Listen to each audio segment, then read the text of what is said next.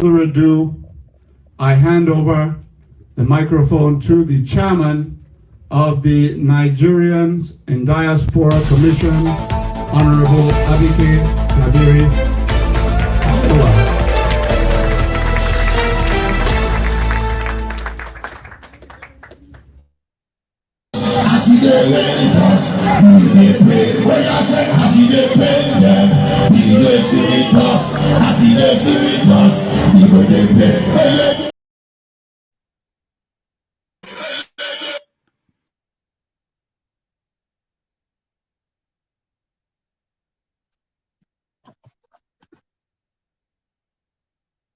Ladies and gentlemen,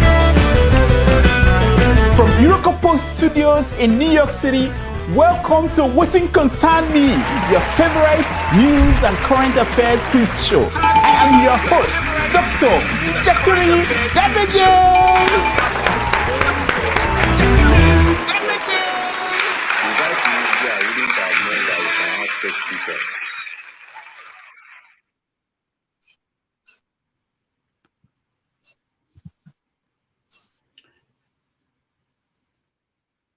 are not honorable. Without Tinubu, I wouldn't have lost.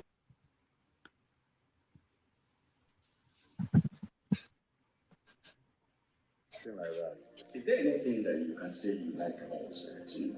Anything? Oh, I am very, very happy. I thank God for Tinubu. Without Tinubu, I wouldn't have known that we can have fake bishops. Without Tinubu, I wouldn't have known that some men that I thought were honorable men are not honorable. Without Tinubu, I wouldn't have lost more than half the people I grew up with and thought were my friends, who have now discovered are largely ethnic and ethno-religious jingoists.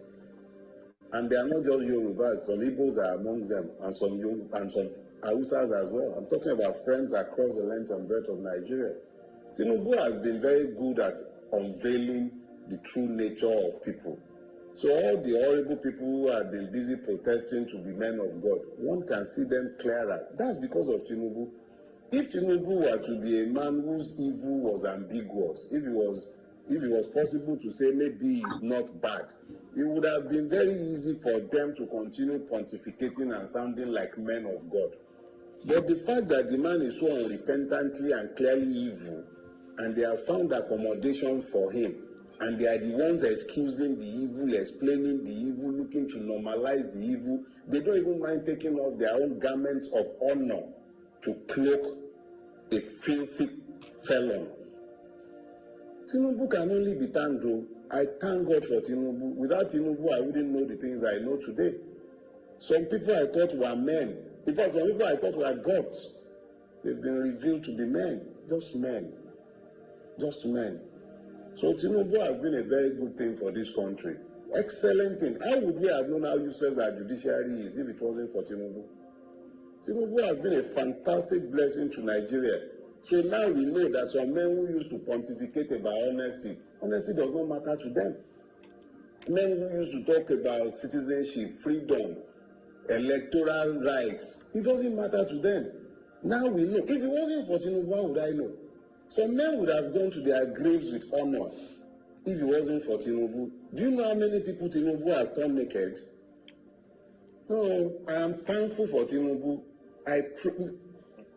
If I say the things that there are some things, I am so happy. Tinubu is the best thing that has happened to me in my adult life. He has helped to bring, with his darkness, he has brought light. You know when you turn on the light in a room full of rats and you see them scoring away? That's what Tinubu has done. Without Tinubu, we wouldn't have known just how depraved our society has become. All of a sudden, in this society, it doesn't matter that a man's name is unknown. It doesn't matter that his parentage is unknown. It doesn't matter that he probably went to school being a female. It does not matter. Nothing matters again because of Tinubu, and you say I shouldn't be happy. I'm exceedingly happy at this emergence. He has shown the decadence of the society. Tinubu is the mirror that has been pushed in this society's face, and I'm enjoying watching every minute of it. Okay. Children are born and put on a rubber stool. No, I tell people, Dr. Damages, you need to come, if you want to know the level of poverty in Nigeria, you need to enter the Nigerian hospital. You'll be walking at the doctor, sometimes you cry. Sometimes we use our money to give patients. So when people see doctors go on strike, I get mad. I had to leave. It's painful. You see a child that you're taking care of. After a few days, the child is retrogressing. The child is getting worse by the day because the drug you recommended, you prescribe for the child, they cannot take the child's prescription to the pharmacy. There is no money. They don't have money in their account. The little baby that is so fragile, you manage to take their blood sample. They cannot process the blood sample because the person at the lab said no, they don't have the money in their account. They will take my salary if I process this sample. So you watch the innocent baby go retrogress. What do? You take our money from your pocket and give that parent, madam, please go and put in this account. Let me see this child get better. And we're here defending thieves because they give you $5,000, $1,000. What is $1,000? Children are born and put on plastic chairs in Nigeria. Are we not ashamed of ourselves? And we'll call Obi stingy. Let him be prudent and let us have functioning hospitals. Let us have good roads. Our people are dying. Children are dying by the day. I had somebody when I was in Calabar, and when I was still a medical student, the man I used to buy something from at Amaya Market, his child was born premature. Guess what? But the child was older than the other child that survived. Why did his child die? Because the child missed the last incubator that was available. The other child that was born that was weaker had the incubator. His child did not have any incubator. They had to wrap the child and put a lamp beside him. That child died. Oh. And you people have the effrontery to come here and defend Tinubu Atiku. Oh no, it's so sad. It's so sad. You want to know poverty? Enter the hospitals of Nigeria. You don't know nothing. It's so sad. We have to be very careful. That's a good question. That's a great question. I don't know what is wrong with them all. I don't know what is wrong with them. Somebody asking for where you do your course and you are sure you did your course there. I agree with you. But a lot of what we hear, because you didn't hear this direct from Tinubu, because you know lawyers are very funny. Sometimes lawyers will say, you must not say this. I mean, you know what is happening to Donald Trump right now? Donald Trump that guy is walking himself to jail. And he is coming down to say that, oh, well, it was my lawyer who said it. It was your lawyer who said it. It was your lawyer who said that you should march people to the Capitol and stage a coup. People stage coup in Nigeria. They never live to tell the story. That's what I tell them. They never live to tell the story. They are summarily tried within a short time and sent to jail or made to face the firing squad. That is the way it works. But it's only in America where somebody put a gun to your head and you say, all right, well, you are quoting the First Amendment right. What is First Amendment right? What is it? I don't understand. So I don't know why he's denying Atiku the chance to go there, because the news media, they tell a lot of lies, things that are not true. I knew this man went to Chicago State University. I knew that. I won't like Dr. Wumi, yes. if you were aware of Tinubu when he was at University of Chicago. Yes. Can you elaborate on us the accusations whether he was actually distributing drugs and was a drug dealer in Chicago in those days? What do you know about this? Okay, thank you, sir. I heard about it, that he was distributing drug, and I know a lot of people who distributed drug. Who was the girlfriend of? But let's be more specific. So look, we've all heard that Tinubu was a big drug tycoon. We have all heard that. What kind of specifics? I mean, when you say you heard that from people. Were your friends the ones who were buying from him? Did he tell them that he was selling? Like what can you tell us as a distinguished man around that area at the time when Tinubu was there? What can you tell us that he was really up to? Well, what I tell you, I don't know whether, in fact, the first time I saw drug, I thought it was in Lubo.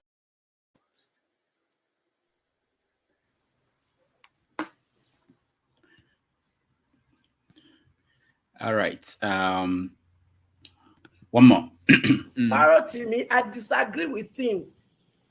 Obi cannot tell us he's not probing the rest people. In as much I know that offices will take care of it. As the commander-in-chief, he should let us know that they will probe from 1960 till date. And the people that need to do the job, he will make sure they do the job. But giving us a message that you are not going to probe it, that is a bloody lie. The truth is this: if Obi own Nigeria as his business, and all since 1990, 1960, he has been giving it to different managers to manage. And they've been stealing and looting the destiny of his business, which is the future of every one of us, including our unborn children. And now he has the opportunity to take back that business. And he knows those who stole from 1960. Will he keep quiet? I believe in doing unto others what you want others to do unto you. Mr. Obi, do unto Nigeria what you want Nigeria to have done to your business. Period. Wow. Then two. Is it just me or the thing is this? That she has the Facebook? There are two things that will take place. One, is a must. It is either we allow peaceful revolution by ballot or bloody revolution. And I will go and lead that protest. Nobody kills me. We must build a new Nigeria, whether they like it or not. All right.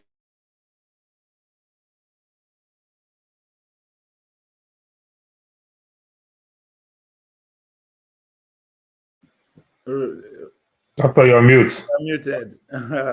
Welcome to the show, everybody. My name is Rudolph Okonkwo. Thank you so much for joining us. I'm coming to you from Princeton University in New Jersey, and I thank everybody who joined us. And we're going to have a wonderful show today. Tomorrow is Nigeria's Independence Day celebration. Nigeria will be 63 as an independent country. How has it been? Are we really independent? What is it like? What is the Nigerian dream? Is it coming up? Is it deferred? Or is the dream doomed? So we're going to talk about that. We're also going to talk about Tinubu's troubles. There are many, from Chicago to Paris and all over. We understand that he just got back to the country, I think 24 hours before the Independence Day anniversary. Probably now he's rehearsing the speech he will make to the nation, which people will listen to tomorrow. So we want to talk about that. What are we going to with his presidency? Some people believe that his presidency is damaged beyond repair. So we will talk about that and every other thing else. Of course, there's a strike coming up by the Nigerian Labour Congress. We expect that Tinubu will address the nation tomorrow. He probably will announce that there will be an increase in the minimum wage, something to do to make the labor union to go back from the brink, because they're talking about indefinite strike this time. And of course, the issue of Mohbad and Naira Marley is still on. So these and other things we are going to talk about today. Down the road, I will go back into the field because the conference I'm here for is still going on. And Mr. Shaw will join us to host, and forefathers and other people. So that's what we have today. Welcome, everybody. Thank you for joining us. Let's see the people who are here in the studio. Obiorika, welcome to the show. Thank you very much, Mr. Rudolph. Obiorika is a senior fellow. We appreciate you for joining us, and we come to you. I know you're joining us from Oka in Anambra State, so we'll come to you and get your view on what's going on. I know you've been part of the people who saw Nigeria over the past 60 years, so maybe you give us insights into how we've done. Paul in Arizona. Paul, welcome to the show. Thank you, and good morning. Good morning. So Paul is in Arizona, and Paul, how are things over there? Well, I guess we have the best weather you can think of right now. Okay. And then of course we have Ovie. Ovie, you were supposed to be in Princeton. I didn't see you. I don't know what happened to you. So what's going on? How are you? You're right. I was supposed to, but I worked till late hour yesterday. So Wait, do you have we are going to come with a private jet? Yeah, I was. Yes, I was planning to, but I had to borrow Obi to able to make it. It's more important. Obi was here. Yeah. There's so many.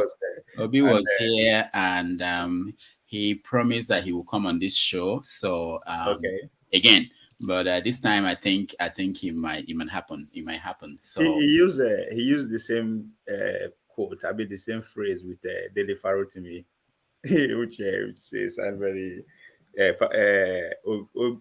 Farrow to me said Tinubu is the best thing to happen to. Yeah. But Obi, one of the clip that you posted from his speech from that place, he said President Tinubu is the best thing to happen to. I was like, what's going on here? I don't know. Okay. Interesting time we are in, and the videos that you play, those our faces, our beautiful sisters there. I spoke with Mama Echo. Was it last week? She's okay. She's doing fine. Nothing changed. And that's true, Doctor. You help me on my issue, please. You can talk to her. I really need her contact. Okay. I've been missing her for a very long time. She's my elder sister. Yeah. You guys are from the same part of town. It reminds me of when I see all those faces, you remind me of. I say, oh, this one now because of Obi. So, and it reminds me of a quote where I learned from when I was working with one marketing company in Rhode Island, and we were given contracts to distribute Obama phone. Between Rhode Island, Mass, up to Boston area, and all that. So, and the quote is that if you are on time, you are late. Obi was on time, but he's late. So that's what happened. He was on time, but was late. You have at least 5 minutes or 10 minutes before the time for you to be there. Which also goes to say, stay ready. He says, stay ready so that you don't have to be ready. So Obi was on time, but arguably Bola Tinubu was more prepared. So if we want to say it like that, Obi, I don't think so. The only time Obi can only be on time is that is when it becomes like the French Revolution, because the only thing is just that for us to say, okay, let's read the thing. It's like the way you see other countries, you understand, try to hack the US system and everything, knowing fully well that America is number one when it comes to technology. But they feel not to just do it like area boys anyhow and everything. If not, the only thing is, no matter how prepared Obi can be, if your opponent is rigging the election, is taking advantage of a bad system, the only way you can correct it is for you to either join, you understand, because it's bad thing. So you don't need to learn. The only learn you can learn is that you are learning to also do the wrong thing. That's it. Paul. What I mean by what I said is that, and then regardless of how you want to present Obi is one of the foundation block of the system that you are criticizing. So it's being part and parcel of the system. You don't win and lose election for the system before. So the system have been taking advantage of Obi. Correct yourself. He gave Obi election. So Obi have never done that part that you are talking about. Paul, can I make my point, please? Yeah, go ahead. It's a conversation. Go ahead. He is not a novice. To say the Rigam is not an excuse. That's what I'm trying to say. Exactly. He who read better the day won. Tinubu was more prepared. I'm not saying Obi is not prepared. Obi was on time, but it's not enough for you to be on time. There's more to it. You know how the system works. You know how the game works. So that's not an excuse. It's not a novice. It's not somebody that just comes to know. If you understand the process, you understand that is what it's going to take to win. He just didn't want to go that route. I still disagree because if you want to talk the system, then equally Jonathan would have won that election and go away. It's still part of the system. No, 2015, Jonathan would have taken that. Jonathan is not always one way. That's what I'm telling you. Jonathan would have taken 2015 and leave Buhari to court. He can only make parable, dog, goat. He can only make parable. He won't do much. So the system is just not one direction. It is a game of clear. You have to just a winner to emerge. Whether they know this, I don't know why you are making excuses as if it's because That's exactly what I'm saying. It's not one way. Jonathan would have taken that election. Nothing will happen. The American will only leave him in CNN and Fox News. Part of the system. I didn't know aware. It varies. It's not one direction. That's all I'm telling you. There's nothing like it's a one way. This if it is one way, Jonathan would have taken that election. That's what I'm telling you. You understand? Is it that? Are you telling me that Buhari rigged the election from Jonathan? Is that the system? Well, you keep I'm asking you. I'm telling you the reality of today. Would have is not the question. He lost. The reality of today begins from yesterday, and if it begins from yesterday, and if it begins from yesterday, am I asking you, did Buhari rig Jonathan 2015? 2015 was yesterday. It was. Was it not rigged? So was it not rigged? It was not. It was not rigged. It was not. It was not rigged. Hold on, it was guys. not. Thank you so much.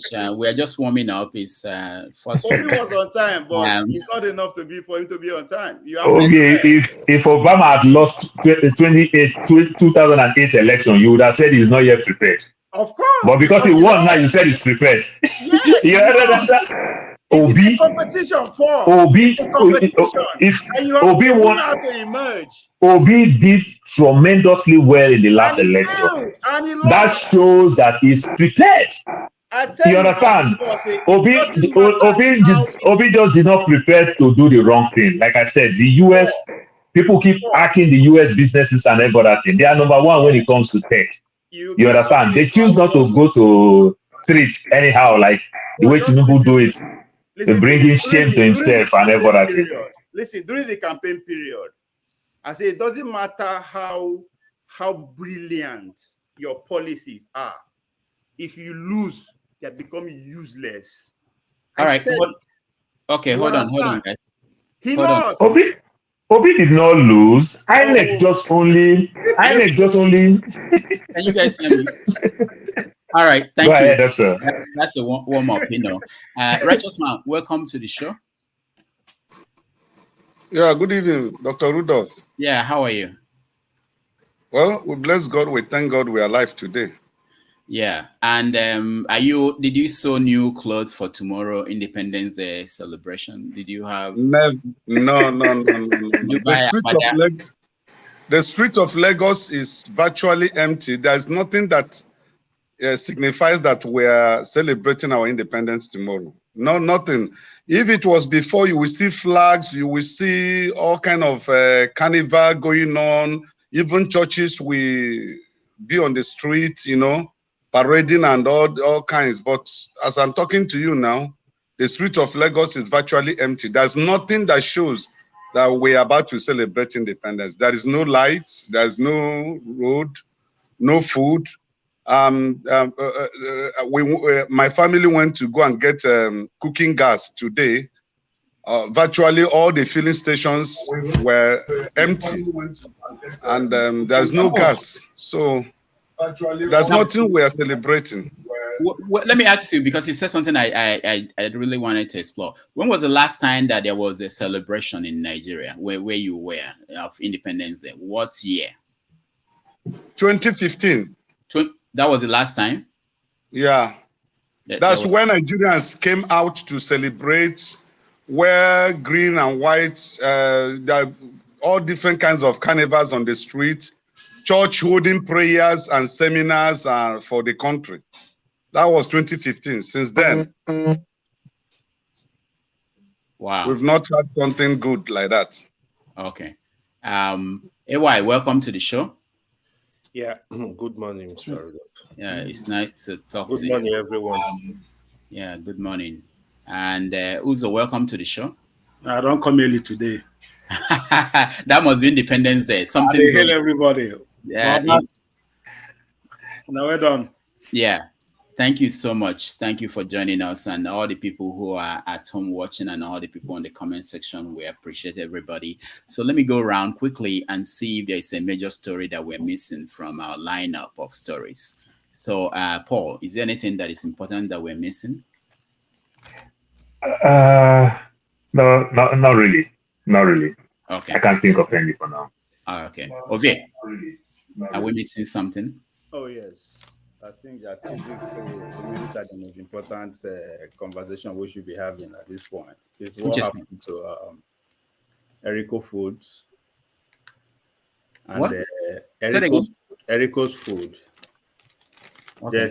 There's this big deal about this Erico Foods founder who granted interview on Arise News regarding a lady who bought a condensed in tomato.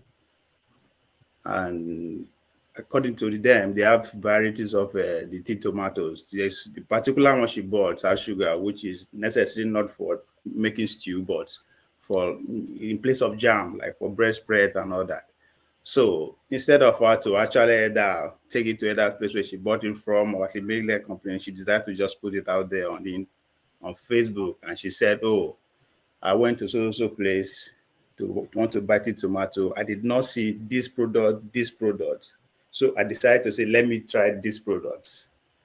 Right. And I think that from there just went the spiral. The man began to lose his credit line, and that's a big deal, foreign credit line. So everything was just trendy. So I said, okay, let me even listen to the man interview. And the man made two important points that I think is lost in the conversation. The man was saying that there's a deliberate attempt to actually kill indigenous business. And if you look at so far the policies that the administration is putting out, they are anchored on Western interests. If you pay attention to our Minister of Humanitarian, Betty Edu, all the policies that she's rolling out, she's waiting for approval from the World Bank and all that. So things like that is happening. So this man was actually pointing out that there's an attempt for importers to actually kill their own business. Not that he's even actually making money, that he has never even gotten a credit or any loan from Nigerian bank. All this business is anchored on credit loan that is getting from outside. And this is actually happening, but nobody is saying that. And as far as I'm concerned, I'll narrow it down. That guy is an Igbo guy. And whether we like it or not, election has consequences, we want to say that. But they just deliberately attempt to actually kill them, not just politically, but even business-wise. You can draw that conclusion as you want to see it. That man was actually crying. Nobody is saying it. Ovie, come on, man. Come on. Can you allow me to make my point? Yeah, go ahead. Ovie, it's a one-sided story. Yeah. Ovie, complete one-side story. Paul, let him speak. Let Ovie finish. Go ahead, what we're doing now, we're not discussing any story. We're looking at stories that may be important that we miss. So, Doctor, you might just pass by now. People will just take of your story, hook, line, and sinker. That's why sometimes it's just good to let him finish. Then you understand. And if there is a correction, I had no idea about this. So go ahead, Ovie. If not because of us we did this screen, I won't be coming here. I think we should always be conscious of that. I know the fact that millions of people are watching. I saw a trendy story, then I started doing my investigation. If you hear me saying something, the best you would do your investigation. I've followed the story too very well. That's why I said, doctor just ask anything that will ask. If passively, if it pass like that and just go, if it pass like that and just go, I said it's a one-sided story. If you do your investigation, all you'll be saying is just one direction. Exactly. You're talking like APC. I did the same. I followed that story. Ovie, that was not what happened. I followed that. That was not what happened. Can I finish, please? When you were in a public discussion, intelligence demands that you allow somebody to finish his point. They ask you question briefly. What is trending? You are talking the story. If you are talking the story, it's different from they ask you briefly. They ask you headline. You are talking the story. Come on now, Ovie. You are talking the story. I can't just let it pass like that. If it pass like that, you understand, doctor will just take it. Now, doctor don't know about it. And you just talk all these things. Now you are instigating the Igbo man how to feel bad. when the story is not like that. You see, it is so sad. It's so sad that you don't have want 1 week. All you want to do in 1 week is to come and oppose other people's point. They ask you, do you have any story? I said no. Exactly. So why? And they ask you headline. You are giving the story. You are reporting the story. You are reporting. Okay, what you are doing now, you are reporting the story. It's briefly they ask. You are reporting the story. If you report the story, somebody need to call you to order. Go on now. Who's in charge? All right, guys. Okay, so Ovie, Daddy, you're supposed to be over here. I want to see this baby who is speaking. More important than Ovie and Paul. So Ovie, thank you. What we're going to do is that's the problem here, right? This is how we are here to have a conversation. I said I have 2 headlines. I'm trying to give a contest, but somebody say I am putting one side. You didn't even allow me to finish. You don't even know what I want to say, what the other side of the conversation is. Okay, you are reporting news. They ask you headline. You are reporting news. Just talk about a risk, then we'll discuss it. You are reporting the news. It's different. Okay, you pass English for school at all? You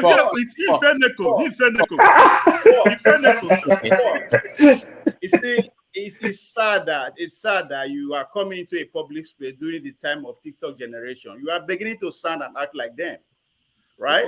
Exactly. That's exactly how you are sounding. Ovie, you are taking advantage of this system. Maybe because of you have your own YouTube where you sit down, where you talk, people listen. You understand? This is a conversation. They ask you headline, just talk about the Erisco, then we'll come back and discuss it. You are reporting the news, and you are reporting in one direction, one way. That's what I'm saying. And you are instigating the Igbo people to feel bad. All right. That is wrong. Okay, Paul and Ovie. Okay, you guys can wait now. Henry Clark said, wait, I only debate my mate, the rest I teach. So this is an opportunity. Let me teach you again. You are just calling Rudolph stupid and foolish at the same time. He is in charge. Are you saying he's incompetent? Are you saying he doesn't have the ability to tell me to stop or not? So, Ovie, so you also don't understand the context of this program. They say have your say, but this is a conversation. You understand? And if it's a conversation, we are conversating. No, this is what are you talking about? No, this is not a we are conversating. We are conversating. All right, Paul and Ovie, please, let's move on. They asked me a question. I was asked a question. They asked a question, say, what is trending? They didn't tell you to read your own news. They said, what is trending? Just give an headline. Okay. Give an headline, we'll discuss it. It's too early, guys. It's too early. Let's go to Ovie, hold on. Just hold on, two of you, hold on. Righteous Man, welcome. Two trending news. One is about the closure of Ladepo Market, where this guy sells papers. You know, the government has come up hardly on them, and that market is, in fact, is the most celebrated Tokumbo spare parts market, if not in West Africa. So the government is coming hard on them. They are closing it down. That is number one. Why did they close it? They are claiming about the environment, you know, environmental issues.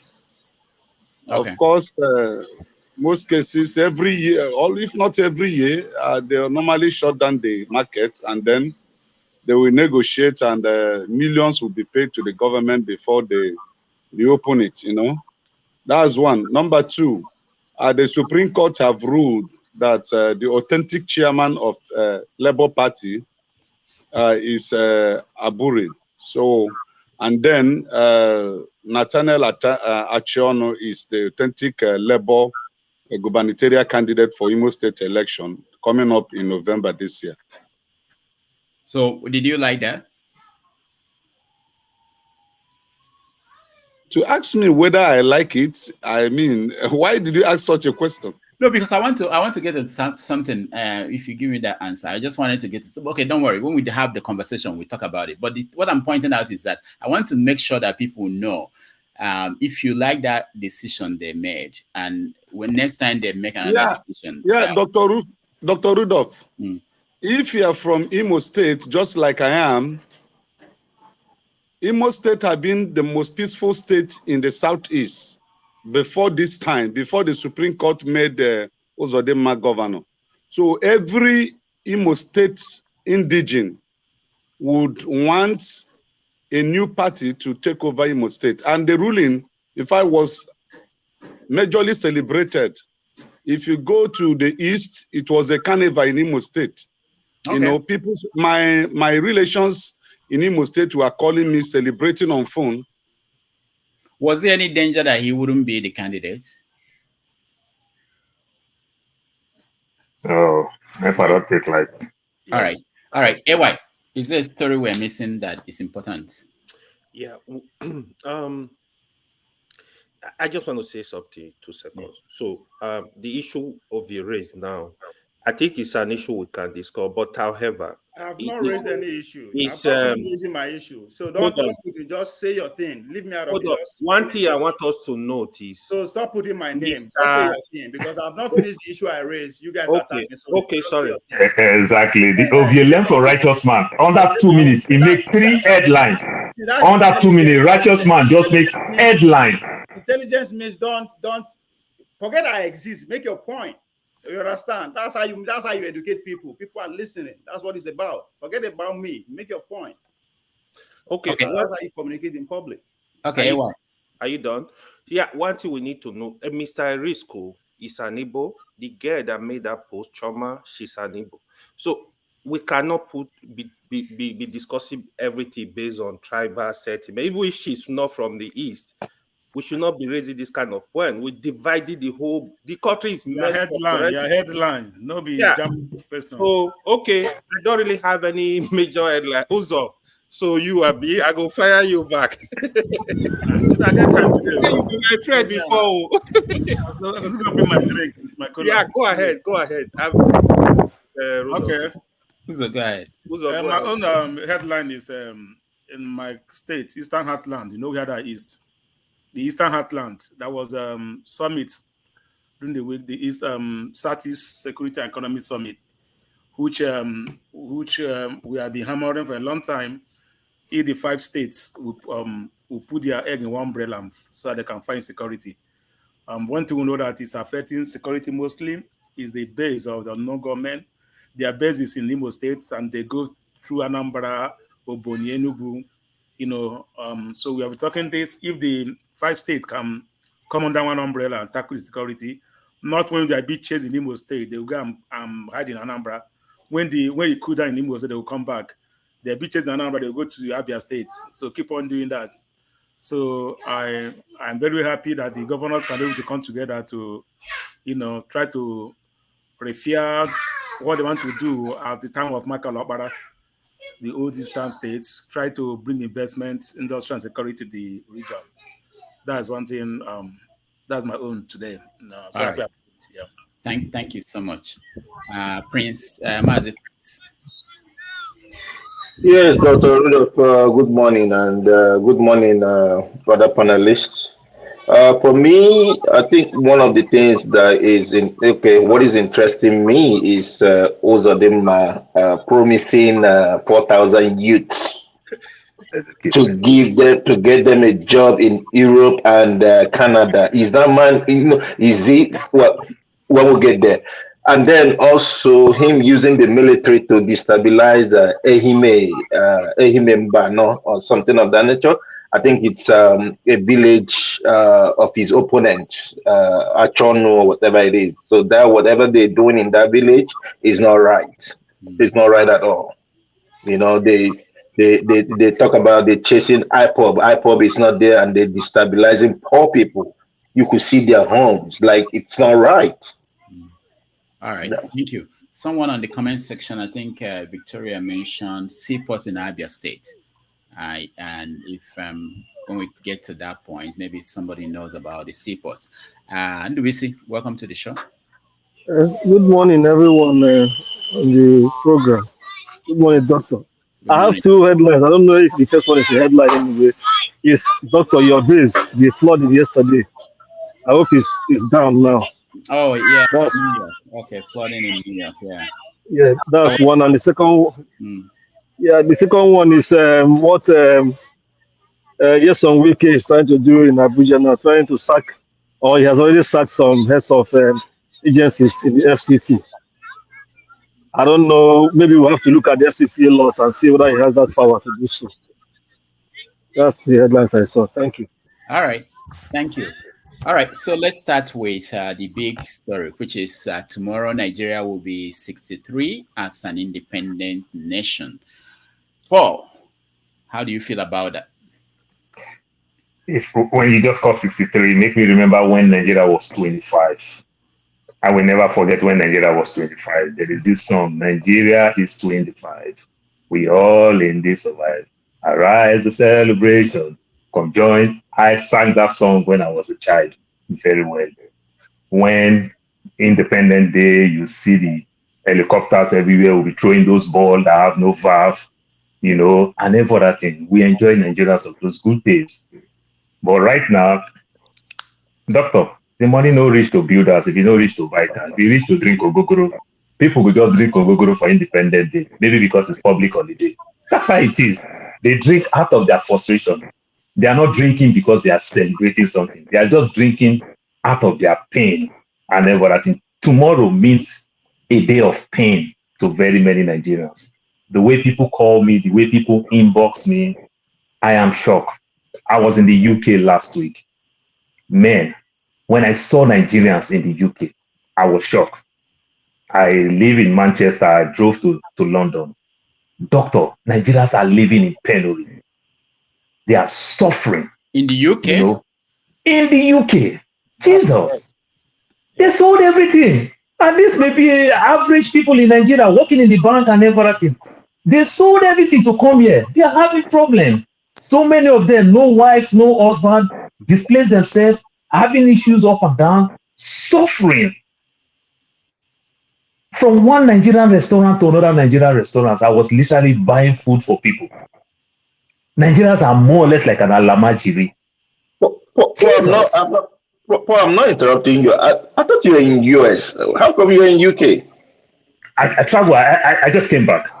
Oh. No, I traveled to the UK. I just came back. I came back on Sunday. Oh, okay. Nigerians were suffering. And these are people who spend nothing less than 10, 12, 15, 20 million. Sold everything, resigned from work, take all their benefit, all in the name of jackpot. Because the country is not working. You understand? And they land themselves here now, their client becomes scam. People are having problem with their spouse, everything. The one that the man is schooling, the wife is working, the wife. So, doctor, some of our wives have never known how to pay bills in Nigeria. So for a man to come here that is doing his master's, now it's obliged for the wife now to work to pay rent because the man is only doing 20 hours. Big problem. I'm telling you, I feel for my people when I saw them there.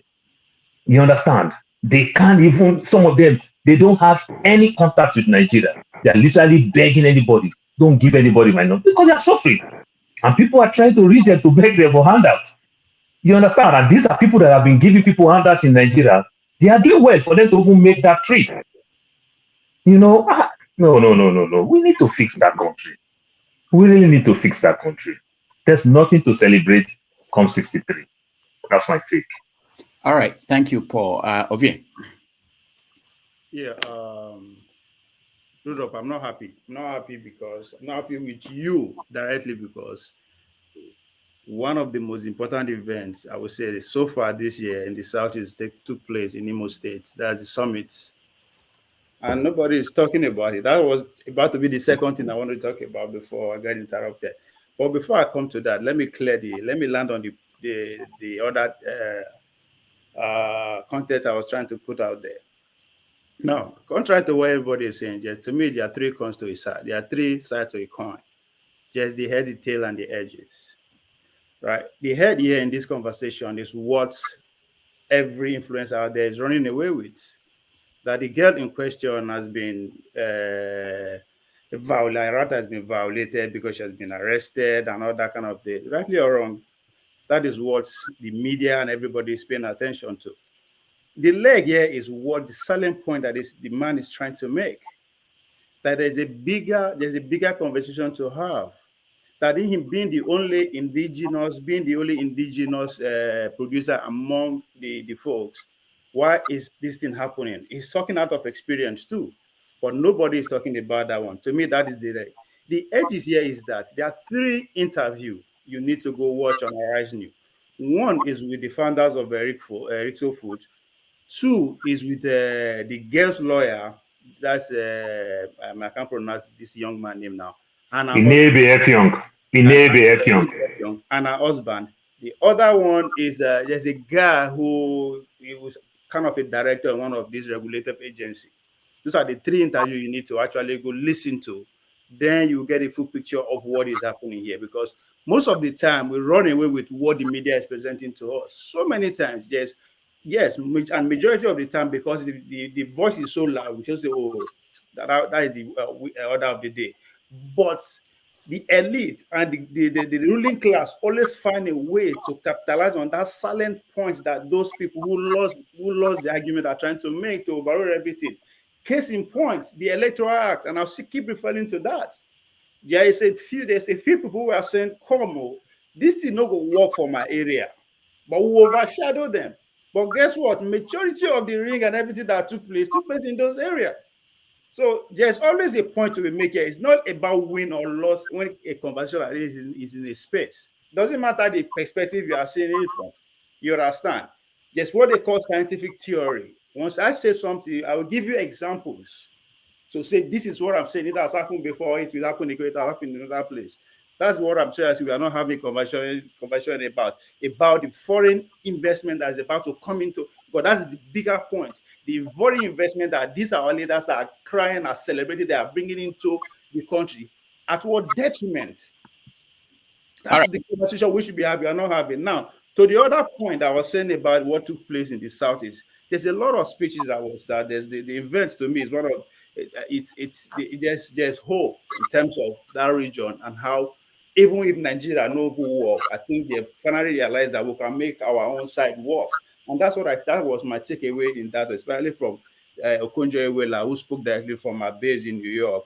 She actually gave a comprehensive speech. I was there people to go and listen to.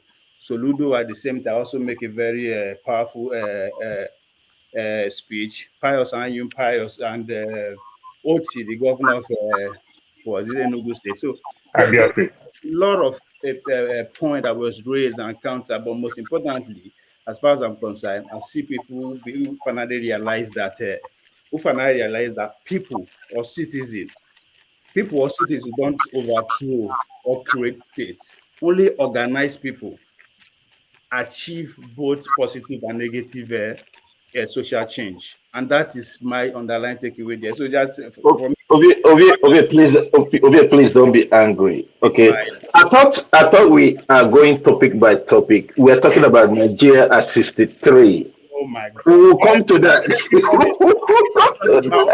I'm not attacking you. I'm not attacking you. I'm just observing. Anything way you want. Prince, okay, go say you know they're intelligent again. Okay, go remind you say you know they're intelligent. That's your 63. That's your 63. Okay. Come on, for your name. Come on, since you put myself for your name, please no like you again. Come on, for your name. Rudolph. Huh? Okay. When they reach their time, they use and talk whatever they want. This is not funny. Ovie, Kwakwa so don't give you PTSD. Kwakwa so don't give you PTSD. I don't come here because of Una. I don't care, but I don't know Una. I mean, you visit Kwale. You go visit Kwale. I'm here to put something out there. You don't have. It's not about you.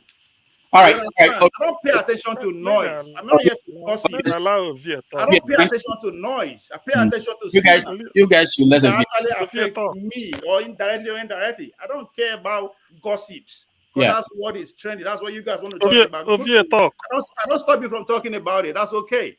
But don't stop me when I'm making my own point. It's my time, man. Let me have my say. For God's sake. Thank you, Ovie. So, Ovie, do you have anything to say about independence there? Yes. Okay, go ahead. 63 years. I will give Nigeria good credit as far as I'm concerned. 3 generations, one will say. And everybody's actually discussing, yes, actually, as they will actually want to push back. Talking about then, the older generation want to push back. That if there's one thing that we, the younger generation, have that they never have, that we have choice to choose our own representative. Rightly or wrongly, I think if it only take us 3 generations for us to be talking about that, I think that is progress. Because if I want to, I'm comparing Nigeria to other nations around the world who took them hundreds of years to actually achieve what we are talking about today. So if I look at it from that perspective, yes, we are actually doing well. Can we be better than what we are now? Of course. And for the fact that we realize that we can be better, that's something, that's also a progress. Because if we're talking about a society of 200 million people, that's not easy to actually govern and put together and achieve actually reasonable peace, whether we like it or not. So yes, I would say Nigeria is making progress, but most importantly, we realize that we have to be better than where we are today, which is to me the most important takeaway from me at 63. All right, thank you. Away. Thank you, Rudolph. So I can comment on anything, right? You can. It's your time. So, or we prefer that you stay on the topic. Nigeria at 63. To be Yeah. honest, I don't think we've done well, man. We've not done.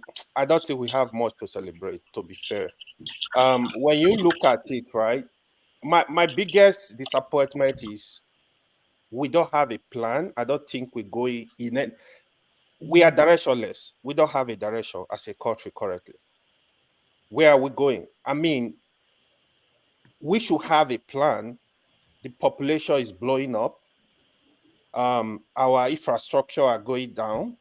Like, what are we really doing as a country? What is the plan? Where is the direction? It seems we just live in. The president just wake up, remove subsidy, no plan.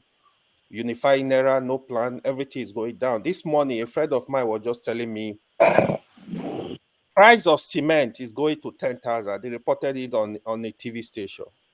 I'm like, how? Like, things are just getting bad. Every day I worry about people in Nigeria, like, how are they surviving? I will ask my mom, how are people surviving? Like, things are just get so bad. Like, we can't pretend. So, assuming we are moving in a direction, even if it's just small changes, small improvement, I will have hope. I'll keep my hope. The so-called poor Paul was talking about now in the UK. Mind you, these are the majority of them. They are the middle class in Nigeria. The educated people with experience. They go to UK doing nothing, sweeping ground, working in Walmart, doing stupid job just to survive. So not only in UK, even in Canada, it's actually going on because what will they do? They don't have a home to go to. Like, even me to visit Nigeria now is a bit scary. Like, it's just headache, you know. So I think we've not done well on that. Then on the issue, I will go back to that issue of the Erisco issue. I will, please give me 2 seconds. Let me read the post of that lady. The lady that made that post. You can go confirm this. What she said, she bought tomato. When she got home, this was her post. I went to buy tea tomatoes yesterday that I will use to make stew. I did not see Gino and Sonia, so I decided to buy this one. She posted the picture. When I opened it, I decided to taste it. Sugar is just too much. Oh, Biko, let me know if you have used this tea tomato before, because this is Ike Guru situation. I don't know what that means. So that was her post. I don't think it's a matter you suppose the owner was supposed to escalate. You can talk to this lady, go to them, make comments. You saw the post, message her, hey, let's talk. Let me talk to you. Of course, we buy stuff here. You go to restaurant, things are not good. You go there and bash them. Hey, you know, they will, oh, please call us. We can discuss this. You went ahead, arrested the lady. That was what was pissing people off, not the media. The lady, to me, she did not do anything bad. This the way they handled it. The PR was so bad. So, which I don't want us to come. It's not everything will be fighting over. Everything will be look like, oh, they are against some people. They are against. I understand of the point of the man need assistance, kind of like we should encourage him. I'm actually in support. You know, we should encourage him to do better. But I think it's something they need to settle. They should not go to court. It's not something that's supposed to escalate to this point. You know, but the man should be encouraged. I mean, I watched the man interview. I understand his pain too. I understand the difficulty, but that doesn't mean it's totally right. So thank you. All right, thank you, AY. Uzo, Nigeria 63. Were you there when we got our independence? I was not there, but when I grew up, I was growing up. That this live in my place is called independent. Who know that he used to cure, like when you go to farm, you have a court. I tell you, put independent on that court, it's done. It's called independent. So I don't know the history of that leaf.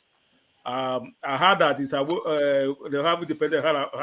They are doing independent. They spread. It's only that leaf is mostly statist. It's always on the farm land. They say they use it to clear grass. I don't know why they spread the seed all over the place. I don't know what the history of that leaf is called independent. It's medicinal though.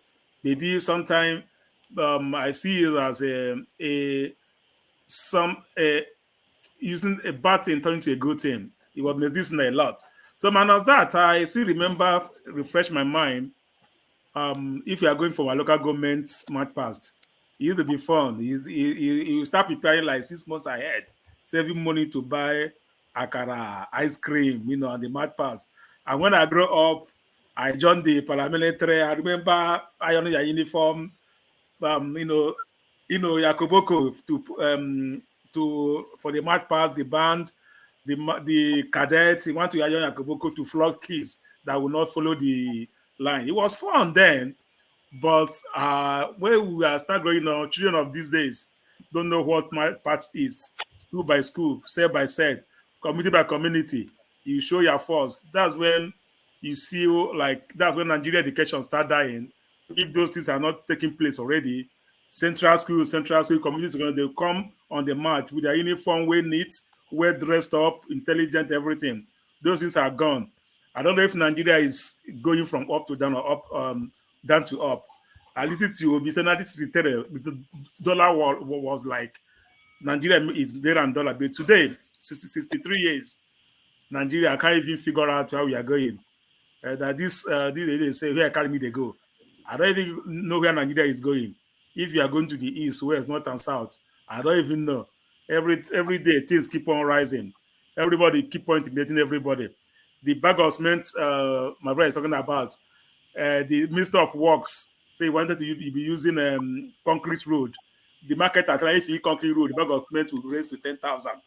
Everybody keep on threatening everybody, from the music industry, entertainment, trade, Omahe, lock up Federal Minister of Works. When they protest, he tell them he's trying them.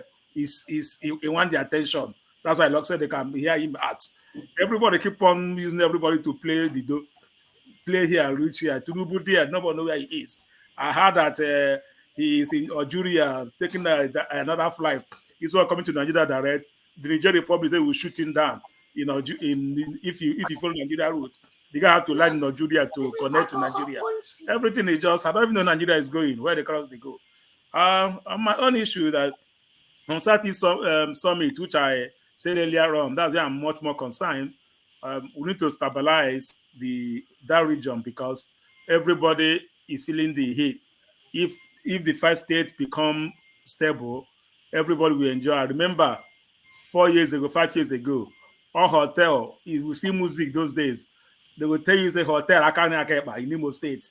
Imo State was turning to Las Vegas of Nigeria. Everywhere hotel, casino, gambling, everything. Things you have problem. People come all the way from Lagos, Abuja, even we here, you can't even find a hotel in Imo State. As early as August, everything is booked down. Economics was growing, but under a taking of eye, everything is down. So for me, most people here, I know two guys that built hotel here with their 401k, borrow money, put a structure. Today, they can't even make any money out of it. So the Southeast Summit is very, very, I like it. I hope our governors be able to, as they said, everybody has want to do this and to do that, put blame on themselves. They want to. I hope they're able to like come together to make a one corridor. Southeast is not bigger than from Southeast. All the Southeast are not bigger than some states. I don't know why we cannot put it together. And who puts on them on my governor? That Roger Sokrocha. The second one is going to give how many thousand people? I'm from Imo State. I'm from the local government council. I don't see any of my people, like from my own village, having that scholarship. Or I don't know. He's having to improve the way bill of the state. He's trying to send them abroad to go and do what? I don't understand. It's all part of a political campaign, and they're touching all these issues, and they are trying to our one armed general that's coming to take over the Douglas House, as we call it. The Abure, the Apapa fashion, after the primary, they say the guy is not the authentic Labour Party governorship aspirant. So they have been going to court. So the Supreme Court just ruled that he's the authentic man right now. So they are all putting the blame also on all these Mobus Adema. The same thing they do during the presidential. They're trying to jam two here together so that people will be confused. So that's why people are happy. At least the Supreme Court have ruled that is authentic candidate for the Labour Party in Imo State, which everybody is praying that there will be a change of government. In short, I'll tell you this, after Tinubu, the only person that mastered the arts of election rigging in Nigeria is Mobus Adema. The guy have already ruled,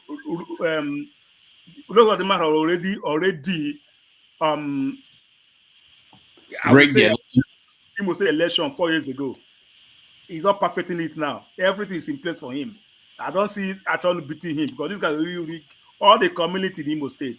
That's why he was able to win every seat in Imo State during the state house assembly, and he's going to repeat it again in the governorship election, whether I like it or not. The guy have already perfected the art of election rigging. Prepare in time. When they get to start preparing, he knows that. So that's my own take here. As much we go on, we'll keep on bringing things out. But I'm happy for the Southeast Security Summit. So I'm happy for that. That's it. Thank you. Thank you so much. Mazi Prince. Let me start from Ozo. It's good to be optimistic. However, that someone is a thief or an armed robber. You can be successful all the time, but one day you'll be caught.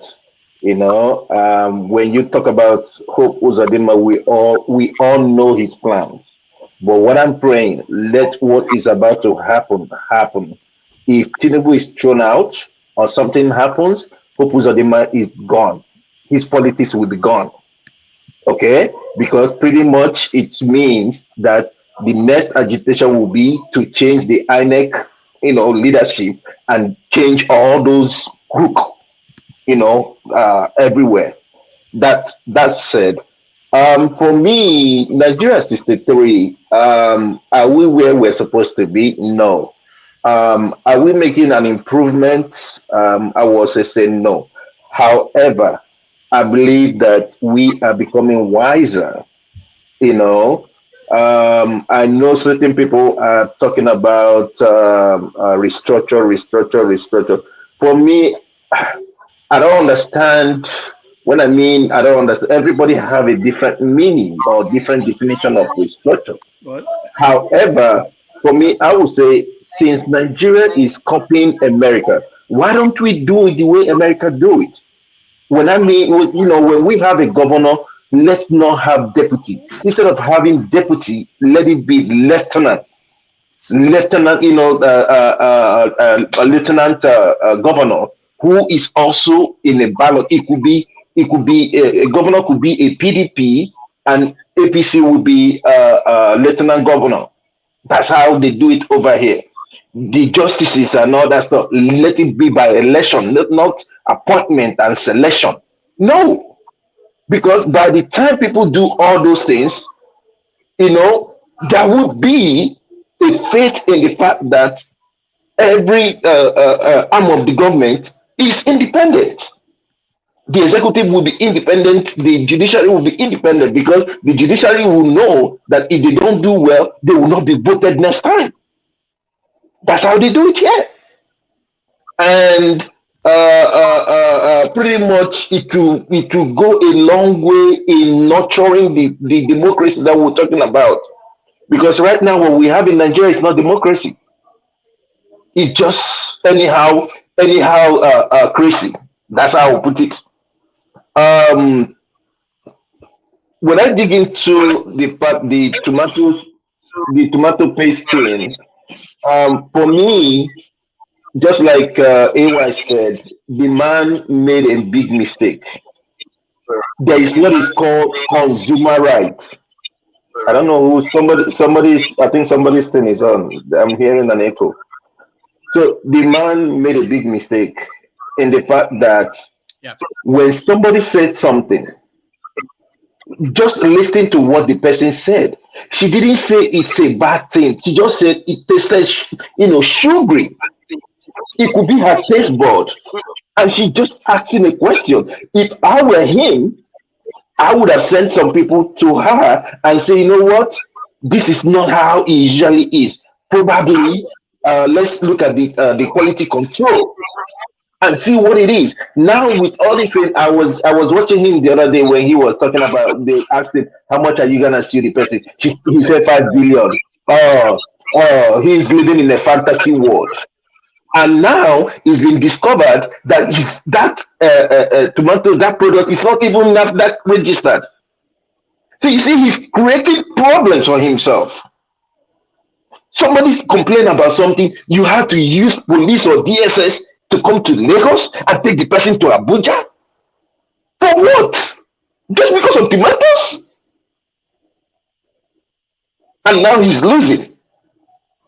And he's crying. He made a big mistake. And he needs to retrieve whatever he's doing. He needs to retrieve it back, go back, apologize, and even make a video with the lady. I probably say, please guys, we solve this. It's a quality control. It happens here. I bought something from Walmart. I tasted it. I didn't like the taste. I took it back and they gave me my money. No question asked. I think it was a chip or something. I didn't like it. And I told them I didn't like it. That it's been, it's been there for a long time. They checked it. I said, I don't like it. And they gave me back my money. No question, no stress. All right. It's only in Nigeria that you buy something, when you take it back, they will tell you that your money is gone, that they've used it to pay their creditor, and all that stuff. I know Obia is raising his hand. Mr. Kanta. Yeah, you can speak. Yeah, go ahead. You said something that I like. You say if it happens to you here, if you buy something at Walmart, you don't like it, you take it back. Yes. Does that make sense? What you just said make perfect sense, right? So this is how we do it here too. This is how we do it here too. If I don't like it, what did she do? Did she not do that? She not go back to where the bank come. This is either it's wrong or it's bad. But look at that post that AY read out, right? There's something you need to take out there as a business person, right? There's something you need to take out there. Say, I want to buy tin tomato yesterday, but I will use to make sure. I say I didn't see Gino or Sonia. Okay. That's the point the man is making. That's the Gino or Sonia. That's what she's used to. Listen, this is not communication. You're talking about marketing. That's a message, right? Are you the spokesperson for this company? So there are two things that she went. There's a reason she mentioned those two things. But and listen again, there's something the man said. The man said he left 2 credit line as a businessman in Nigeria who wake up on the 39th of May, who they buy diesel, maybe your expense is 1,000 naira. You wake up on the 39th of May, it becomes 600 naira overnight. And they get help from the economy that you are actually trying to build. The only credit line that you are getting is from China, $250 million. And they closed that credit line because of that post. Nobody's listening. It's not about the we are listening. What we're saying is, if the man had handled it, you can question his reaction, but you also have to listen to his pain, what the man is trying to say. They are trying to kill our business here. The only people where they help and get credits, they don't close because of that post. That means there's something there. So we should look at it critically. Yes, the man, maybe his action is wrong. You can criticize that. But there's a bigger point. Okay, I'm not who say that the girl is wrong or right, but I'm just saying. Mr. Ridolph, 30 seconds, please. Sorry. Yeah, hold on, everybody. Hold on. We'll get to this If topic. you don't like them, you return them. If they reject them, then you go ahead and announce them. But you didn't do that. You just go ahead and start announcing with specific points. And the line of communication, that means a lot. There are two names there. Why does those? What is these two names doing there? Because people get now this commercial will trigger people to go and start looking at it. So what is Gina? What is you understand? So they will not say, well, it will not take you a flick of for you to say, okay, this thing is bad. So there's a bigger effect to that than what me and you as a businessman. Unless you never run business before. Okay, but Obi, just a quick interjection. Prince, can you hear me? Please, let's stop. Yeah, I can hear you. No, let's this topic. Let's go. Okay. We're going to visit that. I don't want this to continue. Let me hear. Okay, so let me round up. Let me round up that. Okay, so pretty much that is that. And then if I also touch on what Ozo said about, I think it also interested me on what Omahe did when he saw the reaction. Nobody tell us, say, Abuja no be Ebonyi State. They humble him. So I rest my case for now. All right, thank you.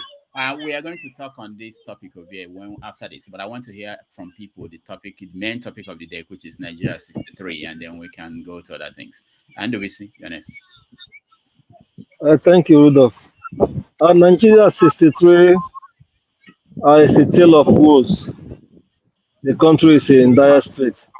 People are suffering insecurity, fighting, grinding economic hardship. And the people who are in power, they're just dancing away, enjoying themselves, and telling us lies and propaganda that all is well. The country is crumbling before our very eyes, and everybody knows it. And the three arms of government are not helping. The judiciary is equally, well, everybody sees that they are now very, very compromised. You can see the judgments they have been given every year, so people are not happy. This is not in Nigeria for our dreams. Dreams are being killed every day. Students are leaving schools because their parents can't pay their school fees. Things are just skyrocketing everywhere.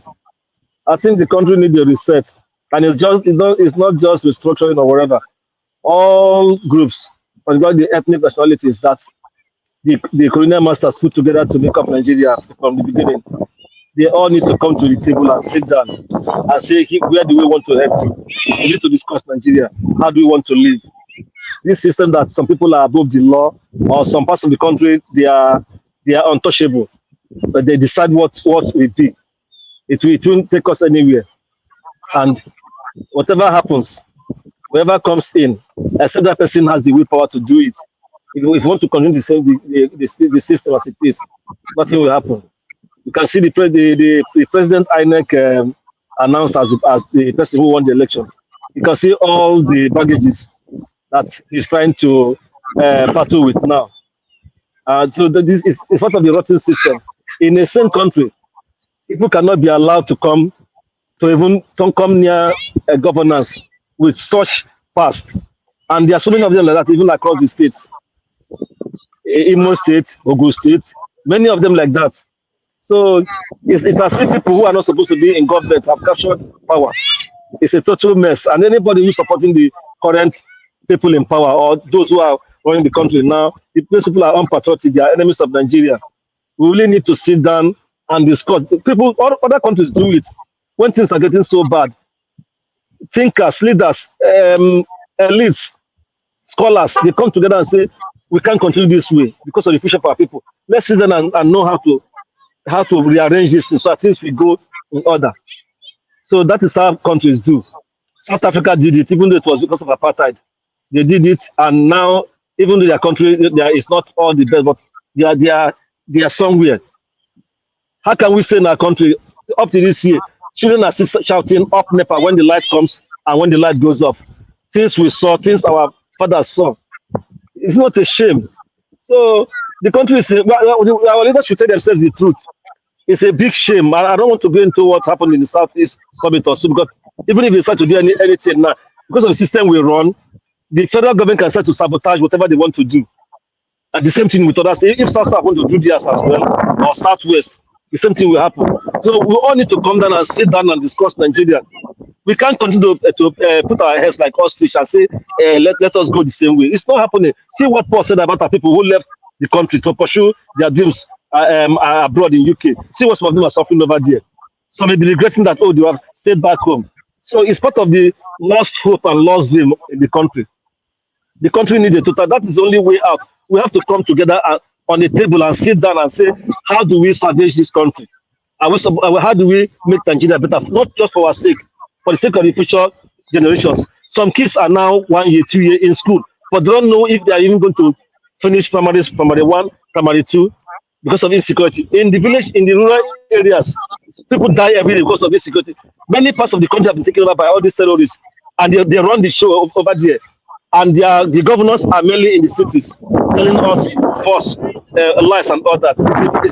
It's a whole total mess. That is just the simple truth. We need to come together and sit down, rejig the country, just like other countries have done in the past. Without that, we're heading nowhere. Thank you. All right, thank you, Lucas. CM, you're next.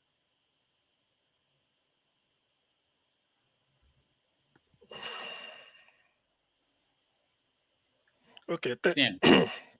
Okay, go ahead. Good day, Rudolph. Thank you. Yeah, good afternoon from here, Rudolph, and then good afternoon, everybody, to those listening where you may be. What really do you want me to speak on? Because I know I missed Nigeria the trend. What do you? Nigeria at 63. Have we made any progress? What is your take? How do you assess the country? Hey, well, sometimes it's not good to ask a question that you already know the answer. Well, you may come Nigeria up is with a disgrace. Nigeria is a disgrace. I say this with every sense of responsibility, and I want to be objective. Given what nature gave Nigeria free of charge, Nigeria is like a child you want to set up. The best school, you go and pay the highest school fees, bribe the principal or whoever, put him there. You bought him everything excessively just to make him comfortable to study, and he's wayward. What do? That's what there's nothing that nature didn't give Nigeria. It's not mineral, human being.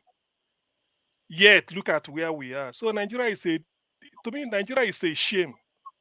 Probably God should not have created Nigeria. It's a disgrace to the black race. At 63, look at all the resources we have. Look at what we are battling with. The most wicked and hypocritical type of human being, they are resident in Nigeria. How can Nigeria move forward? What do we need to become great that is lacking in Nigeria? Is he human being? The best of his kind that a black race can think of, they're in Nigeria. If they're 100, at least a good 80 will come from Nigeria. If they are 10, a good. The most wicked and hypocritical type of human I'm hearing echo. They are resident in Nigeria. How can Nigeria? I don't know. Where is the echo coming from? Where is the echo coming from, please? Coming from you.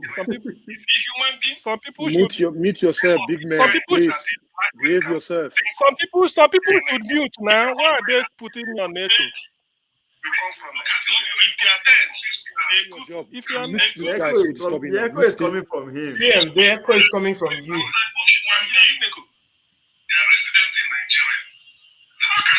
don't know. Where is the echo coming from? Where is the echo coming from? Ovie. Mute yourself, big man. Everybody's muted already. Mute everybody first. Rudolph, mute everybody. Then everybody was muted already, Henry.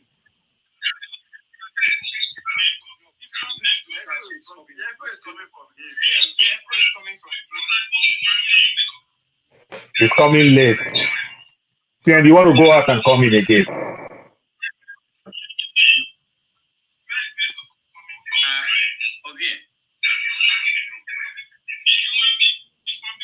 might want to check your own settings as well. Mr. Rudolph, you might want to check your settings. It looked like Rudolph is also coming late. Rudolph, America backward technology. Now, wow.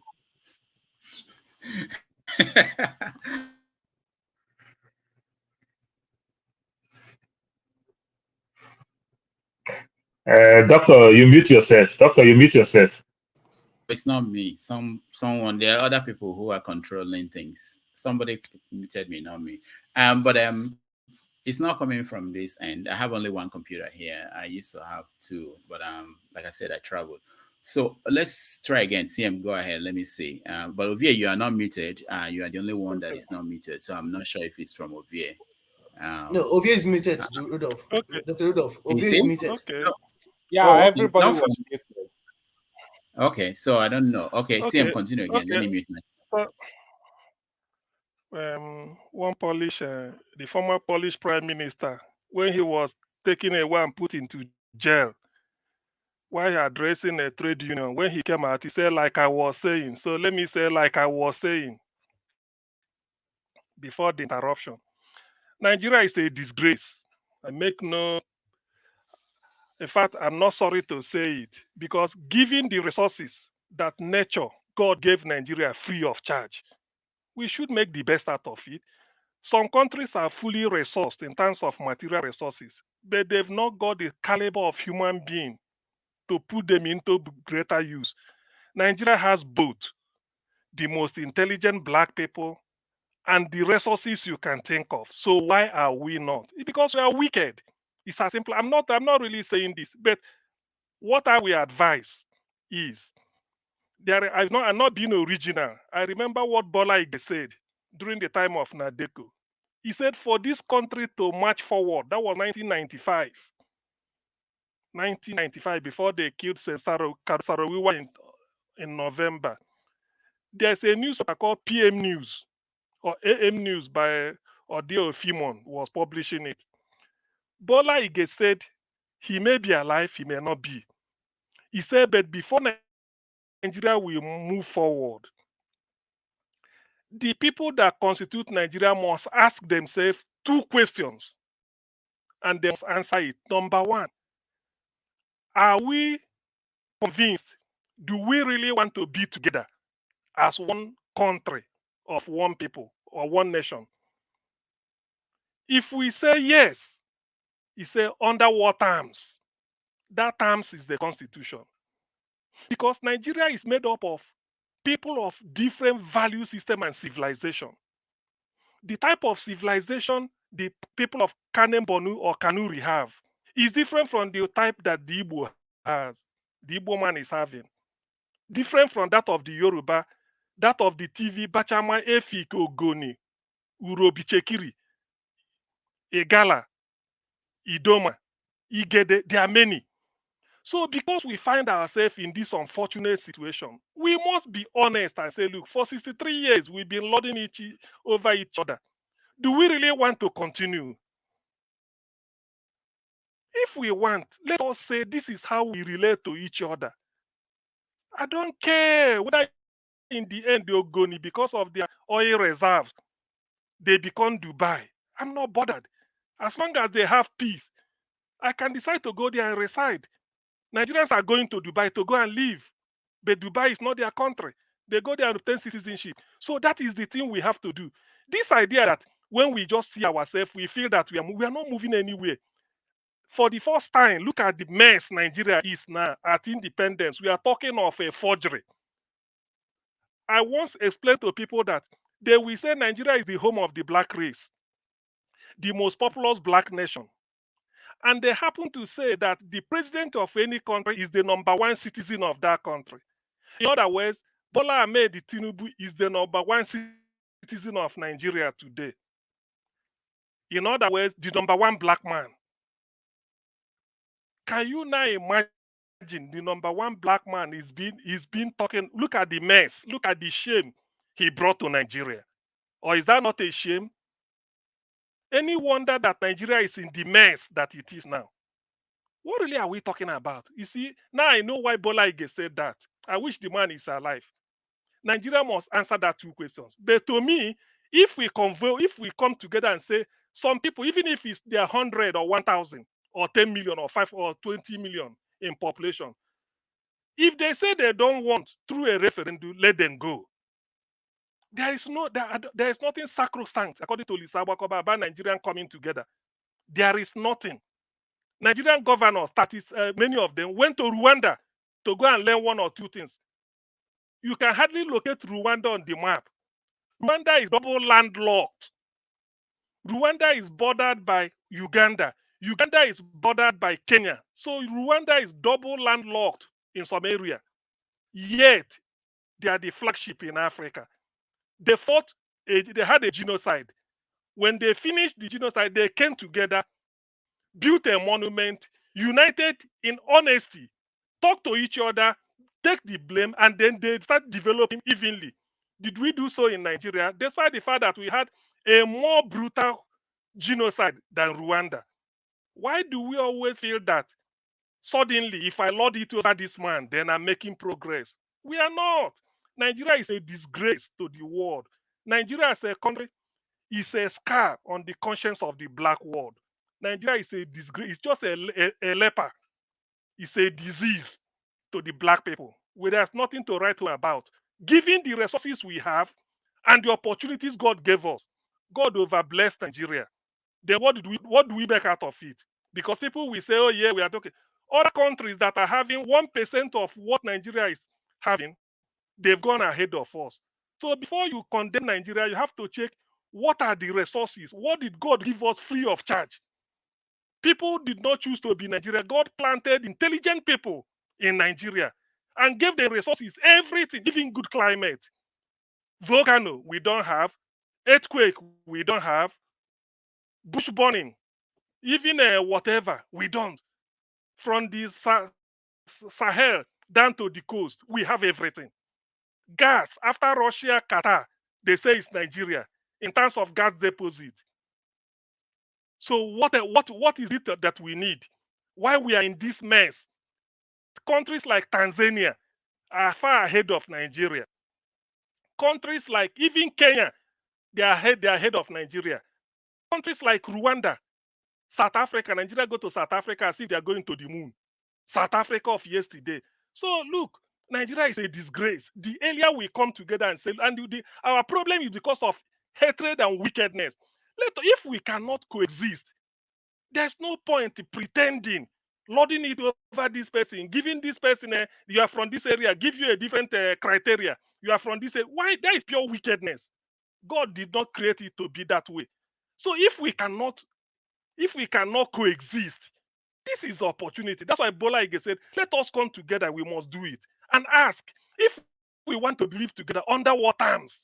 How does Ogoni man coexist with the man Fulani? How does Igbo coexist with Fulani? How does Yoruba and the Igbo and the Urobi Chekiri, how do we, Bachama, Birom, Kaje, how do we coexist among each other? That is the constitution we should have. So that everybody, and we put it like Ethiopia did. If you don't want, you are free to go. Ethiopia put their own. It's written there that you are free to leave if you don't want. As long as you have a referendum should be conducted for if it's Ogoni that want to go, or Bachama or Ibirom or Kaje, conduct a referendum for it, let them go. Having a seaport or maybe being on the coast is not a guarantee of prosperity. Somalia is on the coast. Where is Somalia today? Rwanda is landlocked. Look at where Rwanda is. Austria is landlocked. Look at where it is. Portugal is on the coast. Can you compare Portugal with Austria? You can't. Can you compare Portugal with Switzerland? You can't. So there are some primordial sentiments, some lies, some innuendos. By now, we just have to come clean and ask ourselves the simple question. We are tired of all this nonsense.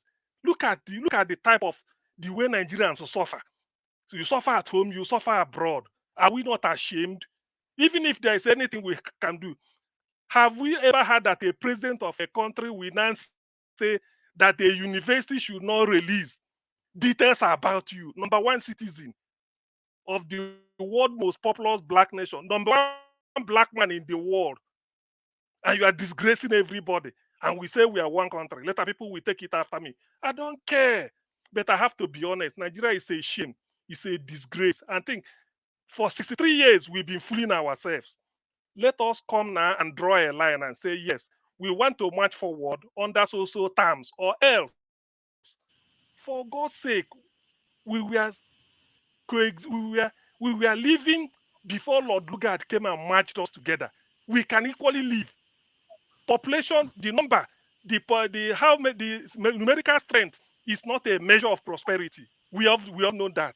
If you don't train your people, when some area is having different civilization, the other one is having, that is what is causing confusion. That is it. We are not meant to be together. But if we perforce, we must be together. We define the terms. You can, if you want, for you to marry a good wife, that you can't complain, marry your sister. But you can't marry your sister, the same mother, the same father. That is the way, that is the law of nature. But if you must marry your sister and direct sister, then it means that you can coexist because it's the same thing.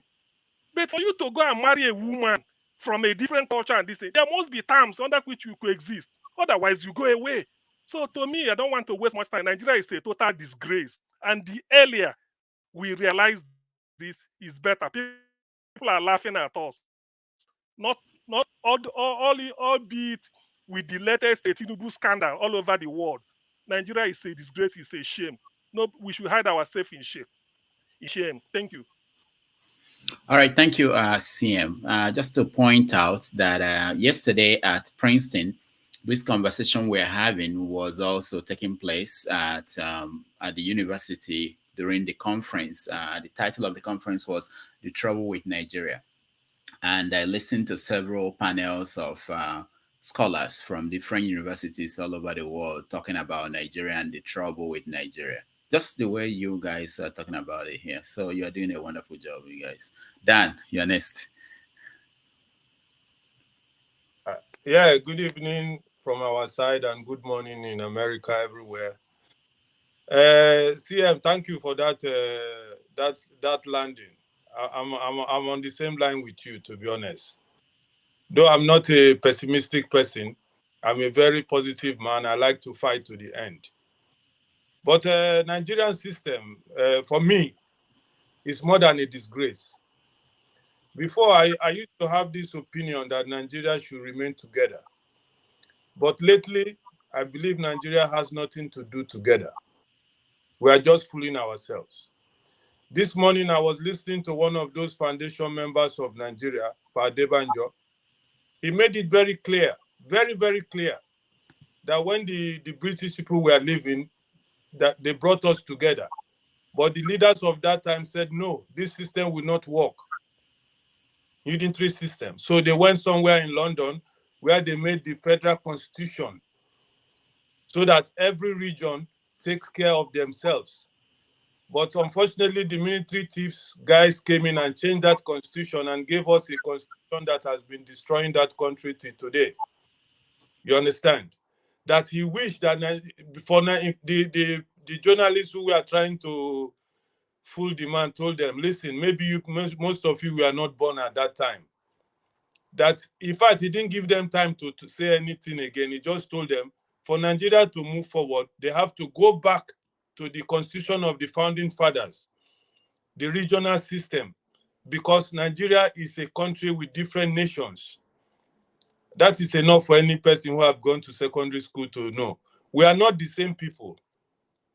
And that is why Nigeria is where it is and will never be good until, if they still want Nigeria to be together, they have to go back to that 1963 constitution where those people who knew Nigerians, the Azikiwes, the Tafawa Balewas, who knew themselves, they know themselves very well.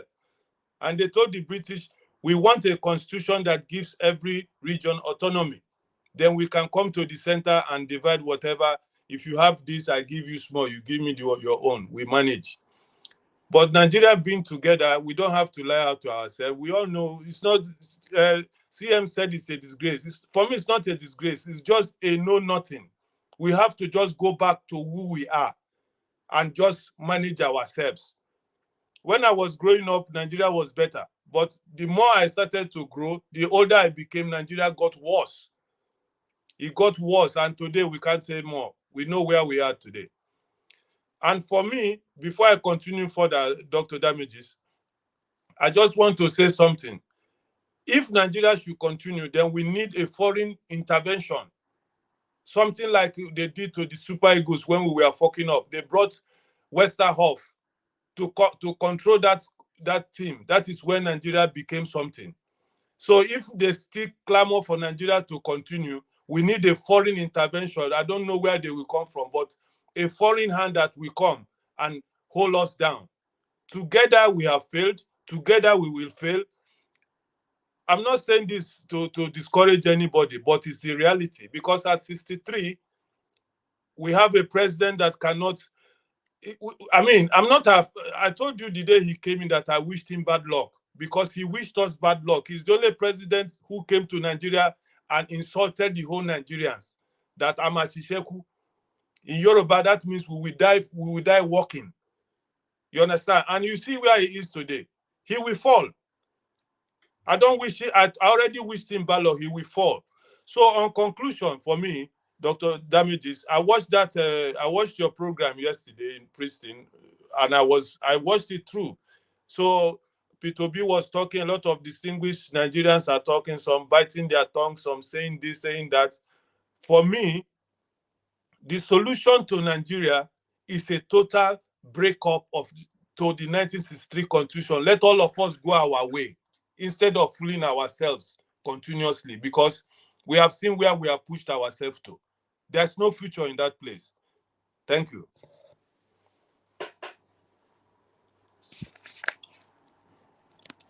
Thank you, Dan. Thank you for that contribution. Let's go to Henry. Henry, you're next.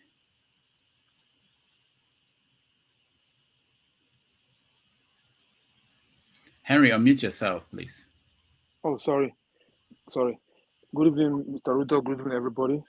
First of all, I have to thank Mr. CM and my brother, who just finished now, for just saying what I wanted to say.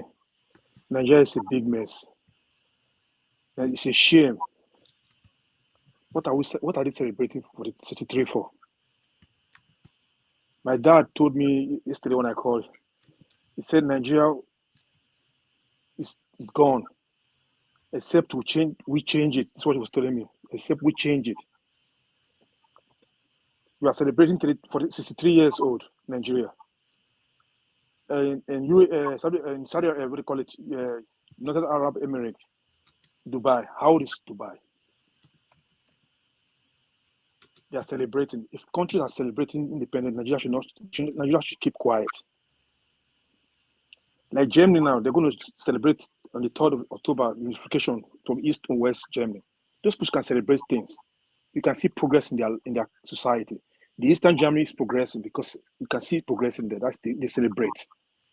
If France is celebrating, they will celebrate. The Americans celebrate, they should celebrate. Nigeria should not think of celebrating because they did nothing for the citizens either. When we're growing up, was better. Good, but not better.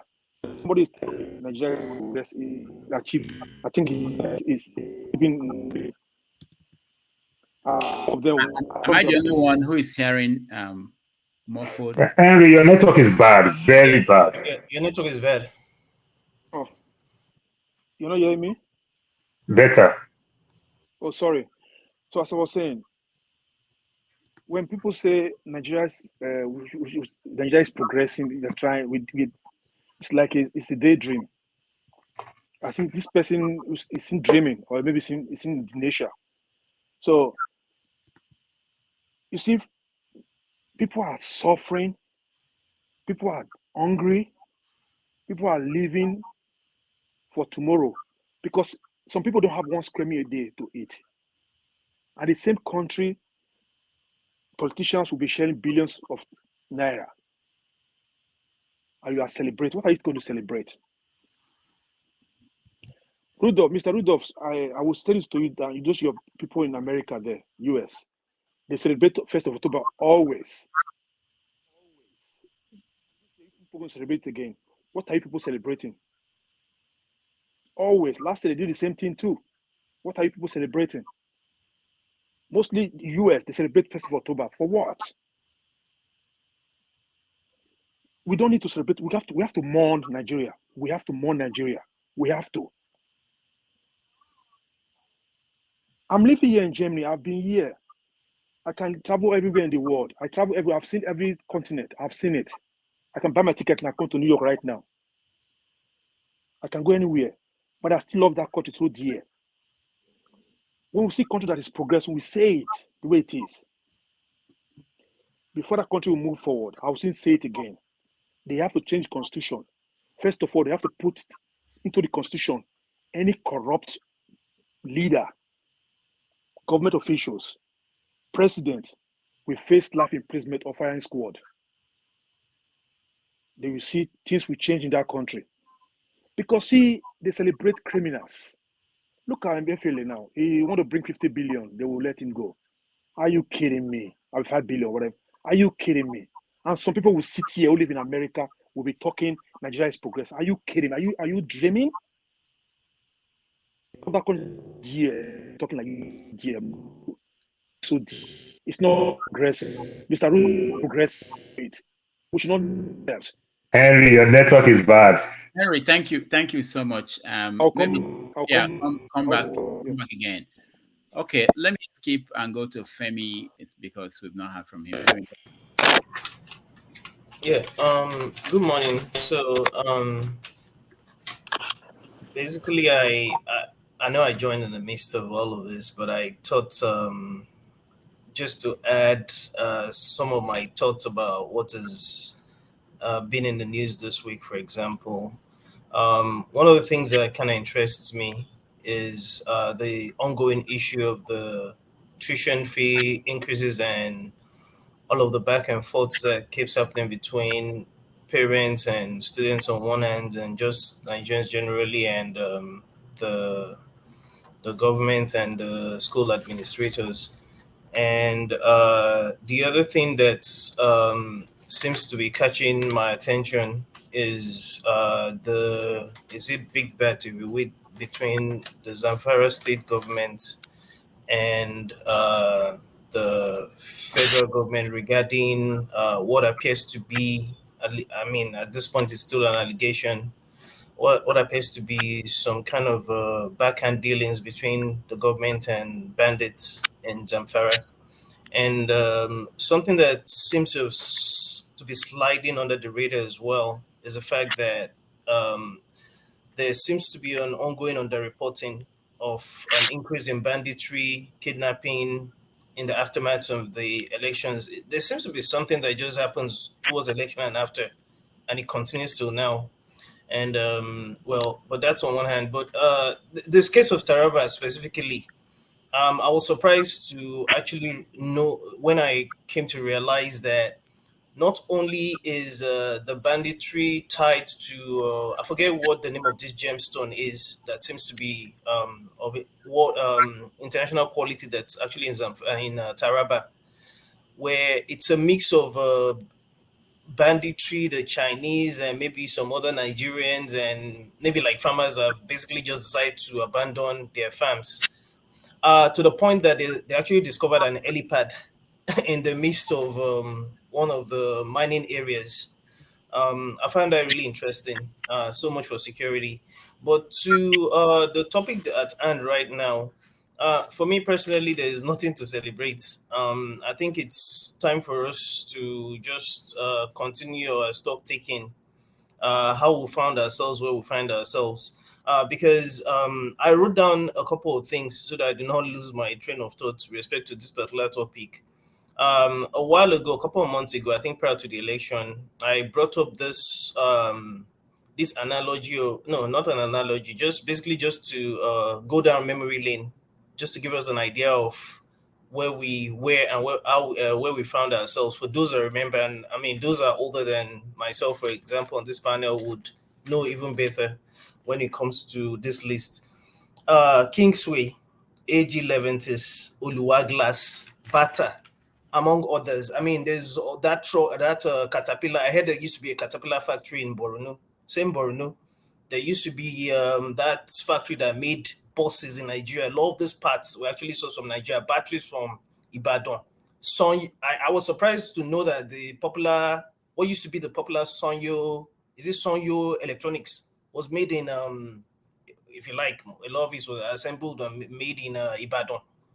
UTC and so on. Elizabeth. Yeah. Tires were made in was it Benin or Edo? Bendel State, yeah. Bendel State, Yeah. So if all of this doesn't sum up how backward we have found ourselves in 63 years, I do not know what else would. I don't know where the progress is coming from. Whatever progress, in my opinion, Nigeria is making for the most part is resting on the shoulders of a lot of these youths who are looking for ways to just make things happen. And that's why whichever way you want to dissect it or dice it, you readily look at the IT sector, for example, which I'm very much involved in, as well as even the entertainment, especially the music industry. And it's ridiculous the amount of talents and the amount of the kind of things young Nigerians especially continue to do, even in the midst of the chaos that we've been plunged into. Just to round up my thoughts for now, Mr. Rudolph, even though I'm still a New Yorker and I'm no longer in New York for now, I'm very sure you're going to be there for this year's Independence celebration. I hear that they're going to be allowing Nigerian flag for the first time in is it Bowling Green, or I don't recall where that is.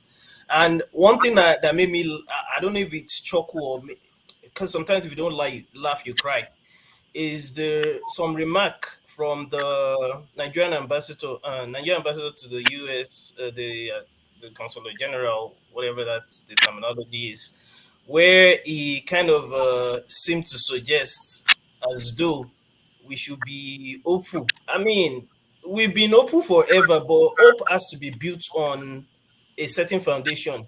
And prior to the election, my personal opinion, at some point you'd ask me something that I kept harping back to. If we don't restructure only means one thing. There's no two definitions of restructuring. All this nonsense about people have different opinions. We know when we are ready, we will go ahead and do it, because we can't continue the way we are. We're different nations. We're different nations. And I always use the analogy of Switzerland. The reason why Switzerland's democracy works is because there's fairness. I keep it that way for now. All right. Thank you so much. Let me say that I'm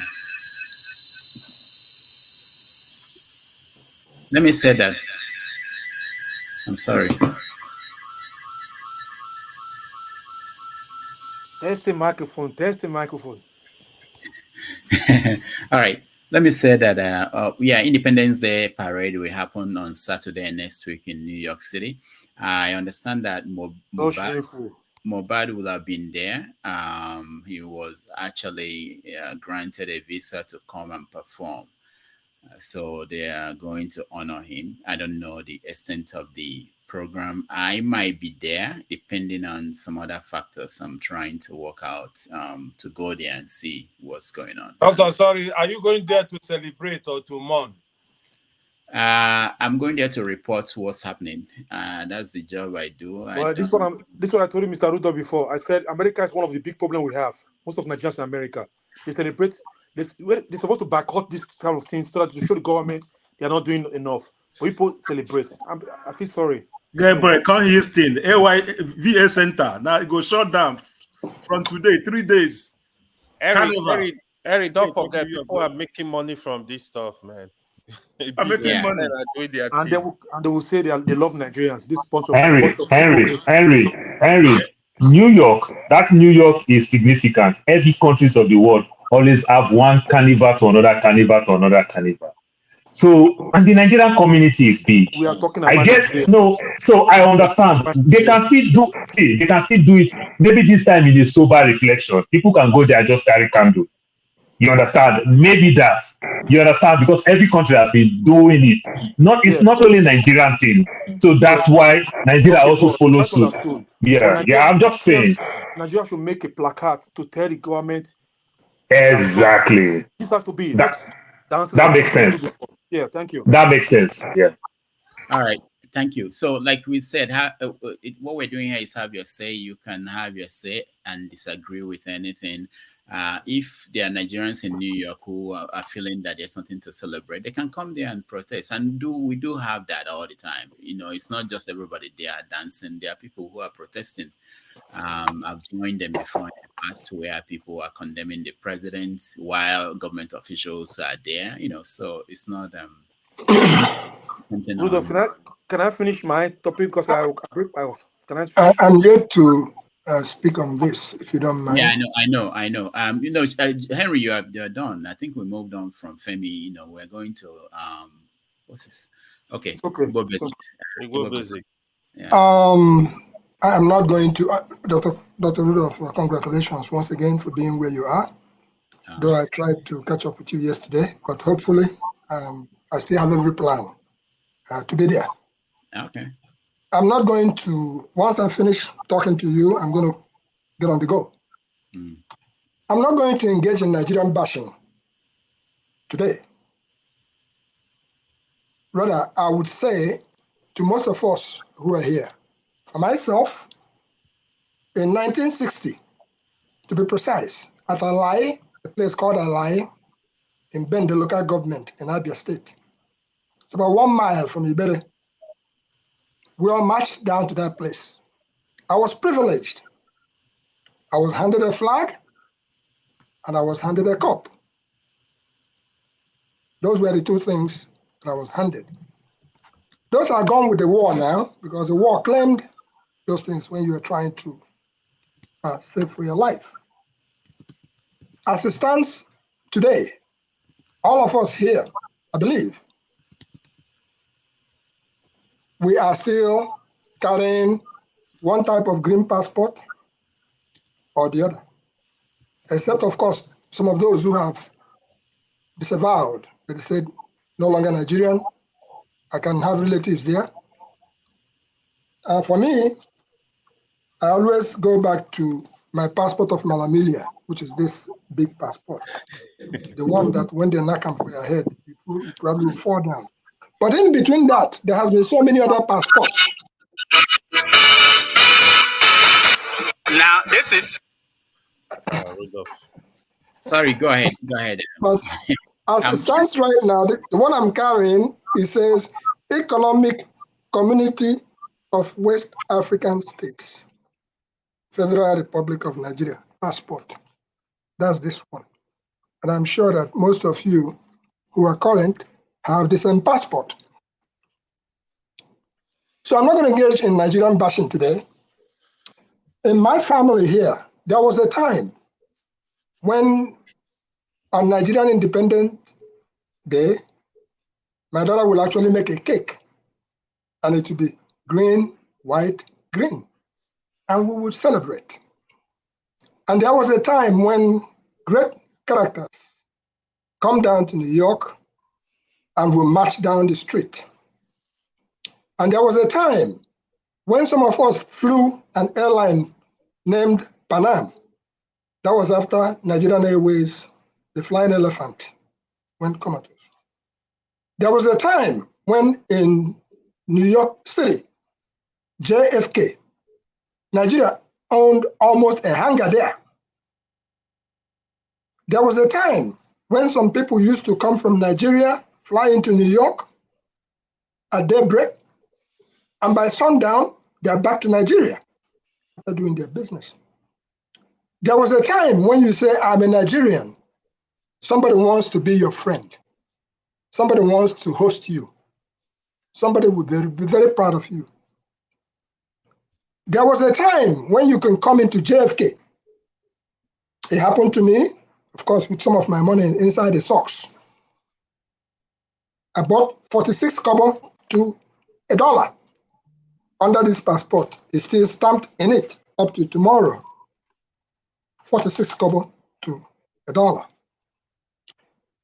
There was a time when my humble self and several others, not only celebrating Nigeria's independence, we went to the governor's mansion, Drumwacket, New Jersey, to raise Nigeria's flag, courtesy of Governor Jim McGreevey. Again, Nigeria ambassador was there. And we made a big fuss about it. I hear that the mayor of New York City is aligning to do something. They're going to, mayor's council, they're going to try to raise Nigeria flag. When you see Nigeria's flag being raised in Newark, New Jersey, it was an offshoot of that effort that we made in 2002 as proud Nigerians, because Governor Jim McGreevey was doing a community outreach. And we, as Nigerians, we felt we must outdo the other countries, Italian, German, all the rest of them. They were raising their flags. When it came to our turn, because I was the Secretary General of that group that put up that show, our aim was, if we were able to raise 500 people at Drumwacket, that would have beaten all other countries. Make a long story short is that we organized people like Buki Adotula, people like Dr. Gunkoya, people like Esther Kuyunu, people like Oselo Kobase, Ofunno Baze, I'm naming some, Chikemoma, Francis C. We planned, Isaac Enyang, Professor Sisi Nwako, my late friend now, we planned from this place I am sitting, we planned, and we, Elliot Isibo, our aim was to raise 500 people. And we gathered Friends of Nigeria, Muslim Association of Nigeria. I still have the list of all those people here. All Nigerian organizations. We went, we put in our best. We had a Muslim to come and pray, we had a Christian to come and pray at the governor's mansion. And we even did the traditional color nut breaking. That was the day that Jim McGreevey says that if it was in his Italian place, that we so much love our ancestors, that there are people who first of all drink before they offer to their ancestor. I took that away from him. On that day, we expected 500 people to show up. Over 2,500 Nigerians and friends of Nigerians signed the register. I still have that with me at Drumwacket. And that showed the force of our pride as Nigerians. What were we doing it for? In honor of Nigeria's Independent Day celebration. Fast forward, here we are now. We've gone through civil war. We've gone through so much, but still, and I will align with submissions of Dan, who says, Nigeria was good. Nigeria was really, really good. During the regional governments, Nigeria was good. But here is what has happened to Nigeria. The loss of basic trust. If you like, you can speak all the grammar. It's not today that we started holding symposiums and international conferences. I even addressed one in New Orleans at one point. There is plenty of position papers. There is plenty of template that Nigerians have submitted all along. But what is happening now is basic trust. So my submission is this, because if I begin to talk about Nigeria now, you go long, you go long. Right now, my family is not even talking about making a cake for Nigeria's independence. It's been very difficult to convince another person to follow me go Nigeria. Because the next thing you hear, they are kidnapping people. I said, but no. But so I'm not going to go there. Rather, my appeal to Nigeria and Nigerians as we solemnly light a candle. I'm not going to say to mourn. I'm going to say so that that bright light called the ingenuity of Nigeria will not be snuffed out. Because from the video that I just saw this week in Aba, when you go there, made in Aba, when you see all those shoes, Aba will make better shoes than even the one you are wearing. But for the sake of the fact that it's Aba, until Nigeria realizes that all parts of Nigeria, the cocoa makers, the every maker, until you realize that you are actually depriving Nigerians and the future. My appeal, as far as basic trust is concerned, let us start with the man who is at the helm of affairs now, Alhaji Bola Ahmed Tinubu. I believe that his mission was to, first of all, just be the president of Nigeria for one day. Okay, they have awarded it to you. And you have been president of Nigeria for just one moment. When you look back around now and see the flies are following Nigeria, vultures are waiting. My appeal is that Alhaji Bola Tinubu Ahmed, if I were you, I will honorably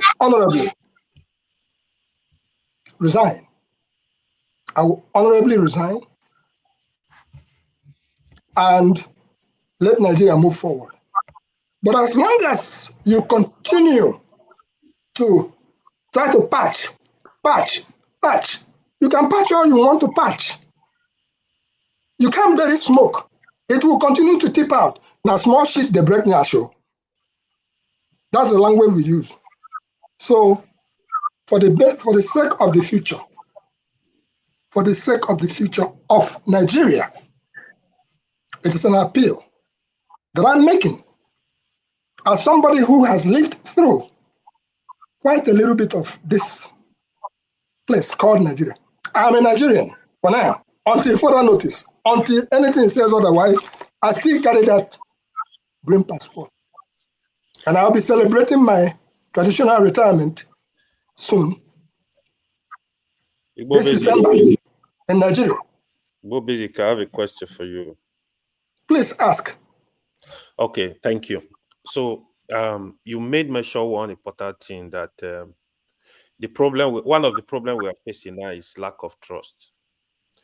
At what point this problem started in Nigeria? That's one question. The second one is,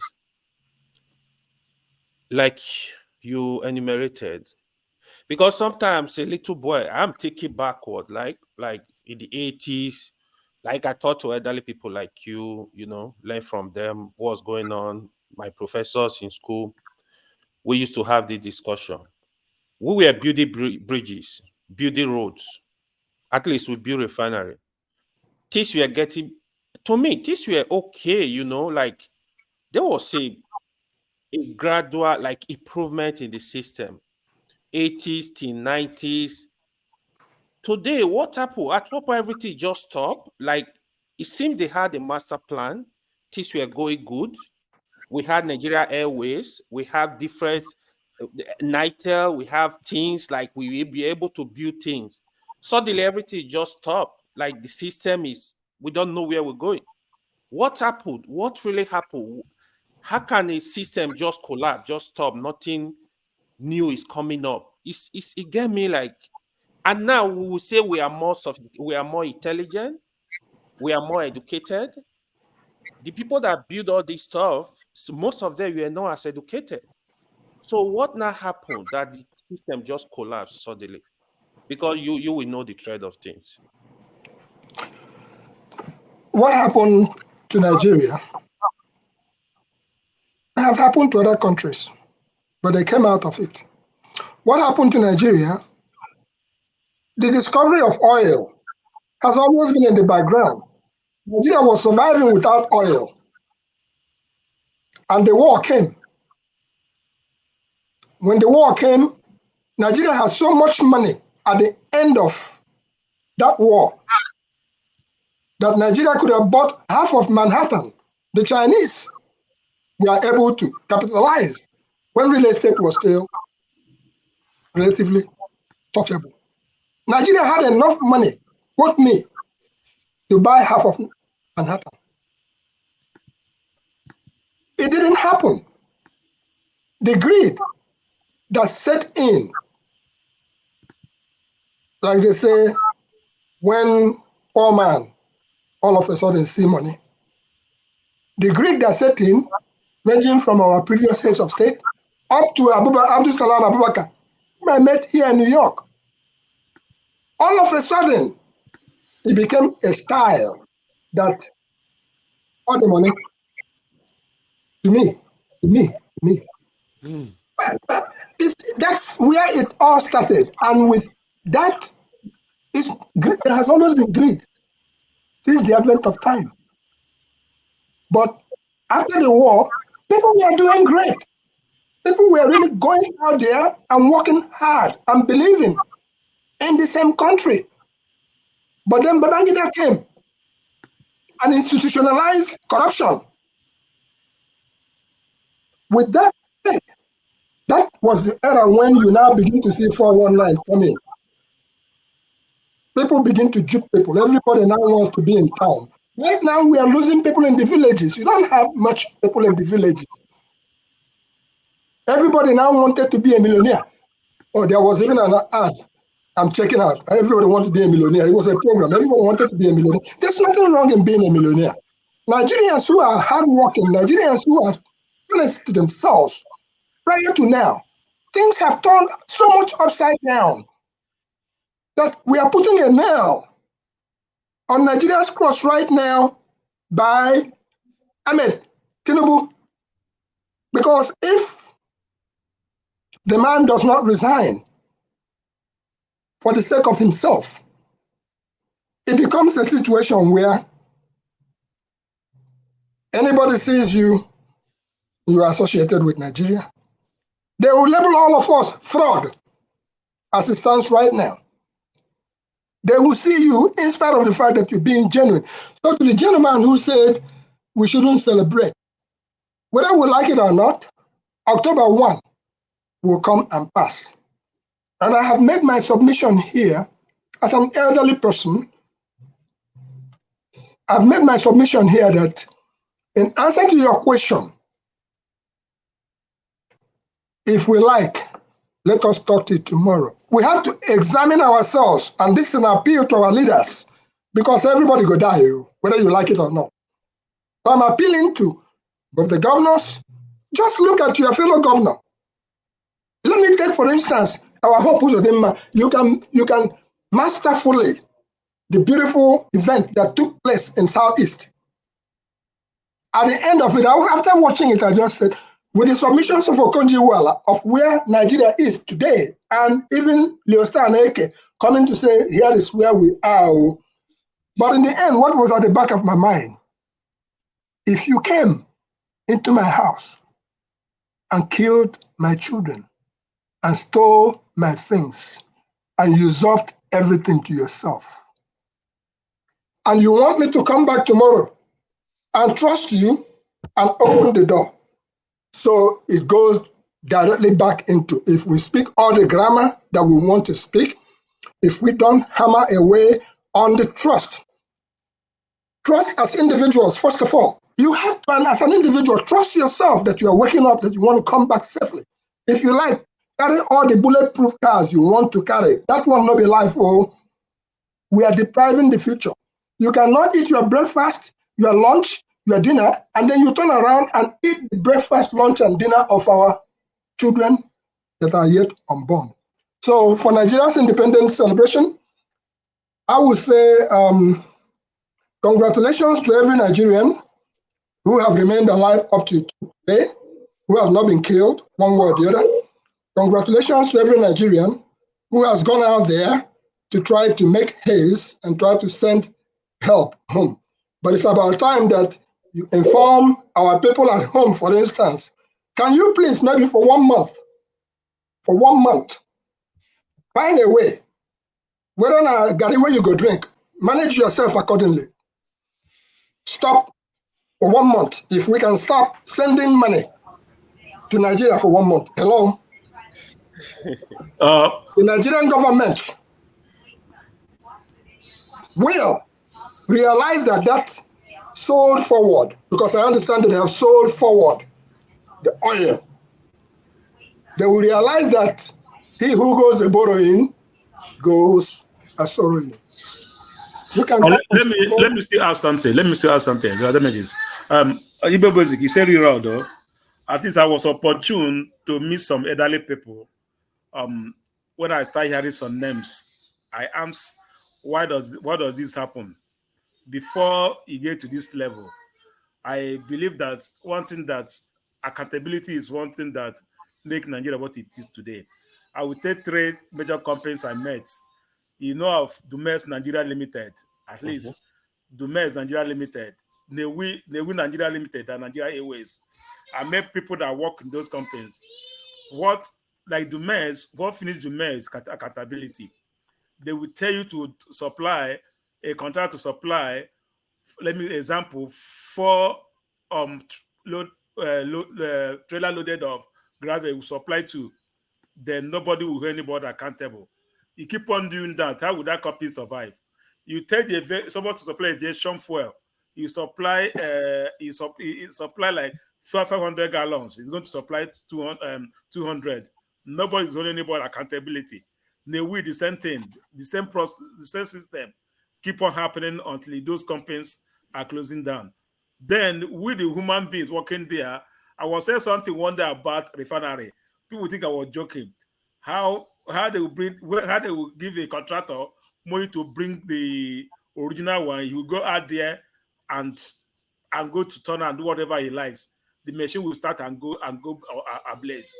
So that was going on. Sometimes we blame the government the other way around. Human beings also, we Nigerians are also helping to like bring Nigeria down by doing all this.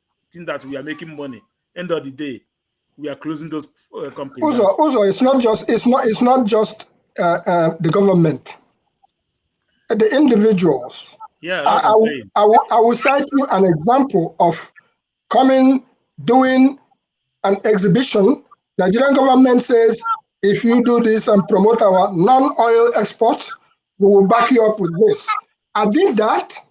So with bells of rubber, Nigerian rubber, NSL10, a company from Lufkin, Texas, came, placed an order for tons of rubber.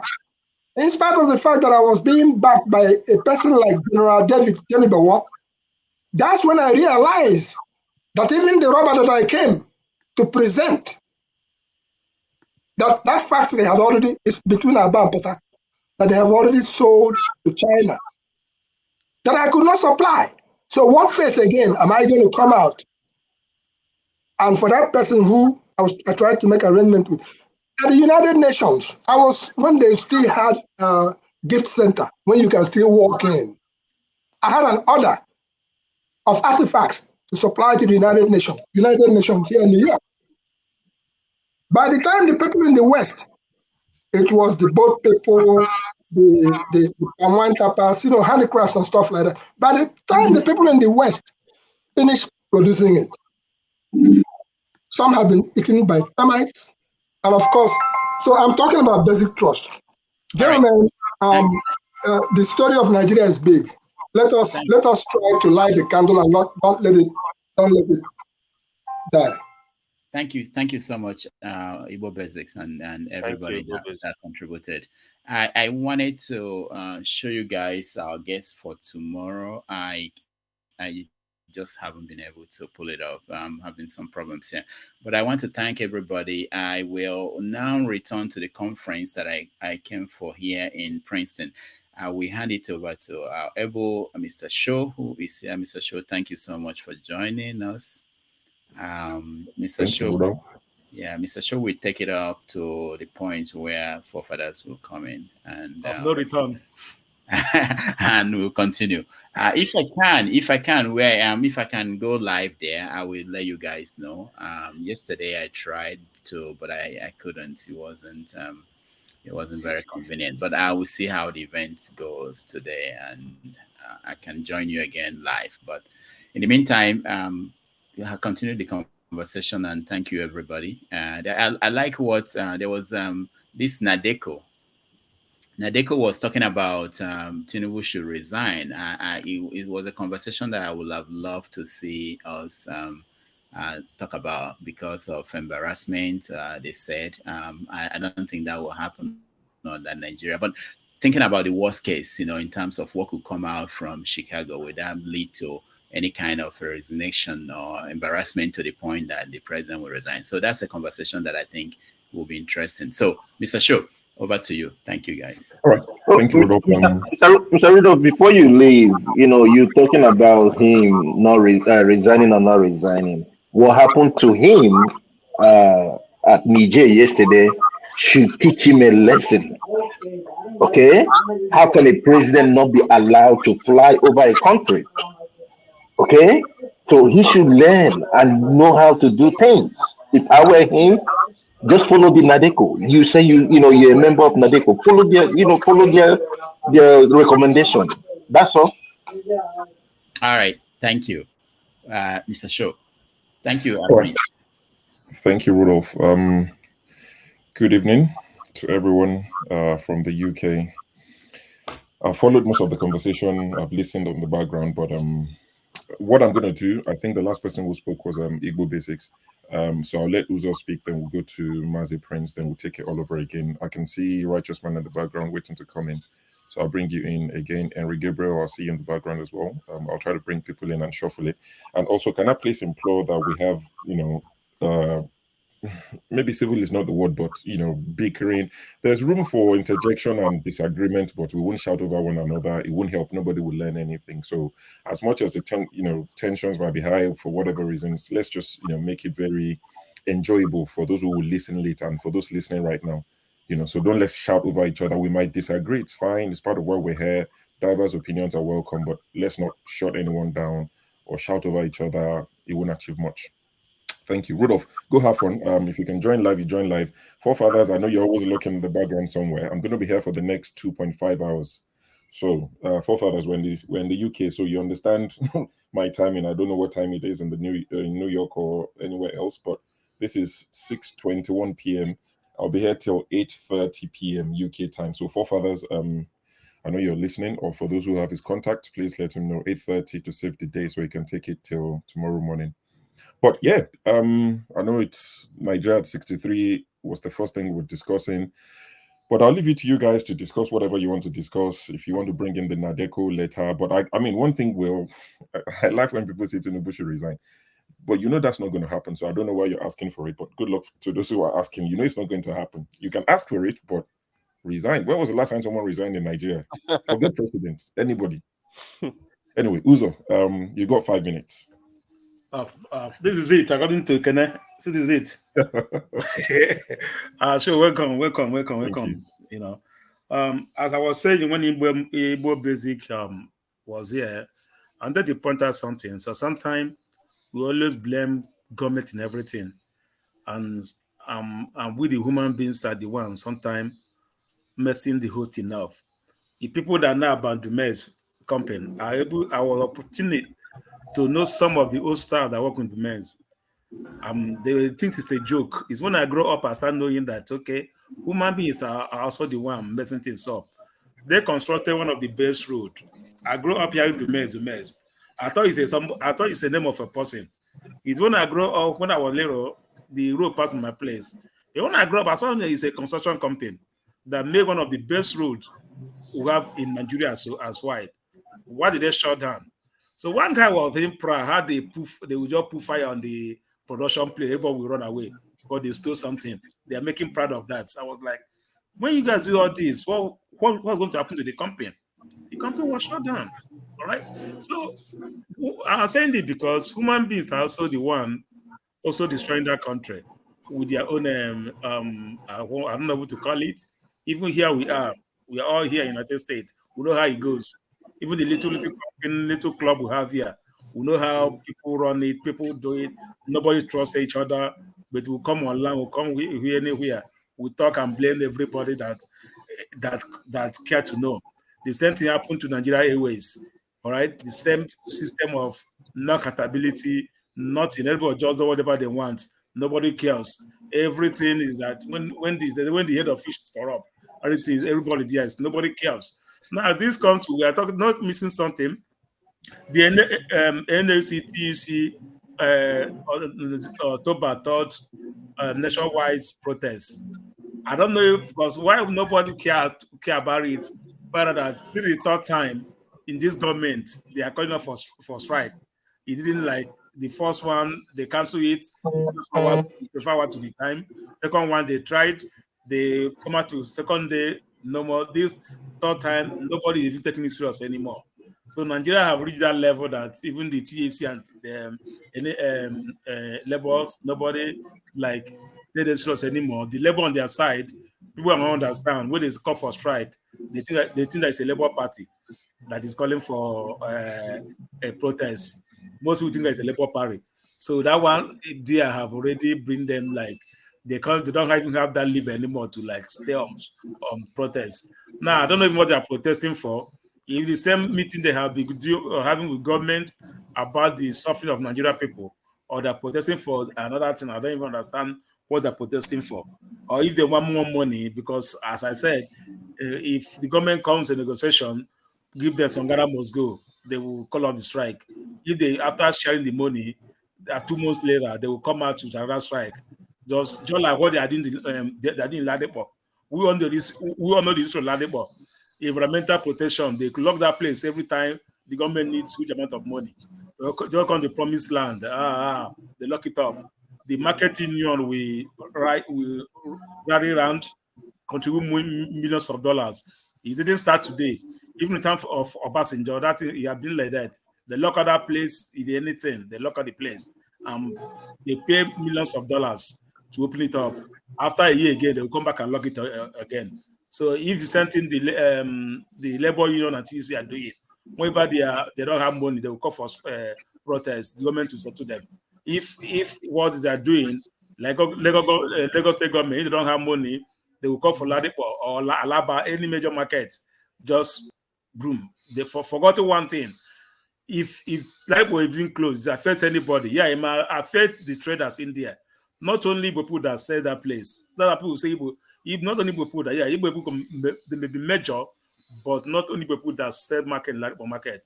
And whenever I lock out that place, everybody is being affected. Everybody drive car. Taizee man that his car broke down won't be able to get a part to repair that car instantly. And it affects everybody, both traders, so motorists, so everybody, affect everybody. So people thinking that when you close the market, it's only the people that own the shop that you affect. They don't know that if you close the market, you affect everybody. Everybody come there to bypass. Even government workers come there to bypass.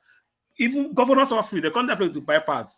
By the time you close that place up, everybody will start going to another Rogo or where they say pass again to go and get. But someone Shodi, Mushi will travel 2 hours to go and get parts. And before he comes back, your motor will be stuck there. He won't be able to get the pass. It affects everybody. So let us, if I'm to take government, let's not to think that closing any place is the major thing. If you want to move them, they should move them to that place is dairy.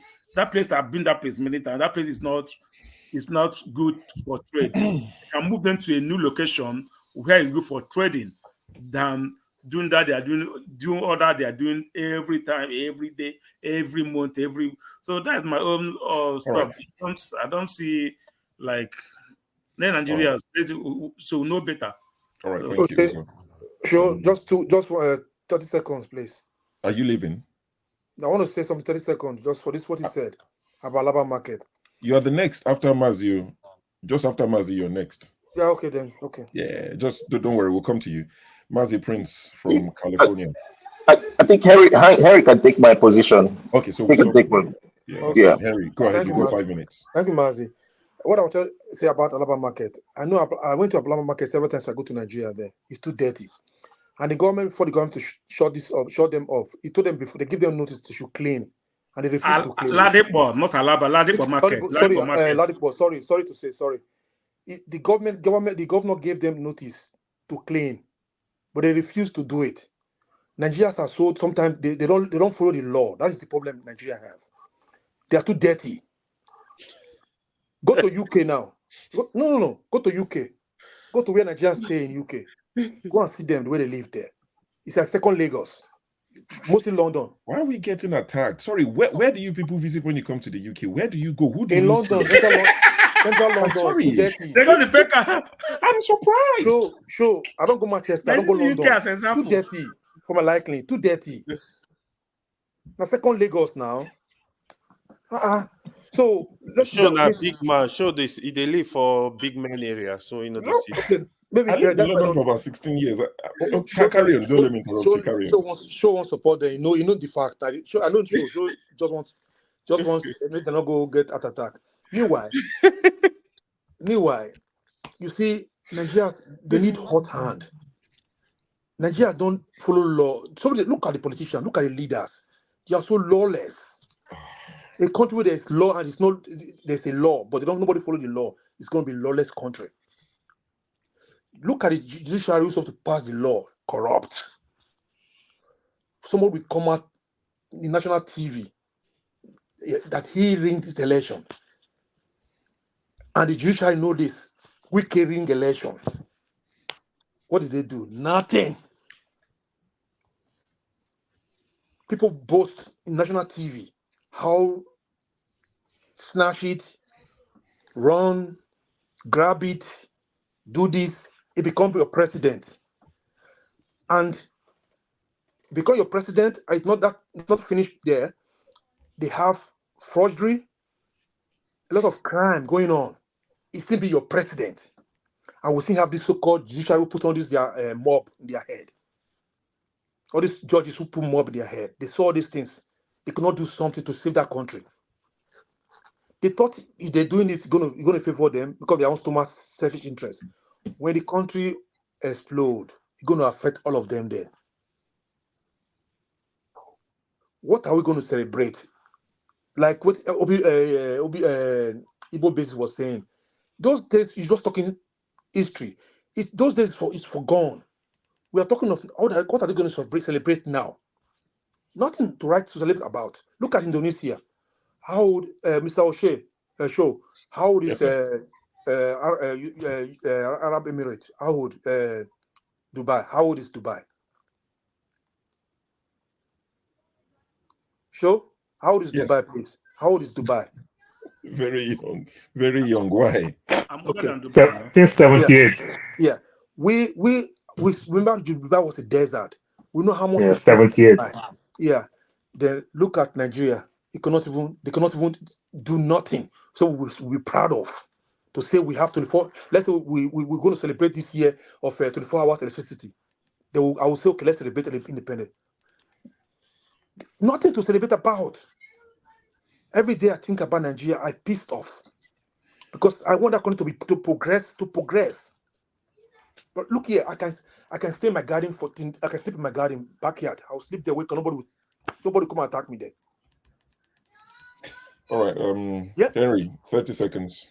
Yeah, if you have any topic, I will come back again. But meanwhile, let me ask Henry something. Please. Yeah. Henry, you talk about sometimes when we talk, we mention something that Ladipo is too dairy. All right, I told you that it's dairy, but my problem is this. All right, if I'm shutting you down because you are dairy, I want to open it until I make that place clean. That's because I'm shutting it down because it's dairy. But that's why open that place. That's why they shut it now because they told them not before. When I shut it down. This is not the first, not the second. But this one will tell how much the market union contributes to give to the government. All right. This is what I'm saying. Before they open it, you'll be amazed. Nigeria you'll be amazed how much they're going to contribute. All right. If I shut you down, here is dairy. We all know how Western operates. Some of you like you will come out now, bring it. No, Henry, I don't tell you. I told that place is dairy. If I have a restaurant here, the environmental people come and shut me down until I get it clean and get it working in a quality condition. They won't open it. I get this done. All right. You don't want my money. So let me finish, please. Give me just. Okay. Yeah. So direct you, but the direction. Sometimes we listen. What I'm saying, the government giving notice say people should clean. They should clean this market. Nigerians are so deaf sometimes. Go to government offices, so dirty. Go to immigration, dirty. Go to hospital, dirty. They cannot even clean. We're talking from Ladipo. Ladipo is a dirty place. We know that all these areas, they are dirty. But when they tell you to clean, why not use your own initiative? So this place is dirty. Are they blind? They don't see it's dirty. That's why sometimes people don't like military. But military say the time Diabon was there, every Saturday people do environmental. People clean. Because Nigerians are so stubborn and deaf. All right. Thank you. All right. So let government lock it up until they get it clean. Thank you for Don't that. collecting money. That's my problem. Don't collect money and leave it open. Some of you Okay, come all right. tribalists in America and lock them. Some of No. Not only I said, not only see, let them lock it up and get them clean this place. Not to collect money and open it again. Let's move the conversation forward. I agree. I mean, I think both of you are quite right. There's enough blame to go around. The people trading in the market and the government as well. Because, when you compare it to Germany or US or wherever you live, human beings are human beings. Yes, the people in the West might be slightly cleaner because over time it becomes a habit. You see, but if you leave the people in the West as well without consequences, over time they will be as bad as we're in Africa or Nigeria. Now you're talking. So I believe have a that law there. if the laws are enforced, yes, people will have no choice but to abide by it. That's where I stand. So there's enough blame to go around the people in the market and the government as well. If what Uzo is saying is right, that whenever they're broke, they go there, collect money, short it. The people would see it as a joke. Okay, they're here again. We just have to give them money, and they would disappear. That's corruption there. I mean, even hospitals in the UK, where it's meant to be the cleanest, some of the cleanest places, you see that there are cleaners there 24/7, cleaning up after people. People drop stuff in the hospital. They work, So if there are no cleaners, if it's not enforced, it will become an issue. But anyway, let's go to Righteous Man. I see you in the background. I brought you on, but I think maybe your connection, you dropped off. I'll bring you on again as soon as I have. KJ's camera is off. And to the gentleman who I brought on about 10 minutes ago, and I took you backstage immediately. I can't remember your name. The reason why I took you backstage is because you were laying on your bed. And one of the few rules we have on this platform is to join the platform, you must be appropriately dressed. You can't be laying down. You cannot be eating and all of that. So the minute you're no longer on your bed laying down, you can sit down on your bed. As long as you're sitting up straight, I'll bring you back on. So it's not intentional. There's nothing personal about not, bringing you on stage. If you're still listening to us, we'd like to hear your view. Prince Mazi. So we're still Please, my network has been on and off, and I've been here for 3 hours now, nothing. Please. My network is bad. Righteous go on. Righteous Man, please go ahead. Since you're joining from Nigeria, your Airtel done the fumble, and we did praise them last week. Now we jinx. Yeah, the moment I advertised the network I'm using, I don't know whether they are flagging me. I don't know. It shocked me. This is Nigeria. It shocked me. I don't know whether those who collected the number or whatever, they went to sabotage me. I don't know. I've never had it this terrible. Come on. So we are talking about 63 years of Nigeria existence as a nation. Let me remind us that I always make this statement. If Nigeria had been good, so many of you that are in overseas wouldn't have traveled. You traveled, you left Nigeria because you lost hope. And you saw that nothing was actually coming to favor you. So you took a ride for a greener pasture and for a better life. I'm not blaming you. I did it, but I thought it was just for a moment so that I can come back to invest. But however, I'm facing the consequences as I'm talking to you, and I wouldn't ask any of you to come back to Nigeria now for any reason. Even if you are cleaning gutters there, please do clean your gutters and earn your living than to come down here. All I brought from Germany to Nigeria within the gap of 7 years, crushed. And the best experience in life is what you as an individual have encountered. It is not my wish that any Nigerian that have escaped Nigeria for now should return back here. Don't do that. Don't do that. It's not going to favor you. Even as a politician, the people are looking for a way to make sure that you pay for your sins. Right now, as we are celebrating 63 years, if that happens to be the birthday of my elder brother, he was born October 1st, 1960. Congratulations. So, yeah, that's my eldest brother. So I've called him and asked him, what's up, guy? this is your birthday, and the story is not something I should share here. Well, 63-year-old man, Nigeria at 63 is the most insecure country in West Africa. I hope you have seen the indices that have been released yesterday. I don't know whether any of you saw it. Nigeria is ranked #1 in West Africa as the most insecure nation. Not Niger, not Mali, not Ghana, not Togo. Nigeria is #1 as the most insecure country in West Africa. Then #3 in Africa and #6 in the whole world. Nigeria is ranked #6 as the most insecure country. Then, within these 63 years of existence of Nigeria, there have been a civil war that have not been resolved up to today. Because one of the ways of resolving a civil war, I was talking to my friend some times ago, I said, the whole world fought Germany, and within the period of the end of the Second World War, go to Germany today. And those of you that are in Germany, you will know that there is no European nation more unique, more developed. We are. I'm Germany. More than Germany. Yeah. I am telling you, that's known.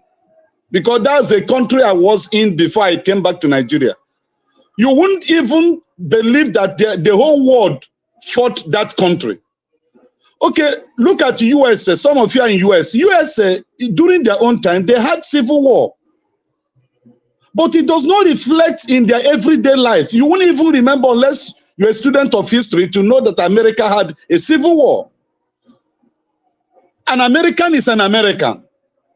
But here in Nigeria, it's not the same. The effect of the civil war, the hatred, look, you may agree with me, you disagree with me, but it is say your opinion or have your say, as Rudolph titles it. I agree with him. The landmark, the sign is still there. They've attacked him again. The hatred is still there. After the civil war, it's still there. They've attacked him again. And I was the one that came online to ask him for his network name. Sorry, righteous man. Forgive my unrighteousness. Down to Africa, they cannot even go to get their own satellite. So pretty much for me, let me stand on pretty much what everybody have said. I promise myself that I will not get worked up because of Nigerian problem. And yeah, I will stand by it, and then other topics I will contribute more. All right. Yep, that's fine. Absolutely fine. So on this particular topic, we'll hear from Nathaniel, who I believe is joining from France, if I remember very well. So we'll hear from Nathaniel. I think, Dan, you've spoken on the topic, so there's no point laboring this issue. It's still Nigeria that we're going to discuss, obviously, but with regards to 63, what do you think? Has Nigeria progressed? How would you score Nigeria? Nathaniel, you've got 5 minutes. Thank you, Mr. Shu, and I greet every one of you. I will say congratulations to my brother Ovie and my brother there, brother Paul, for Nigeria's 63 years birthday. But I want to remind us, because if that is where we are thinking we begin, that is where the confusion, the problems that we are facing, that is where it got started.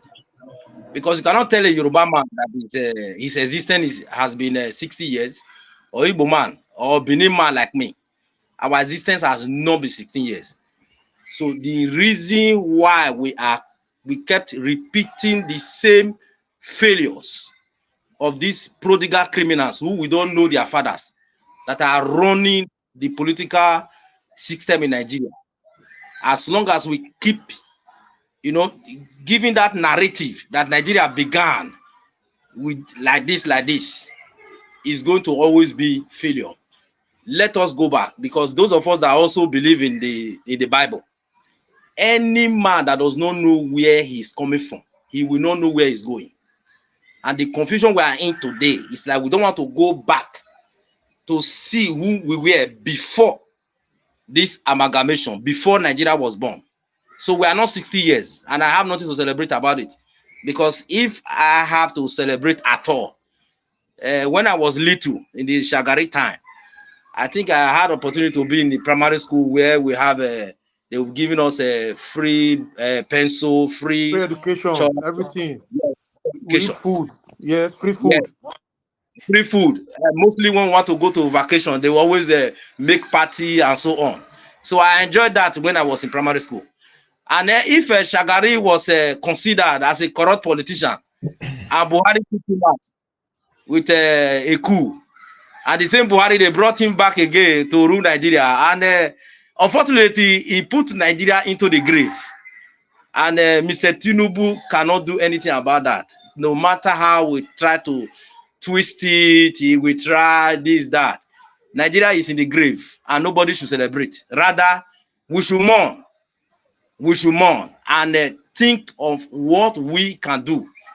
And maybe I will just bring our mind back to Professor Mulumba, PLO Mulumba, and we should go and look at his videos, because the solution should not only depend on we talk about these political criminals and the failures, what we can do on our own. And I was telling Mama HO the other time, HO, that you people in America, it is time you people should start doing everything within your power to cry to these our brothers who are in the parliament in the US to look into our situation. Because the bottom line is that that same nation you people are enjoying, the greatest problem we have is coming from America. I work in the oil industry. There's a game that is going on there. We don't even own our oil. It is owned by them. It is owned by Britain. I spent 5 years there. So the gamble there, that is what brought Buhari back to power. If you people follow politics well. And even if our gas is missing and oil is missing and so on. But I want to bring something back to our mind. That there is a part, Buhari and even Mr. Tinubu, there is a secret agreement they had about what is happening in Nigeria today. Not the stealing of our crude oil, about terrorism. And if you people are not serious about this, because they can steal our money, steal anything. They have been stealing right from time, but Nigeria still exists. Our people exist. They can go to their farm, go to school, and manage their life. But about terrorism, what they are in with the Western world is to take our villages and take our towns and take our places that we that are out of the country, we might never return back home. So you people, we should try to be very, very careful when we are analyzing the facts about Nigeria. Terrorism is not welcome anywhere. And any nation that is suffering terrorism, the French people said, au revoir. It is very, very serious. So when we are talking about Tinubu certificate, education, and the rest, what is much, much serious is about terrorism. These guys are involved. Okay. These guys are very, very, very dangerous. Because Nathaniel, I don't want to interrupt you, but are you in France? Yes, yes, I'm in France. Yes, I'm in France. And you were there, and that man came to France. You guys didn't chase him out. He came to US now. Did you chase him? US is a United Nation. He didn't move around now. You chase that in US. I want to chase that in France.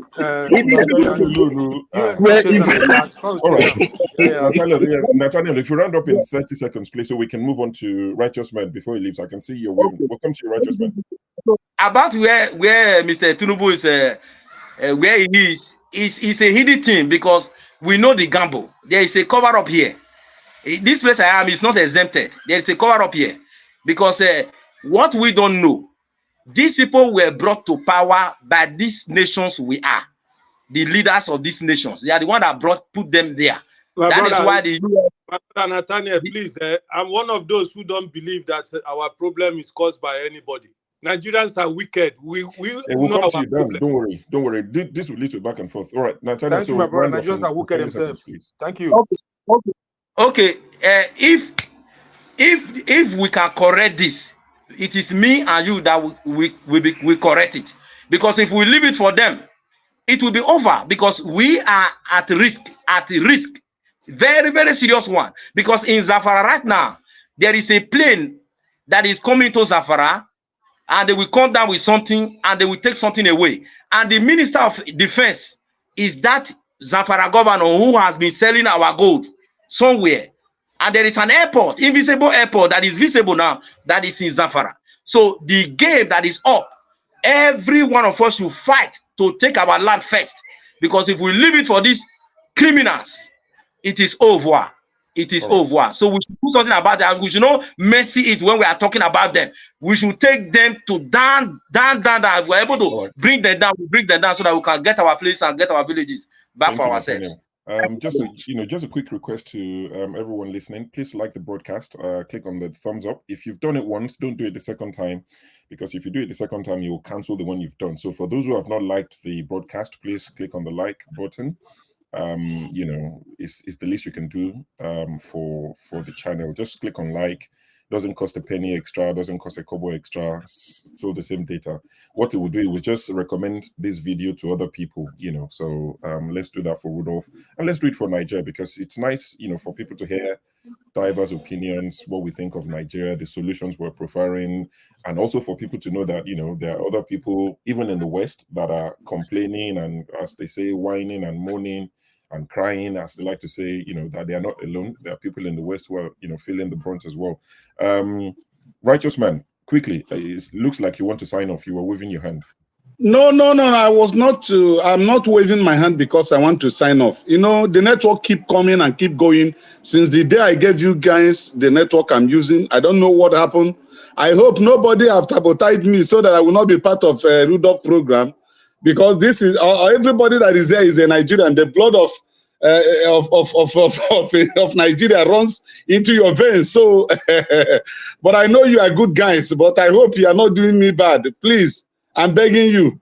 I don't think so. Okay. So you see, in 2 minutes, please. Yeah, this platform, Ovie, do make some statements that when you sit down and think about it, or think of it, you will know that the points are very cogent. Just like my young man here that is wearing, is it long sleeve blue or whatever, and the CM. You see, the problem of Nigeria can be solved from abroad. It has to be solved internally here. It has to be solved internally here. There was a prelude that Dr. Rudolph played before, he started introducing the topic of the day, where the woman was saying that we need revolution, that either we protest or the Bible says the righteous, the violent takes it by force.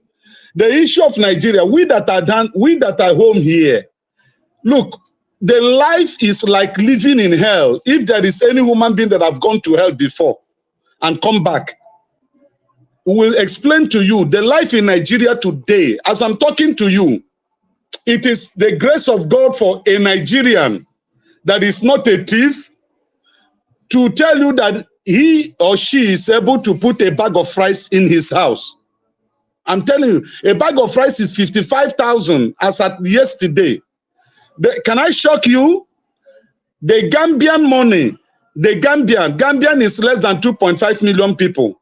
It's less than Alimosho local government in Lagos State. Because Alimosho local government is the most populous state in local government in Nigeria, with a population about 3.5 million. And Gambia is less than 2.something million. As I'm talking to you today, the currency of Gambia is higher than that of Nigeria. Gambia, that is not manufacturing anything. Their currency is higher than Naira. And so we are left with nothing to bargain of. The terrorism the brother highlighted during his speech. Yeah, he made a very profound speech. look at how from Zamfara, 35 university students were kidnapped.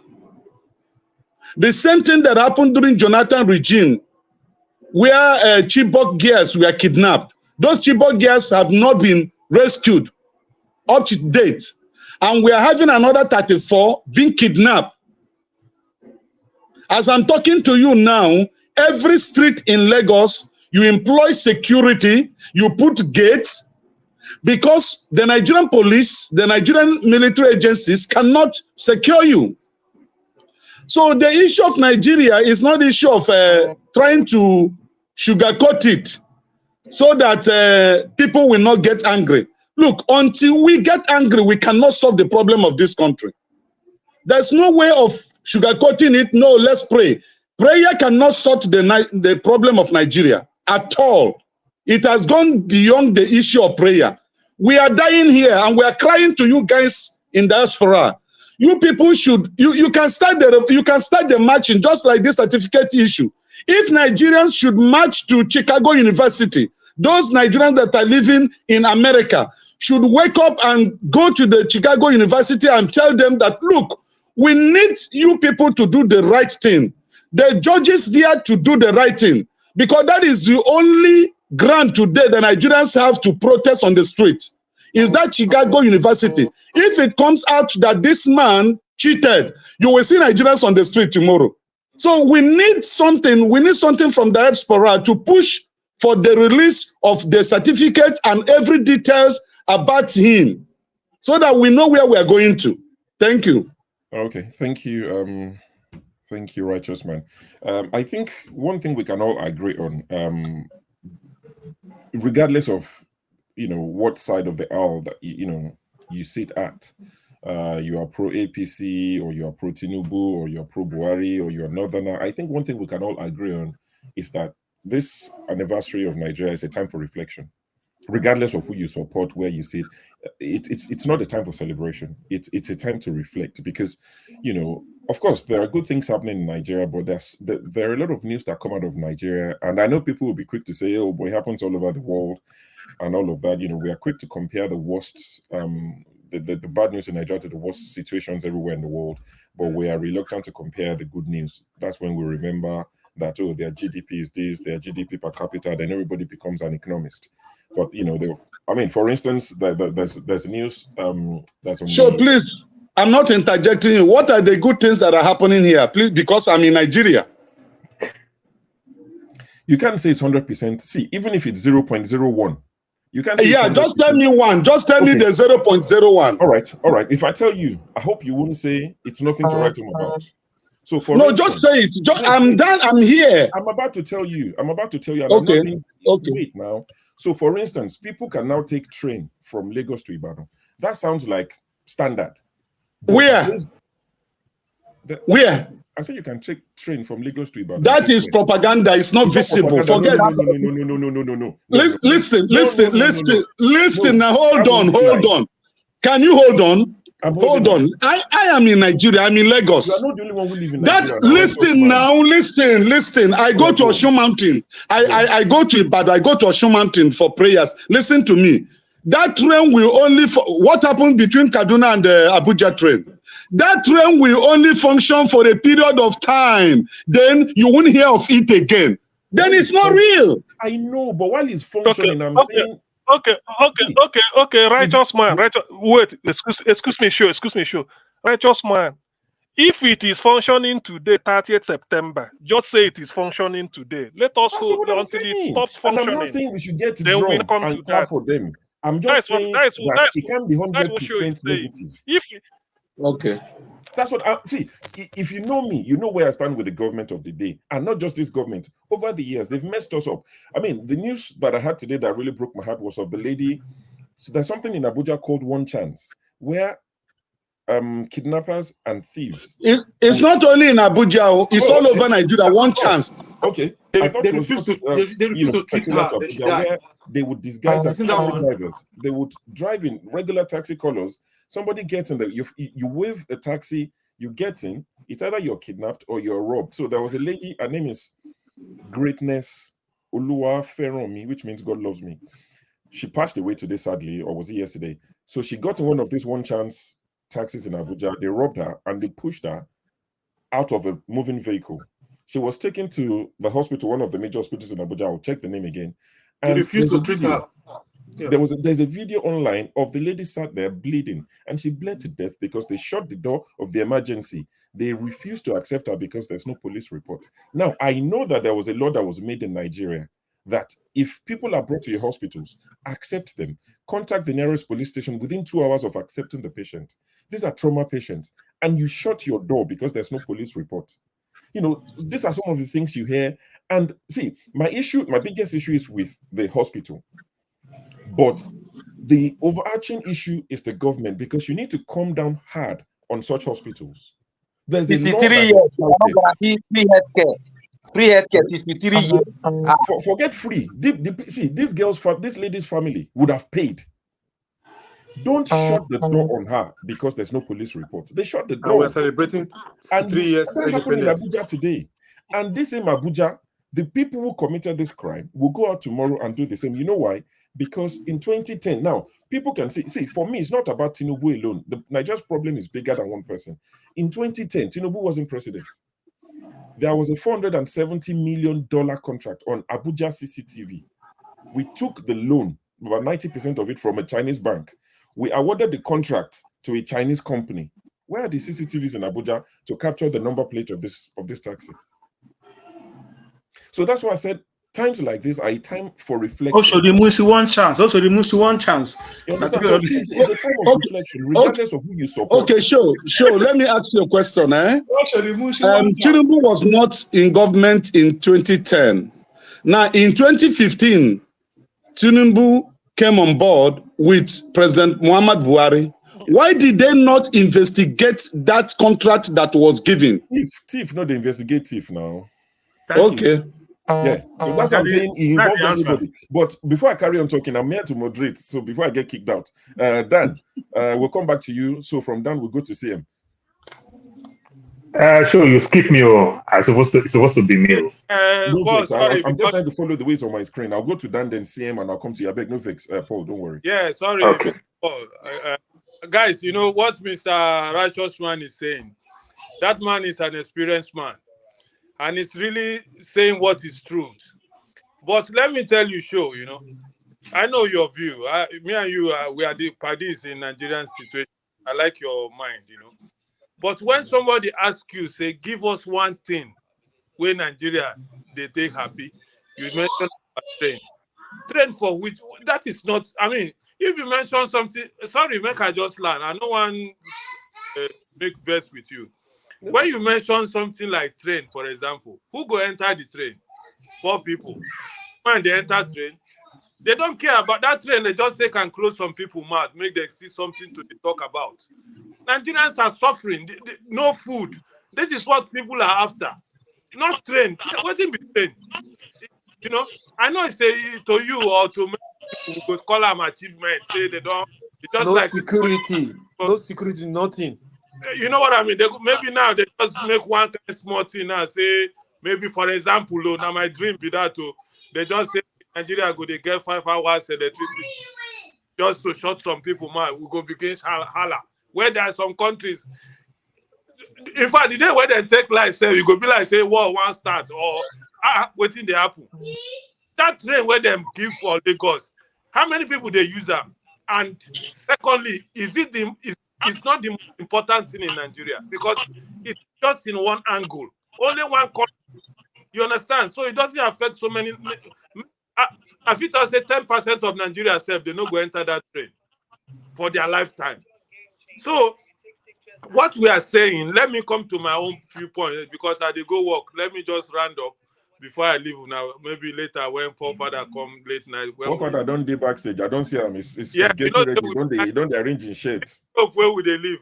The time when people they sleep, now we they go hustle. What you man go do now? So let me just say something. You see Nigeria celebration. I mentioned it before.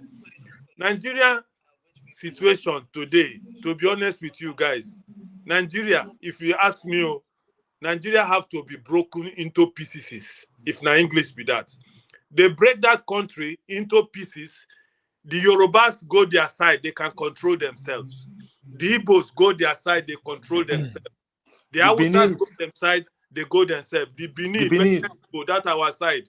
We go, we control our side. Then the Benue go their side. Okay, Benue, anyhow. Go their side. Don't forget John Abao. He must go. No, you know why is because of that is how we can be able to control and respect ourselves.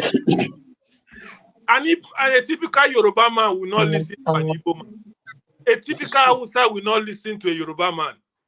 Maybe the Yoruba man will be Christian, him be Muslim. All these are the trouble of Nigeria. Nigeria problem, they too much. If somebody come to power now, look at Wike in Abuja now. As he come now, he carry gra come there. Anybody will no dance to him too. You use gra finish him, or he do this. These are not the problem of the solution to Nigeria. Nigerian problem, we say, make we go our way.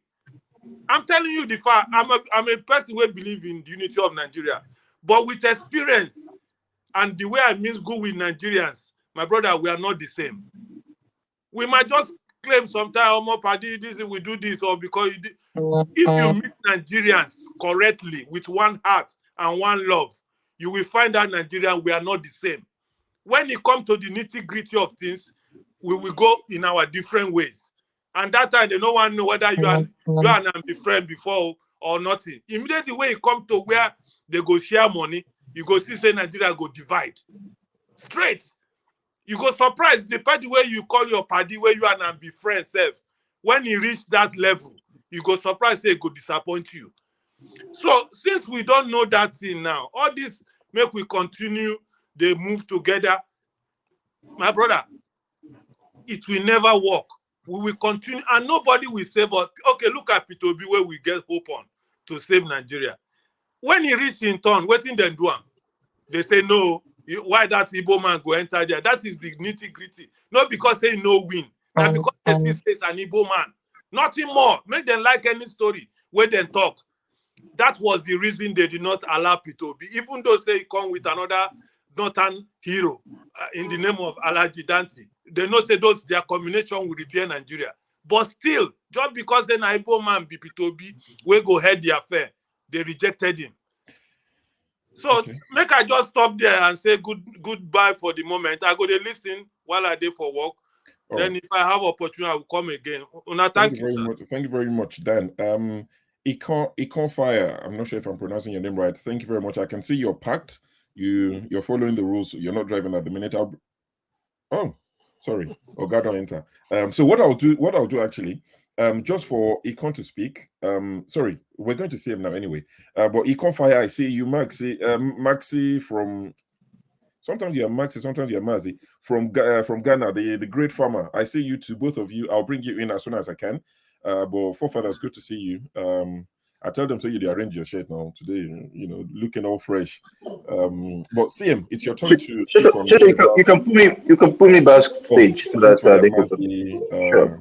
Akwachi, let me put you back. I'll bring the gentleman that is driving on so that he can speak to us and carry on his journey. Then I'll bring my rich farmer in. Why don't let Fofora stay backstage? Instead, you're gonna come later and take space. He brought himself on stage. He has the power to do so. I should let him stay backstage. But it's not fair now. What is he doing there? Sure.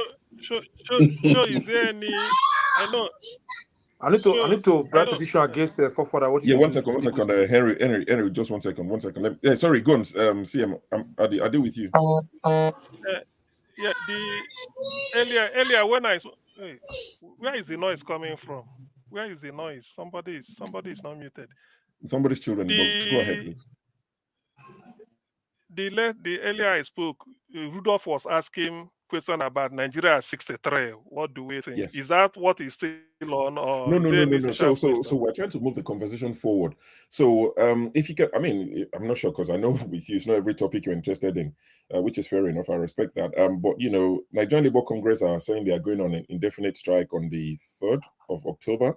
But I think there's been a pushback from the federal government saying that, they'll be breaking the law. I didn't read the full article, but I saw that the federal government are telling them that, that will be going against a court order or something like that.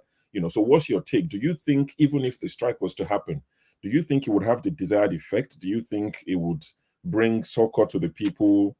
Because what NLC seem to be asking for is like, this fuel price is crazy. You have to look into it. Some quarters are reporting that subsidy is back. I don't think it's officially back. I'm not saying it's not back, but there's no official, the federal government won't own up to it. So what do you think about the strike? Do you think, the people have had enough of NLC, TUC, are not taking them serious? Put me backstage, I beg. Put me backstage. Hi, Yeah, sorry, go on, where is coming from? Okay. Normally strike, people go on strike to press home a demand, which is in most civilized country, you use strike to protest, write your placard, carry it, so that you call the government to negotiate either for better pay or to get something that will be quite noble. But to be honest with you, do you know that Nigeria, the way it is now, I can't really say I can't put my finger on the fact that strike may help to solve something or worsen it. I can't. You see, but let me tackle instead of let me leave the strike whether to go for it or not to go. But if the plan or if the aim of going for this strike is because of the high cost of living we've seen now, occasioned by fuel price increase and all these things. In this thing called petrol, there's one formula I gave. It may not be popular, but somehow, when you are in a war situation, Nigeria is not at war, but I liken it like you are in a war situation. My father told me during the Biafran war, there are things Biafrans don't have. If they lay ambush, they catch a Nigerian soldier. Don't kill him. Take the gun. Keep him alive as prisoner of war. Two Biafran soldiers to one gun. If we catch them with their jeep, you dismantle it, bring the jeep, you use it. They were refining petrol at the backyard. How do they do it? You just like one big pot, use clay just to hold the heat, and you keep heating it with firewood. As it's melting, you may be collecting fuel. So that is so crude, but because they want to survive. I said in Nigeria today, they say there are people in the bush called illegal people refining crude oil. I asked a lawyer, why is it illegal? Because the law did not cover it. What is the law show? Go to those people, bring them. Don't call them because you are in a war situation, you are in a very precarious situation.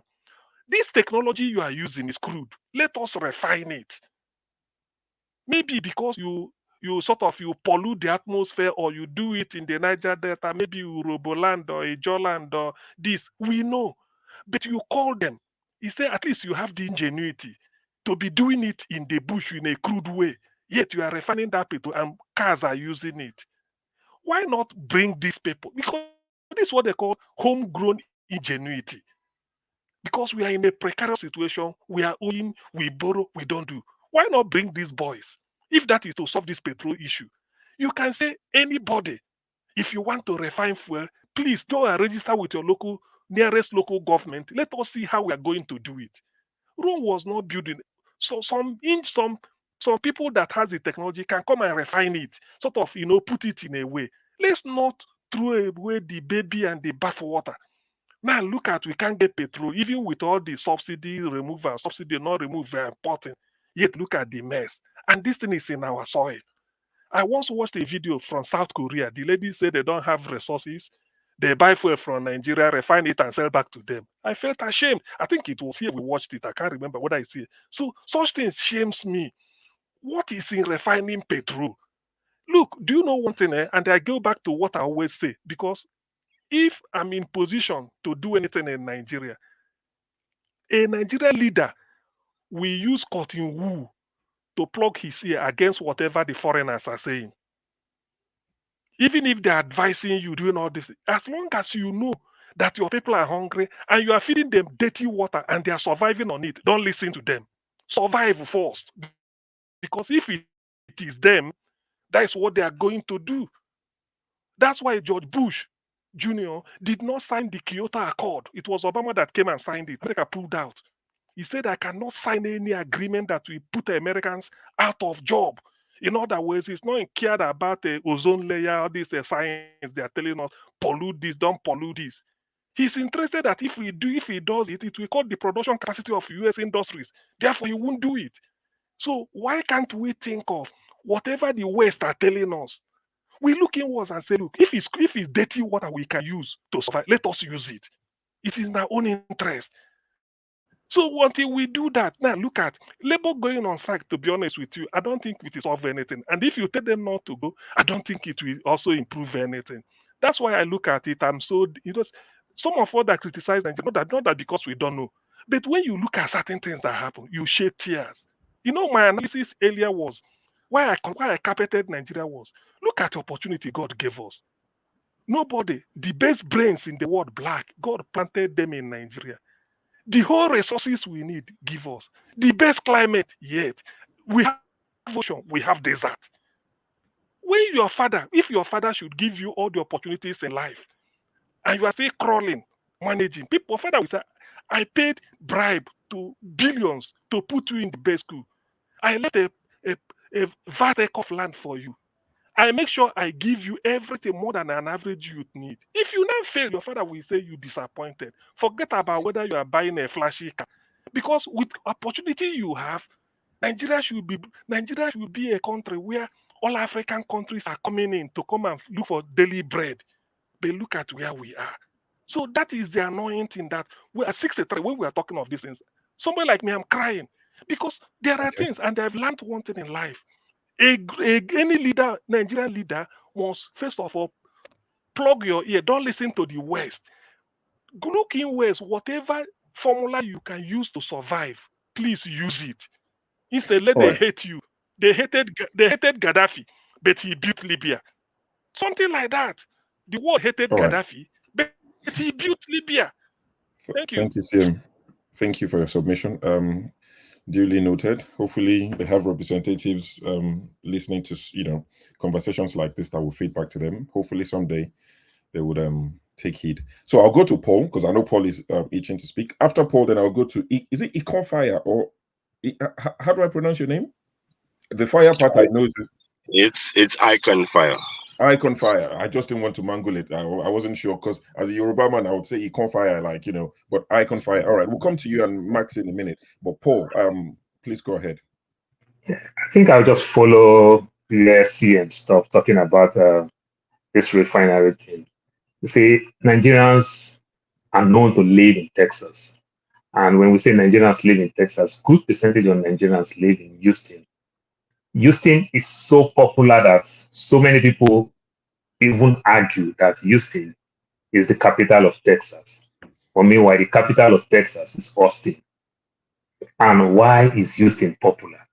They are popular because of the oil businesses. They have a lot of refineries in Houston, cut across from Houston all the way to Louisiana and the likes, up to Oklahoma. And they make money from refineries. University of Texas, Austin, right now, is richer than Harvard because they make money from oil. They have refineries. If University of Texas, in Nigerian own case, I would say they are in the business of teaching, educating people. They have refineries. They are making money. And Nigeria, that have this oil in their domain, we don't have refineries. I wish Show is from Ondo State. And Show cannot afford to eat what we call Ola Ola. They want to eat the real pounded yam. And Show have all this pounded yam in his backyard. But guess what? That yam that Show have in his backyard, they still going to import pounded yam for Show. That is a shame. What kind of country is this? What type of technology? This is not rocket science any longer. It's everywhere. They have refineries in our next door neighbor there in Niger there. There's refineries there. It's so shameful that we are talking about this thing. The price of crude oil is going up. We are not catching out. Remember, it was crude money that make Gowon said, we have a lot of money. Spending it is the problem. Remember IBB time, we make a lot of money because of Gulf War. You understand? The Gulf War issues, Nigeria make a lot of money. That is the 12.3 billion scandal that they level on IBB. We have a lot of money. We have all these things. Right now, the price of crude oil has gone up to $96 per barrel. Instead of us to be cashing out, we are suffering that whenever price go up on the international market, it's going to affect our local content. When we have these products, I don't get it. I don't get it. I went to buy soda the other day. I buy 2 soda and get 3 for free. That is, I mean the pack of 12. So I buy Coke and Fanta. I get 7-Up, Sprite, and Mountain Dew for free. You know how funny it is? Mexican Coke, 1 bottle of Mexican Coke is $2.19. 1 bottle of Mexican Coke. The natural sugarcane, the natural sugarcane that they use is $2. One bottle. I'm talking about I bought 12 for $3 something, and I still bought 2. They say 3 free. Because we understand that the American own is rubbish. And we understand that the Mexican own is very, very good. But in our own case, we have these things. Why are we suffering for what we have? Why will an Ondo man be complaining about Ola? Be complaining about Pandenya when he have yam in his backyard? I can't comprehend it. I can't comprehend why we are going through all these problems. These are not supposed to be problems. Things that we say government is doing. I can tell you, I've never smoked before in my life. Me too. I've never smoked in my life. But what I can tell you in Nigeria, the only thing, I just want to support you for a righteous man. The only thing that is cheap in Nigeria is Igbo. It's very, very cheap.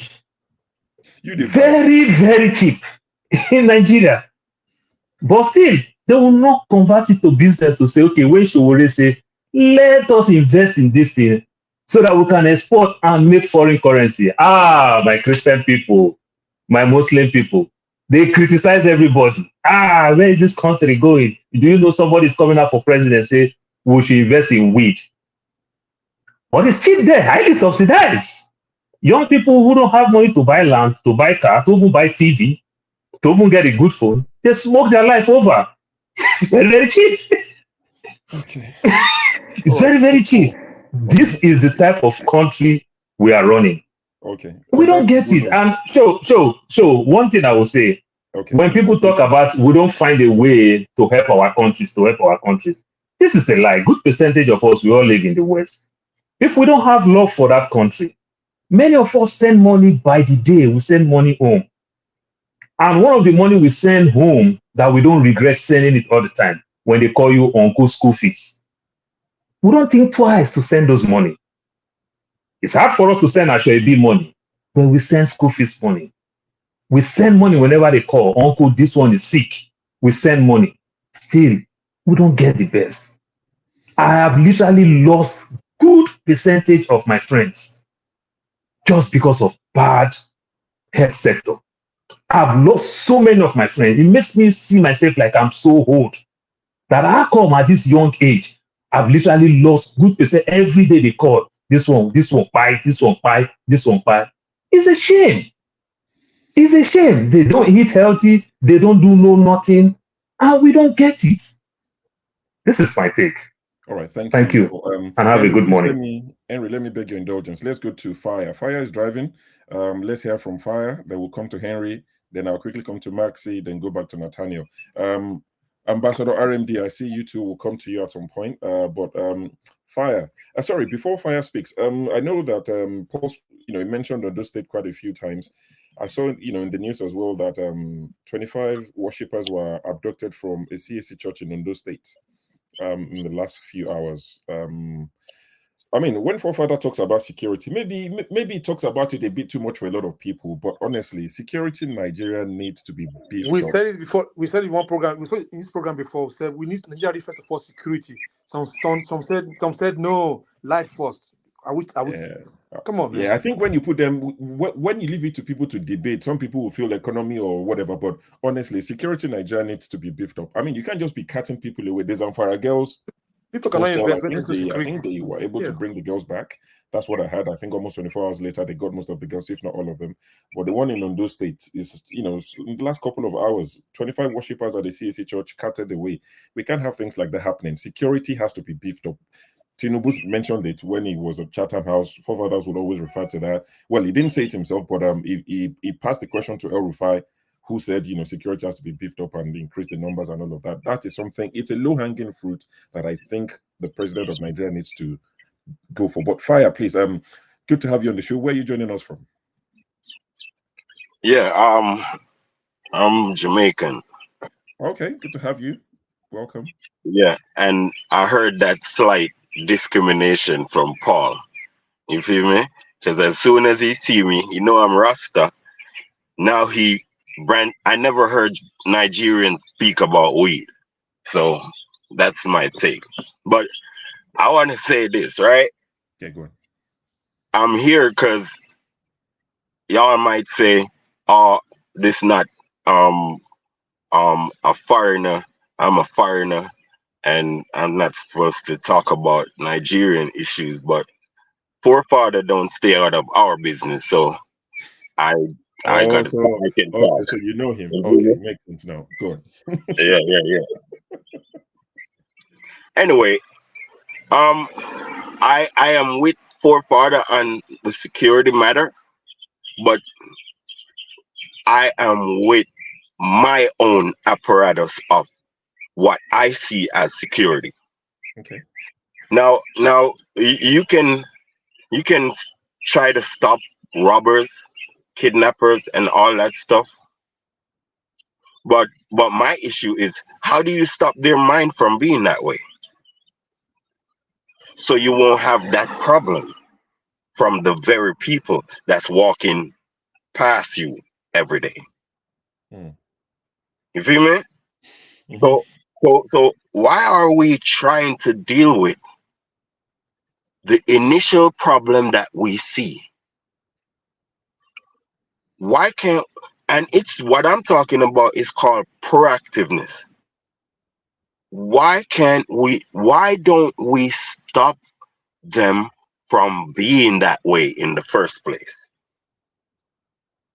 Because all of us is crazy at the same way. Are you Yoruba? You this? You that? I'm Jamaican, Black American. We all crazy in the same way. Don't you see something wrong with that? Like, oh, we different, but we crazy the same way. How is that possible? So that means we all the same. Because we just differ in goodness, but we crazy the same way. Don't like blackness, don't like our hair, prefer white people over your brother, get all cheese when you see white people, and you frown and scoff and scorn when you see a black person, if he uglier than you or prettier than you. All these things is what we have as an issue, where we don't mind what you'd call putting tire on a black thief, but do nothing to the white thief and the Arab thief. He get away scotch-free. You feel me? But we tire our brother, that we turn into a thief. Because the very thing we support is turning us into monsters. That's Christianity and Islam. And who is controlling our school apparatus, which is the Ministry of Education. We need to, what you'd call, defend the Ministry of Education with vigorous security. We need a Pan-African Black conscious education system controlled by the Ministry of Education where this education system will go to Muslim, Christian, Fulani, got Yoruba, or all of these different people. The same education system is what turning all of us into idiots. You feel me? Well, I'm talking especially like the Christian part of Africa. You feel me? The Muslim part of Africa, it's the Maghrib, Madrid, or whatever they have, that's what turning those people into black opposers, even though they black. And our Christian school administration is turning us into anti-black people, and we black. Now, how can you prefer Europeans over your own people, but all you see is your own people? That spells chaos. That's why we can't work together. That's why we can't give each other money with trust and know that our mission gonna be handled, and we gonna all go into success together. That's why the diaspora, in the Nigerian diaspora, is worried about sending their money to because we don't have an African patriotism focus. We don't have a black upliftment focus. You see me? So therefore, we don't mind robbing each other because we just individuals. They turned us all into, even tribal members are robbing each other. Now, how you gonna rob your tribe? Where you gonna take it? Into your tribe? I mean, like, what does it make sense you do these things? What does it make sense you rob Nigeria? Where you gonna take it? Nigeria? It's like we just playing against ourselves daily. Now, me as a Jamaican, we have no power. We are just an island. We waiting on you, the monsters, or the mega monsters, to be monsters to Europe and Arabs that was your enslaver. We all just forgiving, and we all pleasant and nice. We're not saying nothing bad. We never mad.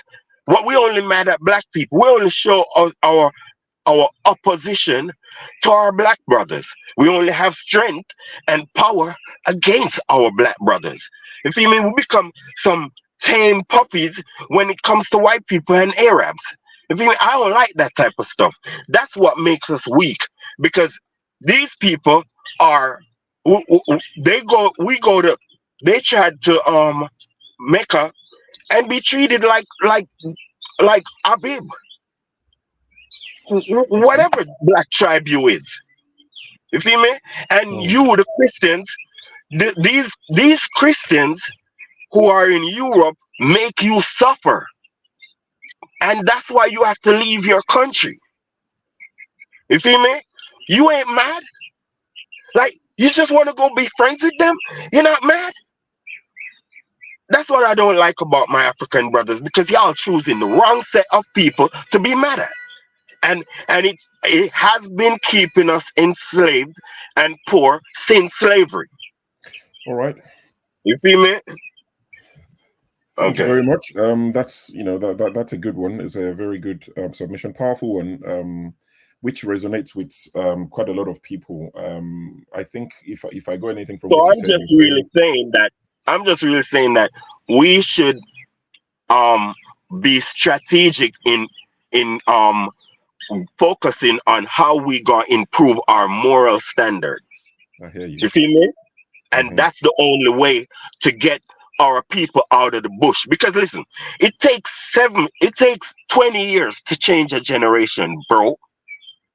So if we doing the same thing every day and expecting a different result, that means we lunatics. We are actually mentally ill people. Right. So it just takes 20 years to change a generation. Who you think is doing all the damage? The people that got to 17 to to 29. That's all of them. As soon as you pass 30, you're not doing nothing else, nobody physical, anything. You're not doing no physical stuff to nobody anymore.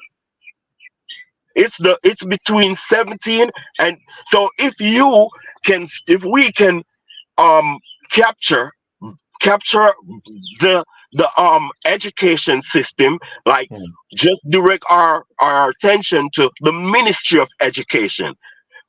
Put it black. Take all of these white stuff out of it. Put it black.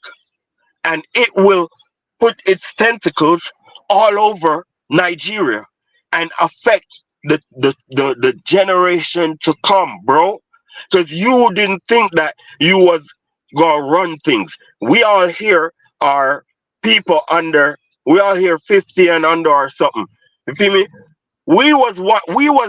Our youth is so fresh in our minds. Our youth is fresh in our minds, and we was like, oh, these big people run, but we are running stuff now. And we have to understand that it's chaos. Our generation is chaotic. So we have to do something about it for the future generation not to be crazy by the time they graduate. So that's how we got to deal with things. And we need to focus on our women a lot more in terms of what they teaching and how they are applying things to these young kids, especially the boys. You feel me? Because we need to be patriots to our land, and we need to be patriots to our skin and our hair. I hear you. Okay. Well said. Well said. I appreciate your contribution. It's, like I said, that that resonates with most people, judging by the comment section and the quietness in the panel as well. I'm sure a lot of people agree with with what you say. We know we have a massive battle on our hands because the average Nigerian wants the betterment of the black race, Nigeria, black race in general. But we all know that we're fighting against demons. Most of the political elites across Africa, like forefathers would say, they are the direct lineage of the people who sold their brothers to slavery. The current political elite, most of them are, they're in the clutches of their enslavers. They will do the bidding of the West. They would rather die than see Africa prosper.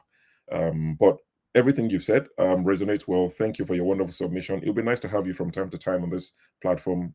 But have a safe journey. So I know I should go to Matty, but because we begged Henry to give us a second, Henry, we'll come to you now. That's a tough one to follow, but no pressure. Should I go on? Yes. Okay. As this our brother just finished now. What he said, Nigerians should take it into consideration. Should think about it.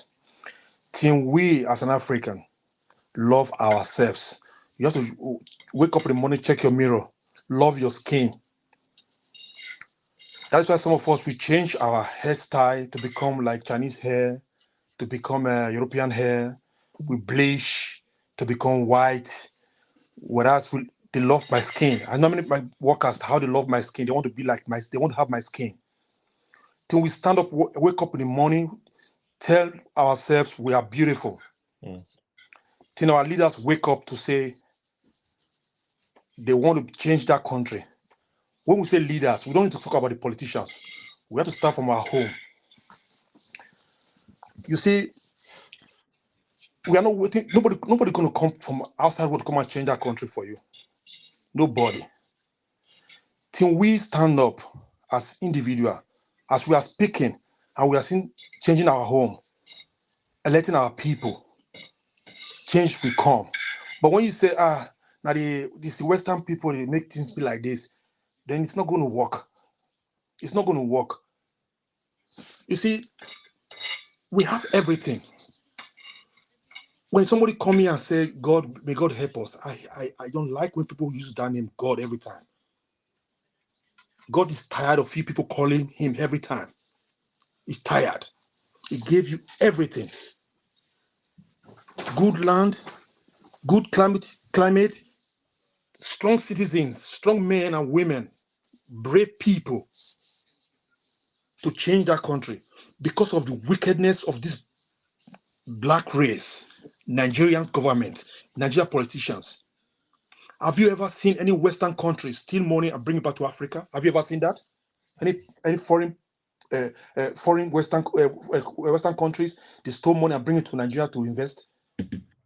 No, it's only just this wicked and selfish, satanic heart they have. Some of you will not agree with what I'm saying. Fine.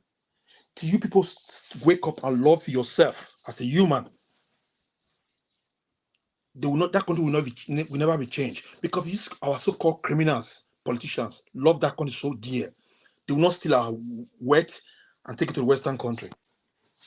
You see, talk about Zambisa forest. The Western countries still go there with portfolio full of money, meet the bandits, collect their golds, collect their minerals, and go. They take private helicopters, ship their things off. They steal from you people. But Nigerians cannot go to their farm. But this Western country will come there at night, go to pass the bandits there. You people are just jokers here. When you put your blame to Western country, you see, my home in Nigeria, no foreigners, nobody can come in without me allowing that person to come to my house. My dogs will hit you, or someone will shut you down. That's it. How can foreigners come to your land where you say you have a so-called terrorists? They can go in there at night, negotiate with them, and go free. And your so-called military officers and your government cannot even make things work so that people can go to their farm. It's already organized. Till you people love yourself, that country will never change. Because self-hate is the problem we have in that country. Till you wake up in the morning and see and watch your mirror and say you are beautiful. I like my hairstyle. I like my bald hair. I like my afro. I like my dark skin. You will stop bleaching. We spend money. Our guests will be spending money for about 1.something million to buy stretch hair. Is that normal? Think about it. Is that normal? People will come here and start saying, "Hey, don't discriminate." You are discriminating yourself indirectly. Okay. Have you ever seen Western country come and give their skin to come and be black? Like they will go to sun to roast their skin. But we should be proud of we have it. Till our government love themselves, they will not steal from us, because they're stealing from us for many years. Some of you will go and celebrate 63 years old Nigeria. Shame on you. Nigerians are crying. Nigerians are hungry. Nigerians are bleeding. Nigerians are bleeding. And some of you will say you love that country so dear, but you will not come out and speak for the truth. May Nigeria sometime they happen to you and your generation, because these so people make us travel from our country to come and stay in Western country here. I love my country so dear that I feel like I wish the country was good when I was growing up, because Nigeria was good then when I was growing up. I got free education. I came to Western country late. In my 30s, I came to Western country. I didn't want to come before, but things were getting worse than I came. But if they want that country to be better, why they cannot stop stealing from us? They steal our resources. Self-hate. They hate us so much. Our leaders hate us so much. That's okay. If you love your children, will you steal from your children? If none of you here watching me right now, if you love your children, your family, will you steal from your family? I don't think so. Round off in 30 seconds, please. Okay.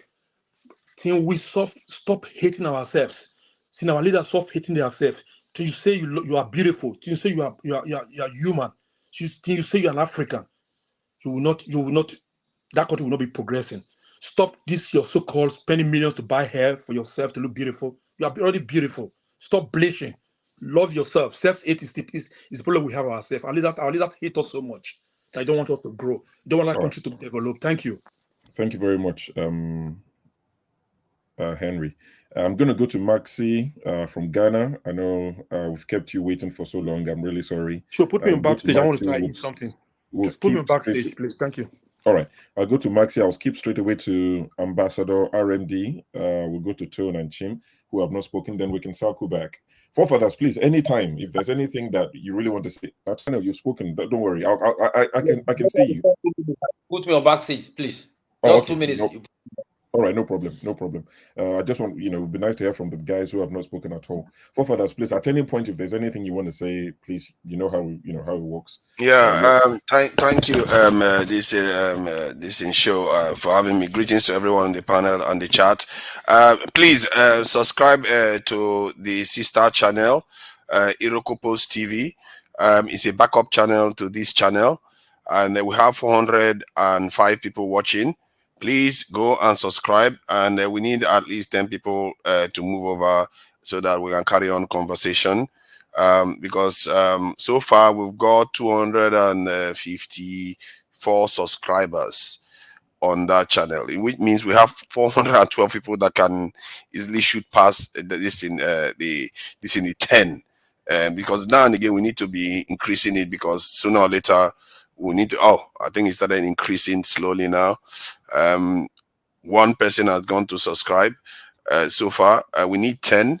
So it's now 255. We just need to get to 265. That's all. It's not exactly a lot.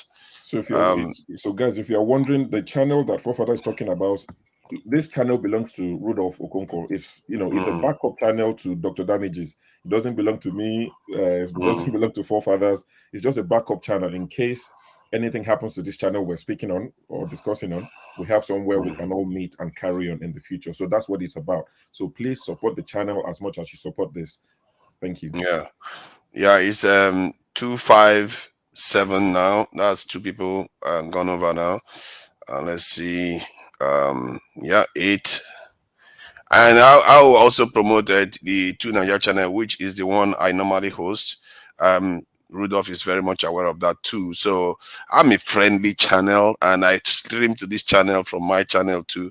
As you can see, I tend to talk to people in the diaspora, Jamaicans, East Africans, South Africans.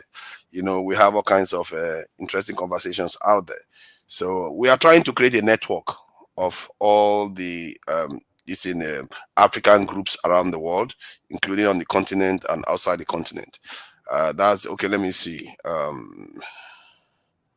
59. Seriously, 400 people watching. You see our people? What is this now? This is what am I going to do? Our people, 400 of us are watching, and it's only 259. The only 10 people are asked to this thing. It's only 4 that has done that. I don't know. Are we watching it on TV or something? Or I don't understand. Okay, let me post the link again. Maybe that will make it a bit easier. Let me post the link again. That should help. So that's the link. Yeah. Okay, 260 now. Just 5 more. This channel has got 70,000. Over 70,000 subscribers. It should be easy to move them over.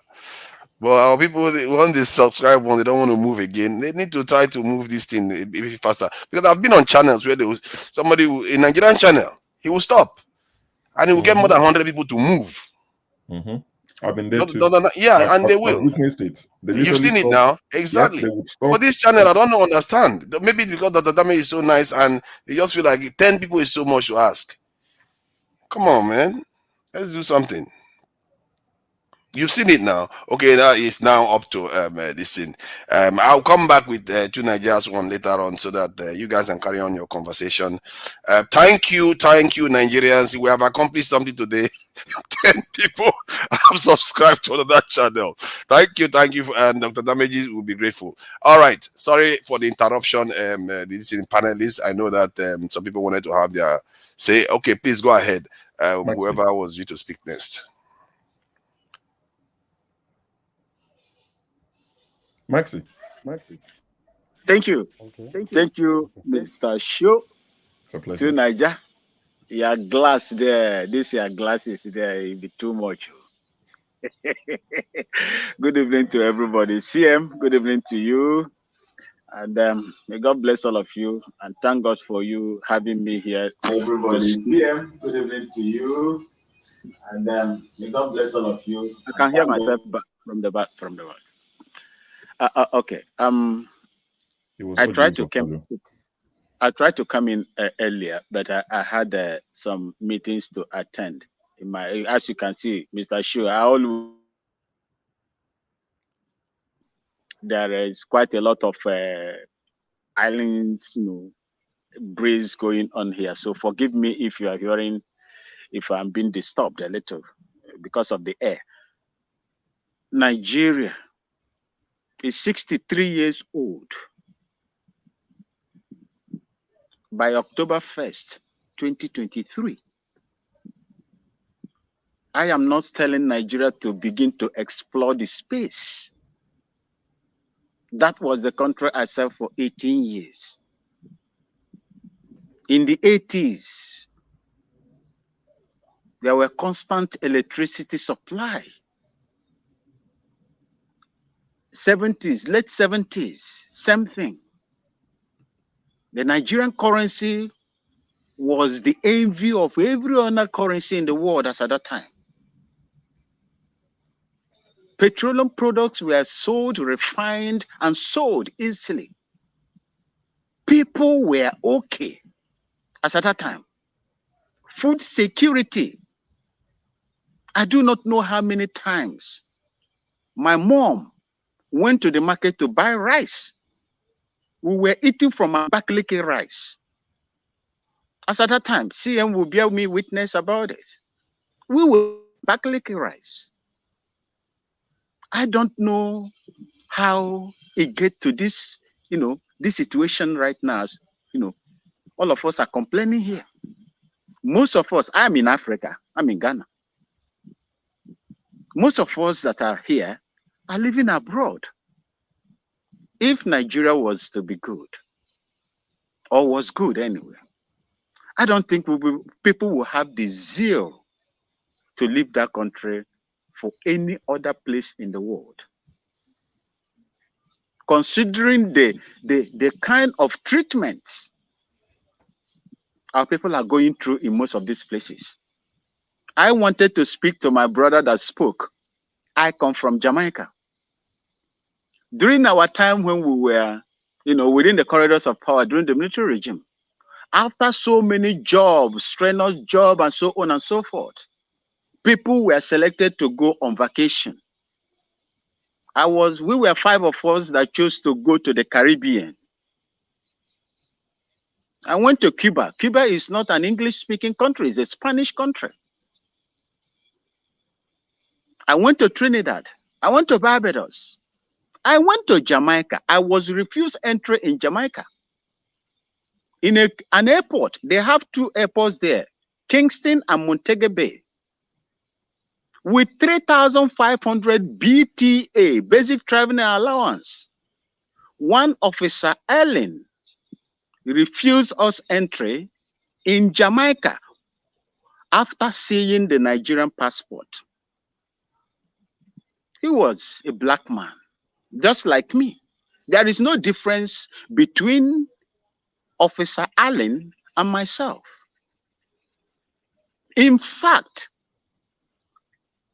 we reported to the Nigerian authorities. They returned us to Cuba. In Cuba, that was where Nigeria has their embassy there. That is a story for another day. Sorry, Max, if you don't mind, on what grounds were you refused entry into Jamaica? They didn't just want us to go in at all. Wow, that's strange, but Officer Allen in Montego Bay International Airport. it's crazy. In Jamaica. So if my brother was complaining about how Africans are treating themselves, I'm not saying that Jamaicans are bad. No, that's not what I'm saying. I also go through that same wickedness that we are complaining today of the white people as well in Jamaica, which is predominantly a black nation. Yeah, but remember, he said we're all crazy in the same way. He didn't exonerate Jamaica. He said once you're black, that was his position. That once you're, there's something that once you're black, we're all crazy the same way. He did mention that just to. Yes, if it were a white man, I wouldn't have any problem. But that was the same person that shared the same color as I have. So that brings me back home. Nigerians don't need anything much from their government. I had a guy that is into IT in Ghana here, in Accra. I met him when I went to go and service my computer. I was directed to go to the guy. When I got there, in fact, I discovered that he was a Nigerian and from Edo State. I asked him, why are you here? Ghana is not good that way. So why are you here? He said, there is something I benefit from living in Ghana. That is electricity, number one. Electricity and water. This is what my brother told me. He said, if Nigeria will be able to provide 24-hour electricity in Nigeria, Ghana would be nowhere for Nigerians to come in. I tell you the truth. I tell you the truth. Our economy is not even good. We owe so much. And I'm not here to tell you that Ghana is good. It's not uhuru for us. We are suffering as well. Our inflation is over 40%. That is what we are going through here too. And I will specifically blame whatever any other African country is going through in the continent of Africa in the hands of Nigeria. Because I believe that Nigeria holds the key. But a country that cannot provide their people electricity, as common as electricity, pipe-borne water, good roads, good hospitals, you will get admission into any of the tertiary institutions today. You know the day you are going to get the admission, but you don't know when you are going to graduate. These are problems that are facing Nigeria. They don't need anything. Give them security, give them electricity, give them all the social amenities that is available in other climes. You will see what Nigeria, whether you steal billions, they will not care. As long as you create an enabling environment for them to operate. You see this shout that we are shouting here all the time. You see this shout it will stop. Those in diaspora, you have nothing to do when it comes to Nigeria. No, you are not there. You are not there. You send money, you remit money to your people in order to, for them to survive. You send money to them for them to survive. It is not your responsibility to send money to people at home to survive. It is the responsibility of the government to do that. And when they fail, the responsibilities are channeled onto you. You work 2 jobs in a day, you send all the monies back home in order to feed them. What is the government doing there? Do they supposed to be there? They don't, for me, in my own opinion, they don't. Because they have lost. They have lost anything, reasonable. They have lost every sense of responsibility. They owe Nigerians a lot. And one thing that baffles me is that these politicians have perfected impunity in that country.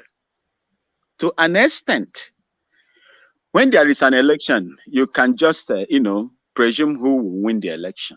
Just like the Imo State, as we are talking right now. That man is already there. He is already won. He's a governor. He's a governor already. A system that will make you not to hold your leaders accountable. A system that will make you that even if you want to change them, you cannot change them. It's what they give to you, that is what you will accept. That is the problem of that country. You have no say when they are being elected. You will march out there to go and vote. They will select whosoever that wants to lead them. How do you think that these people will look at you as human beings? That is why today, almost half of the population of Nigerians are below poverty level. And I will continue to say this, Mr. Shu, before I round up.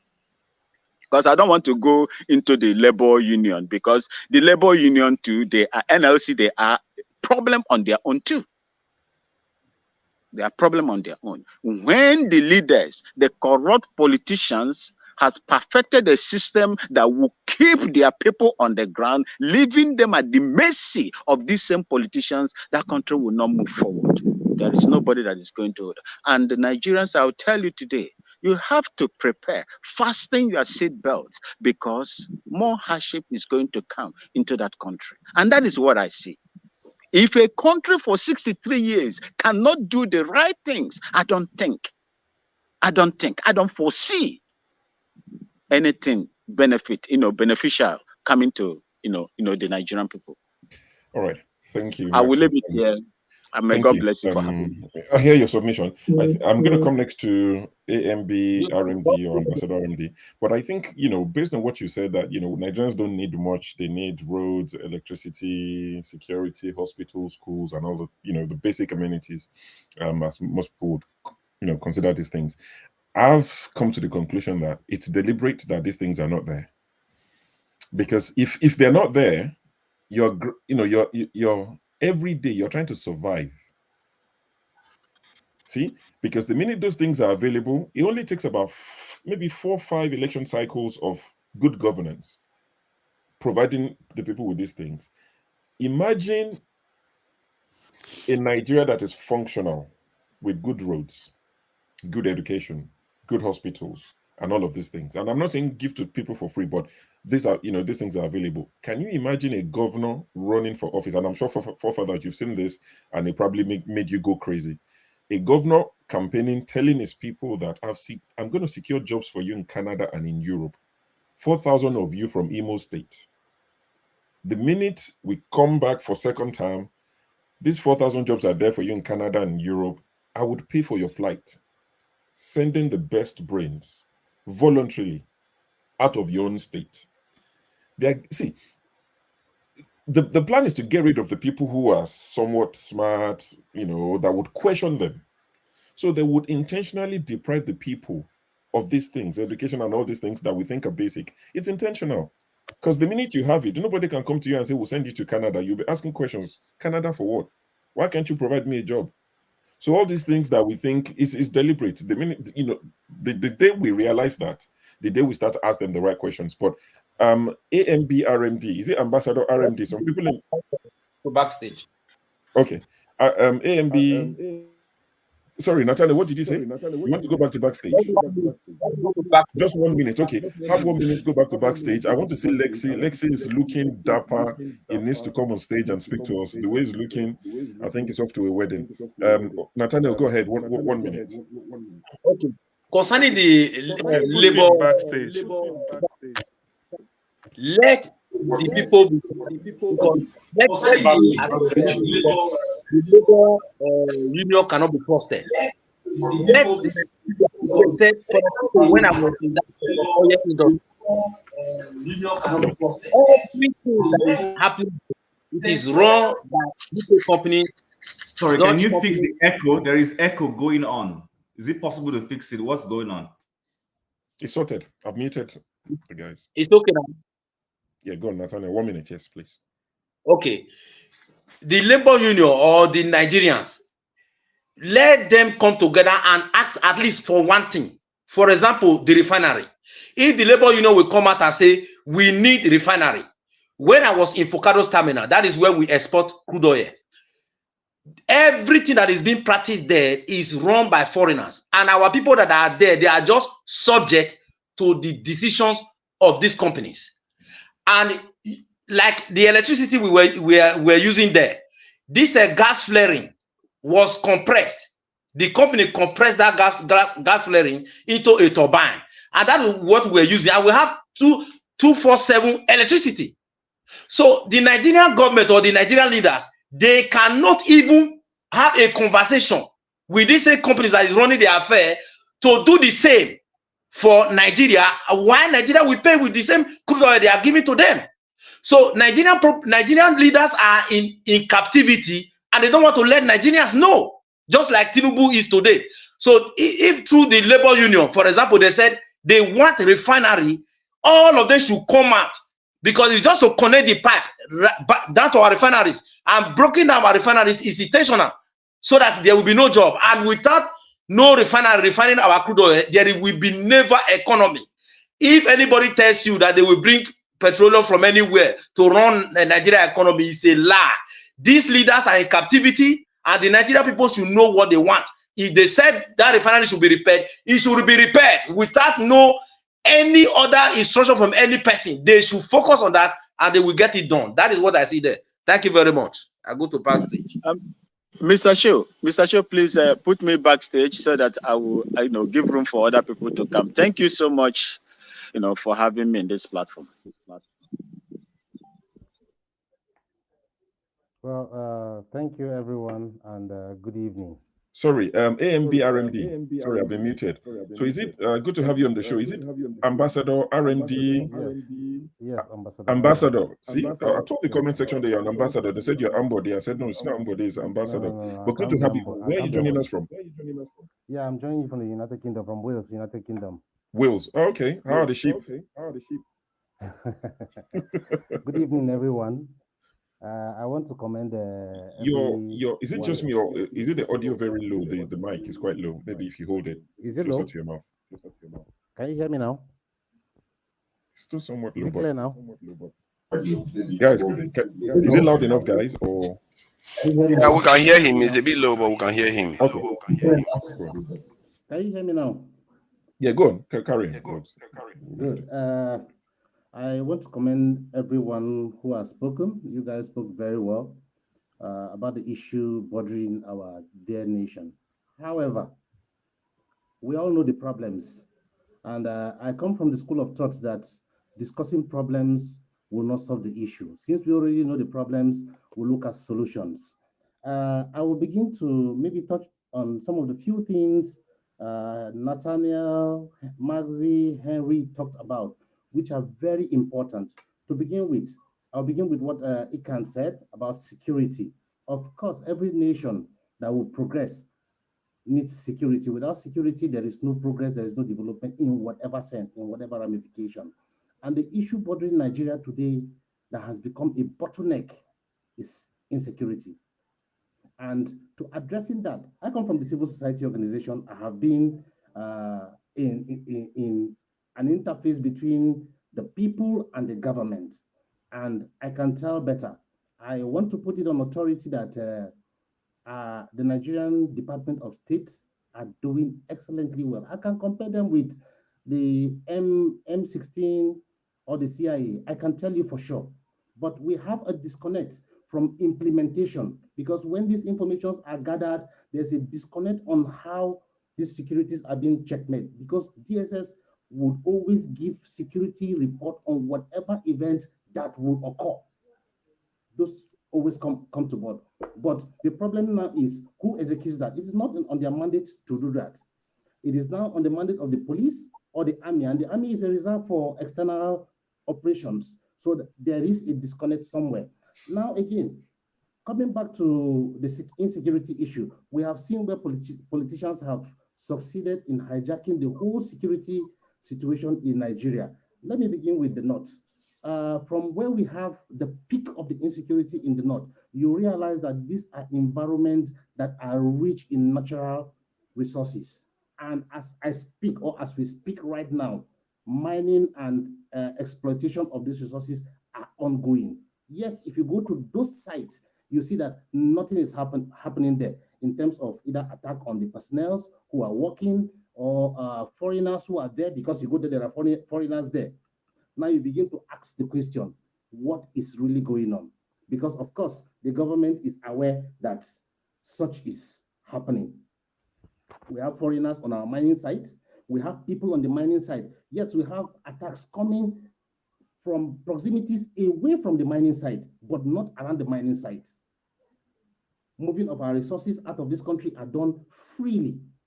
That is where I fault the government. Now, if you come down to the southeast or the south-south, I know that there is no way, and there is nowhere, anywhere in the world, that security happens or insecurity happens in any community without the knowledge of somebody within the community. Now, all of us are a share to this problem. This is because most times you see in an environment, let's say, let me take Kaduna, where I used to stay before I came down here. I live in Southern Kaduna. And of course, in my locality, I know virtually, if not all, except newcomers, people who come in. And in that kind of environment, I should be able to know who has a tendency of theft, of violence in that community. And when we begin to see some funny actions or funny acts coming into play, of course, there are some persons who should begin to channel it. Because when I was back in Nigeria, in my community, I know that anytime there is issue of theft, I personally walk up to the, they call them jungle, where they smoke Igbo. I walk up there and meet the jungle leader, and I will tell him, this thing has happened. Now we are giving you a specific time to produce whoever did that, or all of you will go in for it. And I bet you, within the shortest possible time, you see them fishing out the criminals. And that has really helped within that period to be able to contain insecurity in that area. Until maybe when I left, then you begin to see today, like just recently over the television, we saw that some youths were captured in the area, manufacturing guns, selling of arms, you understand? And they are living in the community. There is no way all these things have been happening without the knowledge of one or two persons in the community, so that the people have become complicit to such actions. And again, Maxi said, we in the diaspora don't have anything to do. We have a lot to do back home, except if you have disconnect with your people. If you don't keep in touch with your people, then you don't have a mandate to control. I can tell you for sure, for those who have a good connection with the people back home, you have a lot to say in terms of whatever thing that happens in your community. Because of course you pay the bills. Because in my community, even during the election, I was communicating with people and I would tell them, this is what you should do, this is what you should do. And I was getting feedback and they were following my direction as it is, because I have been able to control the network. Now, most of us are just here and we feel it's all about my family. I give my mother, my father, but yet your locality in totality, you are not concerned about what happens there, what development comes in there. You don't question authorities, then you begin to leave it to the government. The question is, the leaders we are talking about, what is their fraction? Our population is estimated to be over 200 million, and these leaders put together are not up to 200,000. Let give them to be 500,000, which is less than 5% of the entire population we're talking about. And yet, we are ranked to be the most educated people in Africa, well educated, well exposed, yet we cannot ask questions. A lot of us, from my understanding and observation, realize that a lot of us are not concerned about what happens in government. You see, somebody will tell you, I am a medical doctor, I don't have business with this, but it concerns you. Someone will tell you, I'm a lawyer, I don't have business with this. Let them do their thing. If not for the coming of Peter Obi, a lot of people were not involved in electionary issue.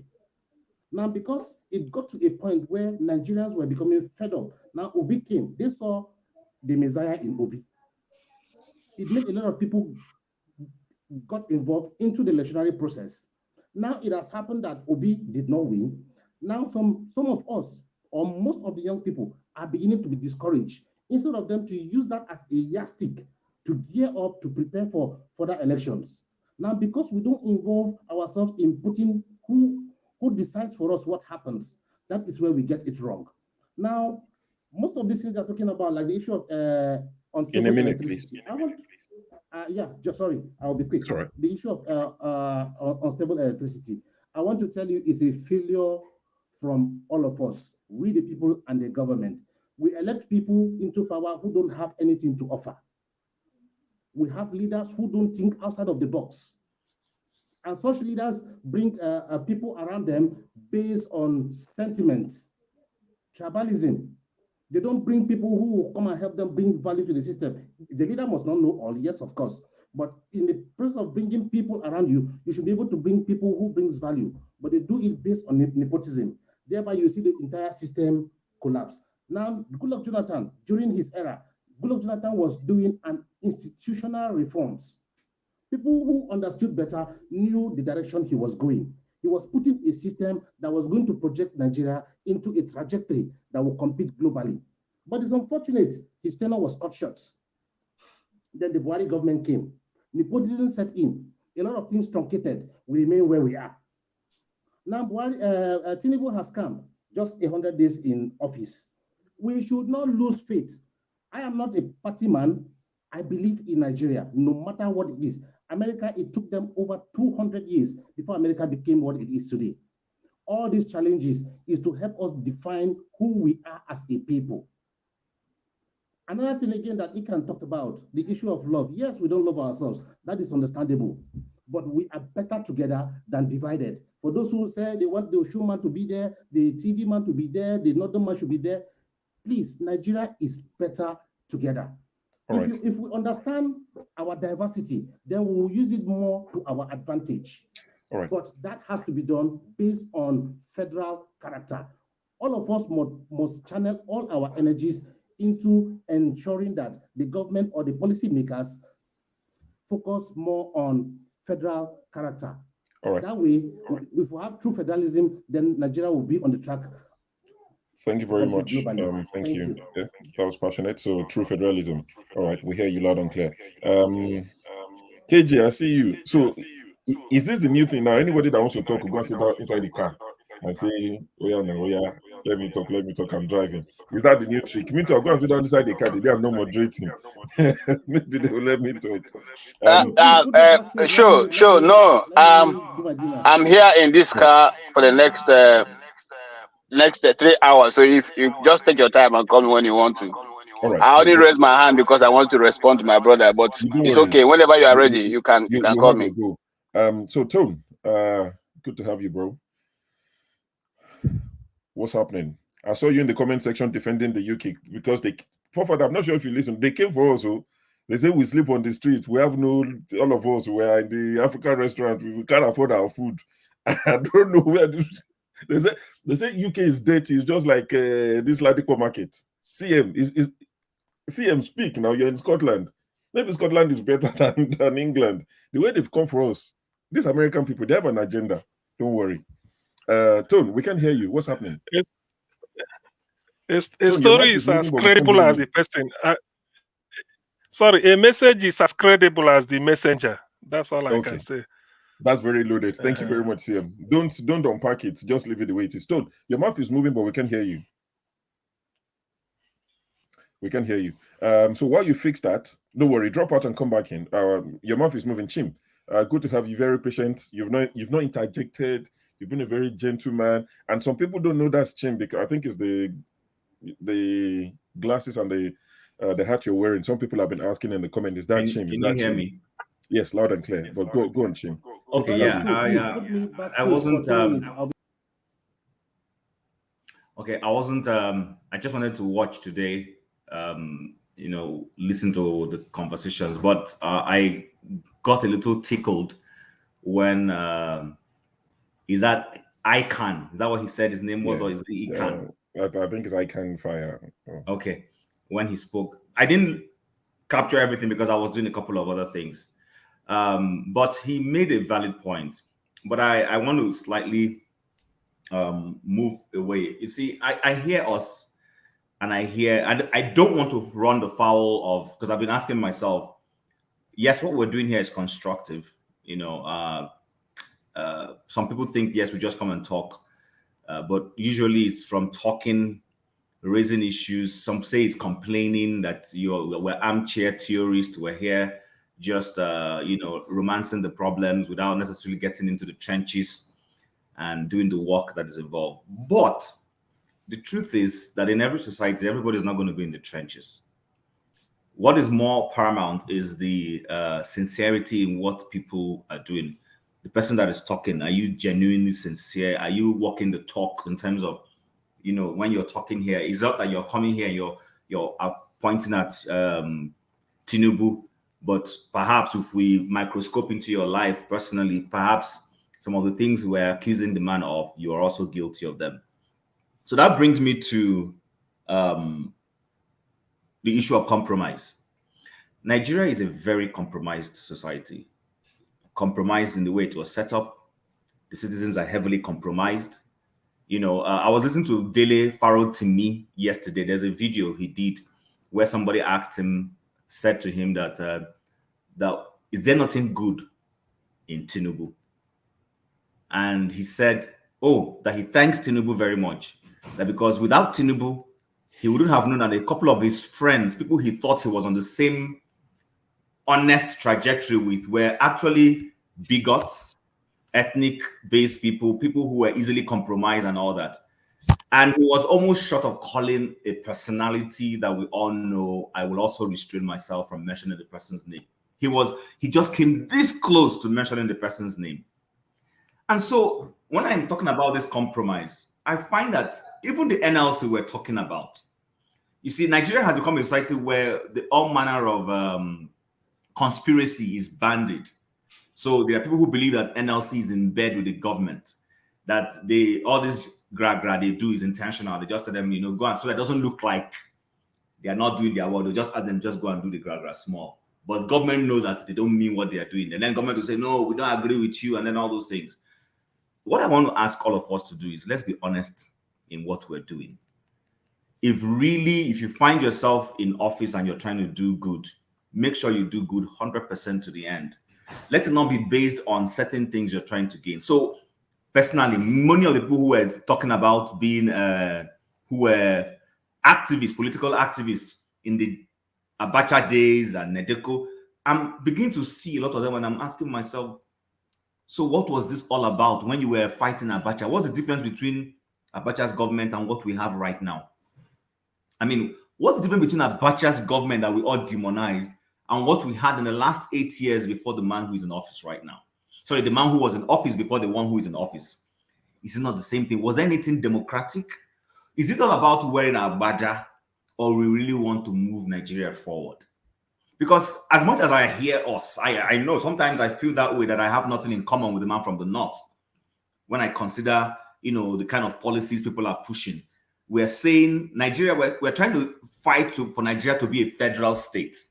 And we're saying we want resources of state to be owned by the states. When I mean state, I mean like the individual state component units. Let Abia State own its resources, let River State own, let Kano own, and then let them contribute a quota that is agreed to the running of the federation, which is what we have everywhere where we call a confederate state or a federal state like the United States. But suddenly gold is found in Zamfara and some portions of the north. And nobody has woken up to say, why are we not pulling the same resources in Zamfara and bringing it to the center, the way we're fighting with the people in Rivers and Ogoni?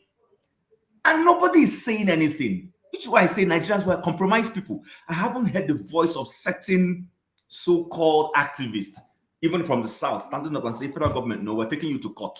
This is not happening. Why are we not setting up a gold, whatever it is we call, like we have NMPC, so that we can know, so that the resources we're getting from gold and other resources can be used for the federal district? Why is it suddenly that it's pockets of individuals that are mining these things and it seems okay right now?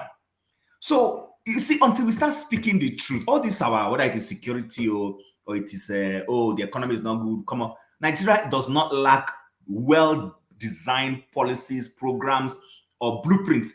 Check it. We don't have any, we're not lacking in sitting down and coming up with a blueprint. We have, even in laws, our laws are some of the most fantastic in the world. Our problem is genuineness in implementing those policies. And for as long as we are not sincere, we are going to be coming back here. God forbid, the next 63 years again, we'll come back and we're still on the same spot, talking the same Nigeria at 63. So when Babangida was in office was when I got conscious of Nigeria's independence. I won't forget Nigeria at 25. I remember the jingles. Nigeria is 25. The odds we did survive. Arise a new. I know that very well. But I'm asking myself, when this happened, when Nigeria was 25, and how many years down the line, are we any better? And the truth is, we're not. I'm not a pessimist. I'm one person who believes strongly. Is that my confidence in Nigeria is gradually waning. I'm starting to ask myself, have I been believing in a lie? Because I'm seeing what is going on. There are people, Nigerians, people I have lived in Nigeria with, are telling me that this last election was good. People are telling me the election was fair. People are telling me that the man who won the election won it clean, square, proper. Nobody is questioning anything. And somebody said, I think it was Ambassador who said, we don't question our leaders. That's not correct. In a minute, if you round up, please, Jim. Yes. The local government chairman from Ogun State stood up to authority, questioned the state governor and asked, where is the resources that are supposed to go to the local government? The man is languishing for daring to say that. He is languishing. SSS has picked him up. And picked up, yes. You know, so no one should come and say Nigerians don't. Listen, in all fairness, we've had a lot of genuine, even those who were not genuine, question authority.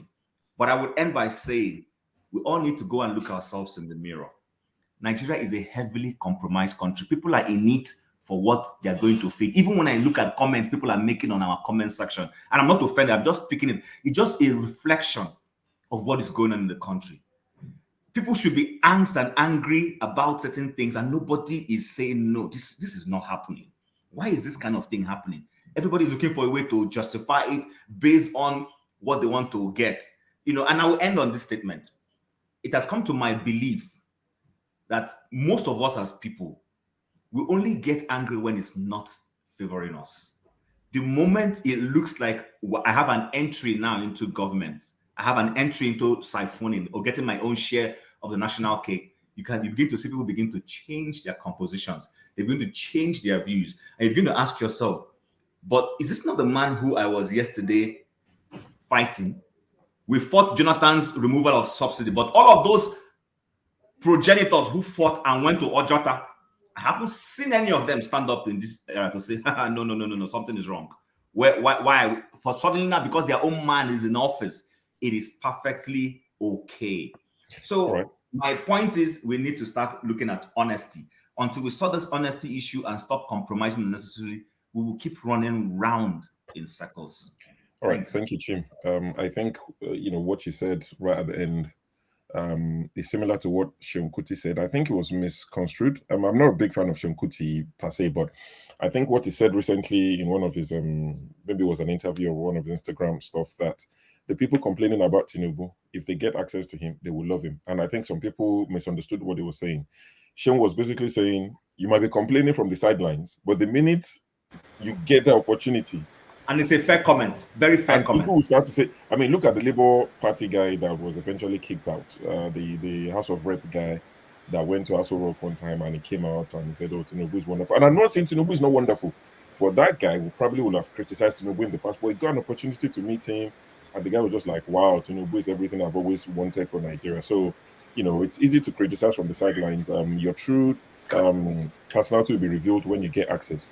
Ovi, what you drink on your own, just you by yourself. You're not even offering. KJ, I see you. But before I come to KJ, please let me plead your indulgence. I know CM, I know you've come back and you probably want to speak, but I want to go to Lex. Is it Kexi now?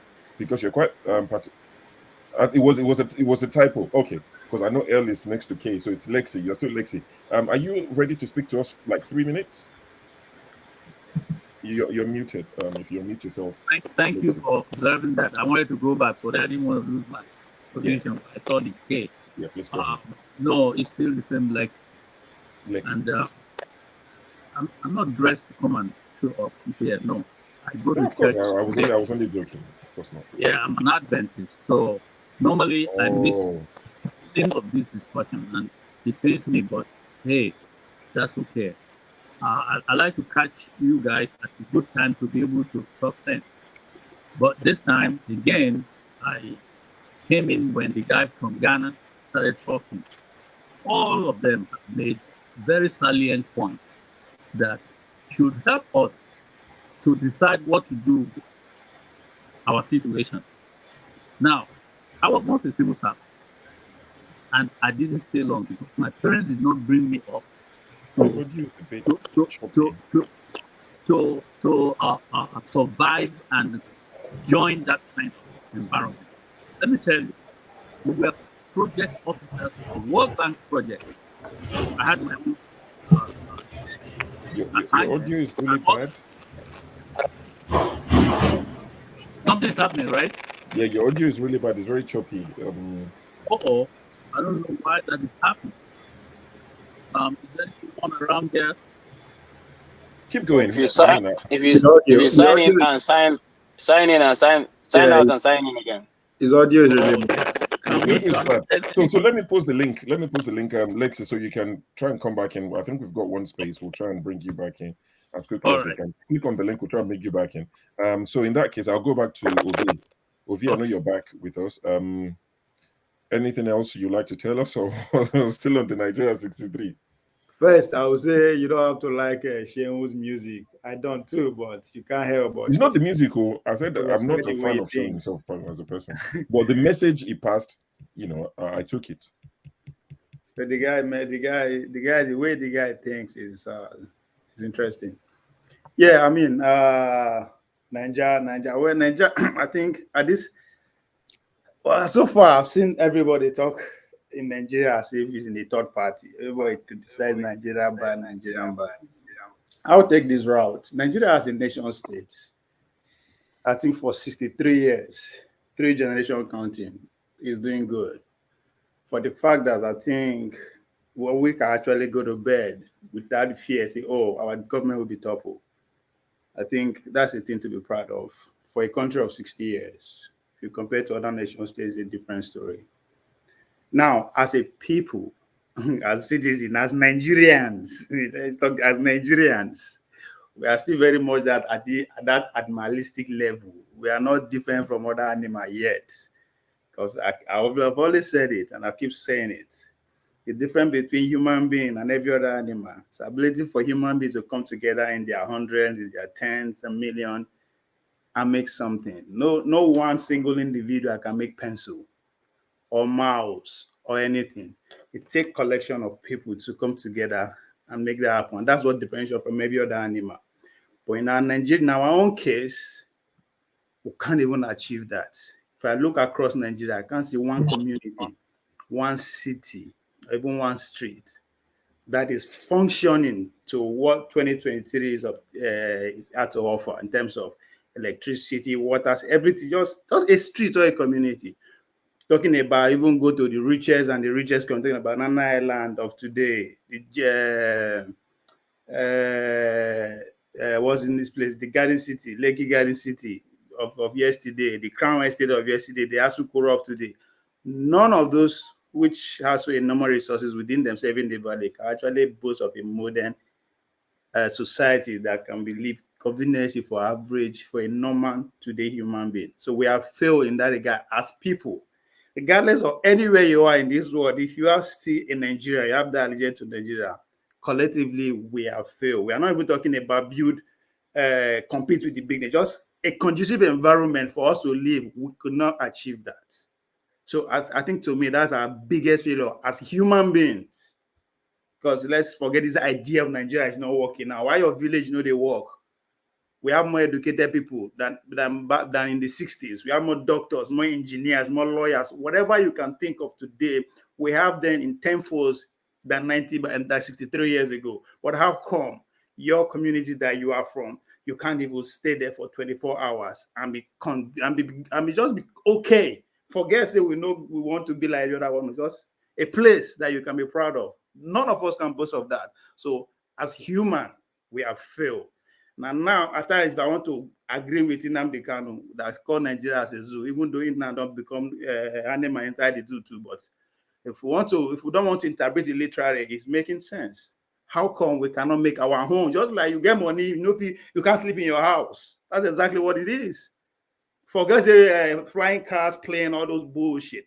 Convenience environment for every human, just normal. No village, no town, no city, no streets in Nigeria can boast of a modern facility to live on. So in that aspect, we have failed as people. I don't care what you think of, we have failed. But as a nation state, 62 years, we still go on. Now only one, we don't fight civil war. And pretty much everybody has right. Everybody has think we become president. There are so many things you can point out that if you look at other nation states when they were 63, it's not, they are not too far away from us, right? But as I said, as a species of human being, we are goats that we eat every day. We are not different yet. All right, thank you. Just a quick question. So I've had a lot of people say, Nigeria is quite young in terms of our democracy, and I agree. Around what age would you expect us to be, where Nigerians expect us to be? You have a rough idea of where Nigerians expect us to be, the sort of things they want. Yes. At what age would you expect us, fair? When would it be fair for people to expect this? 100, 120? And I'm not trying to be, whatever. I'm just sincerely trying to find out. Yeah. Unfortunately, I can't put a number to it. Okay. Because I believe that the generation of Nigeria who are alive today, I don't care if they born you today, right? The way we think, the way we do things, we are not going to be better with the leaders that we have today. So I don't see that, because one, we still care about our religion than drinking water, than having electricity. We care about ethnicity than actually live well, right? We all want to go to heaven. So until we have a generation who say this is our heaven, right, and we should be able to go to bed, sleep, security, everything intact, until we see that generation, and I'm not seeing it. So that's how I cannot put numbers to it. And I think I have so many guys who come here who know better than me that in the next 50 years, I will going to have Nigeria I want, and everybody can put a number to that. So I don't see it. Fair answer. So basically, based on the way we're living and moving, you don't see anything. Yes, I don't. Thank you for that. So Lexi, you're back. Is your audio all sorted? Let's try. Let me unmute you. Oh, this is much better. Many have been talking sense, but we are resistant to those senses that are being brought out in this, our platform. What Ovie had just said now, what the person who spoke before him has said, all of them should make us think deeply back into ourselves. But there's something we are holding on to, Nigeria, and we are holding on to it so firmly as if to say anything that should make us think less about maintaining the status quo now. We should resist it, because the status quo now is what is keeping Nigeria. And so people can talk and talk and talk, and it means nothing to us. Now, I did say before I left to correct my situation here, if it was anything to be corrected, I was a civil servant. We had projects. I was one of those given one of those projects to do. And every time we meet to review on Monday what the progress we are making, one or two people's file will be missing, and they will come in with temporary file. And I used to wonder, what's going on? When you have a temporary file, it means the thing in the main file is kept somewhere so that you can present a new phase of your project. And I was seeing that as something that was inappropriate. So one day I walked up to a senior officer. I said, I see things happening in this way. I just explained what it was I was concerned about. You know what he told me? And I'll never forget that. He said, if you come to a place where they are marching, listen to me now, where they are marching right, left, and you want to start marching left, right, which is expected of them, you will be the one that is doing the wrong thing. I went back. That thing was like something that cracked my head. My brain was boiling. The people are marching right, left, which means they are doing the wrong thing, because what we know about marching is left, right. And I come to march left, right, where they're marching right, left. I'll be the wrong person. So he did not help me with seeing how things could be done right. That was after my youth corps. That was part of what I saw in the government. So many other things were happening.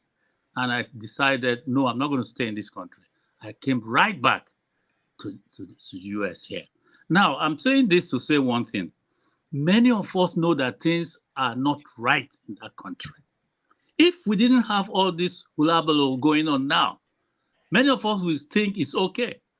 Every time we talk about how things should get better, we will hear people saying, it took America 200 years. Please, some of these countries that were not even in existence when we were part of the Committee of Nations that were well recognized in the world, they just came up and boom, they're up there. When it comes to Nigeria, we want to take 200 years. And now the question is, when is it that we can get mature. We are saying these things to defend the evils, the evil machination that is going on in Nigeria. When that 200 years that it took America, they went through the wheels. Now we are saying we should recreate the wheels and stay that long before we come to what is currently available for a good government. Isn't it? That's what it comes to.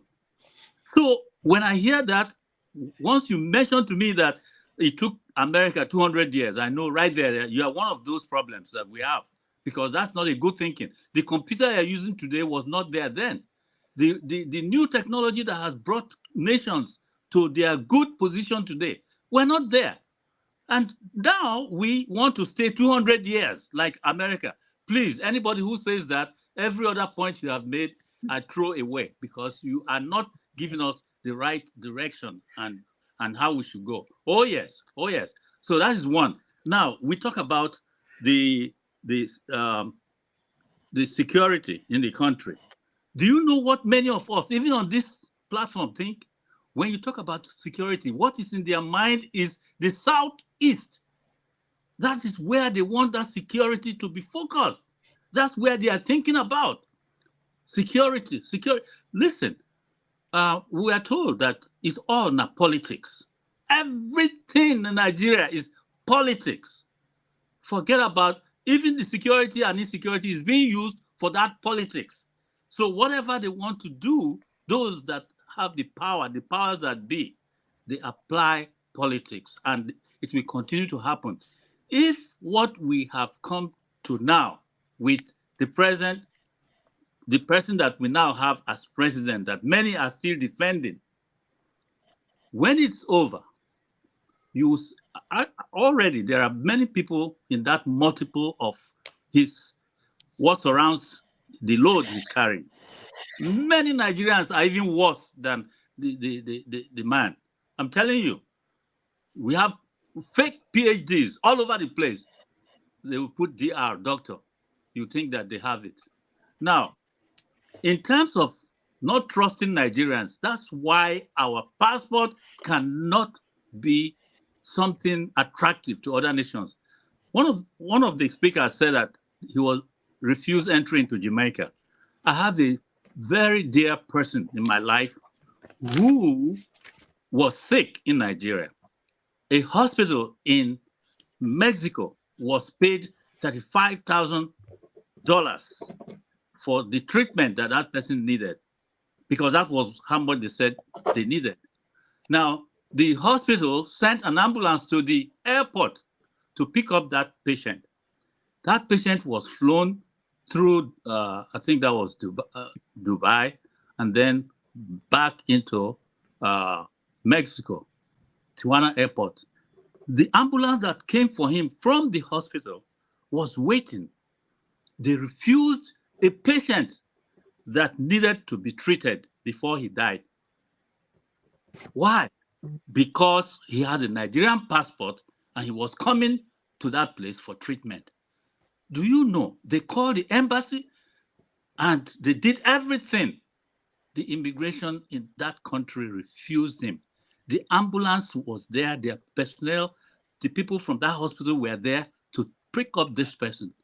That person was deported back to Nigeria. And when he got to Lagos, about 5 days later, he died. This is happening to us. And we are pretending that, we have something good to carry on. Why don't we think and do something? What we should do is not all this romancing of what has happened. Let's give... Anyway, I don't want to go into all that. Right. Let me just round up by saying, let us stop this self-deceit. The truth is staring us on the face. We see it every day. Listen, I don't want to be in enmity with any Nigerian, not even Boko Haram people who have been used to do the same politics we are talking about. But we can separate and still become cooperative. Look at the United Arab Emirates. It's not only one nation. They are cooperating economically and otherwise. That area was like a desert before. let Nigerians sit down and decide what to do with the structure of nationhood that we have now. Let us stop this condoning of falsehood and toleration of very corrupt judiciary and say we are building a nation. We're not going anywhere with that. No. That is why I have held on to this thing that we should sit down and decide how to go forward. Not because we must remain Nigeria. No, in fact, Nigeria has become an abuse to the, and a kind of poison to the rest of the world. There's one plant here in North America. If you go to your garden and you see it, you just do away with it, because if you don't, you get problem. It's called poison ivy. Poison ivy, you don't play with it. It's very dangerous. So Nigeria is like a poison ivy among nations now. Let us jettison it. Let us release all political prisoners. Nnamdi Kanu should not remain in that jail, and all of us are talking as if everything is normal. That guy was so infuriated about what was happening, which all of us are now. Yes. That's why he was using those terms and words that annoyed everyone, because he kept shouting for us to know that things are happening that shouldn't be.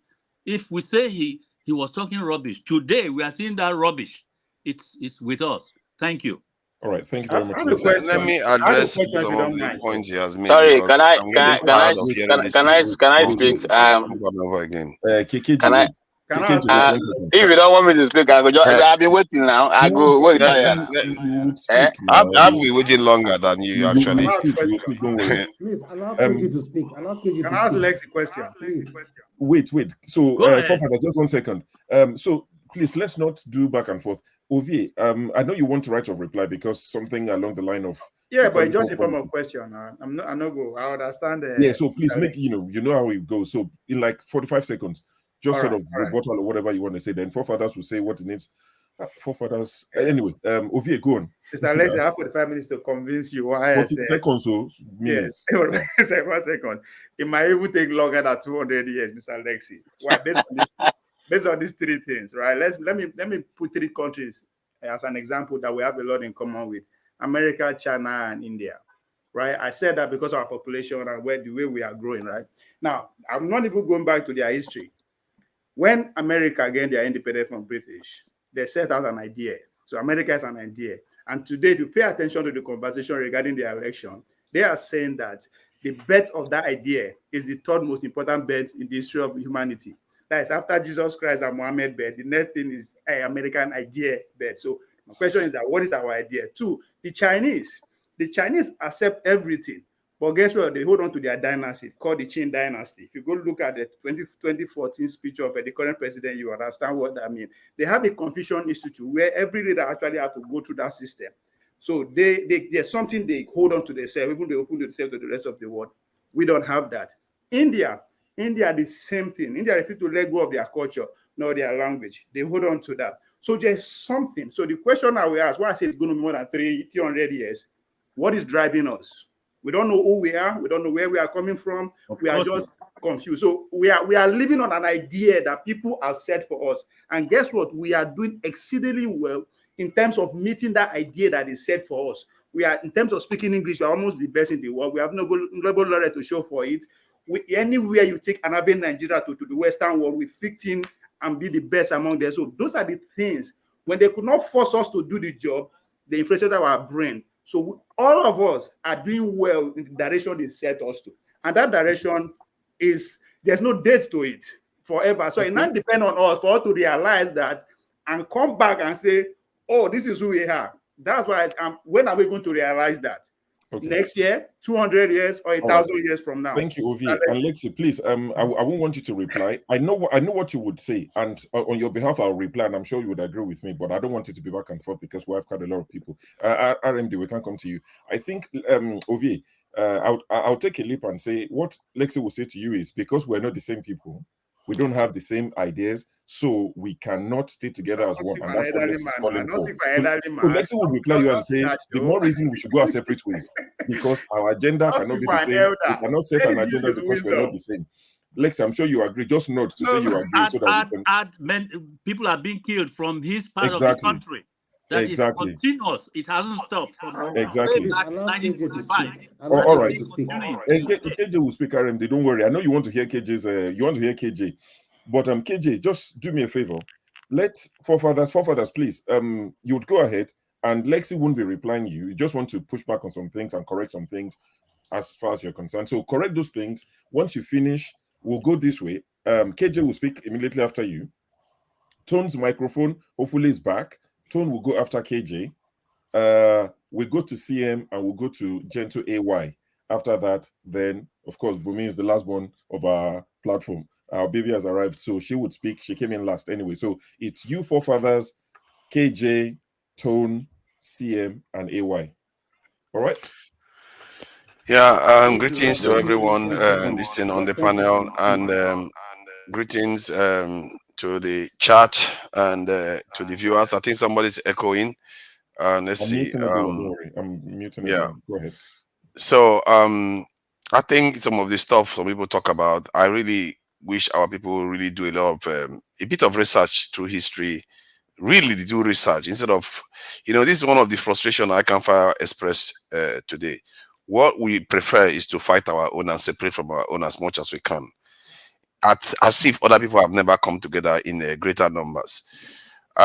If you look at the history, you look at how the British took the Yoruba kingdoms and took the Igbo kingdoms and went to the north. The story, the way it starts from is that when they came in, then they said they found them fighting each other. Then the British took sides against this one, and by the time they are done, they came and claimed everybody. This story just repeats itself over and over again. And look at what we are still doing exactly the same thing. What Lexi doesn't understand is they think before the British arrived, it was paradise. That is a mistake. When the Jebu kingdom was taken over by the British, they were fighting a war for straight 12 years that weakened that kingdom. That's why it was easy for the British to take over the country. That's the town. And most of the southwest fell after that. We just don't understand history, and we go even when we try to do that, we go at it from a biased point of view. So we fail to recognize the signs, the pattern, the true patterns that actually repeated themselves. Why the British were able to do what they did. There were very few men relatively to the population of the continent. How did they manage to take over the whole people? Even with all their guns, they shouldn't be able to take over the whole Nigeria, but they did. Because of this division. Until today, there are Nigerians, I say it all the time, that will happily take up arms from those British and from those people that enslaved their forefathers to fight their own fellow Nigerians. There are many of them here. This is a senseless behavior. How can you not recognize these things? And you know what? I think it was this Ovie that said this generation, it's like they are all gone. Many of them, they don't understand anything. They really don't. It's like, how can you, the records are there for you to see. When I was reading it the other day, it makes me annoyed because it's so clear. The patterns repeat itself over and over again. And when I was reading it and I was seeing what is happening today, I was like, that's exactly what they are doing now. Again, no lessons learned. And I don't know whether I should blame them for it, whether I should blame the fact that our history is slightly different from what other people have experienced, or whether I should put the blame on our leaders. But however way you look at it, our situation is precarious, and where we are in right now, after 63 years of being in the country, is still very dire because nothing has changed not from 1960, from 300 years ago, nothing has changed. As a matter of fact, our situation is even more dire now. Before they didn't have the power to destroy us completely. Now they do. What have we done? The other day, I discovered that there was the city, the most populated city. You know, when we talk about the most populated city, we think it's Lagos and all. I was surprised to learn that the most populated city was in China, which was Chongqing. And man, what I saw in that city, my goodness, we should be asking us, how are we this way? People are over 20 stories up in the air. You would think it's ground floor. You are 20-story up in here. There are filling stations up there, buildings up there, but you look down, it's 20 stories down. The stuff those people have built is just it's like on a totally different planet altogether. We can't even dig a ground. We don't even have underground facilities. Not to mention building. Almost all our buildings are built by other people. Let us go home and do it. And a governor comes out and says he wants to send 4,000 people overseas. There's no strategy to bring them back. Oh, now politics. No strategy. No strategy to bring them back. See, this is one of the reasons why I was saying that those people that sold our forefathers as slaves, that sold our people as slaves, that class has not changed. No revolution has happened to change the structure of that elite. Nothing has changed their mind, or they have not been removed. Even the Chinese removed theirs. The Chinese, the Chinese state you see today is not the one that existed before. I assure you. They actually define it. They call it the four olds. They got rid of it. All the old stuff, they removed it and started anew. And look at what they built. It's like a miracle. Within 40 years, look at what they built. Some things I see in China, if you think the West is building something, go and look closer at what's going on in the Asian continent. Even in Japan, forefather. Even in Japan. When I look at those things, anything spectacle for the last. We are not those people. We are different. We are in the same world. I wish we are not on the same planet where they can come here and take over everything we have. I wish we were not. We are in the same world and we have to compete. It's like you are on a racetrack and other people are there fully trained and you are saying, oh, because my track is different. It doesn't matter. The race is going to happen. Who are we competing with? With what? We compete with them with their products. You are competing with the entire world. Come on. With their products now. We don't have anything on our own to compete with. That's what I'm saying. If you are competing, you need to take part in the competition instead of not taking part at all. And when what our problem is, when we go home, we will be able to compete. When we go need home, to change our education system from kindergarten. It's not only about going home. The Chinese were also overseas. To your tents, oh Israel, and we will come up. Not like Israel came up. Let me finish what I was saying. The Chinese were overseas when they built what they built to. They were not only at home, but they had a purpose. Our people don't have a purpose. There's no agenda. There is no mission. And our leaders from almost all the sub-Saharan African countries, there's no agenda. The only agenda that they have is the one sometimes the UN spells out for them. They come and tell you about HDI and all that garbage that means nothing to the people at all. You can't talk what for you them. should be doing. You can't talk for them. You can't talk for I can talk. See, I don't care about talking for them. Nobody's talking about. So hold on, Lexi. I need to say my piece. See, if Biafra, I can tell you right now, if you remove the entire Hausa, remove the entire Fulani, remove everybody, Biafra will still be as poor as they are today. Because Cameroon is poor. Rwanda is no, sir. I refuse with you. See, don't just make assertions now. What's your basis for making that assertion? My basis is that basis for that assertion that if you remove them, Biafra will still be the same way it is. Okay, good. You asked a clear question. I will give you a clear answer. Because all the nations around Biafra is still poor. All of them, without exception. That is not a reason why Biafra will remain that way. That's not the reason. But I'll give you time. When I want to answer, I will respond. Yes. Because you see, that's the thing. I really hope you confront the point. Don't just skirt around it and run away from it. Because every nation around us is just as poor. It tells you what that signals to you is that the forces at play is beyond what you are confronting. It's like somebody cleaning their house, inside the house, because they want to avoid infection and health hazard, while the house is on the refuse dump of the entire state. What is the use of that? You don't have perspective. You don't really understand the mess that you are in. You are looking at it from the point of view that if you take care of what is happening there, it's going to fix the problem. It won't. What is the point of wasting your energy? You are wasting the future generations' time. You are wasting your time, and in the end, there are consequences. The whole world is out there changing, You and are wrong. we is You just are wants to be wrong. fighting themselves. You are wrong. Give us the Okay, chance if and you see. okay, now I will engage you. Tell me the point I'm wrong, then I will respond to you. Let's do to and fro. Let's distill this to the base. Let's see your reasoning and why my reasoning is superior to yours or yours is superior to mine. Let's go. Tell me why I am wrong precisely. Because you are imagining things without considering the reality of what is eating us from within. Look at the programs that you watch on the TV, wherever you may be. You see people with arts dancing happily, having programs. Where in Nigeria can you see that? Everybody is tensed up. The people who are even supposed to champion that kind of thing, they don't have the atmosphere for it. What I'm telling you is this: we are heated up. We are like in an oven. There's so much heat, and the politics of it makes it even worse.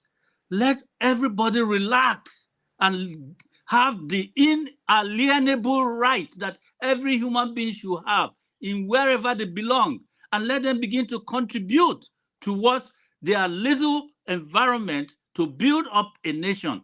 If after we have done that, we decide to come together on our own, not British coming to knock our heads together and say you must stay there. Let me tell you, when this man was being coronated, Charles, if you watch it, I did, they told him not to lose anything. The moment they were telling him that, I knew exactly what they meant. Do not lose the imperial achievements of their country. So for us to say we want to settle down as Nigerians and be our individual nations, they are not going to want that to happen. But if we decide that's what we want, unless they come and kill all of us, we will watch it happen. Okay. It's not Now, going to happen. how does that translate? You think that because we are together, that's the problem, but we are not together with Now, Cameroon. Hold on, let me ask you now, so that you get somewhere. I want you to answer you made this. it so simple I, because I we are want together. I want you It's to not like answer that. this now, because that's what you are saying. Because you are together, No, that's how our because we are problem is there. together, what goes along with that being together? What have we been experiencing for being together? Since when? Look at Obi, who had Okay, just, okay. everybody I said, hear what you are saying, but I want to ask you a straight question. You have to allow questions to come in, so you answer precise questions here. If because we are together is where our problem is coming from, I said that's not enough of what okay, then is the where is the problem. problem precisely coming from then? Coming together is the platform that is set. The evil that is in that coming together is killing people. But the People evil, are dying from okay, it. the evil remains because the people that created it are your elites. So what do you want to do about that? The elites are the ones, they are not only from the north or the west, they are also from the southeast, the south, everywhere. So Okay. what do you do about them? Okay, how many people consist of that elite you are talking about compared to the whole people in the country? Like most nations, they tend to be 5 to 1% of the depend on Okay. how you want to look at it. 5-10 Okay. to 1%. Now the people have risen up now to say, wow, this is what you've been doing to us. Enough is enough. Give us the chance, give us the freedom. Let us be human first. Let us be citizen of our own nation. And then, if you don't want to give us that, we will not let you continue with this your oppression. Yeah, With but this your policy. okay then, but do you know that the constitution that we have now is the elites that put it together? Your Have you fellow had any? nationals, they are the ones that put it together. Haven't you had the condemnation of that very constitution in the House? That this is the problem. See, That what you are not understanding is that no matter what constitution you put together, there will people that will be opposing that constitution. So okay. What doesn't tell you? What that should tell you is that our problem is coming from somewhere else. It's not about the constitution. It's not about how Can we are I put come together. in at this point because I'm tired of waiting. But if you guys are not going to let me talk, I No, will just I'm just log off. trying because people are I'm people are serious. listening I because know what everybody starts I've coming been in waiting here despite since, this. man. If you're not going to allow me, I will log off. He has a Norman, point. please, He can you has a point. coordinate I his need to house? This understand where he's discussion coming from is beginning to because feel But you're maybe not repetitive. there are understanding his areas. point. You're not understanding. You are Coordinate his still house. sticking Can to you your give him own. time to Everybody, speak? Everybody is not Please. sticking to their own. You have to respect other people when they are having conversation. You will have your chance to talk. I waited a lot longer before I was able to speak at all. You can go So, ahead and have your channel, bro. okay, if that's how you look at it, let me have this guy come back in. Don't look at it that way. The thing is this. Look, Mhm. if I must tell you guys, I have very close ties with the rest of Nigeria, but I am seeing our problem as very soluble if we go apart. And let us now see how, even if it's five years, give us that freedom and see whether we will still be in this mess we are in. Even the very people you think But are Lexi, no, the Everyone very has people you had think their that have time. put us Can in this someone way, else speak? This the discussion very is first. taking a different tone, please. Hold on. I will stop now. the reason The, why I'm you see, engaging is the because French this people are crying. argument has gone on in a secular nature It for is no quite a longer while. objective. It is no longer objective. The The French discussion should be people centered are on crying Nigeria, now. not The on a particular British section, can also please. cry the same way if we do away with their interruption and settle ourselves within. That's what I'm saying. I know you are saying that they are going to come after us. No, we have a right to be who God made us and not who British made us. And that's where we should go to. To your Yeah, tents, O but Israel. but you already are who you are. You are an Igbo man. You've not changed in any way, and your lands are still in your control. Does that not tell you that you need to do something else to improve your lives? Did the federal government not say that our lands don't belong to us, and so all the rivers we should clear away from Your land around the belongs to rivers? you now. You know your family land. It's Oh, not federal they government have that already owns it. see. They have the people they want to occupy those places standing by Foreman, to continue life please, there. Okay, this discussion is it's just not. centered It's not. around See, parties. Lexi. Please. All I will advise you to do is go and read history and I'm find out reading. I how have even gone How back the British to took continue. over the southeast. Yes, Look at how it yes, happened. You see that yes. your people were divided, fighting each other. That's Oh how they were no! Oh easily no! able to Oh take no! over Oh no! No! this No! thing. No! No! No! The place you are arguing You to go see, back to, it I wasn't have the book. paradise. All right, I will show you the book next time. I'm not Forefather, Yeah. studying it forefathers, now. it's not We're true. not fighting Whoever that ourselves. wrote that history to you or you Abba, read is lying. Igbo Okay. kingdoms were the most peaceful. Go and read the yes. history very well. It's manipulated history that the white man wrote in order to confuse us. Okay. I If you believe say what so. he is saying. Is that our It coming together was not a mutual agreement. it wasn't. If a We have man and a See, woman has to marry, it has to be a mutual agreement between them.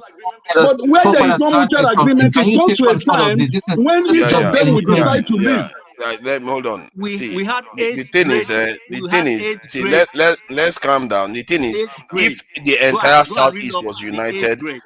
let me just Eighth, say this: if the entire southeast was united, the British were not going to be able to defeat them. They didn't have enough people. They simply didn't. So how did they do it? Sorry, who is next? So that somebody, I think it's Bumi that is next, isn't it? If I'm not mistaken. Yes, Bumi is supposed to speak next. Yeah, normally when I'm on, Excuse the me, how come ladies have Bumi next? What are you guys talking about? Is it because I'm calm all the time? was he? You Oh, have not sorry, spoken. Tunes was supposed to I speak. haven't spoken at all. Tunes I was haven't supposed to even speak. Oh my speak. God, I didn't know Hold, that. hold your peace. I'm Hmm. AMD. Hold your peace there, please. Hold your peace. There's a moderator here. Yeah. Stop shooting your snout out. I know that there's a moderator there. Just hold your peace, okay? Thank you. Bumi, please speak. Mm-hmm. Thank you everyone for having me. Can you guys hear me? Yeah, loud and clear. Okay. I mostly came on because I wanted to just add to what Mr. Chim said in regards to like Exception to the that. whole in regards to like Foreman, please, I take exception to his statement. I think you should be talking to Cassie, not me. Cassie shouldn't be interjecting when we have a moderator. He shouldn't be. He should mind the way he talks, please. Okay, thank you. And I'm sorry about that. Let's let's Bumi, hear go Bumi. ahead. Let's hear Bumi. so in regards to what he said, whereby like uh when he said that we Nigerians only tend to make noise when we are being affected. And it's so true. I remember before the election, I was talking to someone and I asked them, hey, so who are you planning on voting for, you know? And they told me the first candidate, and I was like, why? And I was listening to their reasons, and it made sense. Then after the election, everything went sideways and everything, and they decided to be, they decided to change sides, and they're supporting the president, so Tinubu. And then I asked them, like, so why are you supporting Tinubu? Like, what changed? To understand the mindset behind it.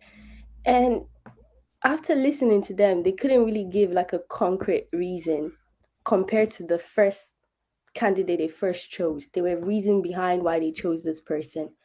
But after listening to them, I realized they only chose this person because they have connection. That's just it. Yeah. And that's the real Nigerian problem. We only tend to talk, or we pick people based on the fact that they can help me. And it's like, if we keep on living life like this, the future will never be better. It's just it. And we don't base our like decision making based on the fact that I am capable or this person is capable, regardless of if I'm connected to this person or I'm not connected to this person. So it's like, now I'm supporting, let's say, this present government because I have a connection, not because I'm smart. And let's say I'm a teacher, or I have the required things that you need to become a minister or whatever it takes. So now you're just basing it because I know this person. And it's like, nothing will ever happen. And it's so funny because, like, when we start reflecting our Nigerian behavior, we have phrases for almost every single thing.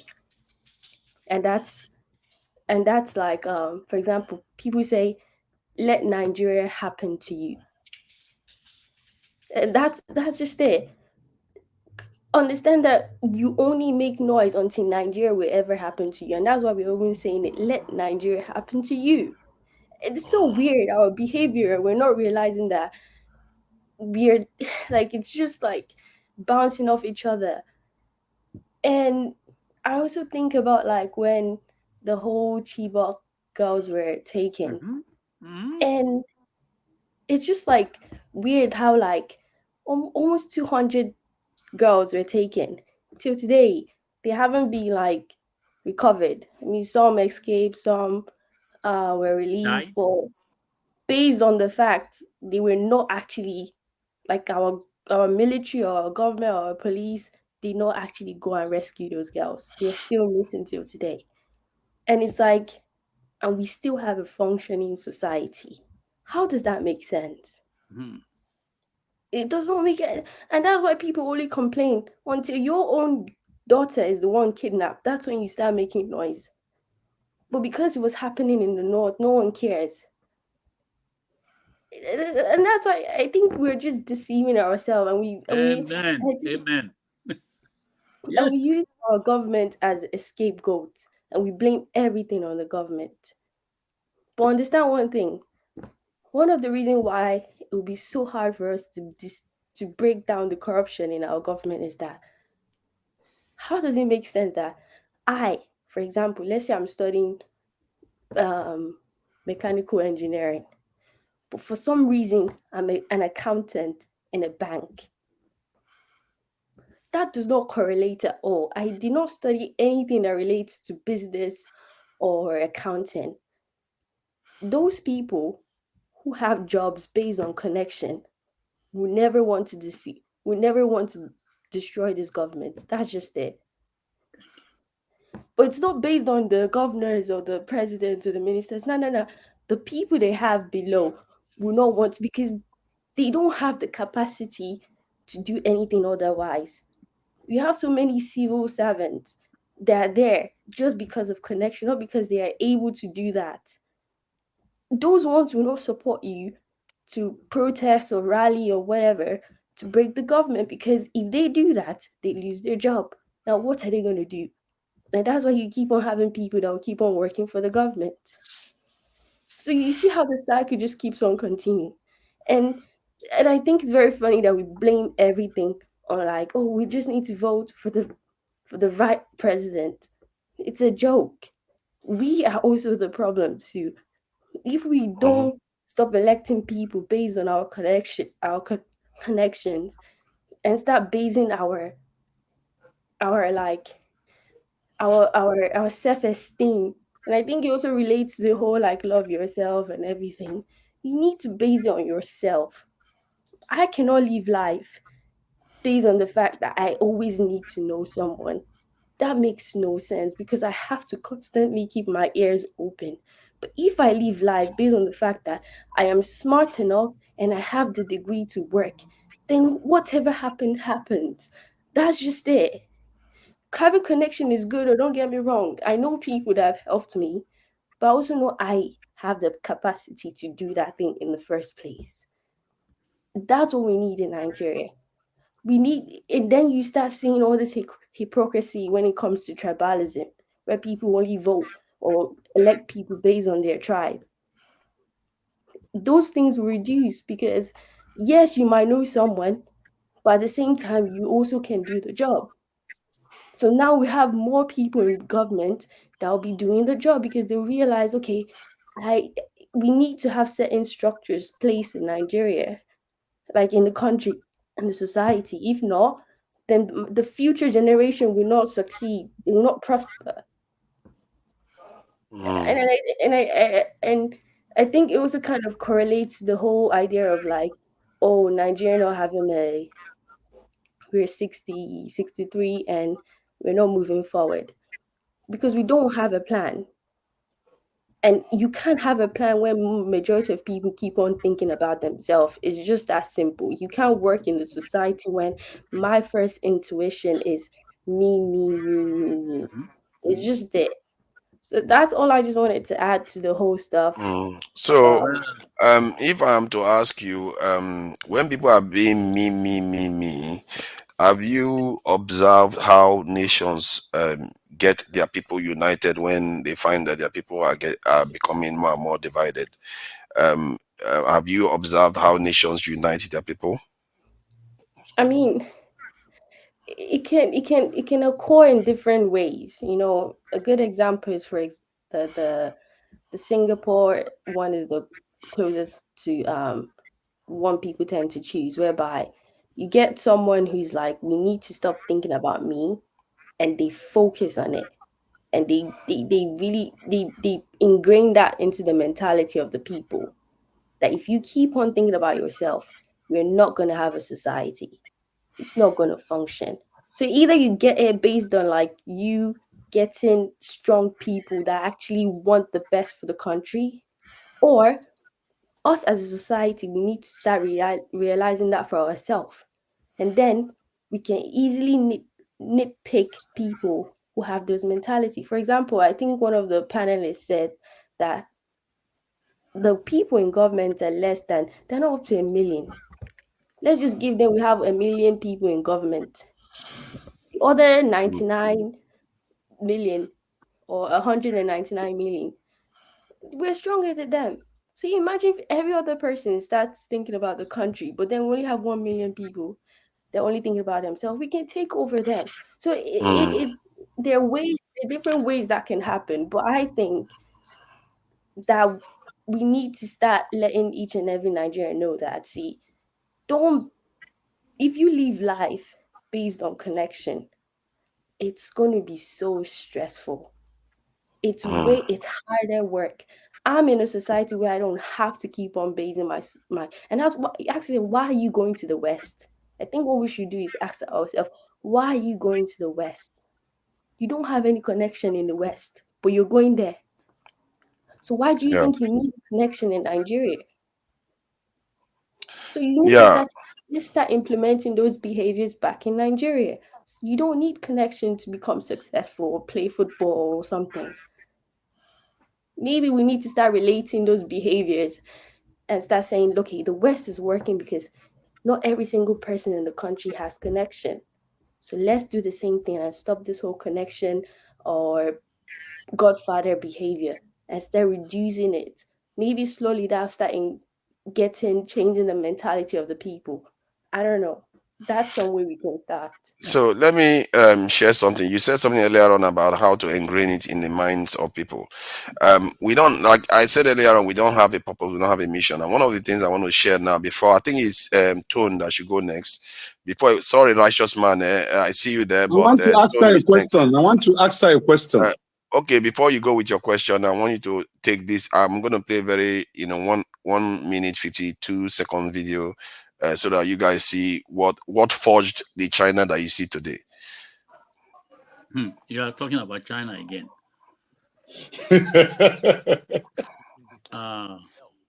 We're not Chinese. In order to commemorate an event that happened 87 years ago. This belt was worn by a PLA soldier in 1936 during the Long March, when the PLA endured death and starvation and still continued on their mission to regroup with Mao Zedong. The PLA had suffered severe losses under the gunfire of the Kuomintang, who were armed with more advanced weapons imported from the United States. Tens of thousands of Mao's Red Army died. But they managed to turn the tables later and defeat the Kuomintang. The Kuomintang escaped to Taiwan and set up government there. 那个时候武器大家也差不多，就打个平手，对吧？但是你如果境界高，精神力量不来了以后，有一种使命感，对吧？那你就不怕死了。你整个一个人不怕死，整个一个群体一支军队不怕死的话，那你就压到对方了。要在落后的武器装备的情况下，那你这个思想觉悟高的这个有精神力量很塑造的很好的军队，那你就无敌于天下。所以这是我们甚至于可以弥补武器的不足。为什么国民党武器那么好？中国共产党军队能够夺得天下能够战胜国民党军队，一切是那个思想政治教育，塑造这支部队的魂的话，精神建设的话，就要强调这个东西。所以那个战士说，我要是留下半根皮带，要到延安给毛主席，这实际上就是表达了这是军。United States. The idea, what he said there was basically ideology, because they had a purpose. They believed in what they wanted to do. And what I find with our nation is that, and not only Nigeria, almost all sub-Saharan African countries, there is no mission. There is no mission that they want to achieve. There is nothing, there's no purpose to their existence. Their only existence is to be conditioned to go and serve other people, like the way Uzodinma just crystallized. Sending his people his own young people overseas to go and make other people's country richer. No plan to bring them back. No plan to make your country better so that they can return back to the country. That is the mentality that we have that most other people don't have. So I will allow Tone to go, except Tone wants to allow Righteous Man ask this question. Okay, Tone, go ahead. Righteous Man, calm down. You don't want me to ask my question? Please calm down. I'm not speaking for even a minute today. Please understand. No problem. KJ is there. I and KJ have not spoken. We have not said anything today. Okay? You will speak. You know, we normally have our night shift. Don't worry, we are members of the night shift. We'll talk very well. Okay? Sorry, bro. Okay, can I proceed? Forefathers. Yeah. Can you hear me? Sorry, yeah, I was muted. Go ahead. Well done. Okay. Yeah. Forefathers, please listen. This is for you first. Now, we have a wonderful forum for a couple of weeks now. This is how I spend my weekend. I hardly go out anyway because I work very hard. So I just chill at home and I've been enjoying it. Now, there's been a lot of forums that have sprung up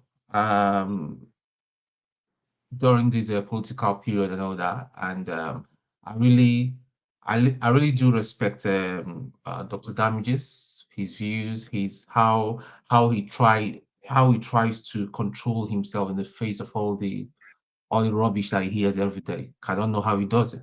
And forefathers is you're one of the guys that I do respect a lot because you kind of research what you believe in and stand by what you believe. But I have seen you did say something earlier. You said your channel is very friendly. Now, being friendly, will you allow bigots to stream through your channels to promote their sick ideas through your channel? And that's what I've been seeing, which is a big concern to me. They are bigots. Just to give They are me an some of, idea, what bigots yeah. are we referring to? Like what Yeah, topic? yeah, tribalists and bigots. See, okay, that leads me to my next point because we keep saying these people that are running down Nigeria, they're very, very small in number. But the biggest people that I worry about, and that's the biggest problem we have, is the so-called educated people that are so-called educated. They want to be called by their titles. They want to be called professors. They want to be called doctors. They want to be called Egbon, yeah, uncle, and all that. And they come to this sort of channel and start propagating lies and tribalism and nepotism and all that. So shame on all of you. Shame on all of you. You are the biggest problem that we have in Nigeria. It's enough for all those idiots that are cheating me and cheating you as well and cheating your families back home and all that. Instead of you to direct your anger at them and all that, if you say anything contrary to the sitting government because that person comes from your village, he comes from your tribe or your family is have benefited from them in one way or the other and all that, you start cussing people up. You start cussing, telling them they are IPOB or obedient. Where are we going with this kind of with this sort of mindset? Where are we going to go with this sort of mindset? So that's a problem. See, we can talk and talk and talk from now till tomorrow, suggest ideas and all that. The biggest problem, it's idiots that are that are living in the Western world, have seen how things work and all that, and yet they will come every weekend, every weekday, and propagate lies. Look at what is happening to the person that calls himself our president. Instead of you guys to call him down and say, Egbon, this thing that you're doing and all that, or resign honorably, that man is going to end in shame. We told him, okay, you have grabbed it, you have snatched it and all that. He doesn't even know what to do about it. Telling lies about economics. I mean, this is most of the okay. Last week, I think you and I were in a one man's program. I didn't say much and all that because they don't allow me to talk, because when I talk, they know I give it to them and all that. 101 economics, they could not put one on one together. You had a lot of active people. There are some of the idiots right now in the comment section that are supporting, coming up with the most ridiculous, the most stupid thing that I ever heard. Yeah, willful blindness. People choose not to see, and it's what Bumi was complaining about. They just choose not to see the truth. Look at Bumi now. Bumi was talking. One of them was saying, she doesn't understand Nigeria.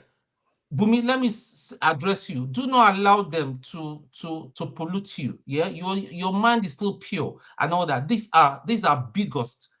These are tribalists and all that. Tribalism we need, and that is what the obedient movement is about and all that, to make things work the way it should work. Why should I be able to get, when I got into the army and all that, I didn't know anybody.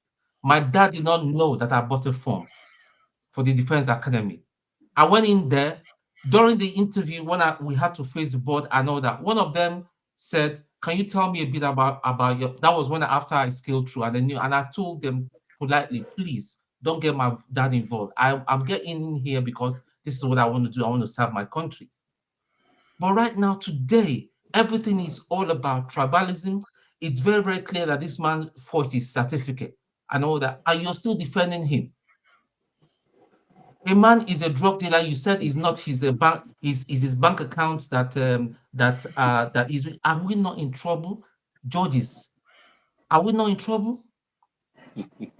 How do we want to defend law degree in Nigeria? Are we not in trouble?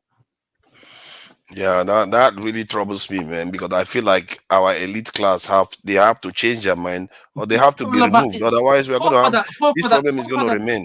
forefathers, the people that are propagating this crime are people like you and I.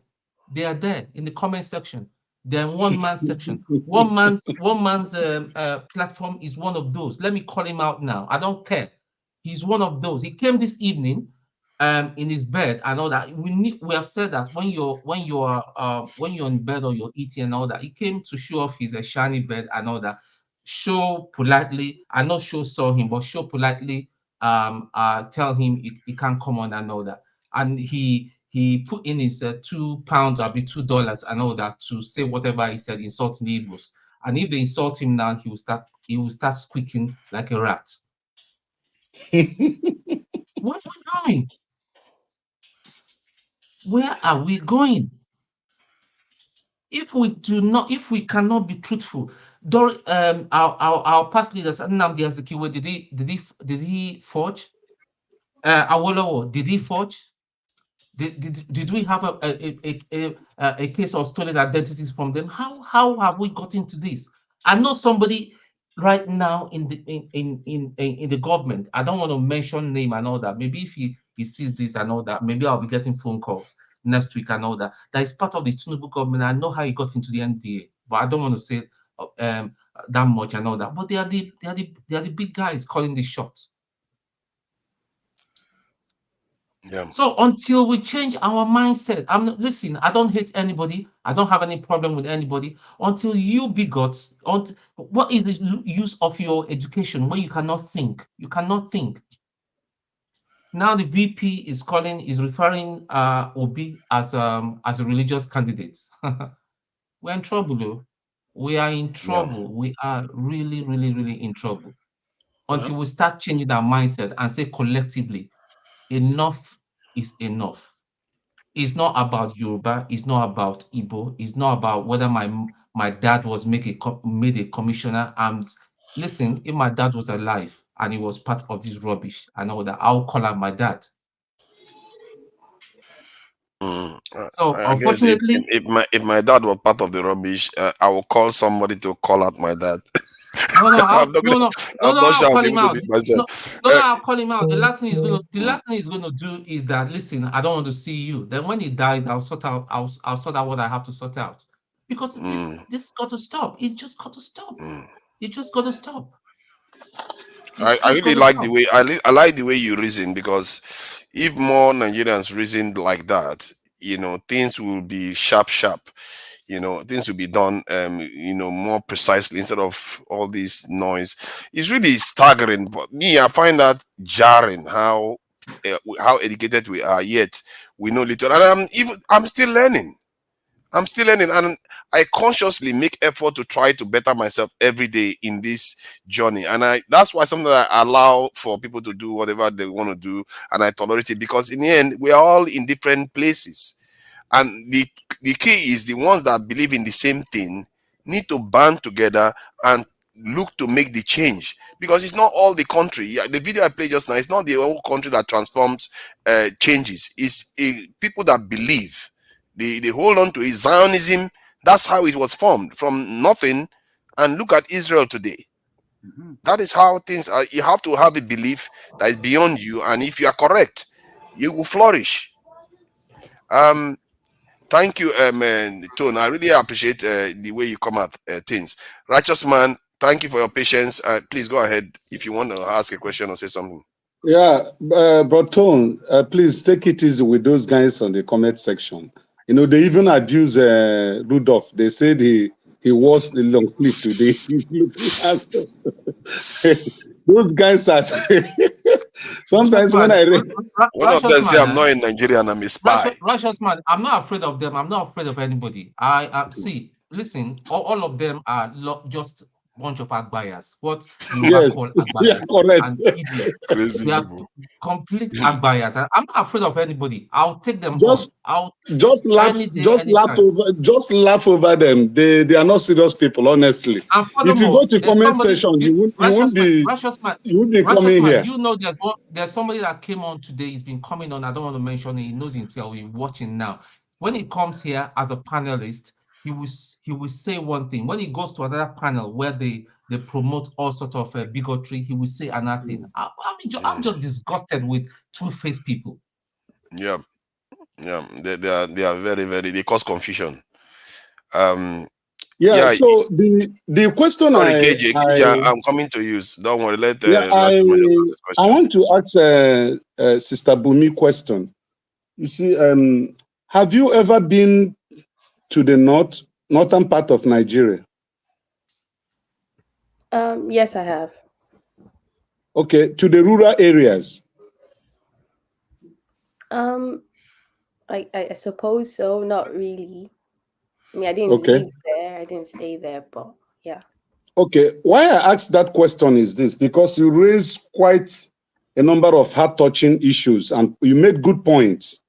But from my own point of view, I think the environment we're operating here in Nigeria may not be able to accommodate the views you have raised.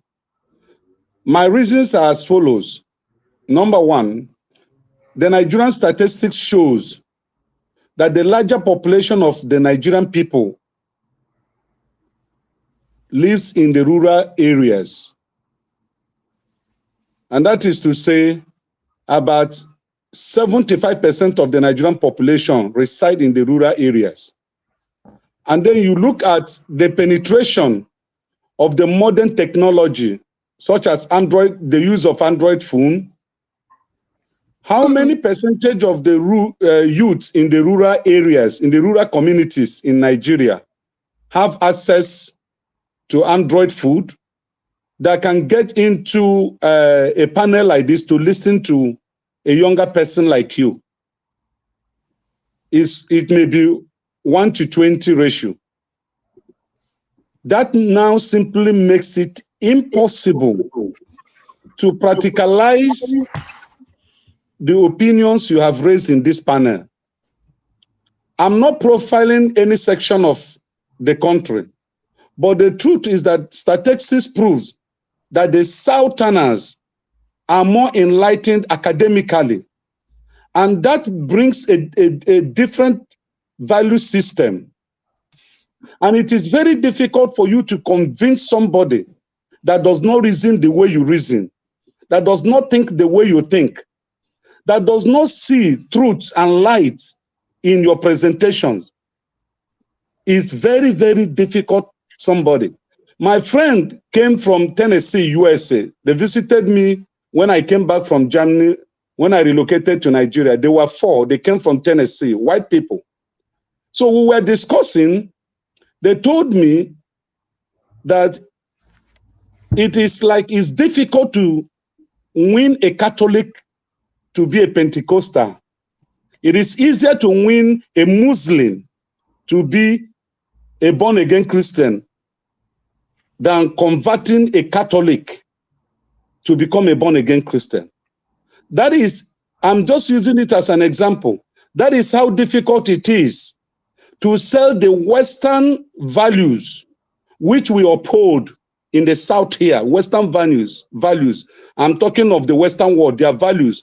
We hold it and cherish it in the Southern Nigeria than the Northern aspect of Nigeria do. And then it is a very big problem to sell these values to them. Righteous man, you know KJ is waiting now. If you have a question, you ask so that KJ so can. my question is this, Bumi. Considering the Nigerian environment, how do you think we're going to set up a system that works for us all? Okay, I just want to clarify that when I said what I said, I didn't make it seem like it's 1 + 1 is 2. Okay, you can't just wake up and change someone's Like people have been like Nigeria is, for example, Nigeria is 63. That's not a baby age, regardless. It's so imagine. So I'm not trying to make it seem like, oh, it's just, but I'm just saying that is one of our problem. Okay, to solve something, you need to understand something. Okay, so now Sorry, that Nigeria had been existing since 1914, but became an independent nation in 1960. So we are not 63, we're 100 and something years in existence. yeah, whether it's the concept of Nigeria or whether it's the independence of Nigeria, it still doesn't change the fact that it's something that's been going on for a long time. So it's still there. So what I'm saying is that is the problem. Okay. Now, and you asked the question now, how do we solve that problem? It's not going to be a day job. Like you cannot just get one president or one governor and next thing you No, I know, said, how do we, you get my question, how do we set up a system that works for us all, not for some few people? okay, so we can start by understanding that it's going to be hard first. We need to accept that first, that it's going to be hard. Another thing too, we need to understand that we need to have this conversation. And I think it's also kind of because looking at the comments, I hear people say, oh, you don't understand the Nigerian behavior, but you don't understand that we're talking about humans can change. Okay, you're making it seem that, oh, Nigeria is such a bad place, it can never get better. Then why are we talking about Nigeria? If we truly know that we don't understand Nigeria, if I don't understand Nigeria, then why are we talking about Nigeria? I think one thing first, we need to understand that that's the problem. Two is now understanding how can we slowly change those mentality about how people behave. And it's individually. That's why I said we need to stop thinking about me. For example, in your family, who in your family thinks about me? You can still have that me mentality, but have a bigger mindset whereby it's like, I want to create change in my society too. And Bumi, I'm not interjecting, please, so that other people will speak. How do you think that the Western world will stop harvesting Africa and seeing Africa as a conquered continent for their actualization of their civilization? Because you are talking of me. That is how the Western world is talking of them. And that's why they're enslaving Africa. Yeah, but understand that the Western are still thinking about me, but they're thinking about a different kind of me. I'm not saying don't try and survive. You still survive, but have a goal. The Western world, they still think of they're thinking about themselves till today, and that's why, for example, France, regardless of them being part of the United Nations, they value human rights. They don't value the human rights of African countries, but they value their own human rights, and that's the me mentality they have of putting themselves first. We need to have that kind of mentality too. Don't you think it's a human problem? Thank you. So that we can allow, we can keep it there so that we allow this thing to flow. It's all right. Bumi, don't mind righteous man. Righteous man is always mischievous like that. Yeah, let's leave righteous man. He's always with this thing. KJ, sorry about all the kerfuffle earlier on, and glad you came back. So please go ahead. Yeah. First and foremost, I'm coming on. First of all, righteous man, compare your age vis-a-vis Bumi that you want to answer those questions. You should be the one answering those questions you're asking her. Don't bother this little girl with all that thing you're talking I'm about. old man. So I'm old man, right? I mean, you people sport Nigeria for them, and you're asking her to give you the solution. Jesus Christ. Is that a good thing?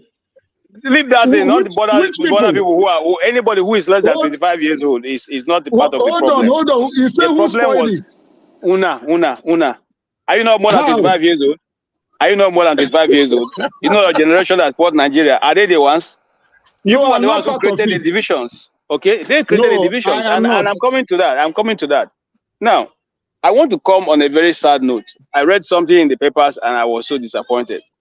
A young lady, okay, was stabbed by the ones they call the one chance in Abuja, and she was rushed to the Abuja Metama Hospital. And the nurse and the doctors there will not treat her because they said she didn't bring a police report.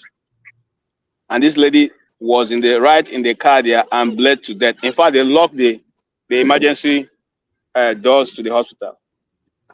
That is what Nigeria is. So when you sit down to think that there's something happening in that nation, think of these kind of things. If the human life, the blood in the life does not bother you as a professional nurse, as a doctor in a government hospital, somebody was brought in a critical situation, stabbed by so-called, inability for the government to govern. The young lady, Greatness Olu something, died in the vehicle that brought her after bleeding. Almost everything, blood in her came out. That's Nigeria for you. Am I telling you this story to rejoice? No. I'm just telling you that this is the nation we're dealing with. No empathy. No empathy. Okay, that's what the leadership has built Nigeria to. And people who are talking about patriotism, who told Nigeria was not patriotic? People like us, like I said, we were Boy Scouts. We trained. I was a Mano Bay. I was an adjutant in the Mano Bay. I went from Cub Scout to Boy Scout, from Boy Scout to Mano Bay, serving the community we were in, learning leadership, how to obey and follow instructions. Because of what? Our patriotism. Learning to respect the flag and what Nigeria stands for. Today, where are those things? They're no longer in a society where we live. It has been taken away. Okay? And then what are you going to be patriotic for? American will say, we respect America because America is so and so. What is the Nigerian dream? What's the thing that makes you a Nigerian? What makes you stand out? What's the thing that gives you the courage to say, if I die on behalf of this nation? What is the thing? Mr. James was talking about, what's his name now? The guy with the tie. I can't see him on a small screen. Lexi. He was talking about a lesson. Let me tell you who taught me that lesson. It was taught to me by my commandant. He said to me, and I remember those days when this evil corruption was creeping into Nigeria. One day he was teaching, and he said to us, if you are standing far away where you cannot hear the command, and the brigade commander says to 10 soldiers standing in the parade, right about turn, and 9 of them did left about turn, and 1 did right about turn. From your vantage position where you're looking at, who is wrong? I leave that to you. Decide who is wrong. From where you're looking at, you didn't hear the sound of the command. You didn't hear what the command was, and 9 turn did left about turn, and 1 did right about turn. Who will you say is wrong? The one that follows the actual instruction that is meant to be followed. This is where we are in Nigeria. This is where we are in Nigeria. And so, if we are serious, but I don't think we're serious of being a nation, because no nation develops with 3-4 ideology. If you are from the north, this is how you should think. If you are from the west, this is how you should think. If you are from the east, this is how you should think. If you are the bourgeois, this is how you should think. If you are the commoner, this is how you should think. No nation, no nation can develop in that order. No matter what you people say, no matter how you treat it, that's what Nigeria has become. And I want to take on forefather. Some few more, like a week ago or thereabout, we were saying that the southeast has access to the sea. You guys refused it. You made us look stupid. But today, the Abia State governor is constructing a seaport. Yeah, okay, there's a port in the north too. It's not a sea. I'm coming, sir. More like. Hold on, sir. You said there was no access to the sea. No, you have access to the sea. You have to go through other territories. That's my point. We are not going through any territory. We are going through the sea. Somewhere along the line, you need to show me where Imo is on the map, because me, I don't know. No, I didn't say Imo. I said Abia. The Abia State governor is using a seaport. Doesn't have. You don't know my state is there, forefather. You don't know my state. So, you see, they started again, though. You want to start this again? You want me to put the Nigerian map up? You want to start again? But Forefather, I didn't raise this thing. I didn't raise it so we can debate it. Hold on, sir. Please. Everybody hold your fire. That is on the map. I didn't raise it. I didn't raise it so that we can discuss it. The governor is launching it today. It's being launched today. So it's not, I'm not speaking in terms of what's to come. I'm talking about what is being launched. 28th, 29th of September, they are launching the seaport project. It is in Abia State. It's not in any other state. It's going to go through the waters of the south to get there. That's my point. It's not going through any south, because if you're going to go to the south, you will have. But however, there's river cutting through Nigeria. No, it's true. Water is water now. I've always said that. All I'm simply saying is this: dredge it and make it bigger. You ask several pertinent questions, and the guy with the last guy here, I've forgotten what he asked, but I don't want to go to it because when I wanted to respond, he did not give me a chance. I don't forget the thing. But all I'm trying to let him know is that there are people who are patriotic in Nigeria, and there are people who want to be Nigerians. But if that is not happening, look, and I remember what I wanted to respond to. He said, Nigeria, America was built in 200 years. Do we need to reinvent the wheel?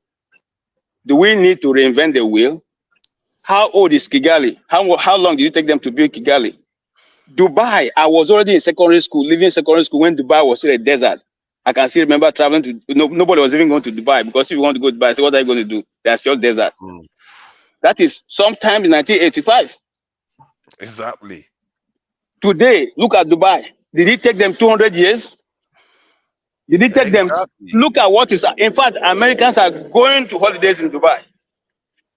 And so we are saying that if we are people who are conscious of what we want, and I keep saying that, the reason why Biafra have come up, is because we are tired of following this roundabout circle. And somebody is saying that we are just speaking. We're not just speaking. If you listen to the Eastern Governors Forum 2 days ago, you see that some of the points we have raised there is what some of the things that Tinubu talked about.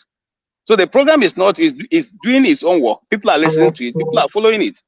So it may not be we who implement what we are saying, but we are throwing out ideas in the air, and anybody who cares to grab it can grab it. If they want further clarification from you, they can call Rudolph, or they can call any of you directly and say, look, these are the ideas you canvassed. We want you to clarify and give us in-depth, of how that is done.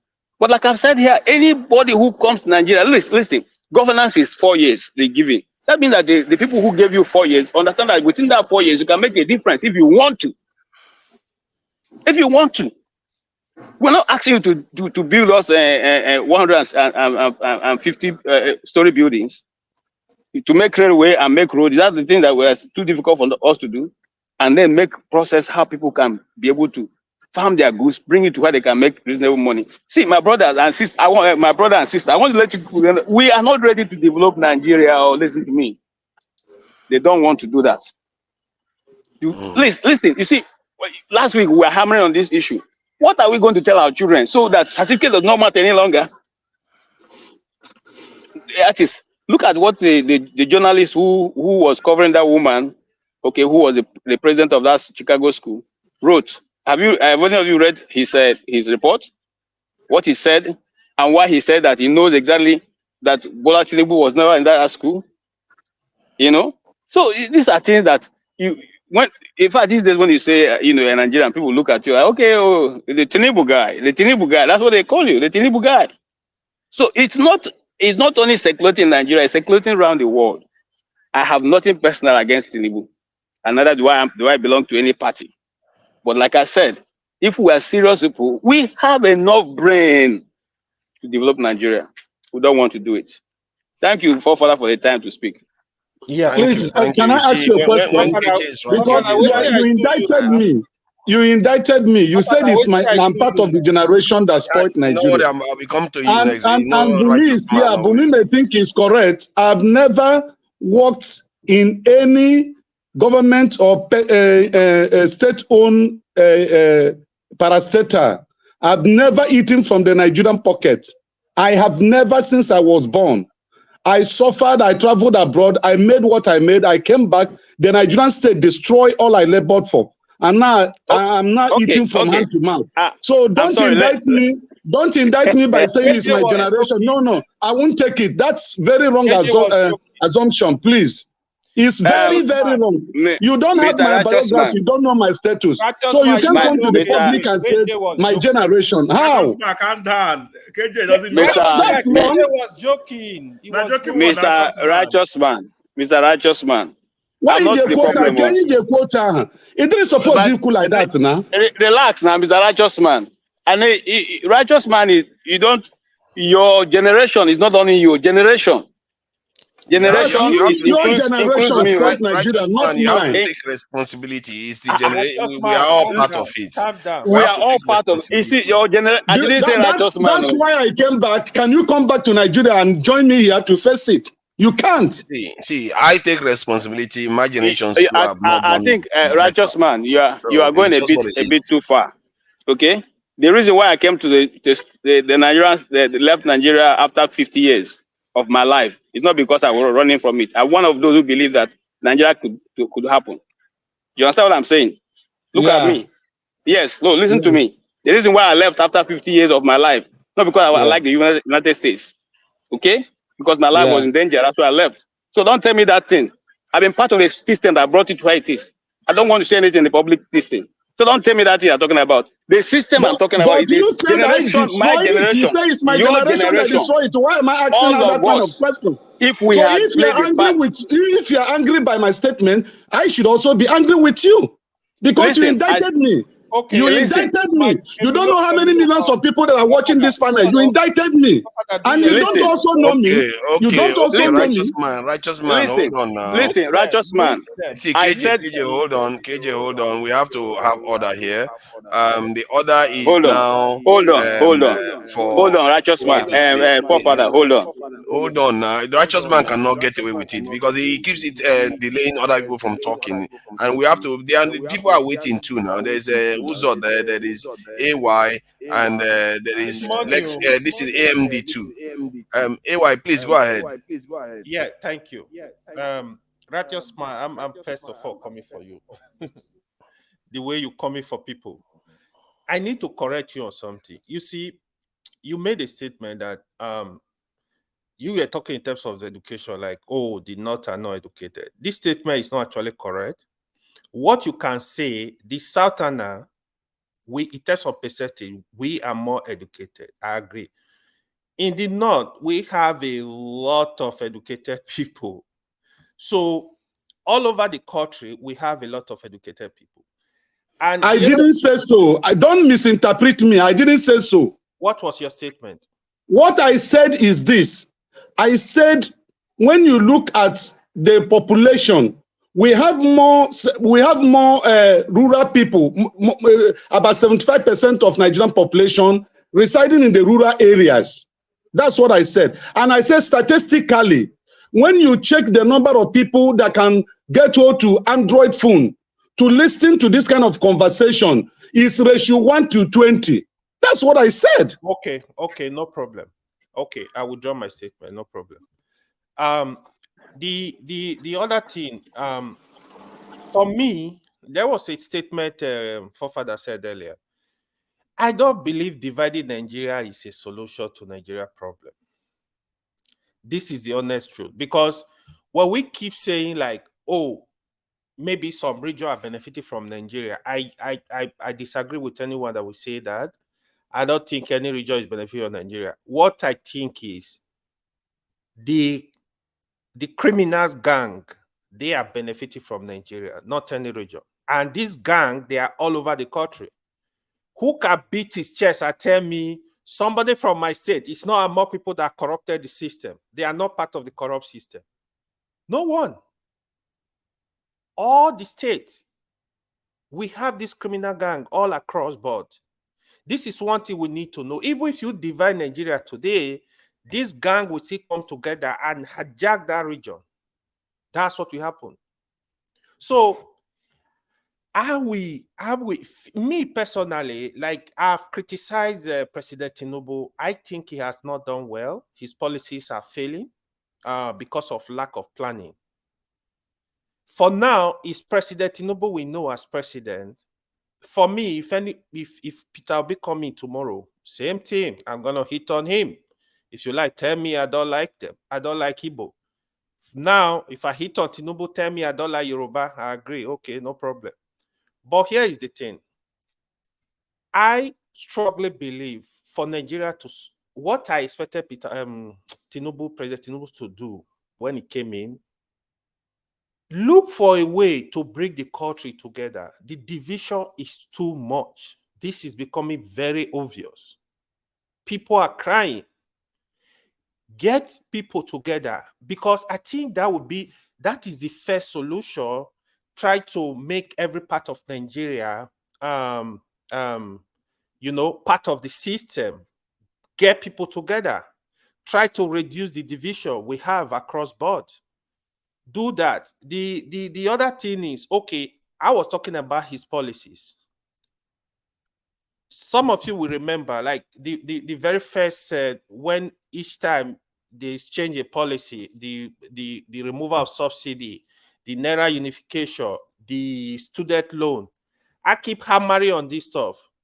How can a responsible government, you want to remove subsidy without planning? Who does that? Because they're supposed to know what will happen. Okay, you are remove subsidy. What were they thinking? Because Nigeria can't afford it. Today, pump price of petroleum is supposed to be up to 1,000 naira, because now they are scared to even increase it. Because the one they've increased already, 650, that's too much for the people. The poverty is not funny. It's biting so hard. When I talk to people in the village, it's crazy. The student loan, what happened? It was all garbage. Now, universities, they are increasing their tuition. Majority of the universities. What do you want people to do? You don't want people to go to school. You want people to stay at home. How much are you even giving to them? So, I mean, the one thing I see is just lack of planning. You can't just say, oh, you give it to their loan just to impress the people. No, you got to be deliberate about it. You got to be deliberate. When you do this, you see the result. See, today, Naira is 1,000 Naira to $1. And one person is telling us, don't worry, we should pray. The Naira will come back to what? Like, are you guys playing with us?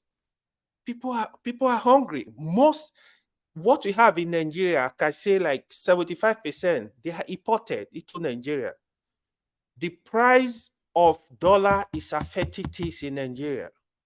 The price of oil, petroleum is affecting everything in Nigeria. So things are getting bad. So what we need to do is they need to sit up, rebuild the country, rebuild our security, infrastructure. The refineries are there. Try to work on this stuff. Do something. They need to. If you are tired, you can't do this. If you resign, exit the system. So I don't want to share the idea of, oh, when Nigeria is divided, that is when we'll find the solution. I think we can keep talking, we can keep fighting. The solution will come. No electricity. People are still suffering. Things are just horrible. I saw a video for father. I'm not sure if you saw that video on one man show. Probably you can request for it. NSA Ribado. He was begging these two white men to stop the terrorism in Nigeria. Live video. I think Tone, I'm not sure if you watch it. Wow, I would like to see that, because the one I've seen of him is where they said they don't have enough people to protect our border. No, this one, if you talk to one man going to Mo, you can tell him to send you the link. He showed it. I was like, what is this? What is going on? Look at you remember we've been complaining about this forever, that our leaders are not governing for us. The last time, you know what we discovered? Me, my forefathers, some of us, we were looking at Nigeria. Do they even have alliance? Any for security? None. A big country like Nigeria, really? Zero security alliance. What's going on? Zero. No. This is not normal. That's not how nations exist.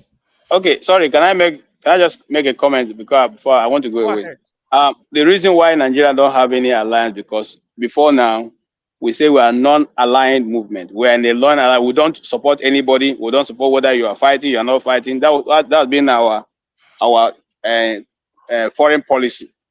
We don't align with anybody. Brazil We're is just. like that. India is like that. There are many countries that are I'm like coming. that, but they all have security. This is the defense part. I'm coming. And before now, it was believed that our military was capable of defending the nation. Wow. Until politics got into it. I tell you the truth. The people I know, How did they convince that? Sorry, KJ. How did they convince that generation that the military we had was capable of defending the nation? Because they did were a lot never of wonders. capable. They were never capable. They were.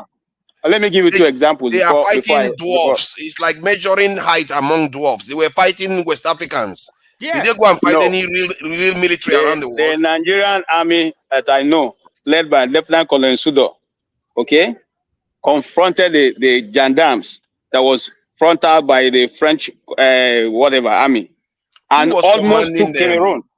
I just call you a name, and the person, the brigade commander in that mission was General Buhari. Yes, General Buhari. That's Cameroon. Nigeria. Listen now, were we fighting Cameroon? We are fighting the French. No, you were not fighting the French. You are fighting the Cameroonian soldiers. Oh, my brother, I'm telling you, what happened. How many thousand versus how many thousand? Listen and learn. All I'm trying to let you know I'm learning. I'm just the Nigerian army. The Nigerian army was some kilometers. Sorry, KJ now. So if you are fighting, Nigerian army is fighting 1,500 French soldiers. That is not the same thing as fighting French. You see what I mean? I don't understand you. No, it's not the same thing as fighting French. It's a whole country fighting 1,500 people. Is that what you are saying? If you understand, I didn't even call a figure. But all I want you to know is this: that the reason why the West African countries are weak is because they have a lot of French troops in their country, and the biggest threat to the French is that is Nigeria. Before now, the biggest threat to the French is Nigeria, because they believe that we are blocking all their moves. Okay. Now, when that problem came, remember when they killed 2 Nigerian soldiers, and Nigeria almost took Yaoundé. I can still remember that it took an executive order for that colonel to come back with his troops. Okay, and I'm not talking about hearing it from. I heard it from his own mouth. So now that was the kind of army we have. It's not the army we have now. So it's not the army we have now. Let me ask you this question. So the army have been totally bastardized. KJ, you know. KJ, let me ask you this question. I think you follow up on this, right? You see, the Nigeria, that was the same question I asked Igbo Basic today, not on the military side, on development. Nigeria military, when I was little, like, people used to, like, the force, like, when you hear Nigeria military, you will know, like, these men are not joking. Even right now, even on the street, nobody fear military again, man.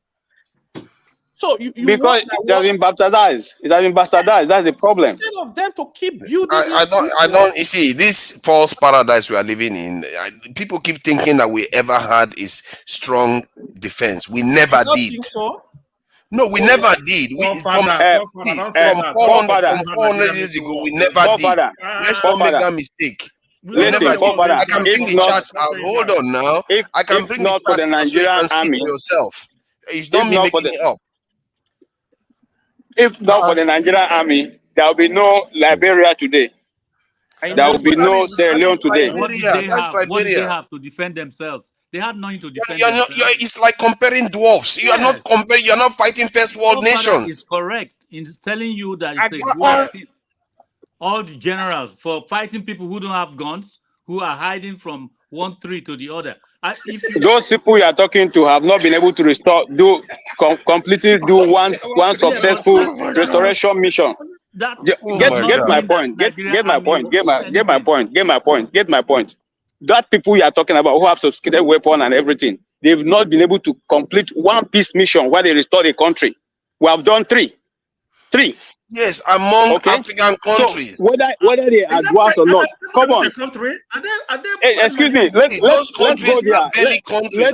When you look at their military readiness, they are belly countries. Do you know Ghana right now is a country?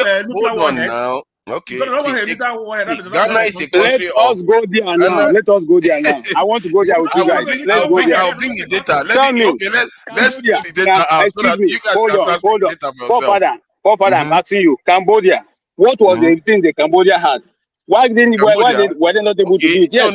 Let's Why check it didn't now. they do it? We can check Why it did so they that we complete can it? start seeing these Why things did so they that restore it Cambodia? doesn't look like. Why did they restore? Why did they restore to start Afghanistan? What they have there with all the sophistication? Leave that thing, my friend. Okay, don't worry. I will check it in a minute size so that we can see the number so you understand what we are talking about here. It's not. I'm not trying to put our military down. I'm just saying that we have never been free. I want you to know something. Weapons don't fight. Now men they fight. And men Yes, don't fight. Now people when get heart they fight. and It's yes, people that have the heart that fights. People who are brave. Your car, you can have a B2, and somebody you can be driving a Mercedes, and somebody with B2 will beat you clean on the highway. It is your heart that it carries your this thing. Bravery comes from the heart. Your ability to take what the desired risk. Should we start checking the sizes of these militaries and the differences so It you does not see matter the the size. ratio?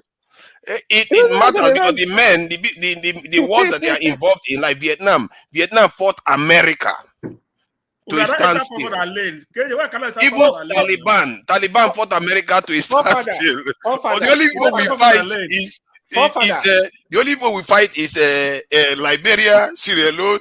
It's like a measuring height among dwarfs. Come on. Here is my argument. Okay, look at what KJ Well, said. I give up. Sorry, KJ. So in because like, we have not easy truth. We have never been that strong. Hold on, forefather. 30 years ago, if we can do what KJ is saying, right? I mean, for me, I think by now we should be able to go to even a better country and stop a war. That is like we should be getting better, not going down. So now, when you compare it with 30 years ago, we are not doing better. I don't think so. Look at Boko Haram ravaging the country for more than 10 years. They are still there, you know. So I think we are not doing better, to be honest, if you ask me. Like, that's just my whole argument. Just to tell you that what you said is correct. The general, I've forgotten his name, who was in charge of military intelligence, was asked on Arise TV, General, what happened to Nigeria? Why Nigeria cannot take? He said, look, I'm telling you, it's politics. Who are these people? Who are these people that even more than these things? It doesn't even need it doesn't even need half of Nigerian army to deal with this. It was he who said to us, if you people keep calling it Sambisa forest. What is the forest in the north? Do they have forest in the north? They don't have any forest in the north. So it is politics. Okay? It's a retired general saying it. You don't even need. He said they don't even need a special army to go take those people out. But they don't want to do it. They're playing politics with it because they're making each of them out. They're all making money from it. That's the reason why they don't want to do it. Yeah, they're making money. I agree. When will that politics end? When will it stop? It will never stop as long as you remain the way you are now. This is the point I'm making. We can't move anywhere in the way we are structured. So why don't we think of a totally different structure? And that's what. That's why I said I was coming for forefather. You see, the way Nigeria is structured, if we do not deal with the constitution, we will never be able to move forward. It's the truth. We didn't write the constitution. Some people wrote and gave it to us. My constitution is not our problem. See, Chim said earlier on that we have laws. Sorry, Chim said earlier on that I have a question for you. Sorry, let me just make this one quickly. I think I'm not still done with 30 seconds. I know. 30 seconds. Chim said earlier on, we have laws, we have rules. Our constitution is even more robust than that of the British constitution. But yet, the people are not enforcing it. Tinubu had a brilliant, to an extent, a good security policy when he won the election. If he had done it, I would forgive all his other sins. But he wouldn't do it. That is the problem. It's not that we don't have common sense or we don't have laws. We have them, but our people don't obey. Forefather, you know, it takes a pen to cancel all the good things they have done. if you say constitution and is not a problem, all right, who appoints the next chairman? The president. Okay, you know the other chairman will take Nigeria back to 1920. Just one mistake he made. Whatever Tinubu Because let him do, yeah. let me say this. Something what So people if we hold on, correct, Uzo, let me just say something that people missed in that same point you're making. Mm-hmm. When people voted, all the party members were standing around there. When they took pictures of the results, they all took pictures. Where are those pictures? Then what the ANEC when they brought it to the tribunal, what the ANEC reply? So there was a way to totally prevent. Hold on, there is a way to prevent rigging of this election because people were there when they voted. Then they took pictures of it immediately. Agreed. So where are those results? Is it not Nigerians that did that? My point is, if you want to correct this, we have to start by making the INEC an independent organization. In every state, the governors is also right. The governors elect the whole INEC chairman that work for him. Presidents will do the same thing. So they're working for. See, INEC chairman is a full member of APC. Tell me how you're going to win the election. So you I think even in the UK is the same thing, and America is the same thing. Is the people, and nobody is letting them do their job. America now. No. And the difference is that they have similar structures, but the people is the difference because the system is practically the same. So they have to make the independent. If they want, I beg to leave, please. I beg to leave. Yeah, Lexi, thank you for coming in. I appreciate you, even if we have sometimes this difference of opinion. I really appreciate you coming in. Okay. Thank you, Lexi. Thank you. I appreciate it. Bye bye. Gossi, you wanted to ask a question? Yeah, can you hear me? Loud and clear. Okay, so my question is, like, when AY and KJ were talking about the military, you say, let me do some research. When we have a military person here, I thought you would have called Tone to throw an insight on that topic because he was a military person. Thank you. Yeah, if I wanted Tone, I advise on how to fire guns, I will ask Tone. If I want advice on how to practically maneuver and go and capture people, ask Tone. Wait, what for that? He's not a statistician. As far as a country doesn't have a nuclear warhead, Nigeria fight and they're like chicken. Let the guy fight they got to have nuclear warhead. That's where you are putting your point on. Yeah, because that one, if anybody tries to hit us, we hit back. You see, you can't. Forefather, we need news, we need bio, we need everything everybody else has got. Forefather, let me ask something. Has America that has nuclear head fought Russia that has? Oh no, that have you not seen? Have you not seen that? Excuse me. Have you not seen that they're taking it gently? Even the last time that these crazy guys launched a drone that was going to get to Moscow, that Elon Musk cut their dream down. These are strategic things they are done. You know, nobody goes to try to finish his generation because he wants to protect another country. Nobody does that. Yeah. You won't do that. So thank you for your $20. This guy is just not like me. Yeah. I take the insult. No, 1 man will go $2. These are what yeah. See, I think that the reason why they are not attacking them is because they have power. That's mutually assured destruction. That's why I say we are a problem in this world right now. We are only we are part of the 4 great races in the world. There are over 1 billion, and we are the only ones that are not protected by a nuclear umbrella. The Europeans are protected, the Indians are protected, the Asians are protected, like the Chinese. They are protected. The only black people, which make up about 1.3 billion in the world, we are the only ones that are not protected. So it's like a 4-legged stool, and we are the ones that are not standing, and we are destabilizing the world. Forefather, can I shock you? Going to come for us. God is protecting us. You know, remember that's how when they brought this COVID. Yeah, they brought COVID. You know what Mrs. Bill Gates said, that people are going to be falling down in the African street, dying like chickens. But you are surprised that you never got there and nothing happened. So Yeah. they have the artificial one, we have the real one. Do have a Yeah, real one. God is not going to save You us. know. I've discovered that because our leaders are begging them every day. So look at our suffer head. It has to stop now somewhere along the line. And I believe it can happen quickly. People don't know how, because we have more technology now. Things can transform. Look at Dubai now, according to, was it not KJ that said it? Dubai, very, very quickly, look at where they are now. So, forefathers. Righteous man. Yeah, go ahead. Yeah. What have we identified as Nigerian problem as the nation marks 63 years? Because the nation is not celebrating 63 years, we are marking it. So what have we identified If as I'm the to problem? distill it to just two critical ones, that because the reason why I say this is because other nations have all the other problems we do have. The two critical ones is security and technological revolution. We don't have them, and that is the two we are lacking.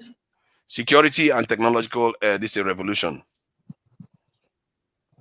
Again, forefather, let me conclude. Let me just add before I'm going to switch off. I need to pick my son.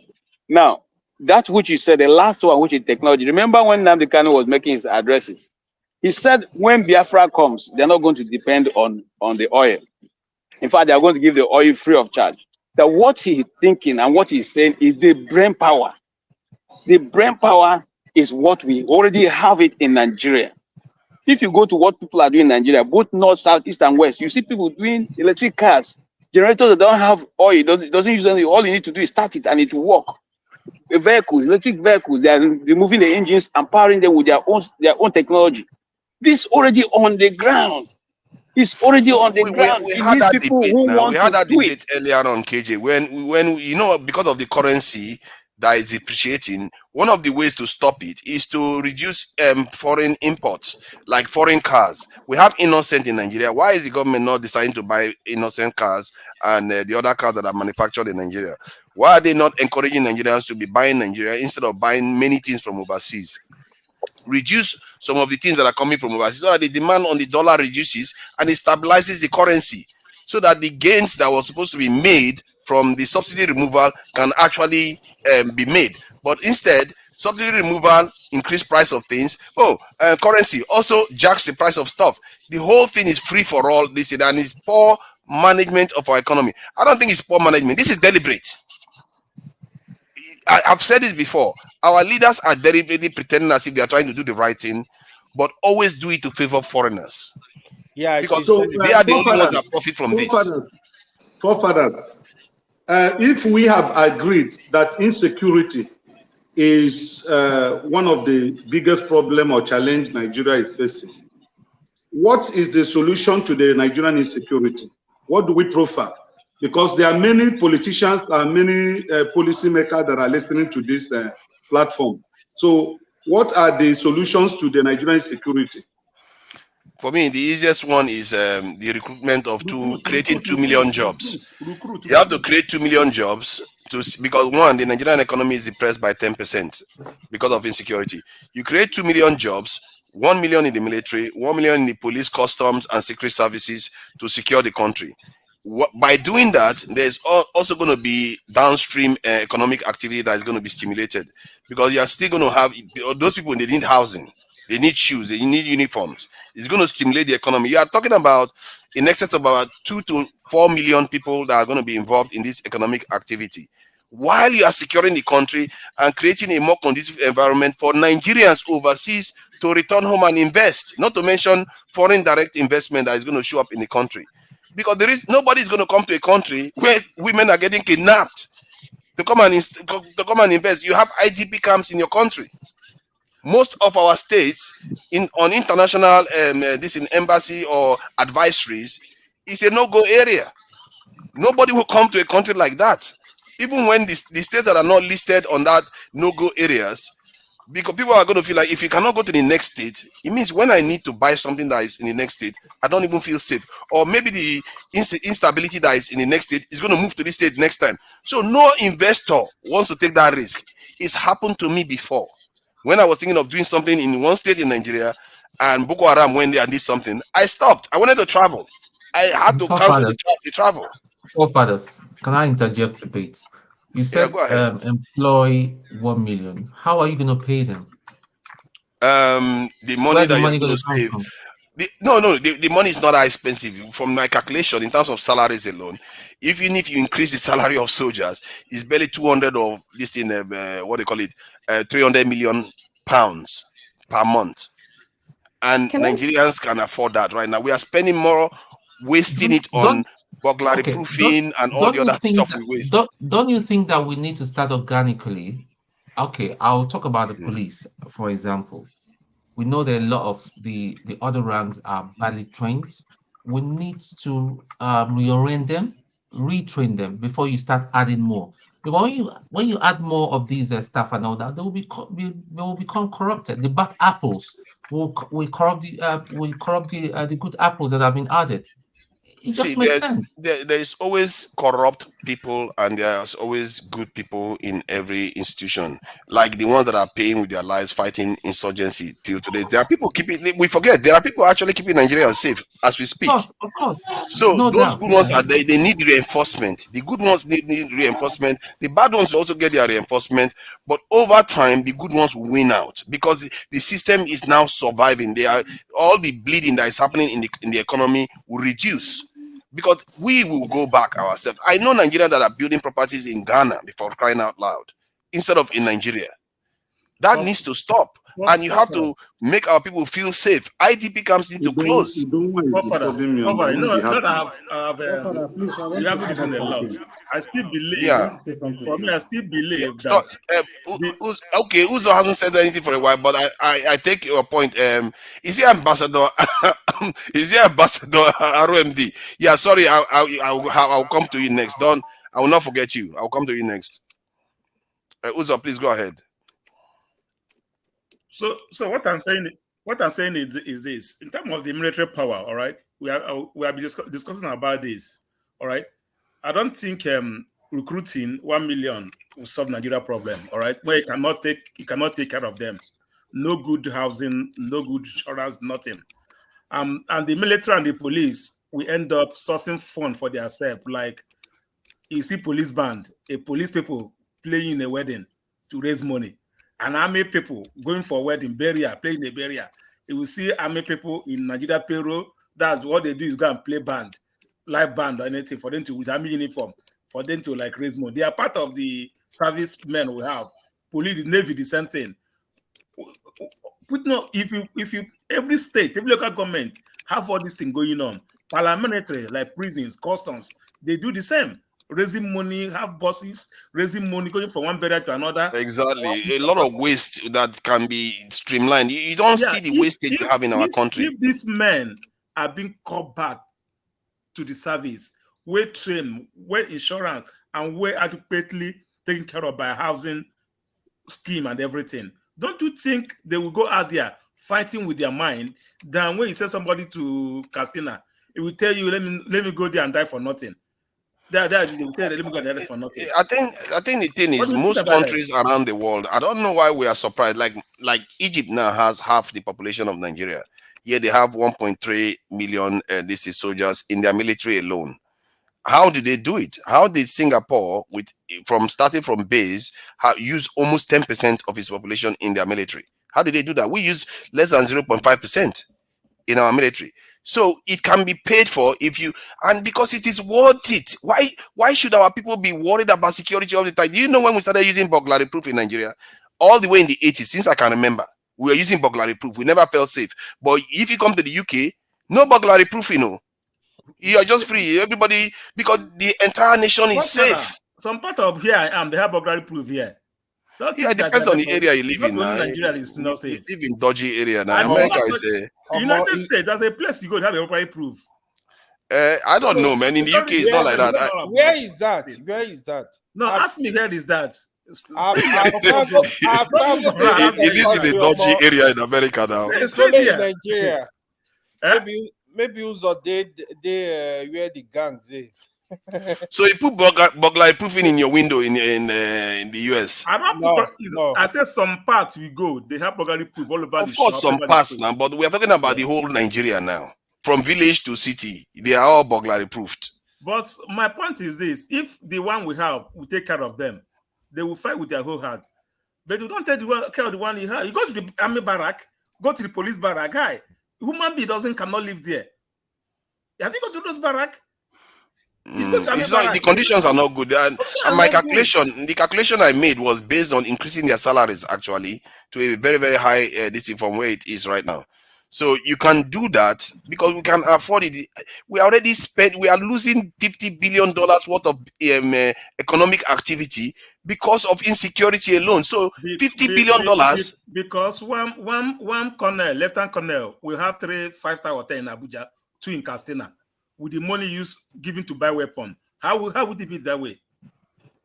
One lieutenant don't gonna have 2 hotels in Abuja, 2 in Castina, one in Owerri, one in Port Harcourt, 5-star hotels. They haven't even like that. I think our country. Let me go to Ambassador, please. I think Ambassador has been very, very, very, very, super patient with us. Thank you, Ambassador. Please go ahead. Well, thank you very much. I want to align my thoughts with that of Toombs. We talked about, you were talking about employing 2 million personnel to the army. Yeah. It is not visible because the ones we already have, we can't even cater for them. In terms of welfare, in terms of salary, we can't cater for them. So going by my own assessment or what I feel should be done as a way to proper solution to insecurity in Nigeria is, one, we must first of all have a unified database, a database that will profile every Nigerian. We know ourselves. Secondly, we completely automate the system.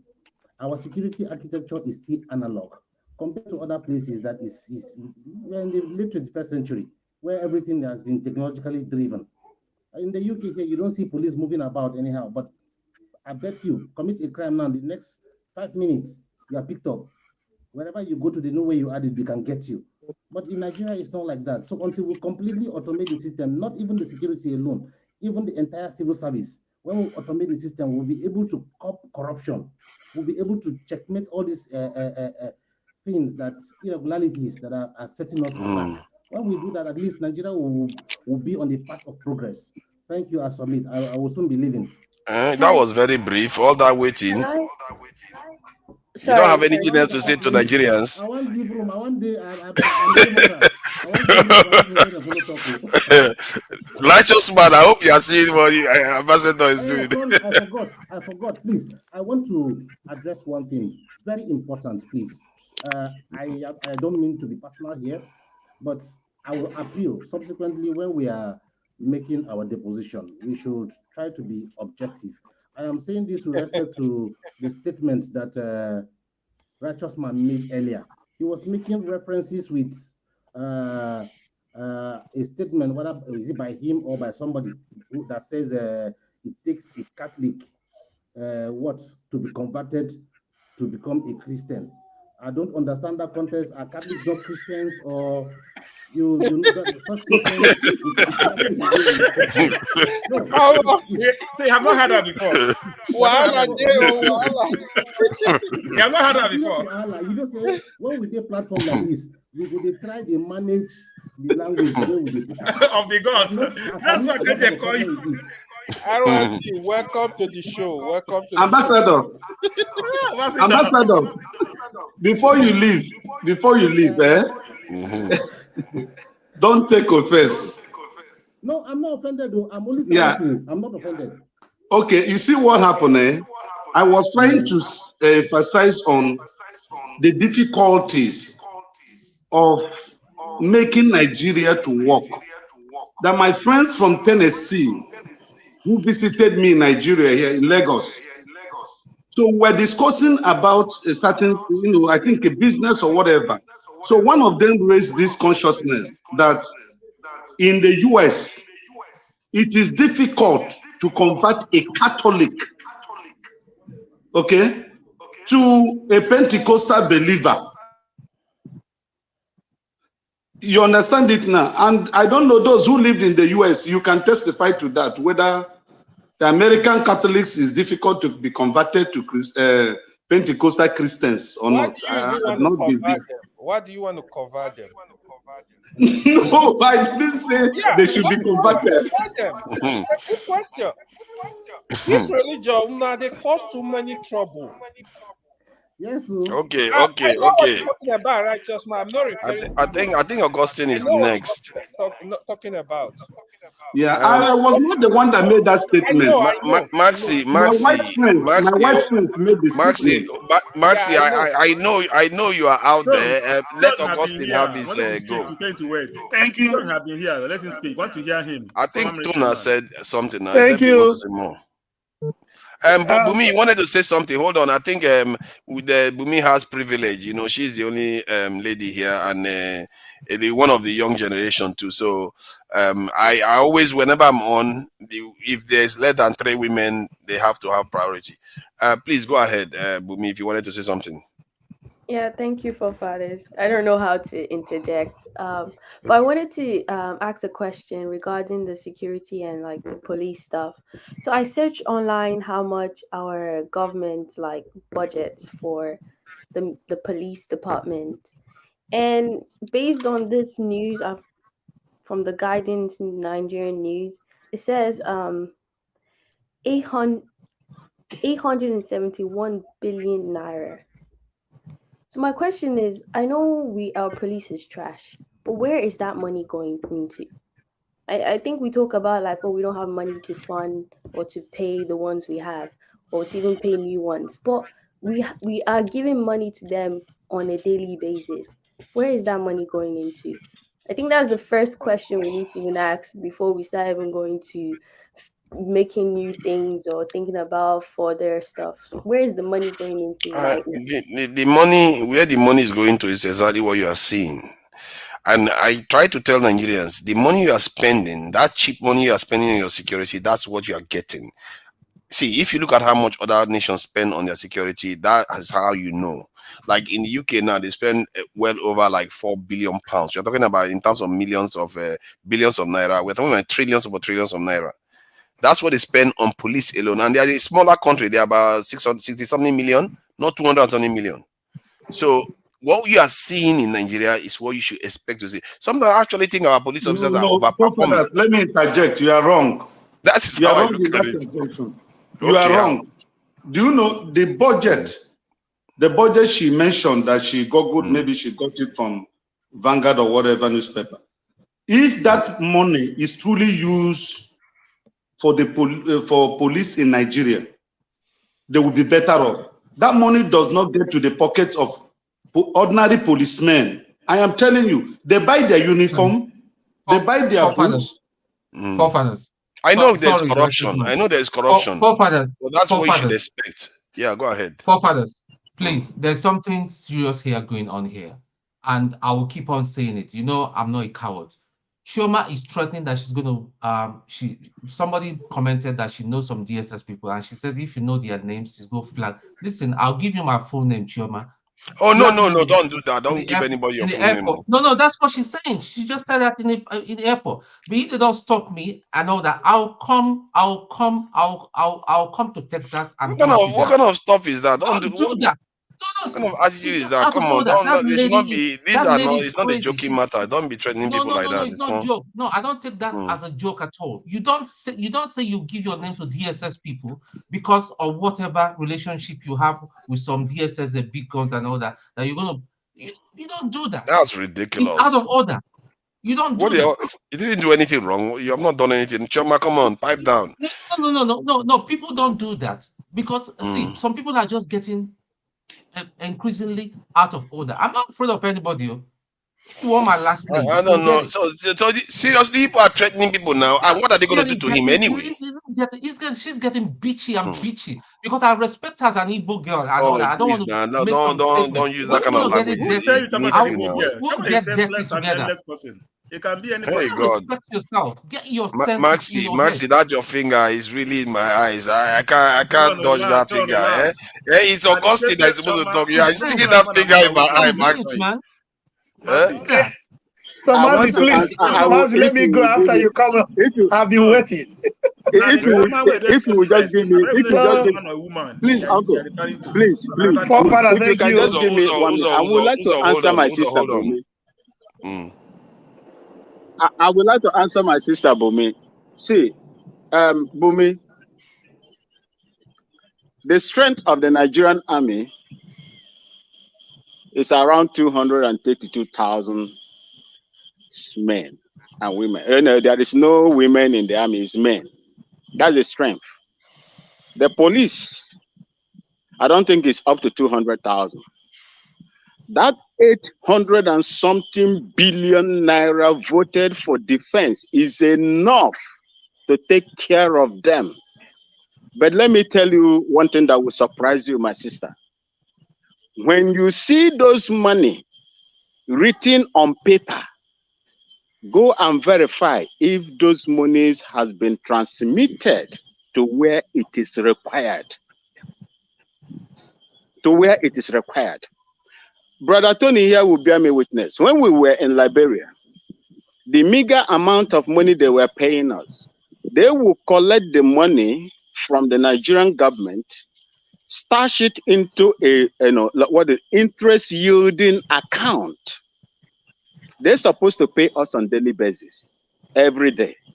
But they would take up this money, stash it into a interest account. Some debt For soldiers 3 are still being months. paid. Some debt For soldiers 3 are still being months. paid. For 3 months, the soldiers will be eating fruits.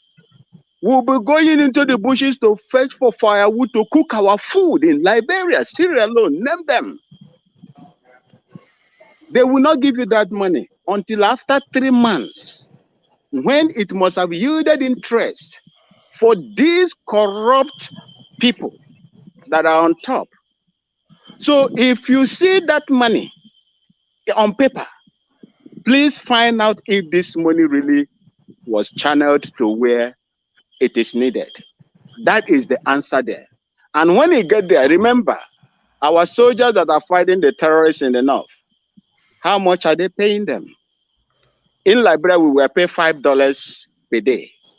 But in Nigeria, they are paying them 1,000 naira. You are paying me 1,000 naira to go and, risk my life in those places? Food they will not give them. Accoutrements they're supposed to use to tackle these people, you don't give them. And you want them to die for that country. That is the reason why most of them are voluntarily retiring. So, Bumi, that is the answer I will give to you. And if you want to go back to history, during Obasanjo, Bola Ige, who was the energy minister as at that time, cried to Nigerians that the money they voted for him to bring light to Nigeria, the same people that gave him that money are the same people that are threatening him until that man died. So these are some of the things. When you see those figures there, those amounts are not channeled into where it is needed. Thank you. To Niger, my hand is still up. When my brother finished, then I will come in. There is something there is a reason why I came in. There's something. but you are spoken, that man. your hand is very, very strong. It's like I can't see anything else. It's only that figure I see everywhere. It was spoken into my eyes. I only have to answer. I only have to answer Bumi's question. But there is a reason why I came in. Thank you. Okay. Augustine, go ahead. I wanted to check the average salary of Nigerian police. I don't know whether anybody knows the average salary of the police, because when you do the calculation based on the numbers, 300 and something thousand police officers. Let's say you use 100,000. You are looking about 30-something billion naira already. So depend if you include uniform and all the administration and all the rest. Maybe you are looking about another 20 billion, and maybe they are stealing 20 billion or so. But it's within range of what you should expect to see within Nigeria right now. There's not that much more. And this is what I'm saying. Until you do the numbers, you start discovering that what you have in Nigeria right now, most people think that half of the money is stolen. You can't, because there will be no police officer on the road at all if half of the money is stolen. Forefathers, see, average policeman in Nigeria earns 45,000 naira. I'm going by the numbers.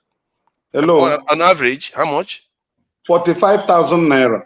45. Okay, They pay them according to ranks. They pay them according to ranks. No, I pay them say according to average. The least person earns 45,000 naira, and the bag of rice is 55,000 naira. Then you have to buy your uniform, you have to buy your boot, You have to pay your house rent. You have to pay your children's school fees. Sorry, So from what I there can is see here, they says the average salary of an officer is 420,000 naira per month. If that is the it's a amount, lie. that is It's quite a high. lie. That is officer cadre. That is officer cadre, not the other rank, Yeah, not but the if it's anything constable, close to that, you lance see, hold corporal, on. The point sergeant, I'm and the rest of making is them. that if it's even anything close to that, almost that 800 billion dollar naira that Bumi mentioned is gone. When I said what you are seeing now is what we paid for. That is it. No, Sometimes you have to no, do the numbers, the calculation. no. Let me Forefathers, so that saying people that. can see it, because I like us Forefathers, going with stop saying data. that. Forefather, Stop saying that. money they That budget mentioned. does not get to the Wait, police let me. officers. Yeah, It doesn't get righteous to man. them.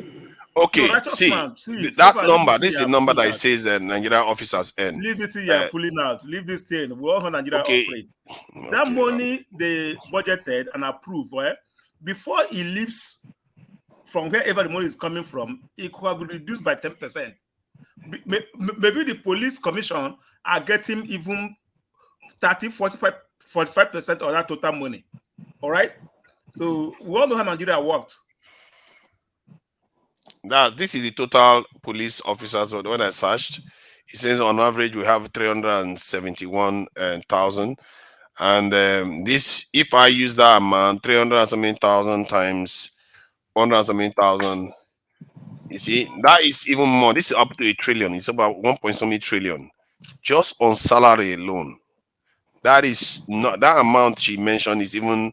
I think Nigerians spend more money on police if the average, as they stated here, is correct. Maybe they are referring to this thing, because they say officer. Officer could be anybody really. It could be a military or all the rest. But if it is police, because the question I asked was how much was the average police salary? That's what I asked, and this is the number that I got. Maybe it's wrong, but either way, it's pointing to the fact that, oh, I think that somebody is mentioning something here. It's pointing to the fact that what you are seeing on the ground in Nigeria is what we are paying for. If you check other nations now, the amount is through the roof. That is the difference. And that's why I keep saying, if we don't understand the nature of our problem, how can we solve it? And hence why I do some of these things that I do. That's why I always go with data. We shouldn't just say stuff and we don't tie it to what is actually happening on the ground. And that's what surprises us, because when you go now, you want to run for office and you end up in office because of this assumption you've already had. Suddenly you find yourself looking like all the bad leaders. Because that's forefathers, please. You know, I always try to make this statement. Don't use the Western world to compare to Nigerian statistics. The statistics you are seeing here is just theory. It's not practical. It does not exist. What you got good now and what God gave to you is what one of those top guys fixed in there to convince the world. It does not exist. See, the reason why I say is because I'm on the ground in Nigeria too. Hold on, I have Nigerians police are officers. expensive. Hold on, I have police officers. What they earn, just ordinary police officer earn 45,000 naira monthly, and they buy their uniform and they buy their boots, they buy their belt. When they are sick, they take care of their health. There is no insurance, there is no coverage. They open police bank for them where they can take loan. Before you get that loan, you will sweat from you will, in fact, you will sweat blood from your body before you get it. So forget about the statistics you are seeing on the internet. It does not exist. If that money Bomi mentioned is transmitted to Nigerian police officers, I am telling you, we have better policing today than what we have. See, there's a lot of data about this. Some of them say on average, police officers earn 2-point-something million naira per annum, and the lowest average of police officers is around 1-point-something million, which makes sense because some people say that they earn less than 100,000. If you earn 80,000, it's somewhere around 1 million per annum, isn't it? So, but a lot of them on average earn 2-point-something million. And Nigeria is not that cheap, you know. Some young people now they take a lot of money. They don't accept anything you just give them anymore. So that is what we are looking at. And if that is a cost, and Bumi is right about the budget, it means that the point I made was correct. We are seeing what we paid for. They are stealing the money, but most of it is going to the officers because it's too little. Just like our military is too little. No, but forefathers, Please, can I interject? back then, the captain was paid like 120 grand, which was not which yeah, you could say it's some money. But if you compare his salary with his counterparts, say in the United States or in this country, it's nothing. It's nothing to write home about. And that is why you find that the budget for the military is always very, very large. Because you have to pay them well, you have to, and the equipments are not cheap either.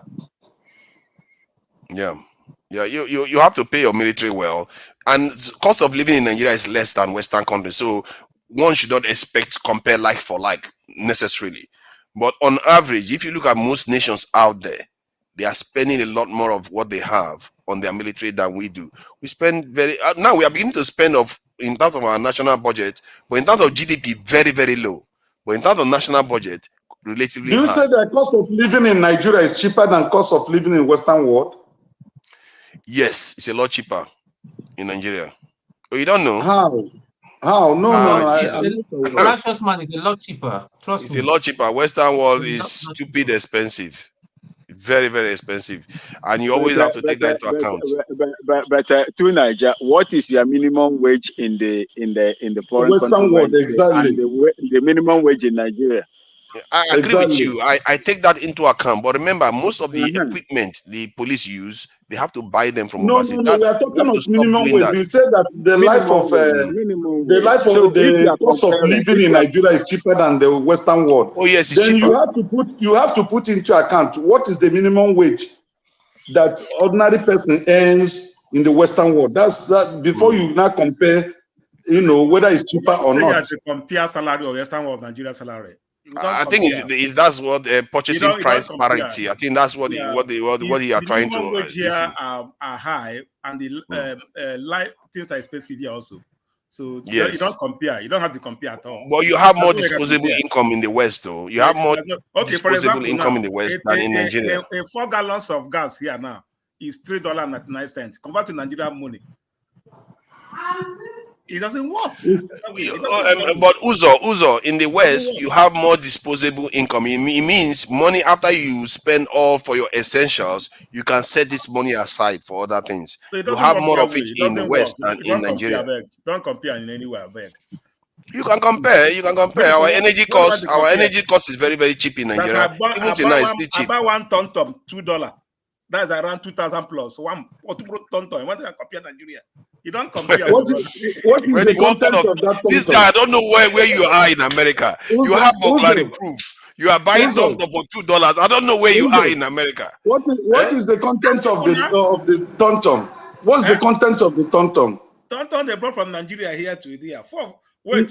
No, I said what is the content of the tonton you buy $2? Which content? Nigeria tonton get to. Black and white. Oh my God! Nigeria brought tonton from the US to sell for $2. Don't compare. Don't compare anything Nigeria and America. Don't compare, black. How positive or negative? I don't understand. I have a question for forefathers. Uzo, you are confusing him. Just tell him that it's cheaper in Nigeria. It is cheaper. Yeah, when you look at it on the level, it's cheaper in Nigeria. Because you don't compare. Whether cheap or not cheap, don't compare. Is it the same quality of tonton that we are leaking here? Is that what you're saying? You are buying $2? No, I'm not tonton. It's the same one. The same one. I'm telling you. He said, what he's saying is that they brought the tonton from Nigeria to the US and they sold it to him for $2. Why didn't you buy the one Why didn't you buy the tonton in America instead of the one they brought from Nigeria? The person added the flight ticket and all I will be shipping tonton to the US. Bro, my brother, business today. Don't mind us. Tonton for $2. Uzo, I need your contact. Wait, 5 tonton for $10. Wow. Uzo, I need your contact, please. I'll be sending tontons here. I beg. The number there here now. Not be here in the Texas. Uzo, You paid for it. I guess it's Uzo, nostalgia I now. need your contact so that I'll be sending Tonton from Nigeria to you. I beg. You know how many shops get on top? Both Ghana. Even Chinese people are selling Tonton. Chinese they sell. Chinese African stores right now. They sell Tonton. Yeah, but Uzo, you're confusing him. Me, don't want me to Confusing talk him. about Tom. Just tell him that the cost is more expensive here. No, Because energy is more expensive here. No, you don't Everything is more compare. expensive here. As much as it's expensive, we can afford it easily. So because you have more salary, yes, that's true. So you can't compare. But that is exactly what I was saying. That's exactly what. This is what I'm saying, eh? You know, I'm a businessman. Well. What I'm saying is this: if he is buying one tom for $2, then let me get his tom. I can send hundreds of thousands of tom to him. He will be able to sell it, take his own gain, and return $2 to me, or $1.5 cents to me. It's only Uzo that will see many sweets in the West that they will sell one pack for $2, and you go and buy one tom for $2. So and if you go and buy, that's on you now. Nigeria tom is different. It's different from the other one. Oh, Nigeria tom is different. It's different, my brother. You see, that's patriotism there. That's patriotism Let's do there. business. I'm very serious. Uzo, let's do business. You can't compare, man. You can't compare. It's different. Uzo, let's do business. I'm very serious. Okay, let's move the discussion on now. Let's move the discussion on because these people they will never agree. Which one be this? Exactly. Uzo, you confuse us. You started it. I didn't start it. Nigeria and Western world. I told don't compare. You brought the tom talk into it. Expensive. See. Okay. Let's try to get back Father, to. please, I have a question for you. Off the mic, I beg. Off the mic. Yeah, don't mind it. They will not stop. All these righteous men and Uzo, when they start their business, nobody will move on to anything else. Okay, go ahead. Horse fall before Maxi says his piece. You are muted. Oh, good evening. Welcome. When I joined, I heard you were saying if you want to travel to other countries, if you go to the embassy, on their brochure, they say Nigeria is one of the top countries in insecurity and all that. High risk. Yeah, high risk. Yeah, travel advisories. Yeah. I wanted to say something about that. Do you think, yeah, we know Nigeria has issues with insecurity, but if they asked you between Nigeria and America, I know I'm using America, where do you stand a chance of getting shot by stray bullet? More likely in America, I think. So why would you accept the white man telling you that Nigeria is insecure and you take it to the bank? This is what they do. I think like, there are different kinds of insecurity. Let me finish. It's a way of subjugating us, making us feel like we are small. All the African countries are insecure. Now, if you tell me that they will kidnap people, I say, yeah, fine. All is well, that's true. We have to be careful. We can mitigate that by staying indoors.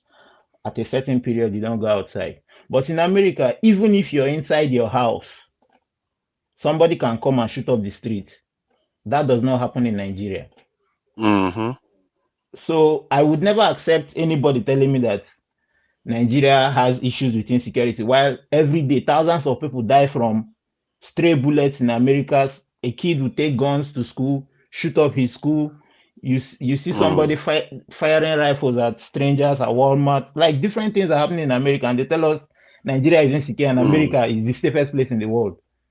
Yeah, that is true. I think the idea, if you look at what people actually believe, is that one, they sanitize their own issues of gun violence, the implication, because they have actually for the something thousand deaths every year.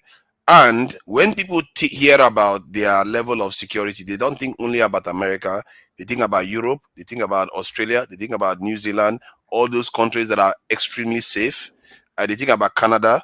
So that's why they have credibility. America is willfully choosing to keep their country the way it is. If they wanted it to be like Canada, they will. That is the difference. I go just ahead. make a comment on this? Listen, I don't know where my brother is. My brother Hostler. Is he Hostler? I don't Yes. know where you are. But I live in America. I've been here for almost 20 years now. So there is no way you can compare insecurity in America with that of Nigeria. It's like comparing light and darkness. The fact that people are shooting, the fact that you hear people go and do mass shooting does not mean America is not secured. Okay, you can't compare. Okay, let me tell you something. When I was moving from one state, Texas Texas to another state, California, it's about 1,500 miles. I traveled that on my car for about 26 hours. I did not even meet a single police. I did not even fear both day and night. Where can you do that in Nigeria? Tell me, my brother. You're talking. Where can you You do tell that? me that if you tell me But that police is not dead now. infrastructure, Just if seeing you tell me Nigerian police that is Where not can you killing do you. that? Which road can you apply? if you tell me that Alone, not infrastructure at is night and in linked the to day in security, Nigeria. I would accept and say, okay, Nigeria has a problem. But categorically telling me that Nigeria is insecure because Excuse Americans are telling us my that it is brother, how insecure. many We guns? already know. How many guns are We in Nigeria? already know. How many guns are in Nigeria? Let's take it. Let's take it with let's have an open mind. How many I guns don't do know. they have in Nigeria? I America, don't know. at least the number of guns in the hands of citizens in America, at least those who are in United States here that are here, they can bear me record. It's more than 300 million. And you're Now give okay with Nigeria that. only 50 million Paul, don't guns. show. Paul, Only 50 another Paul, million don't guns. show. Leave Nigeria with only. He said that is not true. Who said that is not true? But No, he's not saying that. Uzo is causing trouble again as usual. Is making Leave a Nigeria. very good Not even point. 50 million. Only 20 million The guns. point And he that 20 made, million guns to be in the the hands point of he made Americans is correct. I The am point not. he made I I would is think not I correct. think accept. I don't think it's I would. about America. Let's I not would worry too not much about what accept. Thank America you. says. I would It's what not accept the Nigerians believe. comparison There by, is no or I would comparison. not There is no judge room us for by what comparison America at is all. It's saying. That is my incomparable. point. It's I am not incomparable. comparing, but I am just saying I would not accept what the Americans or the Canadians say about Nigeria. Yes, we all have our issues with insecurity, but they cannot come and tell us that we can put on our brochure. They are going to America. It's at your own peril. You can die from I stray think the bullets. Nigerian government did that as a retaliation Dude, for So when they did it Tell me, some time ago. my dude, brother. But come Hotspur, on. there are differences in Forefather, security. Hold forefather, on, Uzon let me now. just say this. Forefather, hold on. Let me say this. I was Let me saying say this. something. Mr. I will Juju, mute him. let me Forefather, Let say me this. mute him. This guy is a forefather, troublemaker. Wait. Hold on. forefather, There is a difference. Who is that forefather. again? Righteous man. You see these two of you. Hold on. Let me just say something. There is a difference when you have IDP camps in your country. Your girls are getting kidnapped. Farmers are not able to go to work. And then you take into account the other aspects of the economy and the people that they actually target. When Americans are talking about it, they are not under any illusion that they are not saying it because of Nigerians. They are saying it for their people. That when their people come here, the people the terrorists or the bandits who want to kidnap is their people. It's not for you. So you have to see it from that point of view. It's not necessarily for you. And I understand America actually has, in terms of casualties, they have far more casualties annually from gun violence alone. So I'm not going to be taking like advice from them from that point of view. But you have to see that they are talking about it from their own point of view, telling their people, don't go there. They are likely to kidnap you because they know you're an American. And we will have to come and rescue you like they did some time ago. You see what I mean? So who is next? Let me say something. Let me Yeah, correct one thing Uzo. here. Let me Oh correct my one thing. God. So Maxi, that your finger, that time the pattern I it's said they like do. I can't unsee it. It's always in my Come on, face. let me say this. Uzo, please But go ahead. he said it was me. No, after this demand that my other brother that interjected before Uzo came in, so it was my turn to go on. But you are giving it to Uzo. Yeah, Okay, Uzo is a let him go. troublemaker. He just likes to cause trouble all the time. Okay, please go ahead. Uzo, wait. Well, Maxi, please go ahead. Uzo just likes to cause trouble. And after Uzo talks, righteous man will want to go. And before you know it, they will hold everything up again. Okay, bro. Again. Okay, bro. Thank you. Okay, bro. Thank you. You see, I came in here because of what man of prestige was talking. I don't know whether he was in this platform the panel session or in the comment section, but I saw some of the things he said.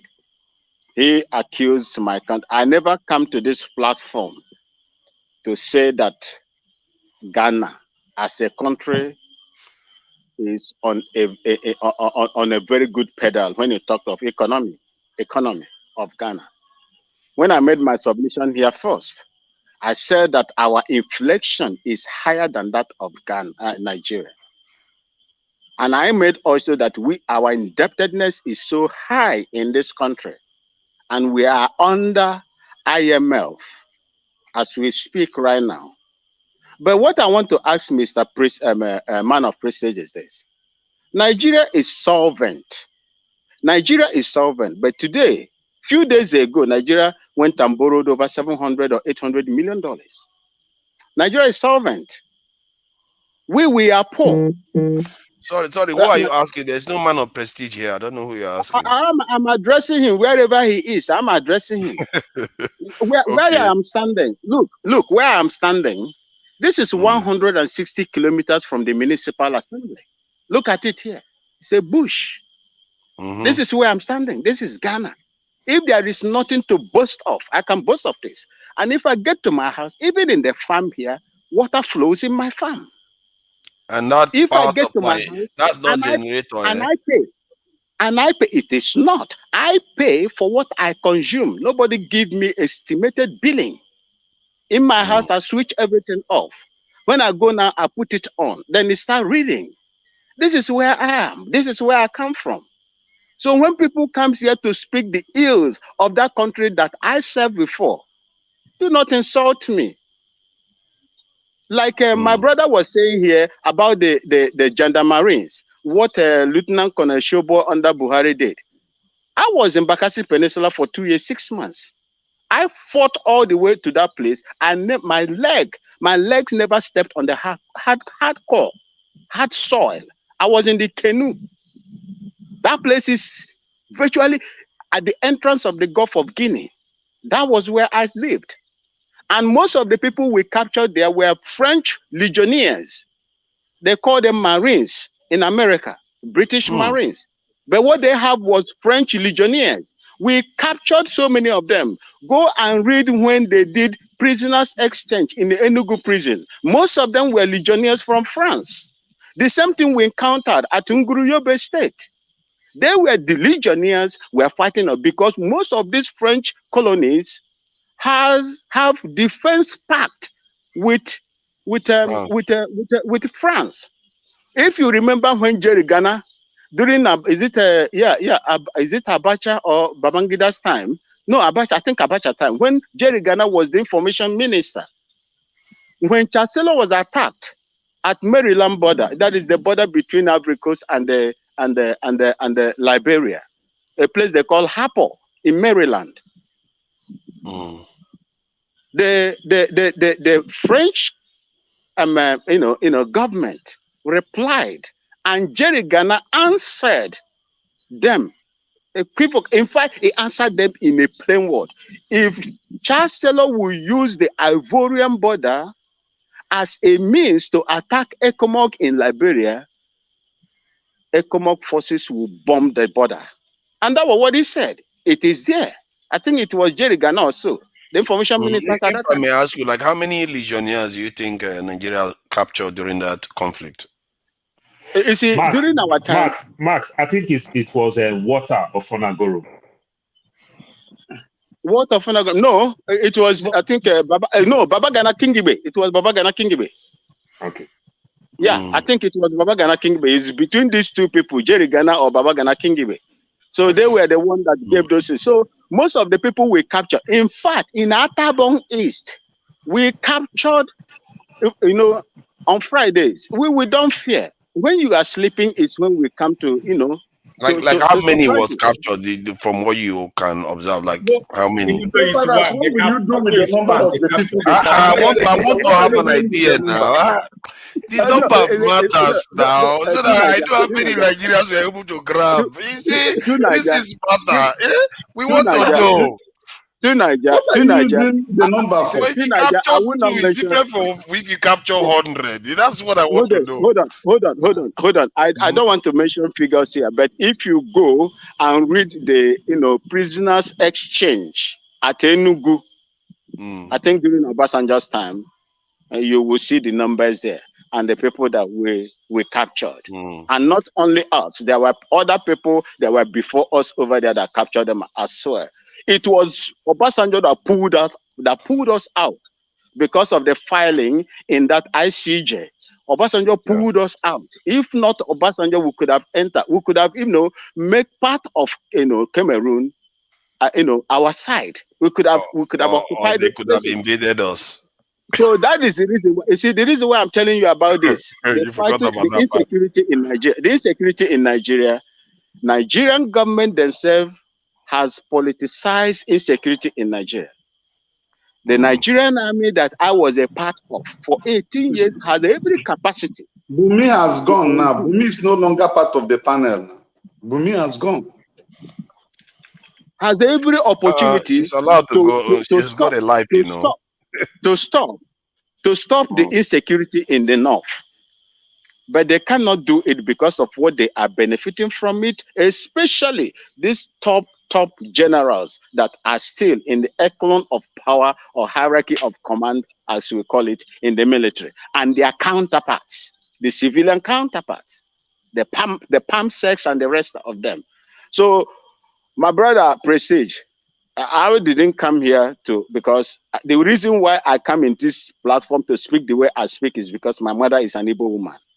And I belong to Biafra and anything that is going to bring Biafra, because that is the freedom I want to see before I die, and I believe that it is going to come. Thank you, my brother. I'll show you those Hey, prayers will go Ghanaian. unanswered. Are you a Ghanaian? You know, there are some prayers that will completely go unanswered. I fear that's one of them. Hold on. Are you a Ghanaian? Yeah, no, it's not. It's half. I think it's half and half. Go ahead. Sorry. I am a dual citizen. My father is a Ghanaian and my mom is from Abia State, Biafra land. Okay. All right. I think it's Housefall now. Housefall, it's your time now. Please let us know what you think about what you've had so far.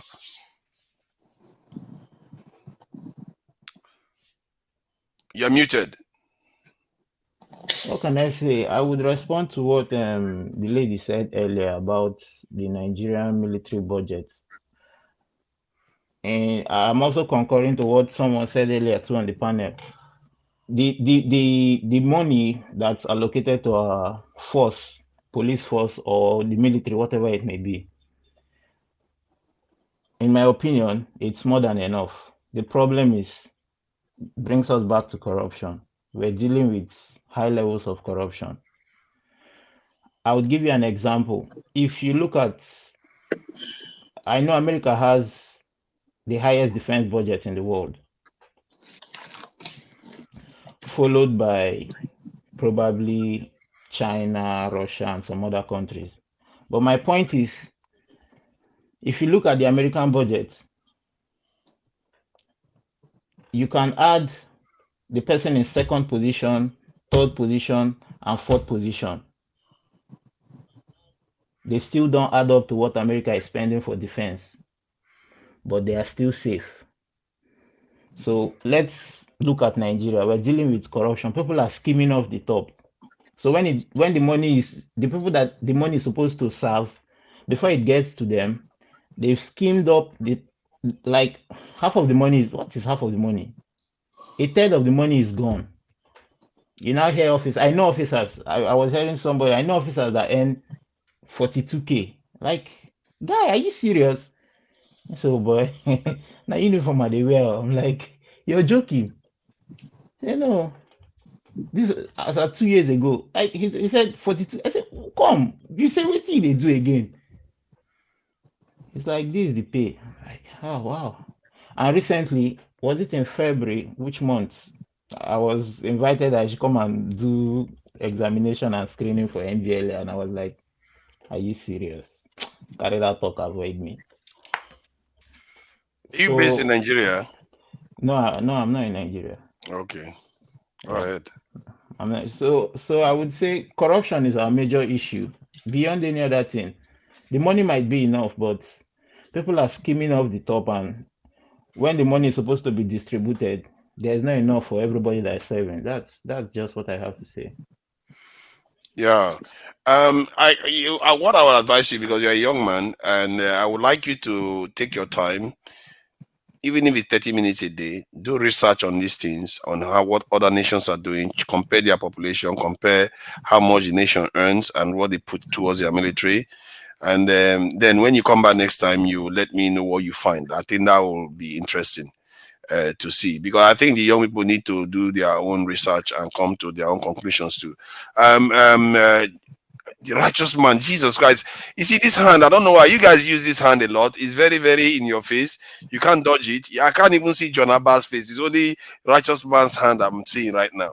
As See, the provost, righteous John man Abba is, turn, as the provost. John Abba yeah, turn. yeah, John Abba, please go ahead. The righteous man, hold on. No, righteous man have this big excuse of calling from Nigeria and that. So let him go ahead. Righteous man, go ahead then. Go ahead. You win. You are Nigerian. You are the true Nigerian, son of the soil and on the soil. Yeah. Thank you very much. Thank you. Mr. Uzo, please, I would like to have a private discussion with you.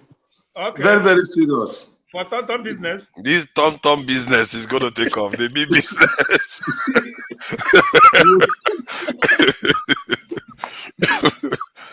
Oh my God! I can't believe you interjected for that. Uzo, your brother is trying hard to survive here. It's not easy.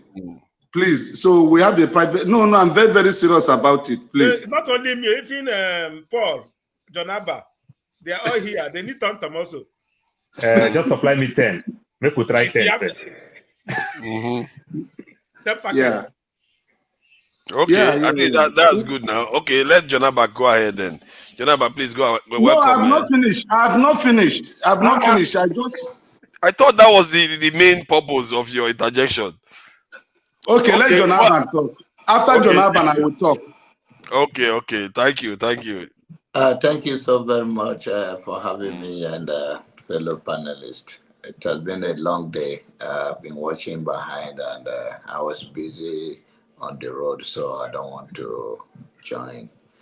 I think we are all just here doing what we do best on weekend and speak knowledge, wisdom, truth to the power, share ideas and the love of our country and all of that. And it's always a pleasure to hear the view of the younger ones, especially like Bumi and Housefor, because the only reason why other nations strive, they see the leaders see beyond their lifetime.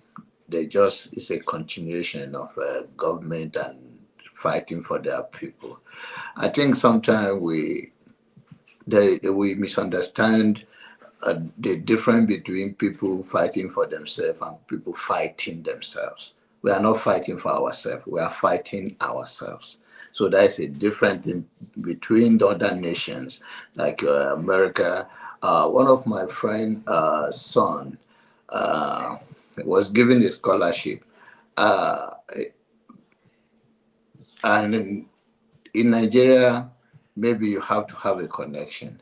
But here, they do it because they think you have what it takes and the next generation needs you.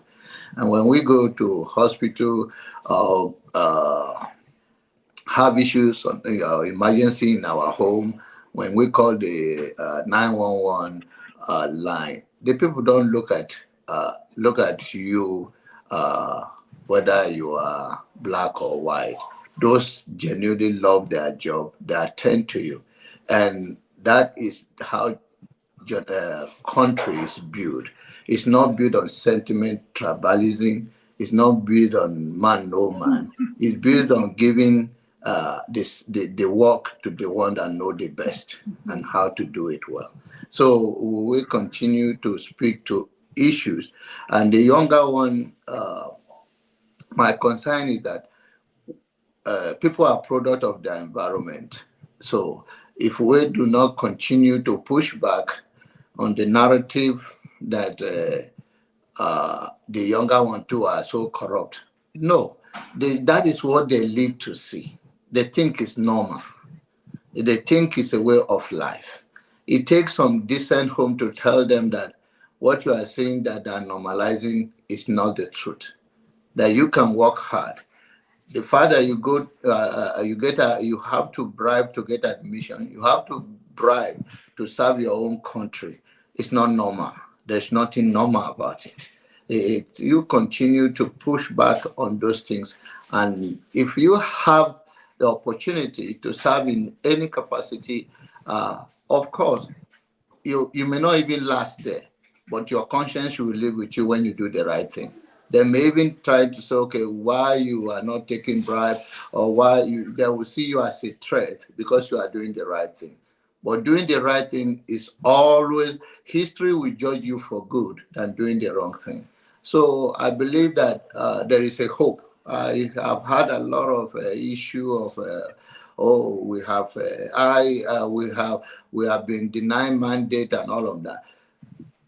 Nation like ours, the way we are coming from, we have not gotten there, but we have made a significant progress. And I can always say on this past election, may not come out the way you want, but I think social media also have played a major role in this last election, and that is how we will continue to strengthen the core belief of every Nigerian that corruption is everywhere, but we can improve on our own as well. And just one day, eventually, we overtake those forces, but not in giving up, not in personally. I don't believe in dividing Nigeria. People who said they want to do it and they're entitled to their own agitation. But we are even talking about building a better relationship. That even end of the day, if you succeed to become a country of your own, you still have a neighbor. You still have to have a good relationship with your neighbor. And we still have to do business with them. You still have to strengthen your own ally and build ally and strengthen it. So, but the mentality is that we will continue to speak to it, that it's not normal, especially for the younger generation, that what you are saying, that you have to bribe everything, even when you have what it takes to serve your own country. And serving your own country, it doesn't have to be in the military or anything. Whatever you are doing, even if you are a nurse, medical doctor, whatever you are doing to attend to humanity.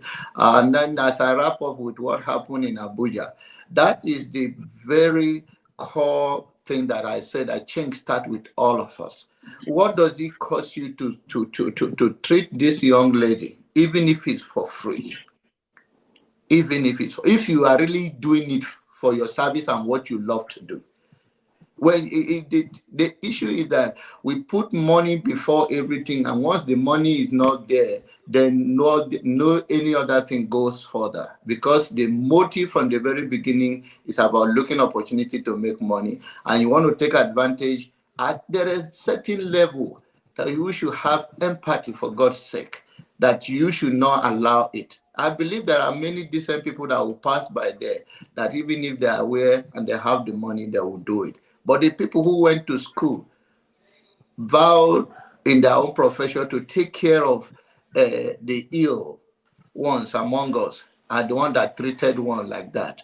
And this is how we continue to speak to them. Eventually, if you push back on them a little bit now, you will find out that it's one person willing to do it, the other person is not willing. But end of the day, it's going to end up of who are we as a people? We're going to let our brothers and sisters die like that. We understand that people die every day, everywhere, but just when someone needs a medical care, you let her die. That is not right. And this is all we have to continue to push. And hopefully that we'll have a better healthcare system and change of our mind that no human being deserves to die like that. We're all going to die, but we should die with dignity. Thank you. Yeah, thank you, Jonaba. Thank you for coming in, Paul, again. And Bumi, as always, if you wanted to say something, you're free to. Paul, please go ahead. Okay, yeah. Righteous man, Paul hasn't said anything since he came back now. I've not said anything. Okay, you want to talk your tom business? Go ahead. I don't tell you supply me. No, go ahead. Go ahead. After you, I will talk. Yeah, that Jonaba just reminded me about the lady that died in Abuja. It's just so painful because if you look the way we are wired, sometimes I tell people, I said, good percentage of us, the money we make in the West, we send all this money back home. Good percentage, not for business. We send this money just to help, to touch soul, to touch life, to help, to do one thing and another. All is help, probably no return. It is never a return in investment. So in other words, it's just more or less like charity. And when you find out if a doctor refuses to treat person, I strongly believe that that same doctor should be like me, should be like Cho, should be like Jonaba, that will be taking care of families, that will be taking care of friends. For that person to be a doctor, will be assisting people. And that same doctor, his own profession, telling that you have to protect life first. That is your primary investment. You know, when you look at the police and you look at fire service, they do the same job. They protect lives and property. Sometimes maybe the police will investigate, then protect. But when you look at the fire service will fight and investigate. They just do the same thing. The same thing with doctor. And the doctors are trained in their school that your primary purpose is to protect life. I don't get it. I'm a young boy that I can't even comprehend it when I begin to hear this thing that they rush somebody to the hospital, doctor refused because of they're asking for police report. Are you telling us that that person, they should rush somebody who is dying to a police station first before they rush the person? And if they rush a dying person to police station, when the police start investigating, start asking questions, how would the person even say his own side of the story as at that time? As a doctor that you are trained, you can preserve that life and still keep that person in sleep there. When we go through surgery and every other thing, they know probably the place that they want to carry out surgery. We can't raise our hands, or we can't raise our leg, or we can't even raise our body. Sometimes we go deep sleep while they're doing what they're doing with our body. We don't have no control. They are in charge. Doctor, you can do those things and put a call through to the police. It's simple. That same thing, they do it here in the US. They do that same thing here in the US. They'll just inform the police. If they suspect anything, they'll inform the police. So it's so shameful. The type of things that you hear when people come up with all this blame. You see the Mohbad issue, police will come up with all this blame. You pay to go and write a statement. I can't comprehend the abnormality that we face in Nigeria. You know, like I tell people, these days now, I just get tired. You see family, you see friends, all my friends, nearly all my families, they can't make a statement without using God. If not be God, I for not die you. So why are you still asking me for favor? Did the God that helped you yesterday died? If the God did die, they continue with the God. They can't make statements. Other than God, we've lost hope in all the institutions. We've lost hope in our place of work. Nothing is working. Nothing is working. Then to talk about this police issue, this police payment and the like. The military in the US, if you join the military in the US, they don't get paid very much. Their pay is so low. The military in the US, they make like $14, $15 per hour. Just to let you know. They don't make good money. They are poor. They are very poor. But they get all type of benefits. If you join the military, you do your 4 years, you get out from the military. You can go to any college of your choice for free. You want to buy property, you can get the VA benefits. You can get so many benefits. Many things that you are buying, you don't pay taxes. You don't pay no nothing. Your children can enjoy, but you don't make money. So these are the great incentives that the system put on ground. So you know that if I take this sacrifice for 4 years, for 8 years, or probably I just want to do it for donkey years, you already know that as you are growing in the ladder, your family going to benefit, you're going to benefit, but they don't really get paid very much. Just to let you know, even though when you see the military, when you join the military for 4 years, you leave, the next thing you see the people go do, they leave the military, they join the fire service, or they join the police. Good percentage of our police, they are all veteran. You know, it's not like the way Nigeria, the Nigerian factor that you have to be from 10 years and above. 4 years, you're done. You can renew or you can take a vow, but you get all the benefits for just 4 years. So there's a way we can put things in place where people will be happy with their jobs. But I told Dr. Damages some time past, I know I also told you the same thing, Father. If every one of us can come here and talk about our different professions, you understand how suffered our professions are suffering in Nigeria, my brother, we'll just get tired. Continuously, we'll keep hating the country. Let me allow righteous man to talk. But righteous man, let me tell you something, righteous man. You that want to sell tom-tom for us. By the time I ask you to bring the tom-tom, if they frustrate you for airport, after you suffer, pay, ship the tom-tom, and the tom-tom did not land to me. I don't see tom-tom. Tom-tom lost middle way. Now you are going to seek off for 1 night. Maybe you don't know that part. Some of us have ventured into this investment of... No, hold on. Let me just finish. Some of us have ventured into this investment of buying things in Nigeria and bring here. If they frustrate you at that airport there, if they frustrate you at cargo, when things go missing, things did not go as you planned, or sometimes they ship the things so late, the thing go bad, or sometimes they didn't pay the right thing, or sometimes they do wrong documents.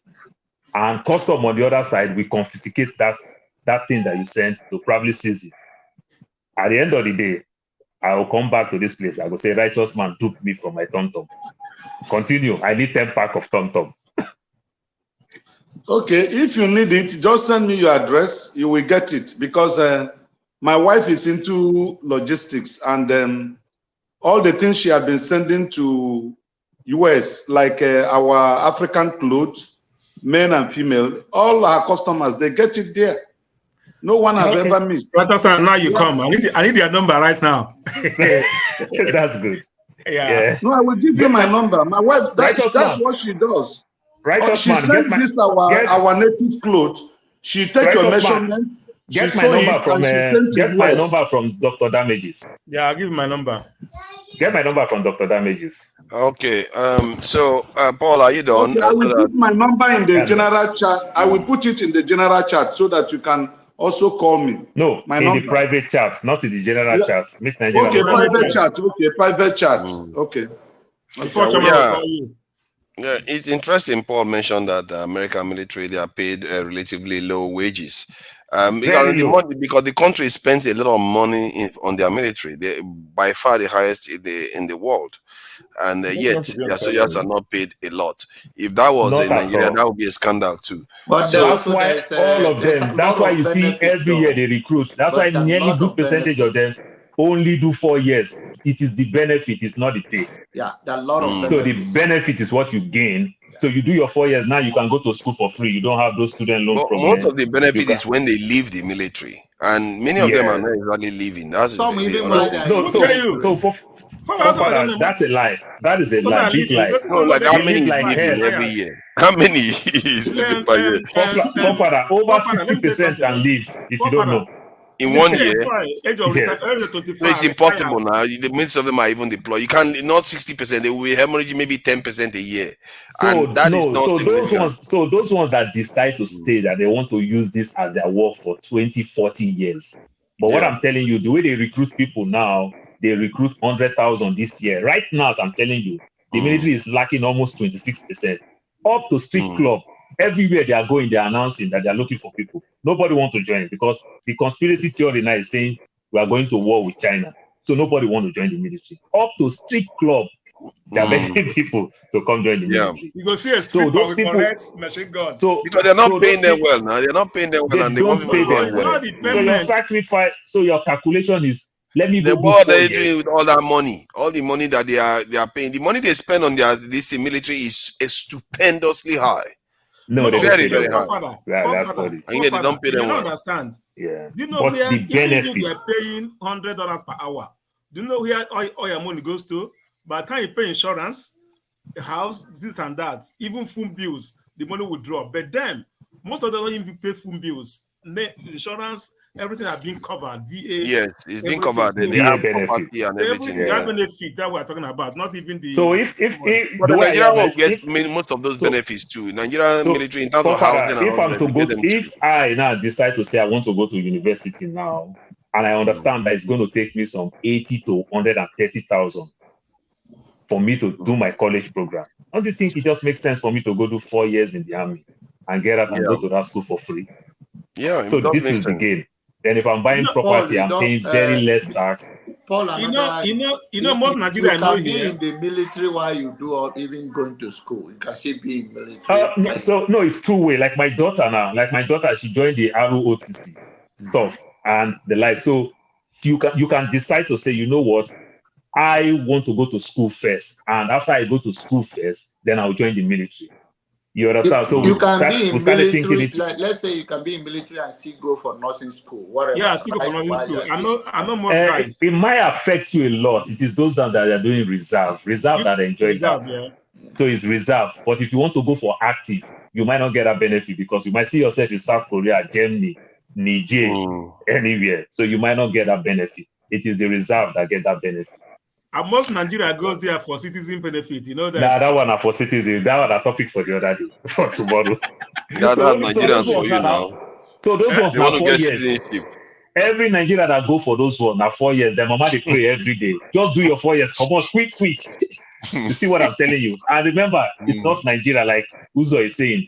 Every other countries of the world, everybody that come and they know it too. You know, they know that too now. They know check. it. Now they know that. Yeah, but somewhere along the line, you might love what you are doing and just remain there. Yes, most. That's what I was trying to highlight. Most actually remain. Not all of them come out. Oh no, maybe that is a lie. It's about 10. What? It's about 10%, 20%. I will check. Okay, we can check how many. Because if it's more than 10%, then it means the recruiters are doing something wrong, and nobody will support. It is the old ones that remain there. You know, since I've been in this country, a set army parade day. I've never set my eye in any military person on the road. You ask us where are the militaries? A set a parade here in parade, you can see the Manoza. I never set my eye any one of them on the road. That's how it is in Nigeria back in the days too. Now, when you see military in Nigeria those days, they put them inside their bus, they cover them while they are driving. Somewhere along the line, because of all this problem and everything, the police is underpaid, the police is not enough. Then they started bringing military to come and assist. When we're growing up, we don't see military. You don't see them at all. You know, before it just changed now. Okay. Okay. I just feel like our own military is that what we are spending on the military and the manpower we are using on it is too low compared to other nations. And if we don't put it on standard with other nations, you should not expect them to perform miracles. It's not the only reason why we have not had the law of security problem because our security was technically being guaranteed by the British and the Americans. That's what we are beginning to discover now. That this is what is happening. Even in French countries, their security is being guaranteed by foreign powers. They are not taking care of themselves. So do you think if Russia wanted to attack Nigeria now, guess what? The British will step in, Americans will step in. That's what is happening. And if they want to attack us, nobody will step in. We are done.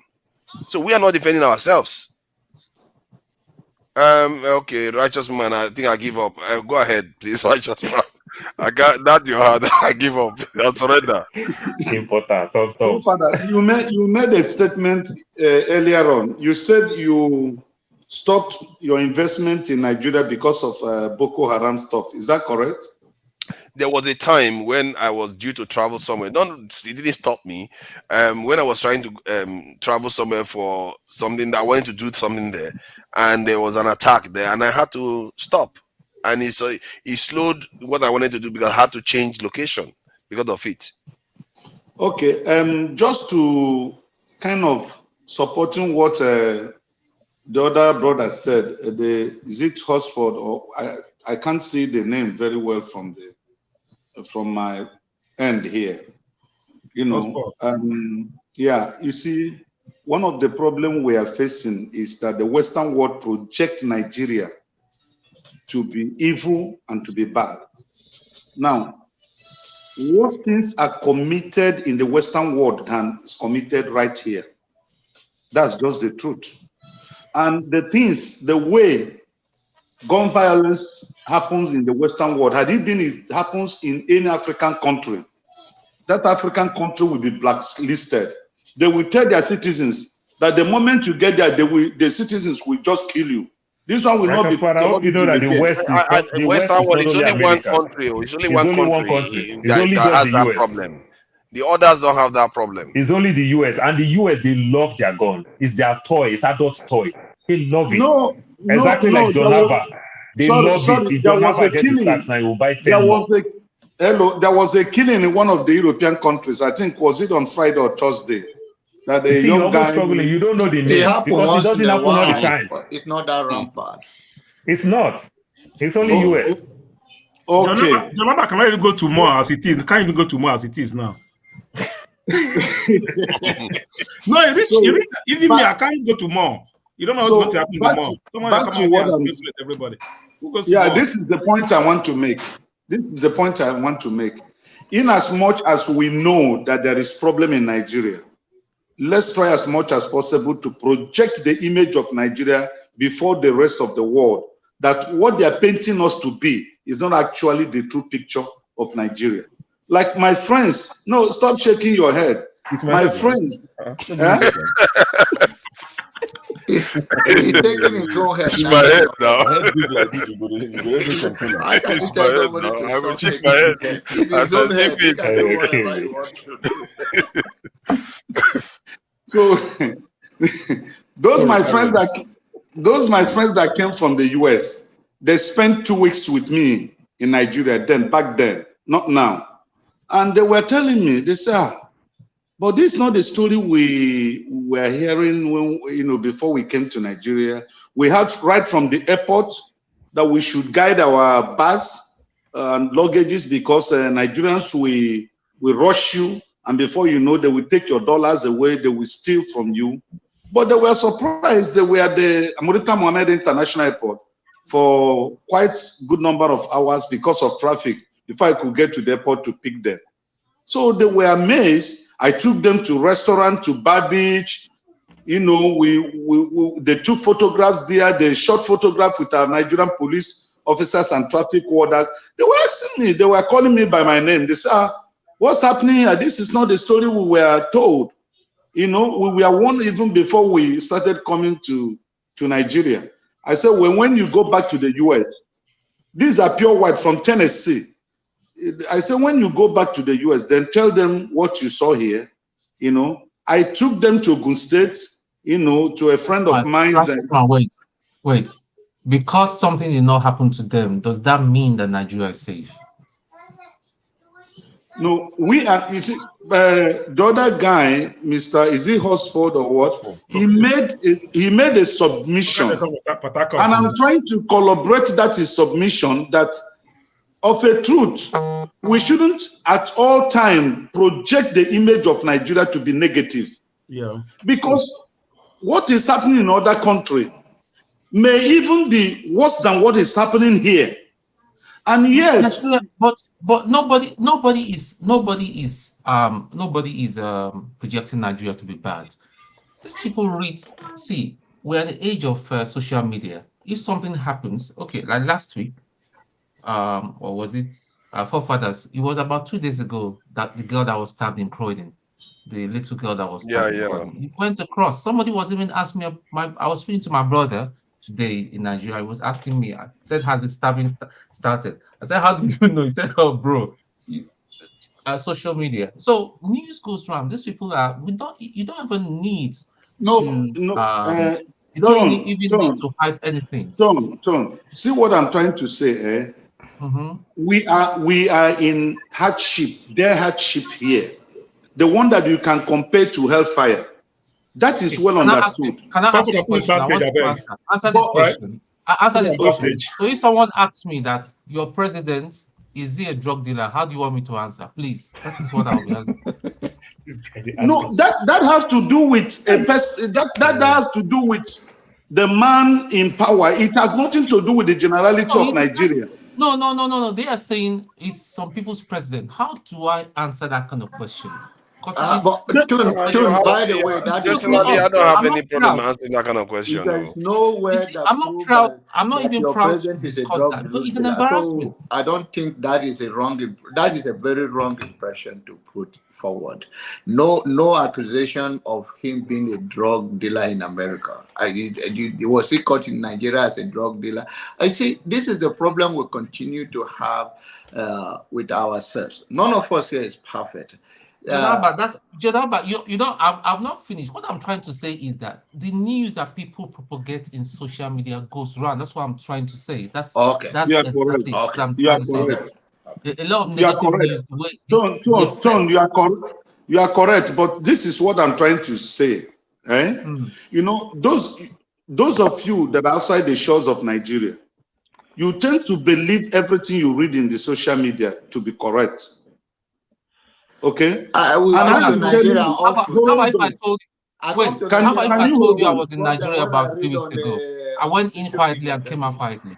What do you say? How about if I tell you I was in Nigeria about 3 weeks ago? No, I'm not doubting. See, what I'm trying to say is this. There is crime in Nigeria. That's true.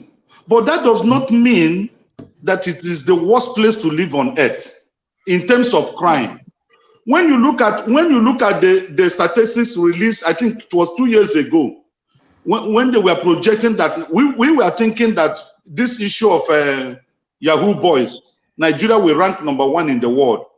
To my amazement, when the international listing released it, Nigeria was #5 or 6. America, Britain, France, they were ahead of Nigeria, and I was shocked. You can Google it. But they were calling if you go to Righteous Man, it depends on how you read the chart though. So sometimes because they are higher up, the chart is coming from the Western world. They what is the precise measurement that they are measuring? Because there's nothing like Yahoo Boy in foreign this thing. No, you don't understand. The Yahoo Boy is our local slang. That's why I want to know what were they measuring. Money laundering. Money laundering. Okay, now you're talking money laundering. How much money do we have coming through Nigeria? Yeah, all the people will surpass us now. Money laundering. Hold on. They surpass us, but yet in their media they project their countries as a paradise. But do you know what I'm trying to say? They sanitize their own. That's the problem. Yeah, and it's a bit different to be fair. And they sanitize their own. When something happens to them, they make it look like it's not that bad. While our own hits worse because we are poor. When you are poor, things are bad. That is just how everything for forefathers is not true. Forefathers, listen. We have been projected. Forefathers, hold on. We have been projected by the Western world of being evil. Just have that at the back of your mind. Our leaders have not been able to. Tell your own story. Hold on, now, let me talk. It's my turn. Let me talk. Our leaders have not been able, to build up a political will to project the image of this country, not like what the Western world is selling it to be. That's what I'm trying to say. I get your point. I've made that argument here myself. I sympathize with what you are saying. Listen, most of the things, most of the wrongdoings that is being carried out in this country, we learn it from the Western world. The oil bunkering, who are those stealing our oil? Are they not white people? Are they not from the Western world? Americans, British? I sympathize with you on that front because And so clearly what are you talking there is about? double When we standard talk here. about Like you say, crime, we are the the crime. most corrupt, but if We you are look at the not number treating. I that think is lost sometimes due we to jump corruption, they subject lose more money due to corruption than and the Nigeria ever topic we just loses. messed it up along the road. If So, you are so treating such thing, then we'll talk about it. And what we are talking about sometimes is that there is a topic, and then if we are treating that topic and something come across, we cannot use that one to generalize that we are portraying the image of our country. I think some of us here, many of us here, we are all lovers of Nigeria and we talk strongly about it. But the things that we are speaking to issues there are people here can speak to their own issue as well if it's affecting them that much. This is not the only platform that people speak. So the Americans have their own channel. They can talk about their own issues and Jonathan, so we are not this is condemning our Jonathan. country. This Okay, is my turn. righteous man, so Hold that on. no, because it's not your turn actually. You are interjecting, remember, with that big hand of yours. So that's what you're doing. It was this guy that was supposed to speak. So the thing is, I sympathize with your point. You have to understand, it's not only about America. Hold on, about security. It's not only about America. It's about Nigerians themselves. If something happens in Nigeria and it keeps happening, you have IDP camps, you have people going to church and they get all kinds of casualties from just going to church, and the people that are doing these things, they are barely brought to justice. You can see why people are scared. Forefathers. Do you know there was a case I followed up in America? The police were tracing this individual for 35 years, and he was committing this crime. Well, our own is happening almost every day. Every day is happening. Every day, kidnapping. See, the topic we are discussing today is about our 63 years of existence as an independent nation. Am I correct? I asked a question. What are the two things we have identified as major problems that is really affecting us? Forefathers, you are the one that mentioned security and lack of technological development, isn't it? Yep. Good. Then what are the solutions to these two identified problems? What are the solutions? You said that we should try to recruit more boots so that, and other people kicked against it. So, and that was when Mr. Hospital, he made mention, okay, I'm not seeing his name very well. He now submitted that it is not correct to say that the crime committed in Nigeria is more than what is going on over there. Then I came to agree with him based on some certain areas. I'm not saying in the general concept. Some certain area, yes, but the area where it is not found in the Western world is this terrorism. The act of terrorism, they nip it at the bud immediately. That's the difference between the crime that is committed there and the crime that is committed down here in Nigeria. Our own system or our own government, they tackle terrorism with kid gloves. They don't consider it as a threat as long as it does not affect their immediate environment. You see? So laying that aside, what I'm trying to say here is this. I put down a written word that really, because I have been meditating and thinking over this thing for weeks now, you discover that the major problem that is affecting Nigeria, that is causing this insecurity, outside the issue of unemployment, the consciousness to be rich. If you see, I was somewhere yesterday, on Thursday, while I was there, a group of young boys were discussing how they are going to make money. I'm telling you. And I was overhearing them. And these things are not palatable to the ears. They are things that, you know, if you're of age, you will know that this generation have taken a wrong way. The way they have decided to go cannot build a nation. And the reason why they are doing this thing is because they see that if you don't have money in Nigeria, you have no say. Nobody respects you. So this anxiety and consciousness to be rich is part of the major problem that is affecting this nation. Every man in Nigeria wants to be rich. Every man in Nigeria wants to ride the Range Rover Sports and buy Mercedes Benz and build skyscrapers. If you don't have it, you are nobody. So that is one of the things that have affected our nation. I remember. See, I hear what you're saying. Let me Forefathers, just hold on. Forefathers, hold on. Is there any hold other on. point you want to make other than our youth are gone the wrong direction? You will make me, I will not speak in this panel again. I will just be watching. Yours is an interjection. I let you speak. It's an interjection. You're going on too long. When it comes to my own, you won't let me to. But it's not your turn, though. It's not your turn to speak. So he's saying, okay, when it is my turn, just tell me to speak. I won't speak again. When it is my turn, call me. You've been speaking for like 10 minutes. This guy, man, a troublemaker. Not of the soil. Being a troublemaker. Yeah. Sorry, I'm just going to talk on two points quickly. With regards to this American people projecting and all of that, see, there's a difference in what we're comparing. We are putting the burden on Nigerians to project Nigeria's image in the right way. America as a country are the one projecting this on Nigeria. So the burden, most of it should be on Nigeria. But the people you're expecting to do it are the worst of us. So they are not going to project. How can they speak? Yoruba will say, Oro dunlenule. A thief can come out and be talking. Nobody's going to listen to you. So that's why it's very difficult for them to speak. And also, America might be speaking and advising their citizens not to go to XYZ places or place because the burden will be on them to go and rescue their citizens.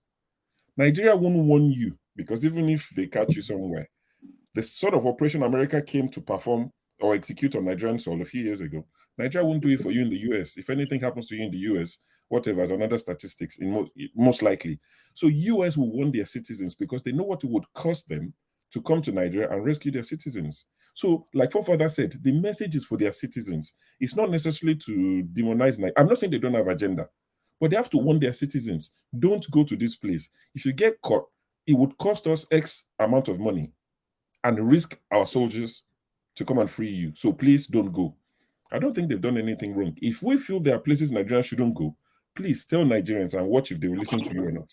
And When avoid any of you who live in the West, when you're going to Nigeria, your family in Nigeria will be calling you.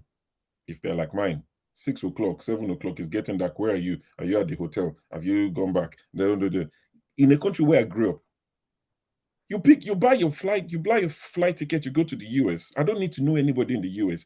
I would rent a car as part of the package, get to the US and start driving everywhere. There are things you can come. I'm not saying America is not perfect. People get, yes, a lot of homicide, but you can get there, get a car, and not be afraid that's a setup. But a country where you grew up, that you know very well, you go back after a few years, and your family are calling you at 6 p.m. You don't enter house, you don't enter hotel. I beg no take for house, no past Dublin Bridge, something o'clock. It's different. The level of crime, the ones in Nigeria are organized crime. Students go to university, picked up in Zamfara, 25 of them. 4 or 5 days later, on those states, 25 worshippers picked up. So these are the sort of things they would see, and they will warn their citizens. They are not warning Nigerians not to travel within Nigeria. They're not talking to us. If we see places that are dangerous for Nigerians to go, please let us warn our citizens not to go.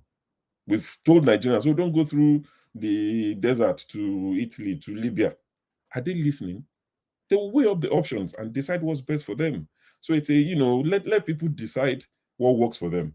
Nigeria should fix up. If we fix up all this nonsense that people are talking, they won't be able to say it to us. And also regarding the lady Greatness Oluwaferomi or something, God rest her soul, that lost her life, sadly in Abuja.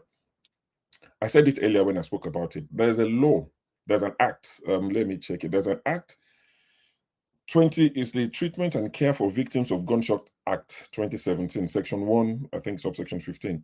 It says that every hospital in Nigeria, whether public or private, shall accept or receive for immediate and adequate treatment with or without police clearance any persons with gunshot wound. And I think that lady would have come under that. It was like trauma patient and all of that. So there's an act. There was a law that was passed, and that's what I said earlier. And many people have said it. We have laws, but they are not implemented. In 2017, they passed that law. Somebody is shot. Hospitals, private or public, take them, start treating them, contact the police.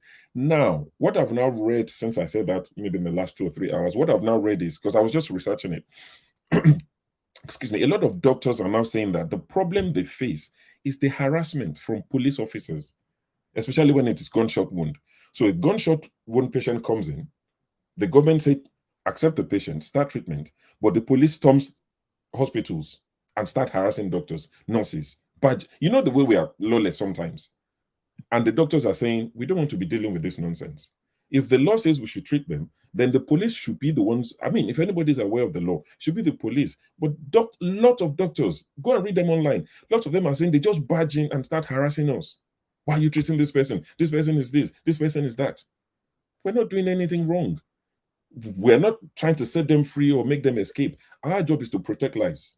Your job is to interrogate them and you can handcuff them while we treat them, but you won't go there peacefully and have conversations. They just go in barbaric manner, harass doctors. So that's why some of the doctors are saying they are refusing these patients. Yeah, it goes back to implementation. Sorry to interrupt. John Alba, please, can you give me 1 minute, please? I want to leave, please. I beg you. I needed to leave, please. So talking about this doctor, I still want to go back and blame the doctor. Doctors have been giving this excuse for a very long time. If you, as a doctor, call the police, if that person is even a criminal, the police will protect you and the criminal. Nigerian police. Yes, we know. Yes, we know the police want to take. Hold on. Yes, we know the police will also go the reverse way and do the wrong thing. But it is also obliged for the doctor to come outside and say your own story. Cry out like we are crying out.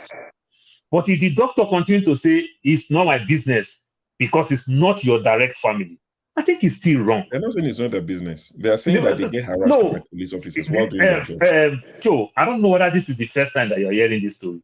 This story has been so many times. So many. Some may not even be gunshots. You carry any type of injury, they do the same thing. You understand? And it's so painful. You watch life go away. You understand? And when we talk about the police, we talk about this nurse, the level of arrogance and every other thing. I beg, can't come on. I beg, don't come give me work. Oh, you don't put blood full everywhere. I beg, can't come on. They just kick the thing like, I don't understand. Even though I can take an animal, not to even to an animal doctor, they'll treat that thing very well. It's so pathetic. It's so painful. I can't understand the doctor. Yes, the doctor too will also share their own side of the pain. You understand? The police might abuse them, but they have life to come and talk their own side of the story. You understand? But if you allow life to go, I don't think it's right. Just because of you feel that the police will arrest you, that aiding and abetting, you support the criminal. That's this and that. If you still have life, you will still defend yourself. Do you understand? The Medical Doctor Association, the MBA, they are all there for them to also come out and defend themselves. They should be erring on the side of caution, because it's a lady, for crying out loud. What are the odds that lady is a terrorist? And so that is just silly. And there's another aspect that there was this report I also saw that some people who just go to hospital, get an operation, and they don't know they lost one organ in their system. Later on, when they start becoming ill, it's like the kind of things our people are doing to each other is just out of control. And our leaders this is what I mean by there is no purpose. Everybody is just a kind of and the only thing they have is unbridled ambition. We have unbridled ambition. We want to make it one way or the other. We don't care who will tear apart to get there. And that's why we do all this kind of nefarious thing, because India is poor, but you don't see them practicing. Okay, they do some of it, but not to this level. And leadership matters a lot in this type of thing. Was it not Tinubu that was saying that he's the chief marketing officer of Nigeria? But this is the kind of marketing he's doing for Nigeria so far. For how many days he has disappeared, and I don't even know where he went since. I think he was in France since this UN. I hope. Yeah. They say he came back yesterday. He has to now. If he's absent for independence, he go turn. So where is he? People will be asking. And he's not been around all this while. He's not telling us what he's doing. He's been in French this in the They will tell country us you there. don't have a right now. Why we So, asking I for don't it? know how we, and we expect this one to govern for us. it's sure, like, I'm sorry to interject. I know you were, because Paul was talking and he gave excuse. We hear about the side of what the doctors are saying. But then I want you to understand that the Nigerian police force, most of them have little or no education at all. Most of them, I'm talking about those lower level police officers, and they don't know even their own basic human right. All that is in their head is that any way that they can have it to harass you and take a little money from you. A medical doctor in Nigeria should know his basic human rights and even push back on them if they went to harass him. We say this is the law. And in most cases, even ordinary Nigerians that know himself and know the basic human right, push back on them, they take a different dimension. They know how to resist them and they know how to back up. So it's not an excuse. And if it is the case, let the doctors also come out and continue to push back on them, because this is this is the 21st century way of us sending a message that we cannot live this life. And if the law says that, we pray that somebody will catch it and then say, you know what, you can't do this. I travel on the road on Nigeria. I travel on Nigerian road often time. When I go to Nigeria, I go often, and I know what I face. But I know how they back out when they see that you know yourself and you are not going to take it. You see them easily back out. Sometimes even the ignorant one. Their boss will call them, say, let him go, because they know that the trouble they're going to get is going to be more than what they are looking for. So, there is no excuse even as a human being. Even you right now, you don't have to be a medical doctor. If you are there, anywhere, even if you to tear your clothes to make sure wherever is bleeding, you want to do that. So, and this happened everywhere in another form. So we cannot be a healthy society blaming all the politicians and everybody, and we don't take the basic human initiative for just a simple empathy, for God's sake, that we cannot do that to one another. Even if you are going to go to jail for you saving a life, you are our hero. Go do that. They become, I can see how this happens. They become desensitized because they see a lot of people there. Yep. And they don't take it seriously. I was in a police station once where somebody came with a bleeding head. You know, I just came from overseas, and this guy was coming with a bleeding head and everything, coming to the police officer was just guy from the behind the counter, like, what are you doing here? Go the other direction and go to hospital. I was looking at it, I'm like, but you are supposed to at least help the person. You don't know whether he's about to collapse. Ask him what is happening. Like, go. That's the kind of attitude that they take. And you know, I in a way it was a little bit funny. I was looking at it like it was funny, but it's actually quite serious. Because you are supposed to assist. That's your duty to assist. But I will leave it at that. Masca, thank you Can I for just coming in. It's Masca's turn. You want to jump queue now? no, Master, just give me 2 minutes, 2 seconds. You see, when Wole Masca, Soyinka let's many allow. years You ago, didn't even wait for him to give you permission. no, Master You is my see, brother we now. have to And when empathize with no, our 2 people. seconds. Okay, Master, do I have your permission? No. Oh, you are muted. Oh God, Masca, If he's you got promise you not to now. take He's his got you internet, again. if you leave his internet alone, maybe. Oh, you are muted, Masca. Sorry, you can't hear you. Oh God, Jack. KJ has taken over. Sorry. Master, your audio is not on. Okay. Now, what I wanted to add was that, you see, many years ago, Wole Soyinka, when he left the FRC and said, Federal Road Safety Commission, said the kind of human beings that he had to mix up with these few years that he spent in this thing, he had to mix up with crocodiles. It was better for him to be in the forest with crocodiles, pythons, alligators, and all that, than to be with the people he has mixed with in that few months when he was in charge of Federal Road Safety Commission. Now, why am I saying that? That is when we thought Nigeria was good. So reverse I mean, fast forward to where we are now.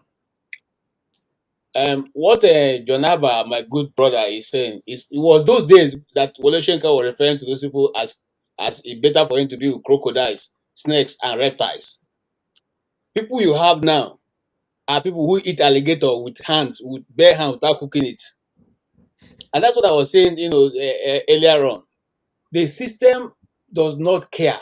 Now, here you are looking at a young girl who is sitting in a taxi or whoever brought her to the hospital with blood rushing out. As a nurse, as a doctor, you guys locked your front door. And then somebody telling me that we have a nation. Come on, guys. No, that is no iota of human sympathy. That even what if this woman dies here, I can't replace that life. The mere fact that you cannot replace the life will have moved you to do all you can. And that's what Even I'm saying. if the Sorry, police an was example has to be made of such hospitals. They have to make examples. Otherwise, it will keep happening. Sure, the funny thing is that it's a government hospital. God. It's a government hospital. They locked the emergency department. They locked the Yes, door. They shut the the video door. is trending on the internet. The lady was sat there and somebody was pushing her head, trying to keep her awake, pushing her head. Yeah. And I just thought, oh God, it was And nobody will horrific. attend to her. So what is it? Even if people didn't want to treat her, why don't you stop the bleeding? At least to save some blood. And then you tell me, you see, that's why when I come here, I sound so annoyed. Because when Nigeria happens to you, it happens to you, your family, and all that. You will go bear it. Nobody takes responsibility, nobody to ask, nothing. You bear the cost, you bear the pain, you bear everything that comes with it. Okay? And then tomorrow you expect somebody from this family to be a patriotic Nigerian? Please help me. You The expect person that somebody did it was not patriotic themselves. It's the entire nation themselves. We trade this type of behavior. We say we want to change Naira. We start selling Naira. We say let's go and vote. Somebody starts calling politicians. Can you come and bribe me before so that I can hand the election to you? We are the ones doing it because we want money. When we get the money, we take it and we jackpot from the country.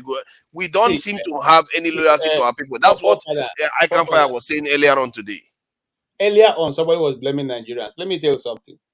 It's not Nigerians. When I went to primary school, Nigeria was not like this. When I went to secondary school, I'm one of those people who ate. In my university, I had meal ticket, and I didn't go to the university in the 70s. I went to the university in the 90s. I ate in a refectory with meal ticket. My hostel accommodation was for 5 naira, and Oh yes, it was not. but it doesn't mean that it wasn't getting worse. Things were getting Hold on, worse. hold on. What I'm simply saying is that it's not as if what we're talking about is it is El Dorado. It is many years ago. Okay, it's just that the people we have, the leadership change, and every other thing change. Somebody is telling me what is wrong with a young man living to drive a Range Rover, for crying out loud. Not be him, small boys they drive for here. Okay, what is wrong with somebody looking for a better life? Every No, no, no, nation, no, no. You every young don't man, every misunderstand young me. woman. Don't Hold on, misunderstand me. righteous man, please. I'm not addressing you now, because No, I am the one that mentioned Land Rover. I'm it the one doesn't that matter. mentioned Land Rover. I'm not talking to you now, sir. Everybody who is any human being wants a better tomorrow. I don't see whether you are in the rural area, whether in township, you want a better tomorrow. Look, my father cannot say he wants me to be better. I mean, he wants to be better than me. That would be witchcraft. So my father should say, my son, you should be better than me. If I went 10 miles, you should go 100. And your sons, my grandson should go 200. We should always strive for pushing, the lead. It's not for us to keep running down and say, okay, this person is not doing well, so why should we call? Why can't we also look at other nations that are doing well? At least make the life. Look, the average Nigerian is not asking for too much. Give him a means to be able to feed his family. You can steal everything you want to steal. Give him security. Give him good road. Allow him to do his small business. Look at what they're doing to those people in Lagos. Okay? The economy is so bad. You went to be carrying their yams and on the road because they're on the road. If you provided a place, will they be on the road? The economy is so hard. You say you are a tax force going to the road, carrying poor people's yam and tomato and everything, putting in your vehicle. Like, how are you going to give it back to them? Is there a penalty, or are you going to carry it away? What the wicked people that we are. I think my brother Thank you, KJ. I think one of the things is that you are I'm a little confused about. It's not Nigeria, it's the government. It's not government, it's Nigeria. I believe it's us, the Nigerians. One of us become the leader. So regardless of the leadership, it is where you are coming from. And first of all, before you even become a president, a governor, you are one of us. So when we are speaking in general about the mindset of Nigeria for empathy, you don't expect a governor or nobody. You don't even expect a councilman in your area to know that you went to the hospital. And if you are talking about law in place and it can be enforced, we are talking about two different things. We are talking about lack of human empathy, even as a Nigerian. So the wickedness is within us because it's one of us that become that place. It's one of us that take bribe to ring the election. It's one of us that is one of us in one way or the other. The politicians are one of us. So in any case, that let us deal with our mindset, that let us have empathy. Enforcement of law. There are common sense, there are moral standards that somebody expected from you. Even if you are white or black and you see somebody on the road, there is a type of expectation, regardless of the law, that you as a human being, that is expected of you to do. To help that human's life. So let us not confuse about the government is not working with and in this case, like Show have pointed out, there is a law like that. But we are trying to push on our citizens that if we are better citizens, we can have a better government. Yeah, thank you. Sorry, Can you test your mic? I'm not trying to. One second. I know, but Masca, test your mic. Is it working? So that we know. It's even frozen. Oh. Test your mic. Let's see if it's working. Hear me? Yes, we can hear you. Okay, so KJ, round off quickly, please, so that Masca No, let him go ahead. Let him go ahead. So you can hear me now? Yes. No, I mean, I'm not too keen on speaking. You guys can go ahead and talk. All right. Can I just take a turn, as I think everybody has spoken now? Yeah, sure, Jadon, since you're new, yeah, please Thank you. Have your say. Cheers. On the subject of Nigeria and its current and historical position on law and order and on the citizenry. Yesterday, I watched a 2-hour documentary on Fela, and it was the saddest thing ever. Based on the fact that there's this individual who became a musician.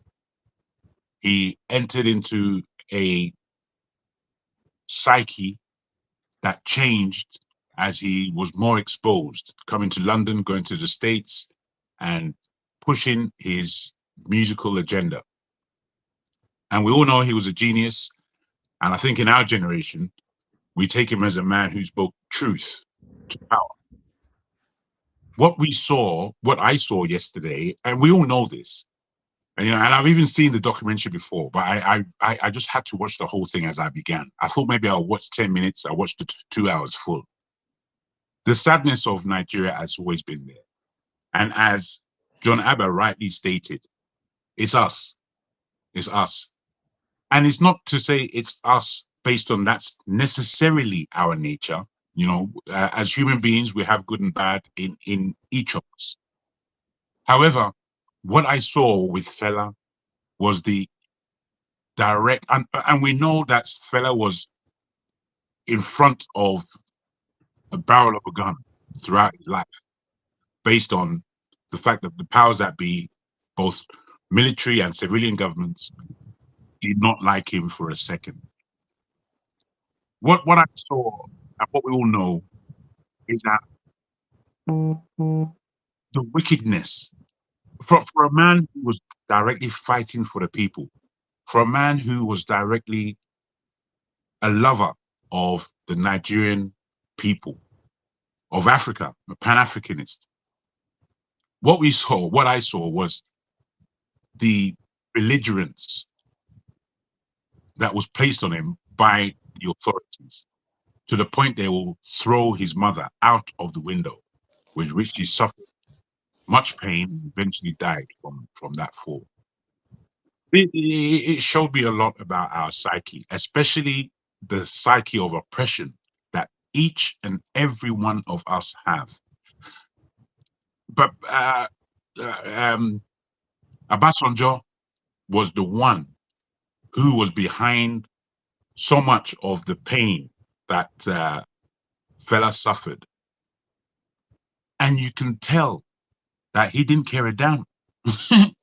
He did not care a damn. And I think there's no comparison, because we know the powers that be globally have their own agenda and they don't really care a damn. But with the impunity that we are now presently at, not just with the government, but with us as people, come from hardcore desperation that have come from terrible decision making throughout the 63 years of Nigeria. We now land in the position where anybody could, nothing would surprise us, really. It may shock us for a minute, but we would know that this is our behavior. This is generally our behavior today. Our desperation is so far gone that acting as normal human beings is not what takes place in Nigeria. Not at government, not at the level of citizens. We don't behave like normal human beings. As hearty as we are, as African as we are, as loving as we are, we generally are too desperate to even have the thought of diligence and dignity. We've gone so far away from these aspects. It's only because we are educated people and we're speaking on these issues that we have differences as to what is wrong and right. But Nigeria as a country, it's not behaving wrong and right in mind. It's just doing whatever it wants to do. And people generally, no matter how young, no matter how old, we behave extremely selfishly. Extremely. We don't have our brother in mind, generally. We don't. Unless we're having a family situation where maybe we're sending money to our family to get them out of this problem or that. Really, we don't behave with dignity in that country. Globally, you know, we're talking about the projection of Nigerians. Globally, the world knows who we are. We're all there's nowhere where we are not. People know that we are hardworking people. People know that we're intelligent people. People know globally that we are educated people. People know that we have value. But also, people know that these people come from an entity that is soiled to the point of God knows if we can wash the soil out of our dirty thing. So I think, in my understanding, responsibility and conduct, I don't really know how we're going to win it back, most especially when we have a thief, a fraudulent, I don't want to say murderer, because he hasn't been accused of that, but we know the level of stain our present premier has on his hands. His hands are soiled. Now, without taking this individual out of power, or without somehow this individual being thrown out of power, right, in a righteous manner, I can't see Nigeria getting any better, because we've got a lot of road to recover in order to have dignity within ourselves and dignity for our people as a whole. So, I take the case of Niger. There's a way of dealing with things, and the example has really been laid here. The example is of Niger, that Niger firstly took Bossoum out of government. They didn't go for France first. They didn't say, France, get out first. What they did first is take away the stool pigeon, take away the enemy within, take away the person who will stab them in their neck, before the person who is controlling that individual. That's the first thing they did, which was correct. Then they went on to face France. They faced them correctly. They said, "Oh boy, France, get the hell out.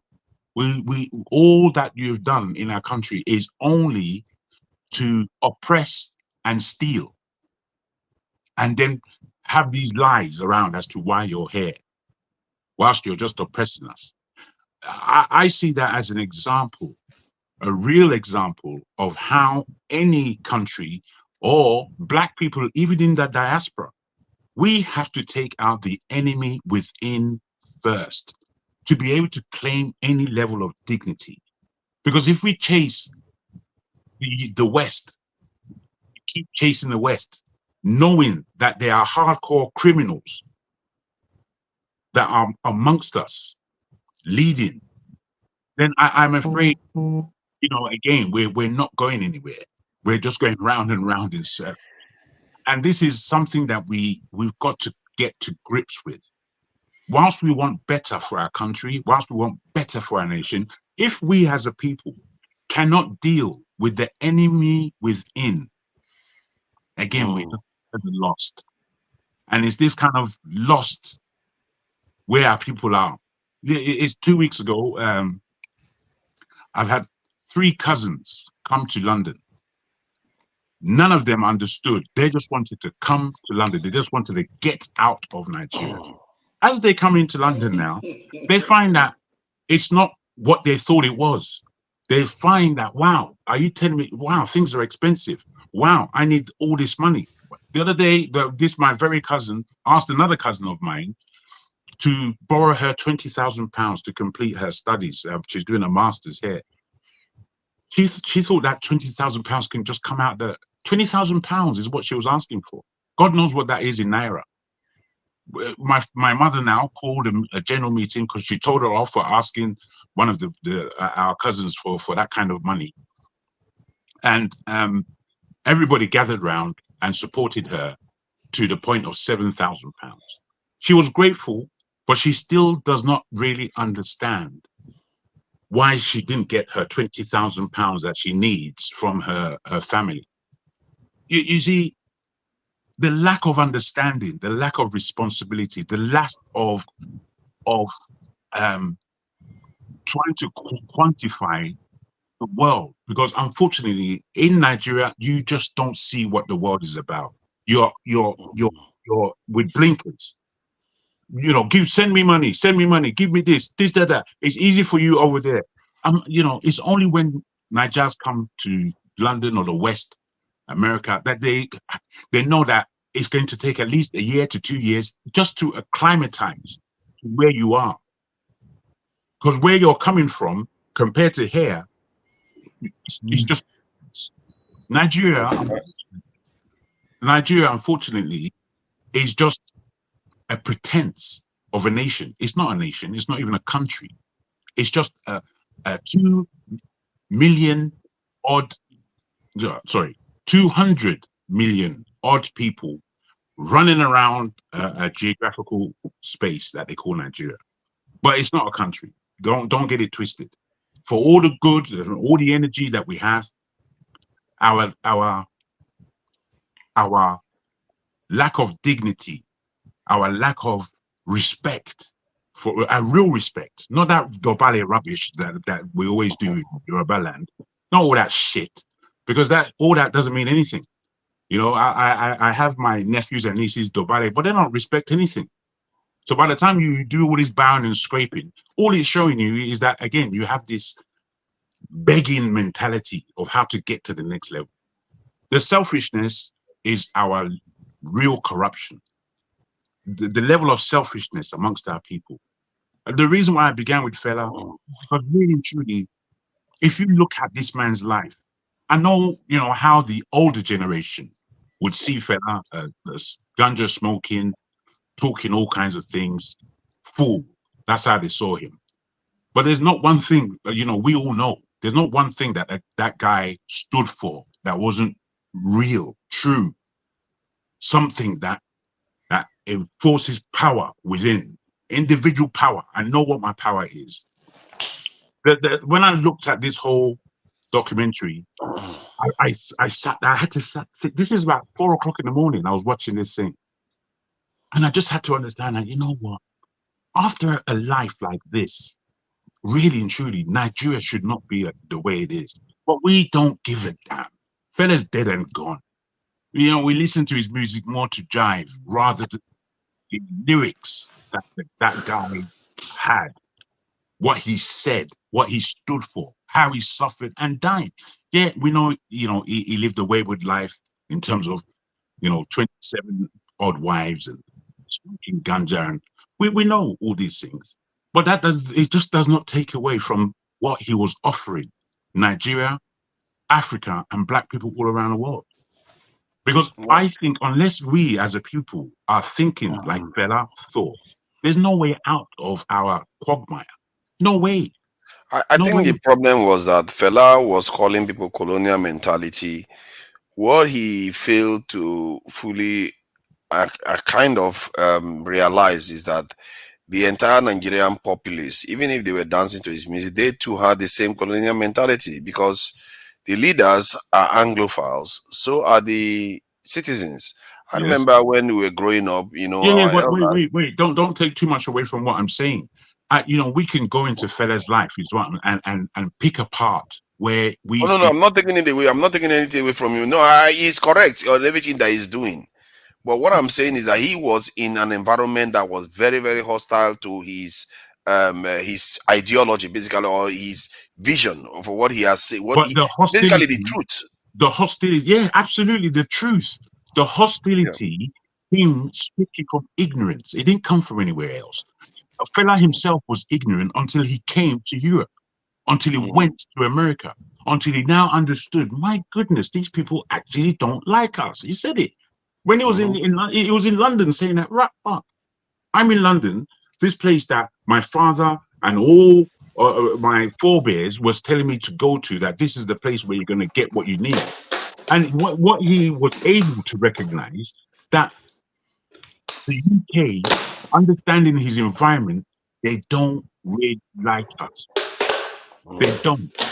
He went to America. The music that he began playing in America, it was a girlfriend of his that asked him, what is it that you're, because he was speaking in Yoruba. She said, what are you actually saying? He said, I'm singing a song about my soup. And America in the 60s was a black power. There was a lot of black power movement and people looking for their dignity. Yeah, that may have made a difference. Malcolm X was there, still alive. Dr. Martin Luther King was still alive. There was an atmosphere of black emancipation going on. So now he was looking at all kinds of literature, books written that he had never seen before. It was this black American that told him, oh boy, I don't think you understand that the European way of life, the European education was given to them by Africa. This is what he said. You're talking rubbish. What do you think? Then she began bringing books to him. He said the first book he read was Malcolm X. His mind he began to change. So by the time he came to Nigeria and understood what the music value is, he now started to put lyrics that are too serious to be. This is it. Now, unless we have this education, we're really not going anywhere. We're just like bush people. Bush people. I'm saying to you, bushman. It doesn't even matter how highly educated somebody is. You're behaving like a bushman. If you don't know that the person, your brother next to you, is your friend, is your brother, is who you should be loving first before anyone else. Yeah, Jagun, you said something about Bazoum being removed from office. Yes, sir. And in the context of Nigeria, I wanted to ask a question, which it's just worth asking, I guess. Is it possible to change the minds of our elite in the context of, like, because the elite did change in Niger to remove Bazoum? Is it possible to change the mind of our elite so they actually embrace like some of the truths that Fela has said, or do they have to be displaced? Me personally, they definitely have to be displaced, because our Nigeria, again, being the most different of nations in Africa, very different than any other African state. We are rather exposed, more so than most other African countries. I won't say all necessarily, but most, if not all. Okay, let me make it harder for you. Say we don't have the option of displacing them. We are stuck with them. Do you have any way we can change their minds? You see, we're really talking about psyche. To get a psyche correct, it could take 3 generations. Unless there's a real upheaval where it can happen in 1 generation, something really has to happen for it to happen in 1 generation. That psyche is a deep thing, deep. I speak to my mother a lot, and we come to deep argument whereby it's gone past passion. We now have feelings against each other. Because my mother is of a much older generation. She's living in England. She knows the UK from the 1960s. She was here when she was 17, I beg your pardon. She was in the UK, before I was born, going back and forth, finishing her own education here. But my mom she is the most Nigerian person in terms of her heart. But I have not been able to adjust her mind as to the fact that this England and these Europeans that you love so much, they're not our friends, they're our enemies. They are enemies. For me to get that across to my mum, I haven't been able to do it in 50 years. Yeah, it's almost impossible. Oh, it's not that it's not possible. But unless waking up is something that can only be done for you as an individual. You have to wake yourself up. I cannot wake you up. I can only wake myself up. The reading I've done, differently from the formal education that I've had, it's the reading outside of any educational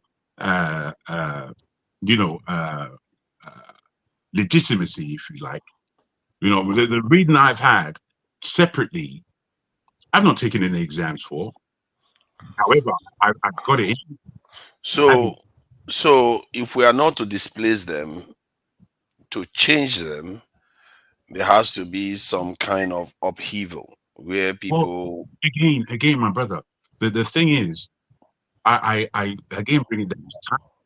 If it doesn't happen in our lifetime, the people who are sat around this table today, if it doesn't happen it's not going to happen. We don't. Yeah, if it doesn't happen in our lifetime, we are done for. It's not If going to I'm happen. the one planning for the other side, we are done for.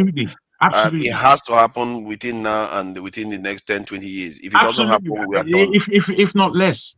Which is why I say, if Tinubu having 4 years, then everything we're complaining about, we're just going to come here and complain more. Without Tinubu leaving that station.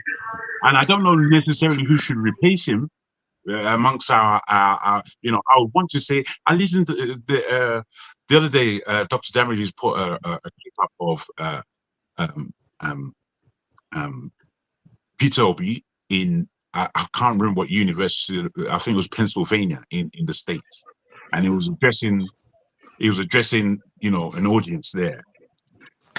In listening to him, firstly, again, Peter Obi, I think is better than the rest, but I still don't see him as a statesman. I still don't see him as the statesman that Nigeria really needs to tackle both Nigeria and the powers that be in the world, because that's what we need to tackle to make ourselves really in a Do you think there has to be a form of ideology that has to be coherent, and there has to be, because if there is no ideology, the danger is that it's personality. What I think is that without the diaspora, we're done. The diaspora, whether no matter where our site is, it's far. Yeah, the diaspora can be involved. Far further ahead than the diaspora will be involved. They don't have a choice. They have to be involved. But the issue is how, because to be able to do these type of things, you have to have a way of everybody signing on to it. And you see, if you don't have any particular ideology, how do they do that? Everybody is not going to sign onto it. What the ones that want to sign onto it? No. What it is that whoever is in the position of power, they have to partner the diaspora, and leadership has to take place because the people would follow whatever. If the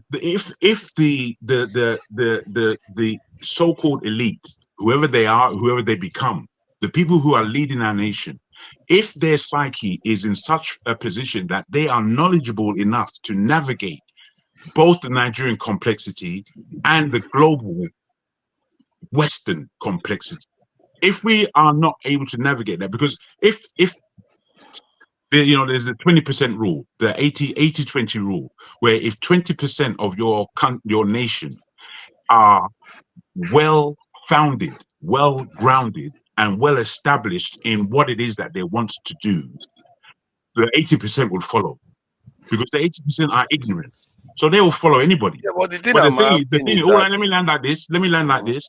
The thing is, if the 80% are following, and they find that they are now in an environment that is completely different than the last 60 odd years that we've had, but Nigeria is a country. Nigeria will be a country. yeah, the question was that if you want to approach these our things and you don't have any particular structure of messaging and what you want to be done, you are going to have a lot of noise and not much will be achieved. As a matter of fact, that's how they get away with what they are doing so far. It's not because most Nigerians don't believe things should get better. Most of us believe that, but it's because there is no structure to what When you say what we structure, want I to. don't understand. What do you mean by structure? That's what now I'm beginning to understand why there is ideology. Ideology provides structure of what you are looking to achieve. Okay. So if it's a nationalistic ideology or something, it has to be put together in such a way that opinions that want to get things Tell done me this, will have that brother. structure to build upon. Let me ask you a question, Forefather. Do you think that with the ideology that you have about Africa, Black people, Nigeria particularly, do you think that you could birth that structure that you speak of? There's no reason why not. Anybody can do it. Absolutely. That's what I believe. Because the situation in Nigeria, I think I can run it. Me as an individual, when I say run it, I don't want to be a politician. I have no leanings that way. Even though I'm a politically minded person, I don't want to be a politician. But I know, with my observations about Nigeria, I know that if I've got power and I've got the right people around me, I can fix Nigeria because I'm ready for the West. I know the West. Sorry, Jago, sorry to cut you short. Maska, I see you shaking your head. It seems like you want to talk. I know this is gone on for about 25 minutes. You gave up your turn, and it's been wonderful listening to Jago and Forefathers go back and forth, enlightening and all of that. But Maska, please have your shot now. Otherwise, can you guys hear me? Yes, we can now. Okay, thank you, Sho. I see what you do. I think it's good. So, oh God, you're gone again. He's gone. He's gone. He's gone. We'll go to Righteous Man. Don't worry. We'll come to you. We'll go to Bumi quickly. Then we'll come to you, Righteous Man. Bumi, I know you raised your hand a while ago. You wanted to say something. Maska, keep talking. The minute I hear your voice, I'll let you speak. But your audio is going. Can you hear me? I'm just saying good night. Oh, I mean, you can say good night. Maybe just try. Well, okay. Okay, so can you hear me now? For now, yes. Go ahead. Okay. Jagun made a very good submission, but I'm also happy that he came full cycle. He started off saying Nigeria is not a country, but he's come around to say that Nigeria, with good leadership, can be a good country. So I would presume that he is now saying that the elements of a good country are there. Why I disagree with him at some point is because I think sometimes he gets emotional and makes sweeping statements. But anyway, bottom line, I'm convinced that Nigeria is a country. I think it was KJ that was saying at some point this night that he had what do you call this thing? Meal tickets.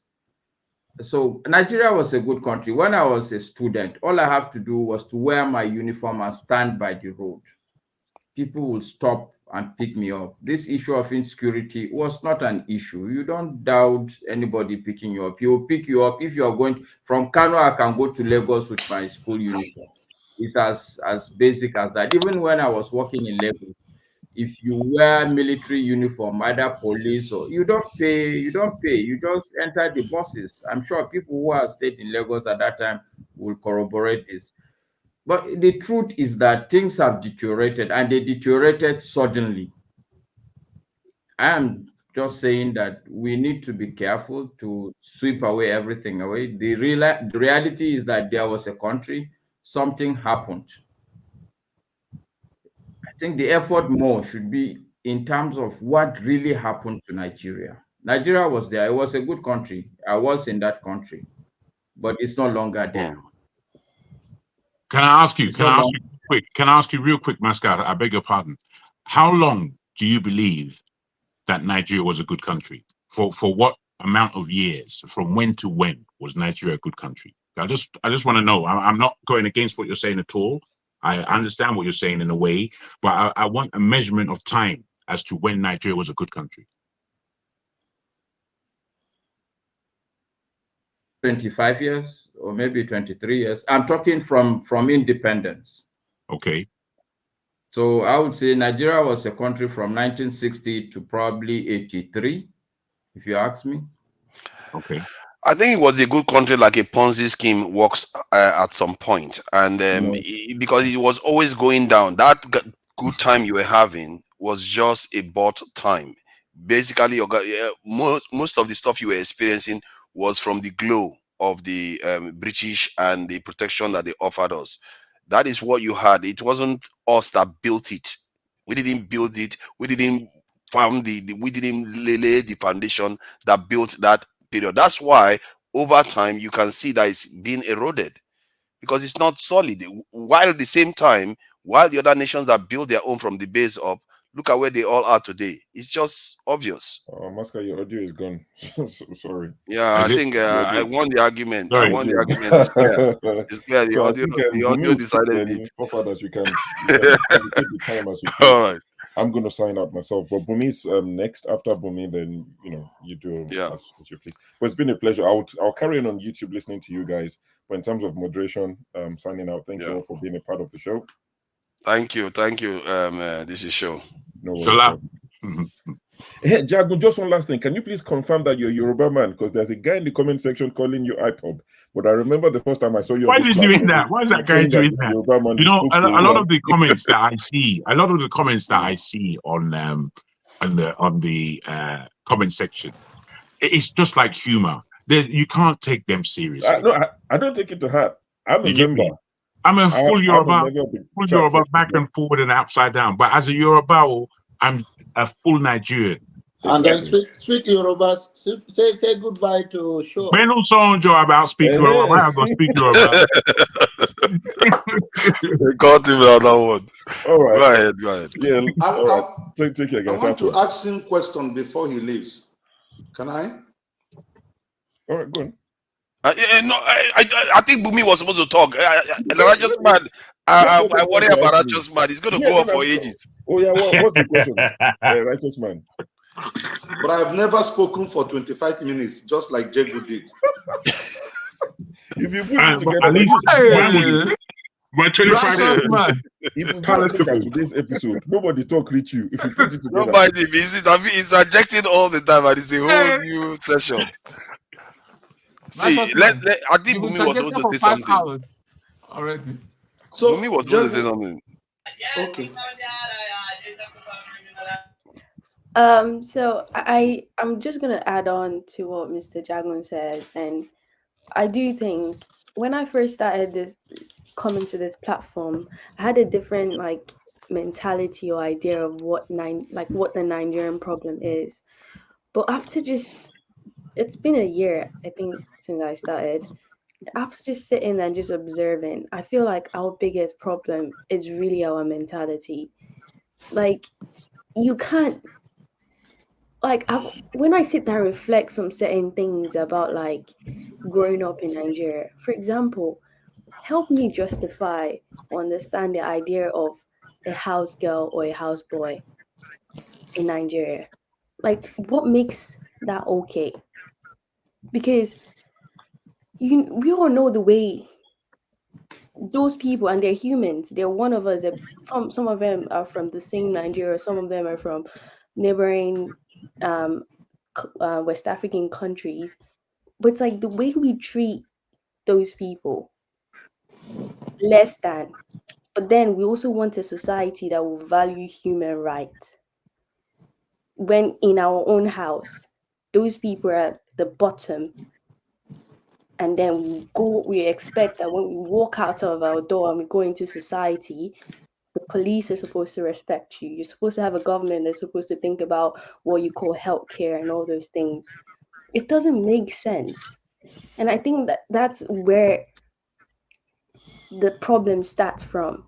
Yes, we have bad leaders, but the reason why we have bad leaders is because we as a society, so many things that we justify as good are the things that our politicians are just putting it out there, and it's affecting us all at once. That's just the difference. But we do the same thing, but it's just affecting a small portion of the country. But then the politicians go into power and they make all the policies and affect generations and generations to come. That's just the difference. And also, I find it very interesting that when I listen to people like Igbo Basic or I don't know who he was, but he talks about how like Nigeria was a country, and he talked about how good the society was. They enjoyed this and that. Understand that with the present population, I think 60% of the Nigerian population are less than 25. Those ones never, they never, and till today, even I don't know what it means that Nigeria was ever good. Nigeria was never good when I was born. So when you talk about this, it's a fairy tale for me. But instead, it has gotten worse and worse, and that's the next generation. You have a generation that Nigeria has never worked. So then we were listening to people saying, "Don't worry, we'll make it better." But we were born in a society that has never worked, and it's still not working. And I feel like there's just this very disconnect. And I feel like if a change isn't based on what you guys said, if the change doesn't happen in this generation, I don't think it will ever happen. Because now, me as a person, what story am I going to tell my child? That Nigeria, like, oh, I went to school with free education. I never went to school in free education. I don't have a story to tell my child that I guess my mom did. So it's just very weird. And I think we need to stop blaming our leaders and we need to start blaming ourselves. Those people that made the girl die when she was shot was not Tinubu. You can talk about how Tinubu is the worst person, drug dealer, da da da da da, but he did not shut that door, the hospital. Fellow Nigerians did. So if we really want change, we need to start thinking about how our actions are actually affecting and creating that cycle that it keeps on going, just keeps on going. Yeah, that's just basically what I wanted to say. Thank you. Well, Thank you. well Well said. said. I think, yeah, you really need to be coming to some of the other spaces where international audiences are having this discussion. You hear a lot of similar this in that point you made about domestic servants that we have is something that when talking to African Americans that were sold into slavery, and we have a campfire there. His forefathers were one of the ones that were sold into slavery, and one of the things we discussed and we came up with was that if we are to redraw our future, we have to brand ourselves the opposite of that. That we have to be refuge for people that are running away from enslavement instead of we perpetuating the same culture, because we have not changed. Look at a governor saying he wants to send people overseas to go and work. No arrangement on how to bring them back. Just send them to go and work for other people. What is different between that and during the enslavement this period? Do you know more people are leaving Africa today to the West than during the time when the enslavement period was the enslavement was happening? There are more people leaving Africa today to go and serve. So please, let's icon fire go. I think Righteous Man, you can carry on with the fight you are going on. You know, there's a bit of a battle going on with you and something there. This your hand. Hey, no respect. Hey, no respect. No respect to the Nigerians. No, after Bumi is supposed to be me. After Bumi, before Righteous Man. my network Go ahead, went off. Righteous Man. Okay, yeah. Let him go. Okay, Righteous Man, please go ahead. Yeah. I want to ask Jegu 2 questions before I make my contribution or my submission. How long do you want this to go? Because there are people waiting. No, leave him. There's only a few of us here. I'm sure we're not going to run away to Hold on, allow me to moderate Jagun. How long do you want it to go? Because we can't go for 30 minutes on this session. I'll cap it at 10 minutes. Okay? No problem. All right. Thank you. Yeah. You talked much about Fela, which I agree with you. I'm one of the people that believe that Fela was a prophet, but due to the society he belongs to, they never recognize God's gifts in his life. They misinterpreted who Fela was, but all his music was revolutionary. Absolutely. And those of us who were not looking at his social life, but were looking at the messages that were coming out from his mouth, really believed in him, So, Jagu, do you believe that creating awareness could lead to the birth of new Nigeria? I think awareness is not sufficient. As much as it is a good thing to be sufficient. That's the answer. Okay, it's not sufficient. Okay, number 2. If creating awareness will not be sufficient to birth a new Nigeria, now, do you believe that agitation, sectional or regional or tribal agitation, could awaken the Nigerian elite so that there could be change to birth new Nigeria? I think Nigeria, as much as right now it's in the hands of the so-called elites, I don't believe the present elites will take us where we want to go. And I think there are voices amongst all of our families, because we ourselves, we may not see ourselves as being the elite. I've never seen myself as being an elite, but within my family, there are strong wisdoms. And I know within all Nigerian families, there are strong people who have wisdom. You don't necessarily have the power. But if some of these people were arisen, they will be there will be a better leadership than the one we presently have, if that makes sense. Okay, now the reason why I asked you these questions, they are as follows. We've tried to march in the streets of Lagos and other cities in Nigeria. We got killed by the police. Some of us, we don't disclose our identities because you don't know who is behind you, whether it's an agent of the government. And before you know it, you get missing. I'm telling you what is happening in Nigeria right now. Activists are hiding themselves. Some of them have gone on exile. And from exile, they are reaching out to Nigeria and Nigerians. So I brought this question to you in order to awaken the consciousness of the panelists here about Nnamdi Kanu. Do we believe that the awareness he created, the way he piloted his agitation, he may be right, he may be wrong, but awoken the sensitivity of Nigerians, both home and abroad. Some may say he was a tribalist. Some will say he never knew what he was saying.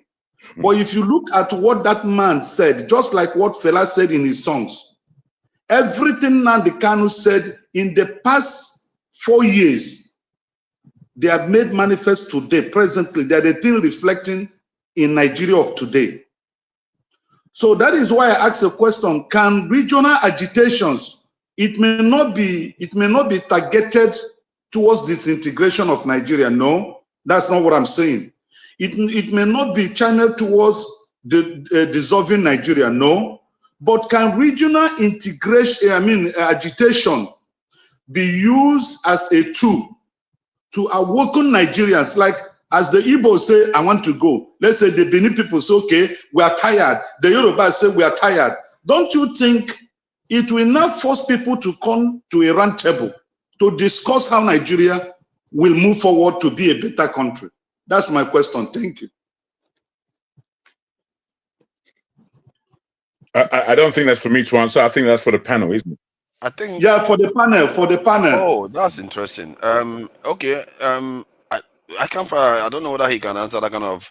That's very Nigerian centric question. So anybody can, I guess, go ahead. No, I can just justify stuff, right?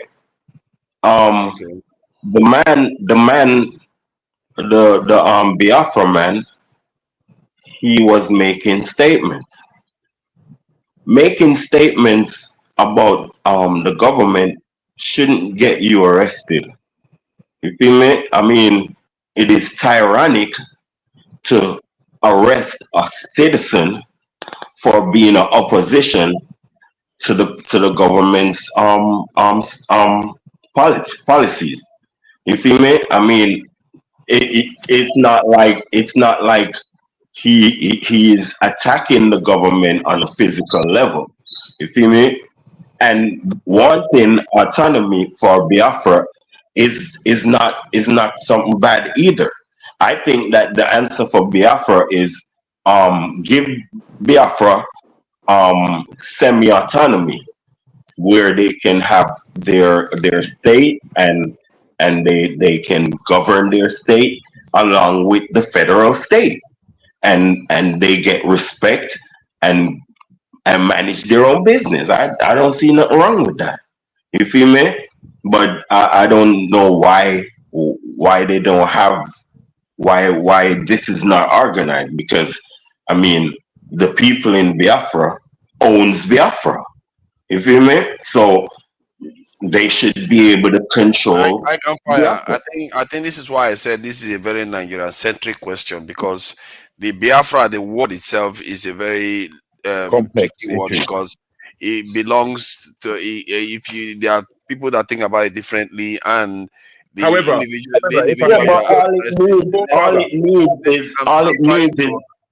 all it needs is mere. Hold on, bro. But boss man, it can't go no different. All it needs is mayors, governors, and all of that. That comes from those regions. That's all it needs. It's not that simple. It's not. This is my point. It's no, hold on now. I'll be 2 seconds on it if you just allow me, because I know what you're saying to our brother here, but I still think our brother has a point. I don't like the word Biafra. I don't like the whole idea of it as an individual. However, if you're talking to me about Biafra, my mind takes that out and says Igbo.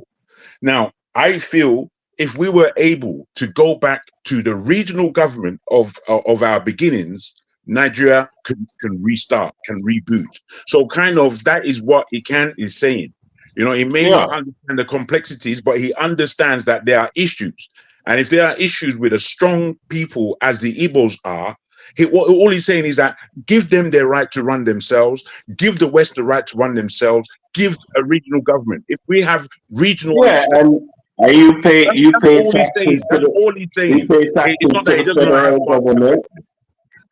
You pay taxes to the federal government for general protection, and that's it. It's like saying the U.S., California should just go on their own because it's just free. Texas should go on their own because it's just free. It's not that simple. You No, all know this. bro, it would be the same. That's not the No, question man, I asked. That's not the question. That is not the That's question not the he question. asked. And No. I can hold on. See, the issue here is that one, the term Biafra encompasses either only the southeast of, and that's something Akamfa is not fully aware of, the southeast of Nigeria, or including the south too. That is historical aspect. In terms of the individual, you are saying he has the right to agitate. Everybody has the right to agitate. And they all, like Righteous Man has the right to agitate. He's not being arrested. It's just that the other one has done other things that broke the law, that if he was in the UK, he would be arrested too. That is what is happening. And that's why you have to be aware of the context of what you are talking about when you start. I guess if you are talking about generally that people are allowed to aspire for independence, everybody is allowed to aspire to that. Let me repeat my question. I think we are derailing. Before you repeat your question, I think we are derailing from the question and also from the purpose with which Jagun's submission was about. I think we're now a little bit sectionalizing it. I wanted to tackle that answer. I think it was Righteous's turn to speak, and Righteous asked the question. So please remind us the question again, Righteous. Jagun was presenting late fella as a symbol of change, the man who saw tomorrow, but the society did not buy into what his music was meant to be, or was meant to offer. Then I said, having recognized that contribution of fella, though the society didn't take it to achieve what the aim of his songs was meant to achieve, how do we place the issue of agitation, removing the issue of dissolution of Nigeria from the agitation, removing the issue of separation from the agitation? Can each tribe or each region begin to agitate that they are tired of the situation of Nigeria? Then that will now force the elites or the politicians to call for a round table so that Nigerians can sit down and discuss how they can move this country forward. Because when we protest on the street, you will get shot by the police. If you are a political activist, they will go after you. So which one? We need to do both. We need to hold on. Can I make an attempt to answer those questions? I think Alaba, just hold on. Hold on. I was supposed to speak, but I was interrupted. I can fire. What I will advise is that, because this is so Nigerian centric. Yeah, but hold on to Niger. I know what I'm saying. Just calm down. Don't treat me like a child. I'm not treating like a child. Stop it. Let me speak, bro. Hold on. Calm down. I will let you speak, but if you want to address it, you had the question. But don't tell me I don't know what. No, don't tell me I don't know what I'm talking about. Listen, you forefather is in all of the rest of the world business. Now allow me to interrupt in Nigeria business. Hold on. I'm not saying you should not be inside the business. But I want you to just allow me to speak. Don't interrupt me. Okay, fine. Okay. So we should agitate, and we should also propagandize. You feel me? Fella was right. And we need to focus more on Pan-African people. You cannot allow a non-Pan-Africanist to run your government. All these people should go. Whoever has no type of love for Africa and African people should not be talking to you in front of you. Are talking for you. We need to fight against these money-grabbing people. You feel me? All of these people who don't show no love for our people, we must take them out of rank. And this nice little girl, we should all quiet down, and we should all make these people talk to us, because we as older men, I'm telling you, that's what's his name, righteous man, your generation spoiled it. That's us. Our generation spoiled things because we are endorsing immorality. You see me? We endorse immorality, and we're not showing. We don't have absolute love for our blackness and our color. We have people in Nigeria, as that nice girl says, that is born to work for people in their houses. Like why? How come somebody? How come somebody? Hold on. How come somebody? And this Muslim type of behavior is going on, and it's even coming into the Christian region, where people are born to be slaves. You see me? And we let me just say something to you. This house girl and houseboy thing, it's us seeing white people do it back in the 15th, 16th, 17th century. They do it to us, and because we don't have no other race to put lower than us, we put our own people lower than us. You see me? And try to maintain a set of our people as a lowly people. And we need to stop doing that and know that all of us is the same thing. We're in the same position, and anybody can rise to the top. I can't take it. These are the things that's messing us up. We don't know who is great. So you can't tell nobody that they was born to be slaves. You feel me? So we need to cut that stuff out. I can fire. They can fire. I'm with you on everything you wait, Alaba. Sorry. Have you been to Africa before? No, sir. I don't think that's relevant. Come to Nigeria. I don't It's know not whether you're relevant. in London. Yeah. I'm inviting you to come to Nigeria. Hang on. The brother, I can fire. I beg. Sorry. I really apologize. Let Tone finish. You can talk. Okay. I wish you in London. I know that we'll link up. I know that. I like your thought pattern. But listen, with all due respect, all what you said, yeah, makes a lot of sense. But when you go to Nigeria and observe for about 2 weeks, 3 weeks, you will understand what we're trying to say. Do you understand? I think you understand. It's very complicated. It is very. It's only complicated because we make it. You see, what makes him so clear is because he sees it so clearly. That's why he comes across so clear. He's correct, and I understand what you are saying, Tone. Because we get jaded when we see this over and over. Do you know how it feels for me sometimes here? When you talk to Nigerians, they pretend as if the truth is not the truth. But he sees it clearly. That's why I see that the diaspora, they have a gift to offer the continent because they see it clearly than we do. And apart from that, you can hear that he's a Jamaican. Now, Jamaica and Nigeria as power bases in the Caribbean and on the African continent. I'm sorry, we have a full understanding of what's going on around us. If we, in the 1950s and 60s, had real communication with those Africans in the Americas, Nigeria would not be what it is today. It will be a completely the reason why is because in the Americas they had a much deeper understanding of who the European was compared to us. Much deeper. They know who the white man is. We're just picking up to date. We've been speaking.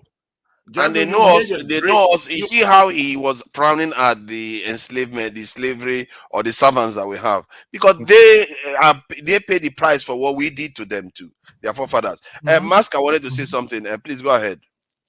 There are two. Yeah, Alaba. Forgive me. Alaba, please go ahead. Ejo, please, Alaba. Maska. You want to go, Maska? Thank you, Master Mike was cut off before. That's why I was biased towards him. Yes, I logged off, but then it occurred to me that hey, this is Nigeria we're talking about, so I cannot give up. I just want to push back to you forefathers. Oh God. Okay? No, seriously, because your position was that no, there was never an. Oh, poor guy, man.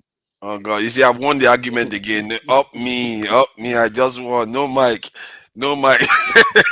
You know, the last time you started this, your mic cut out again. Allah is cut out again. Sorry about that. Sorry, man. But I think that point you're making, I think you said something about ideology. I really want you to come back and make it. I think it will be interesting to actually discuss that. Alaba, My please go question ahead. has not been answered. My question has not been answered. We're trying to get there, bro. I'm going to make an attempt. Jagun had a great submission. You followed it up with a wonderful question. And Jagun was right. You understand? We got to take out the current set of elites because their direction, when I don't mean take out, but I mean we got to replace them.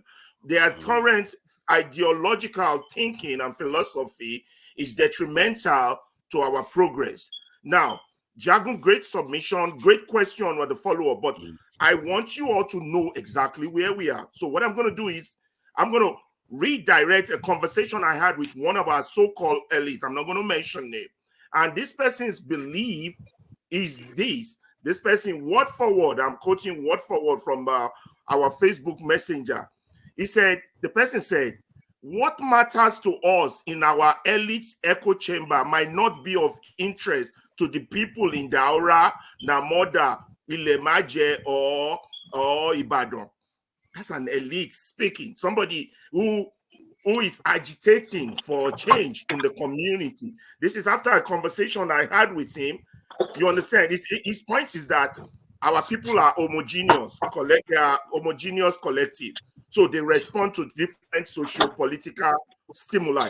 But he killed himself by saying that what matters to the elite is of no interest to the people, meaning that elite interest is different from the people's interest, which is, that's a pure Kolo mentality, which Fela was talking about. But before I go on, I want to take on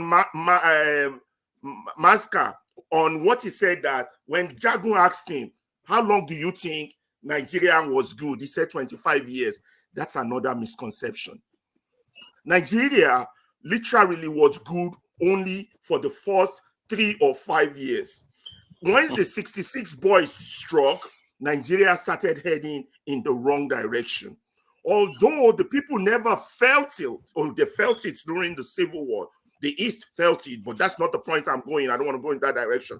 The people never felt it because that was the period of our oil boom, the Udoji thing, whatever. So there was boom, carnation milk, pig milk, sardine. We had food. And I mean, go on, said it. Our problem was to spend the money. So Nigeria was already heading down instead of going stationary or going up. So what was it? So we were only good for like 6 years. So now, when Fela was singing in the 70s and 80s, Fela was singing his own personal observation of what was going on.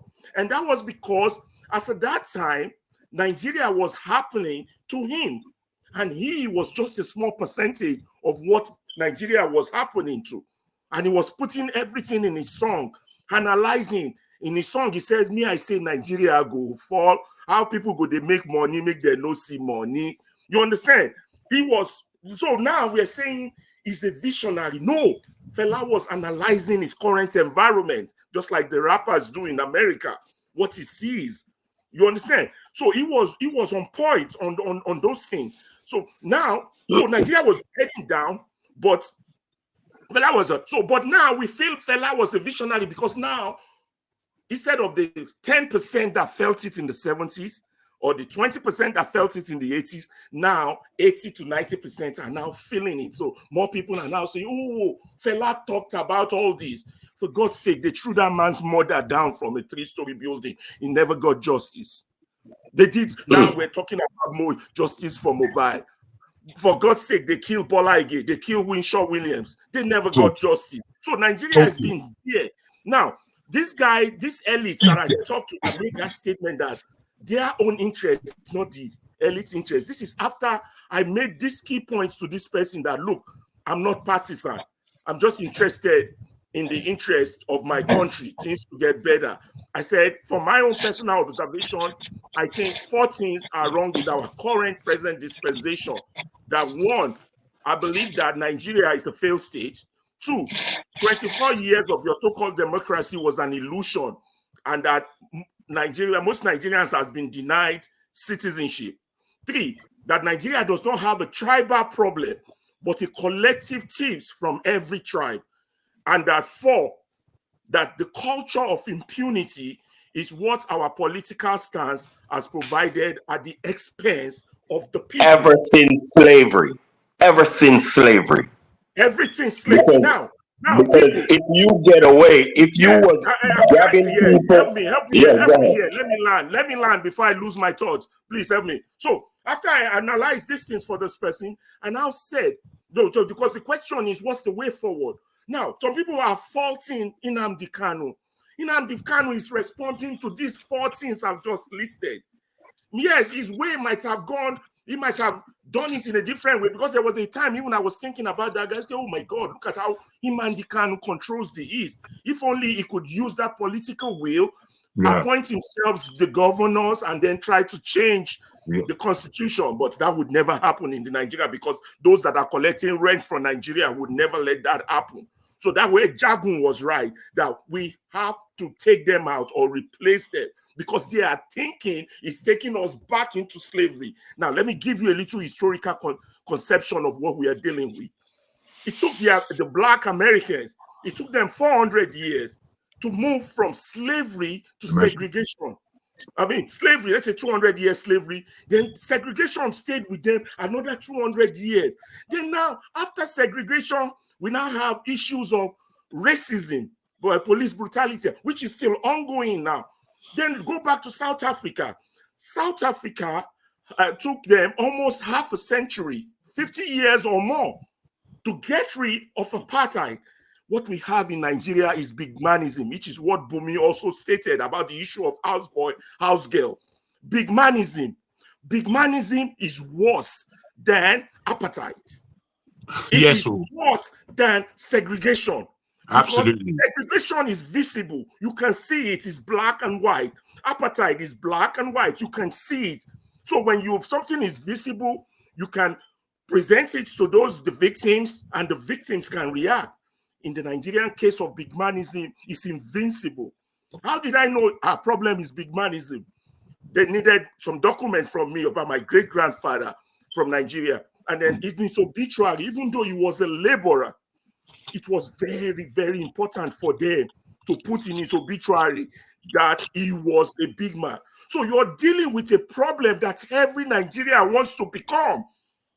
You want to fight a problem that the other day electricity was saying, we got to change consumer. Say, how long do I think this problem would take us? This problem would take us, in my own opinion, before the election of this year. In my own opinion, I was thinking this problem would take us about 100 years with the right informational thing. But with this election, with technology that just came in, that moved the radar forward a little bit. We might get there faster than I anticipated now, because this our problem. We don't want to be big man for Europeans. No, we want to be big man for ourselves at the expense of our brother, of our fellow brother. You understand? So midget war. They want midget war. What?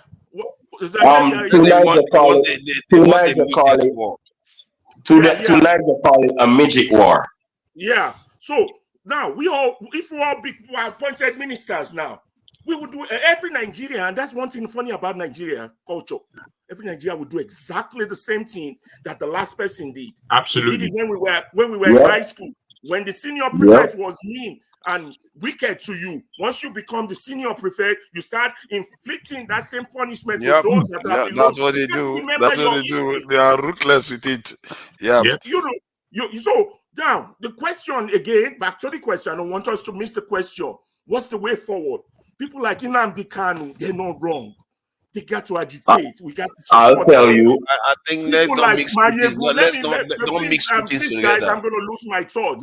Don't be saying We gotta get somebody's to the not wrong. answer. Yeah, but you know First of all, what's the you mean Let solution me though? get to the answer, please. You're going to make me lose my thought. Please. Yeah, but let you me are land. injecting things that you shouldn't be injecting in what you are You saying. can't tell me. That's part of our problem. Yeah, but you're not letting me That to is our challenge it problem. now. You're Listen, not. let me You are ask you saying a you have to question. say, Let me but I ask you a shouldn't question. challenge it. Let me ask you a question for Naija. fathers. Let me ask you a question for father. Mhm. If there's a bad law and they Mhm. say that law is bad, you yourself know it's bad, would you obey that law? There's a reason why it's a law. The question, yes or no? I'm not going to go into explanation. You obey the No. law Whether because it it's was been a put bad by the law. state. Listen. I Whether say it was no. a bad law. I'm not going Segregation to You was a do it. have bad to law. obey the Racism was law. a bad law. You don't Because have to. otherwise, you They know why you disobeyed obey the law? Hold on. You know why you obey the law? Because any other person can decide that they have an opinion about any law, whether it's good or not. Bullshit. We all know good and bad law. It's not an opinion. Let's call spade a spade. Let's not beat around the bush. I don't like Law No is to not Naija. an opinion, No it's the to law. Naija. No to I ask you Naija. a question. If there's a bad law that's killing children, killing people, would you obey that law? Who will put a law to be killing children and killing people? They did it Right, in Naija. Zimbabwe. Come on, They're man. doing it in Nigeria now. Answer the question. Which law? Answer the Which question. law is doing that? Answer the They're not. question.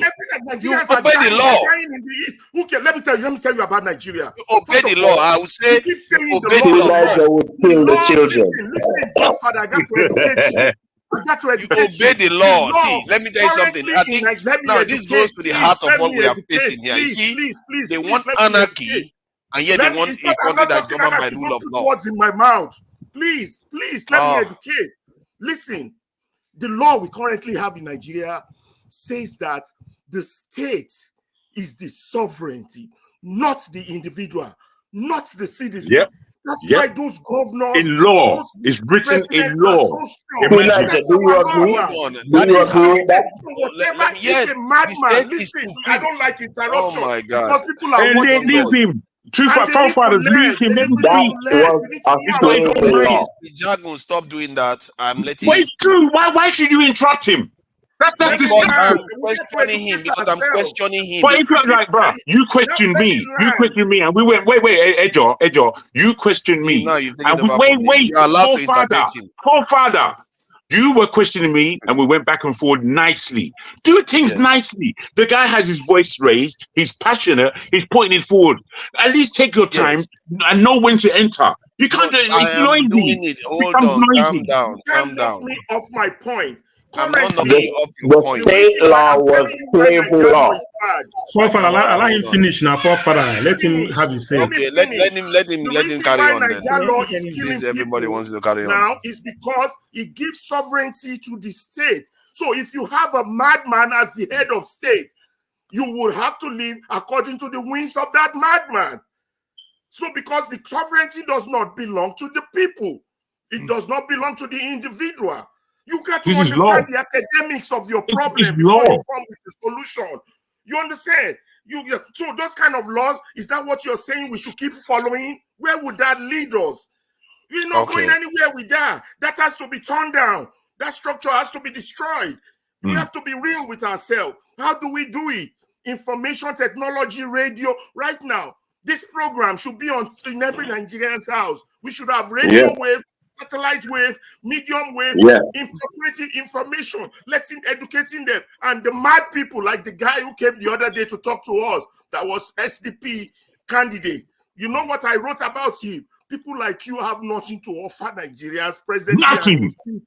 Nothing. There's a reason I said that. Because their mentality is that way. We want to go this way. We want to go this way. So we got to get right-minded people. And if your mentality is not this way, you need to get on board or get off the bus. So that state law is a slavery law. What did you say? Hold on. Let me just clear something so that we understand where I was coming from. It means the people are slaves to the state. I can hold on, brother. Coming forefather, becoming one here what you're saying. Let me clear something. I think what I found out was that recently I found out that when nations swear allegiance to the state, that's if you like the military wants to swear allegiance to the state, like in the case of the UK, they often swear to the crown, not to the people, not to anybody else. And I checked the Chinese one. The Chinese one was to the party and to the nation, not to the people, to the party. And I checked America's one too, to the constitution, not to the people. So I think sometimes we have to be careful. It is to what? This is why I see some people. Let him land. Let him land. Let him land. Let forefather land. And bruh, the reason why I say that, the way they swear allegiance to is to those things. And I ask myself, why do they swear allegiance to these institutions? Because it turns out that the reason why, somebody tried to explain it with the Chinese one, said, if the people are against the state, the military has to obey the party, not the people. They have to obey the party. In the case of the UK, if the people are against the crown, the people have to obey the crown. If the people are against the constitution in America, the military has to obey the constitution because they are the guarantors of stability. You have to be careful when you say certain things because you don't necessarily fully understand. Because when hold on, let me just say my point I'm making is I'm making it to Alaba. Because when you are saying certain things, you forget that people have different opinions. That's anarchy if you rest it on their hands. That is why I think for me to demand what is because mine. you are deciding law that is good or not. But those institutions that put the law in place, they are meant to guard They everybody, have not only decided you. a law that is bad for me. See, No, the I'm point not. is that They the law have comes from decided. somewhere. How you got your okay? If you think you're To Niger, 1999, to Niger, listen. I was just saying, Alaba is speaking for himself, not for me. He's speaking how he feel. My point is, shall allow him to finish what you want to say, because the way he understands stuff, that's not the way you understand. So everybody have a way of understanding whatever it is. You cannot, me and you cannot be thinking alike. All right. You may think that this thing is good, you will think that it's bad. You may think that this thing is bad, you will think it's good. So let's not to like. I thought that Alaba was like some other people that are willing to go to and fro, but he was just like, "Oh, don't interrupt me, don't He interrupt was me." just And I'm he was just at a higher point, and people even before you, people were interrupting him, so he got louder and louder. But he had a lot to say, and I think many people wanted to listen to what he had to say. So I felt it was a little unfair the way you interjected. Not to say you are unfair, Yeah, it is. You understand? Because I wanna. Yeah, it is. One second, because I will tell you about. I can tell you about Jamaica, right? I can tell you something about Jamaica, right? Forefathers, the question I asked is only Alaba that have attempted to answer that question. It's a germane question, a question that will lead us to solve I the will take my problem time of to answer it Nigeria. later on. I think John Abba's turn Yeah, at the moment. but I'll tell you something about Jamaica and its laws, right? I'm Rasta, and we in Jamaica never appreciated the fact that they're locking up a lot of people for weed. You feel me? And we have always been opposed to that law. You feel me? Until now, the constitution has been amended, and they stopped locking up that amount of people for the substance. So what I'm trying to tell you is, you as a citizen have a right to oppose the constitution if you feel like it's opposing your civil rights. Correct. Yes, you have a right to oppose it, but the state has a right to enforce the law. Listen, you the people, hold on. You the people is more important than the constitution. You the people is the ones who can what you call translate the constitution. You feel me? So without the people, there is no constitution. The people are stronger than the state, and the state should have respect to the people. The state's not supposed to be more sovereign than the people. I can't see. You have to understand here. The people, the state, put that law in place to protect maybe the majority that doesn't cater to weed. Just because you are against it doesn't mean the majority that don't care for weed should not be listened to. No, All right, this is what if I this is can, what you should look at. I can, my brother. If I can, Yeah. real quickly. You see, forefather, what you stated was true, factual in terms of the parastatals, the legitimacy of government in the Western nations. You see, we don't have to follow them. All this following them down into their asshole But is the it's bullshit. not only the West, it's Wait. all the world. No, it doesn't roll. So this is Africa. We're talking about Africa. We don't need to be like anyone. This is why we've got to get into. Listen, you see the We're actually kingship. doing the Wait, opposite my right now. brother. That's the problem. The kingships that took place in Africa. You know, we as a people we had checks and balances in order to remove them to the point that most Yoruba kingship they'll kill themselves. The Boshoru and all there were checks and How balances. many of them kill themselves before they kill Many of them, bruv. You don't know Yoruba history. I can break it down for you if you wish. Okay, You don't how know many it. Obas do you know that died in terms of Ife? How many of them? Bruh, a whole lot. A whole lot. You understand? A whole lot, more than 10. Now you're making Is the 10 not argument sufficient? Is frivolous. 10 You're not now sufficient? making it Is frivolous. 10 not I'm just trying sufficient? to check now. No, You're I'm just trying to derailing check. us and you're making arguments frivolous. We got to stay You on see, point. now I'm just trying to get an idea. What am I not allowed to ask questions now? No, for I'm real, you trying to get should. an idea. You Yeah, but should. you're All I'm taking over. saying, You're taking see, over the forefather. whole thing to Niger. You're not Okay, You're not making us move on. okay. Let's allow John Abbas to speak then. Let's just allow John Abbas to speak. I Go ahead, think, John Abbas. thank you once again. I think this reflects of who we are when we decided to take things in another way around. Just like Bumi said earlier, it's about your own way or no way at all, or I know better than you, which is the Nigerian sabi way that will never take us one point or another.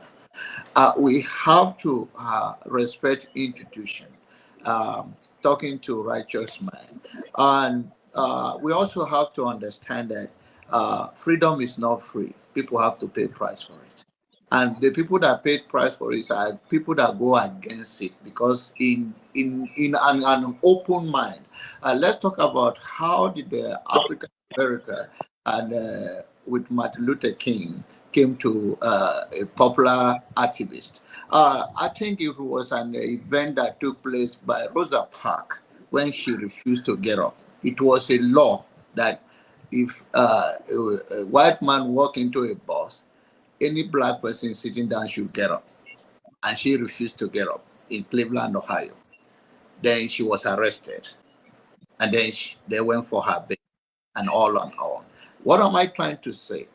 It's okay to go against it, but you have to have a strategy. How do we go and take over this thing? How do we create this awareness?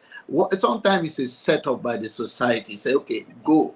Well, in Nigeria, what have been overwhelming Nigerian is still the mentality of the people that are not free.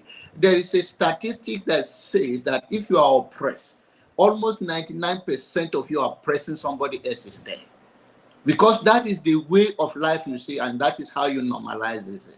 Then when we talk about the Nigerian big malism, it is because of the environment they see, and that is become like a normal thing. And the societies, maybe someone is there trying to just have food to eat. So if not, some of them know their basic right that they are not supposed to be subject to that, but they are just in the survival mode.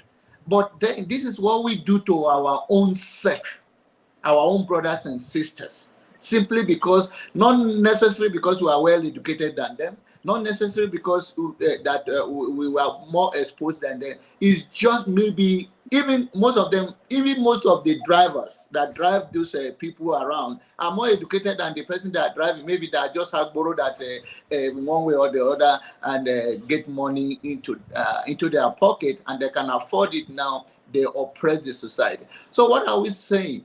Let us start campaigning on changing the mentality, the morale, the mentality of the people of Africa. We are even talking about Nigeria. That's why one of the, I think, forefathers were the one moderating the other day when one brother from Cameroon came. And I said, with all due respect, we are not there yet, but we are way better than Cameroon. Paul Biya have been there for 45 years, and it's not even living in Cameroon as it is now. So what am I saying in essence is that we all understand you do not have to go to a law school to understand what is basic human right, and they have been taken from us even in our own country. But we have to come in the strategy. I think the regional agitating, it's okay to agitate like that, but I personally believe that Nnamdi Kanu have incited some of his rhetoric was not fair in terms of telling, I heard it to myself, telling his follower to take a gun from the army. If you see an army officer, take a gun from him, kill one, and all of those things. I think that rhetoric was not fair. But then, if we can channel our energy in the right direction, okay, then it's not going to be only Igbo campaigning for his release, and that is the level we are. When we tribalize it or regional, then it have no impact in the other part of the exactly, country. it limits it. Yes, and then we make it difficult for us to hold this. The people you are calling elite, I think we are missing the word elite with oppression. Elite is a wealthy man in the society, and what is in your hand, the way you use it, is determine whether it's for good. There are many elite people who are elite that I correct you there, bro. Elite is the educated and privileged class of yes, any. so some of them use it well. Not all of them use it to oppress. So we have to do that. There are many oppressors that are not even well rich, but maybe because they have a power and they use it. Even the law enforcement in Nigeria uses their power. They do not have to be elite. Some of them are pure ignorant, but they oppress others regardless because of the position they are. So we have to draw the contrast. If you're going to agitate regionally, you are okay. But then be mindful that in the order to have a general impact on the general society, then it has to be a general idea that is well accepted around the whole country, and we can change. But if you want to do it, I can agitate for my own immediate family. It's my basic right, and you can do for your own family. But if you want to make a bigger impact and talking about even changing of a constitution, it cannot be a regional thing. It has to be something like education, something like we are going to be using the social media to campaign and educating people. Say, okay, this is your basic human right. There are many Nigerian police force that are on the road. Even the primary reason, not only to join whatever they join, is just like they see that is the way to survive. Not that they were even well trained, not that they were even well equipped. Even when they send them to go and face criminal, they are not even given the right weapon to go. So there are a lot of things in our society that we have to continue to expose them, that you cannot just take a position and just a pure greed that you don't care about the people. That selfishness is become ridiculous. It's a human nature that everybody can be selfish, but when you get to the extent that you cannot even have a mind of a human being, or there is no law that you have to respect, then that is autocracy. That is a tyrant in the society. You are not a leader. You are just there. It's a disservice to your own people. Thank you. Okay. Thank you. Yeah, Bumi, please go ahead. I will be going to sleep. Hey, please. God, Nigeria and Bumi. I think the lady want to talk. Bumi is quiet, please. Let Bumi go, Forefathers, please. I will be going to sleep, please. Yes, just after Bumi, I'll come to you. Thank you. Don't go to sleep, Bumi, righteous man. Stay there. This is to 2. This is to 2 in Nigeria. This is to 2 a.m. And I mean, it's the same time in the UK. You know that, It's the same we are time all in London now. in the same boat together. This is to 4. I This beg, I is want to to 4. go to bed. Maggie, you can Maggie and the same price, even at the same time. Please, Bumi, go ahead. I've always wondered, because like I've heard about, like, the southeast agitating, and then the southwest, and then the south. Like almost everyone is agitating, but I always ask myself, why haven't they come together and agitated.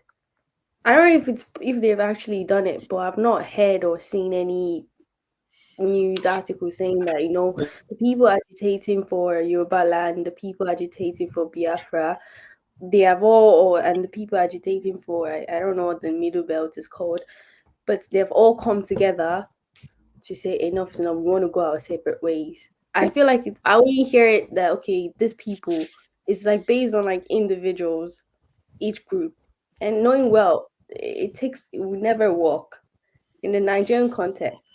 The Biafra that the people want can never work if you're the only one fighting for it. It can only work if you get more people on your side. So then, because the military cannot fight the whole country. But guess what? Based on the past history they didn't teach me, obviously, but the history of Nigeria and the Civil War, it was very easy for the Nigerian military to fight the Biafra military because they had one goal, just them.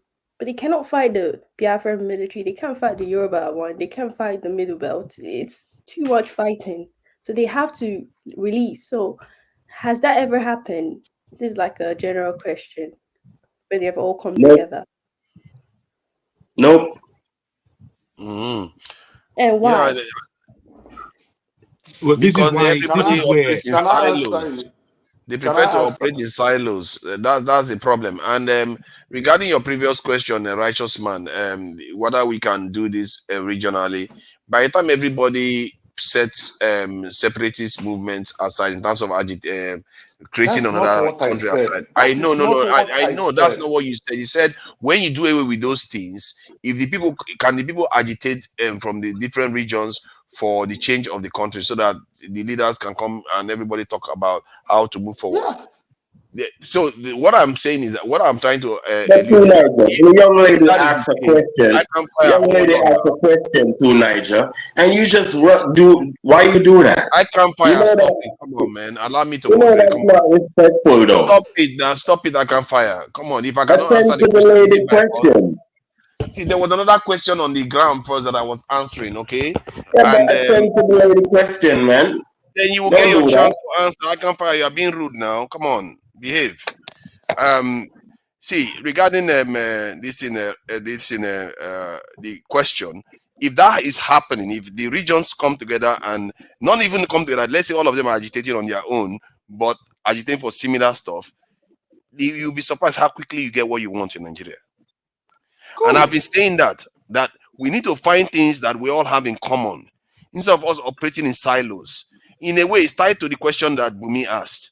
That have they all come together, the different regions, and when even in their own agitation, that let's say the ones that want to break away, have they come together to try to agitate openly? Okay, No, they let haven't. me answer Bumi. Can I answer? Go ahead. Good. Now, this is the problem. Nigeria is a multidimensional country. Each of the tribe or people have their value system, and their value system differs from one another.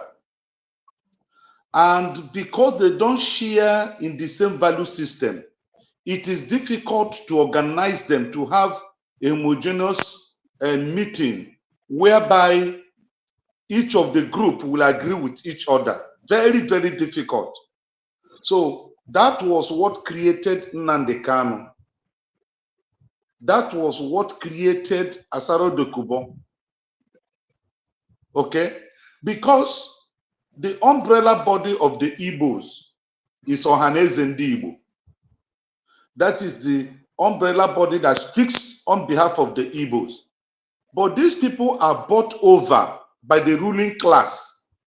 So they do not go to represent the Igbos and their desires. And when this generation, the generation of Nnamdi Kanu, who schooled in the Western world, saw how life, just like Odimegwu Ojukwu did, he schooled abroad and tested what good life is all about. When he came here, he tried to make a change, but the people misunderstood him. Just like Brotun said, that it was not his father that got him into the military. When he picked the form, the father never knew. And that was what happened to Ojukwu too. Ojukwu had the same similar history like him. The father was raising him up to take over the empire from him. But when he returned back to Nigeria, he went into the military. They informed the father was mad with him. They asked, the father told the military to send him to a very remote area so that by the time he finishes from there, he will not be able to continue with his military aspiration. But he defied that all and rose to the position he got to. So Nnamdi Kanu had not been convicted by any Nigerian court or law that he committed a crime against the state. All the court cases in Nigeria, Nnamdi Kanu won, and the court said he should be released. So let nobody say that Nnamdi Kanu committed a crime, because the Constitution of Nigeria, which guides the justices and the judges, that was the Constitution that was used to put him on trial, and the judges freed him and said, in fact, they even labeled the federal government to pay him billions of naira as a violation of his human rights.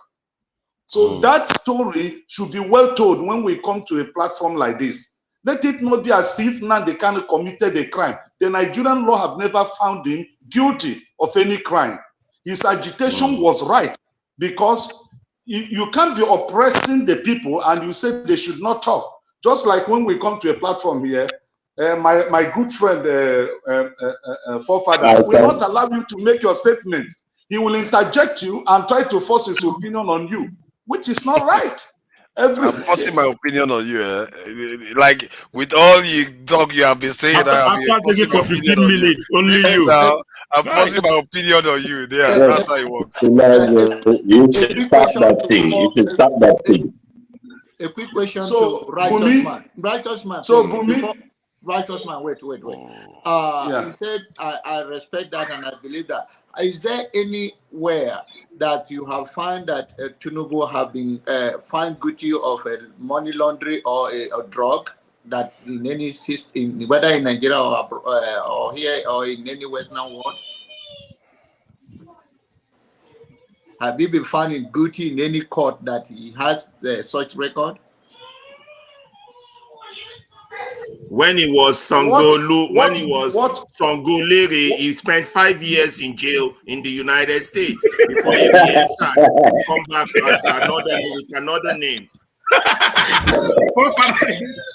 John Abba, I'm in Nigeria. There are some questions you will ask me, I will not answer it. Okay, but then you have the point I'm trying to make in that is, you were saying that no court, nobody, I do not say that court guilty. Say there is some rhetoric from him that it was unhealthy to the society. Because who is that person? Whose kid is that? Who's your family? I've been with you now.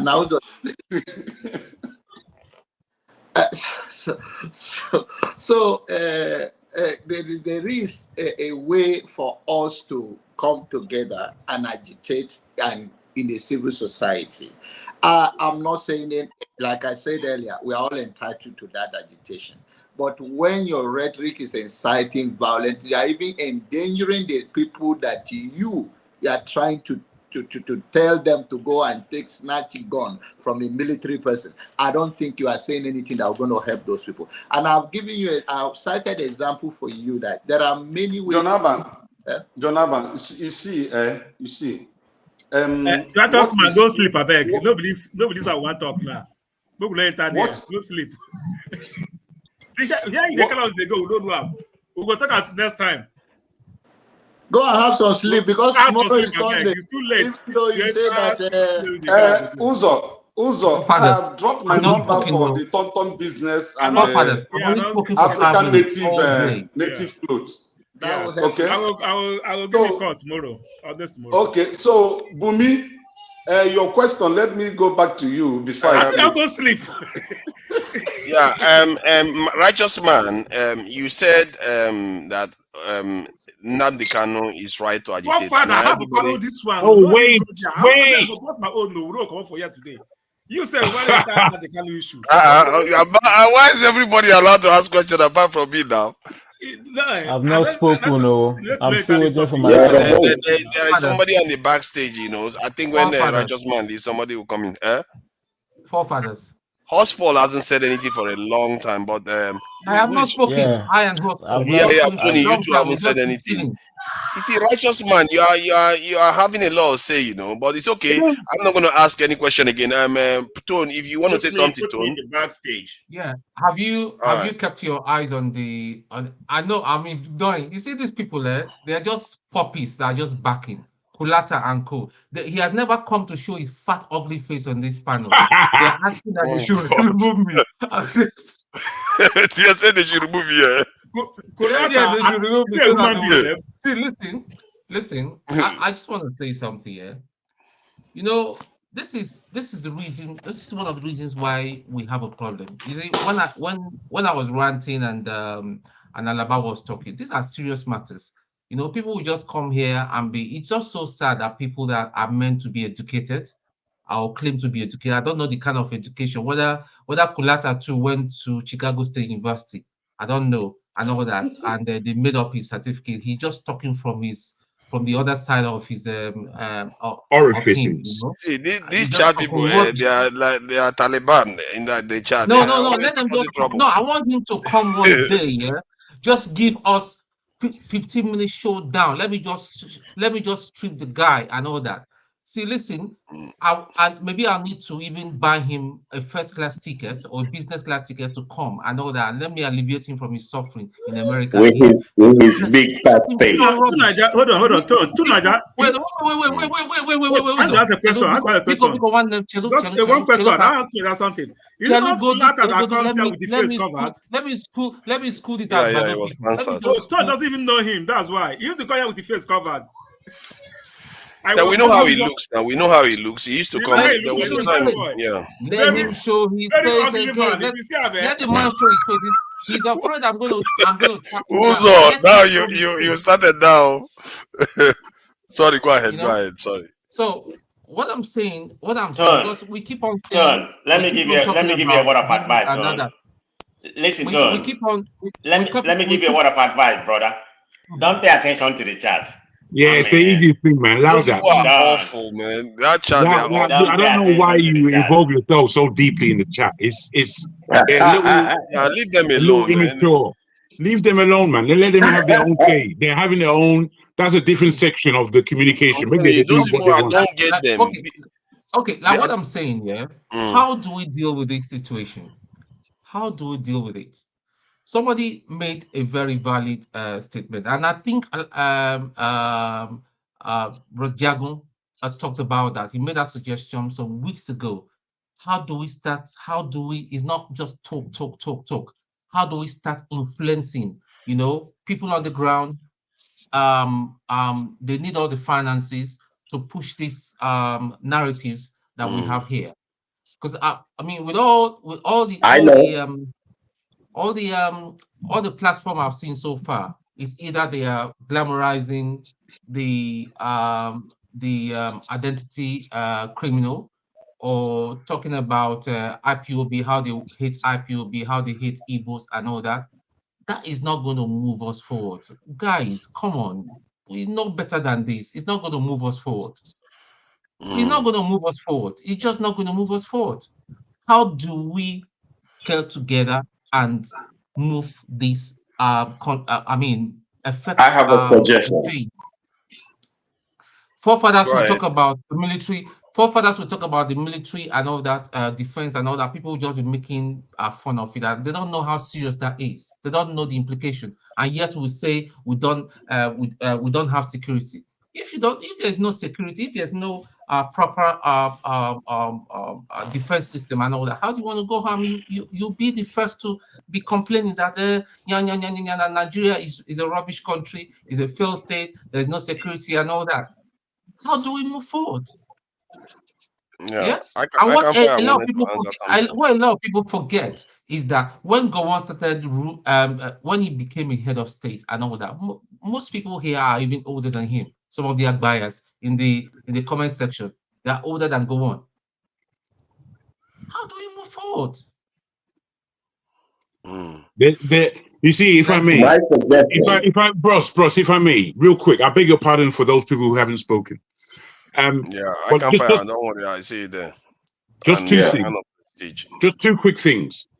Firstly, in response to what both John Abba and Righteous Man have spoken about in terms of regionality and whether or not power and understanding and value can come from a region. I'm afraid it can. You know, people come from somewhere. You are not nobody. If you're going to stand up in Nigeria, you should stand up as your name and as the people that you are, because we are a highly unhomogeneous nation.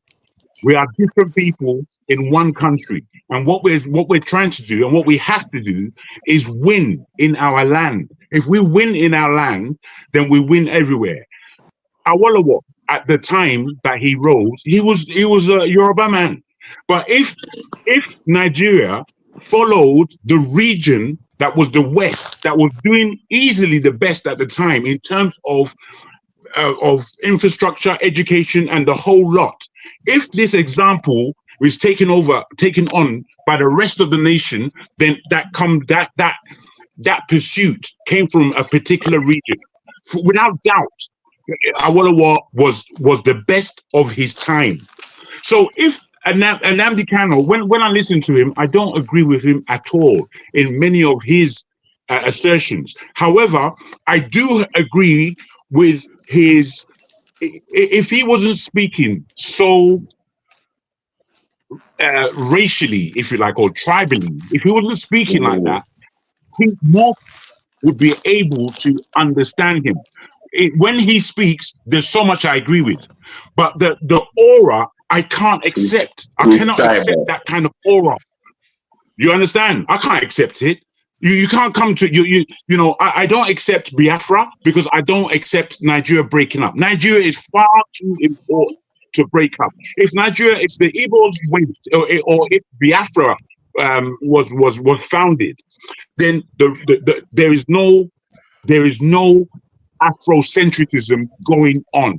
That is, you are not thinking like somebody with an Afrocentric nature.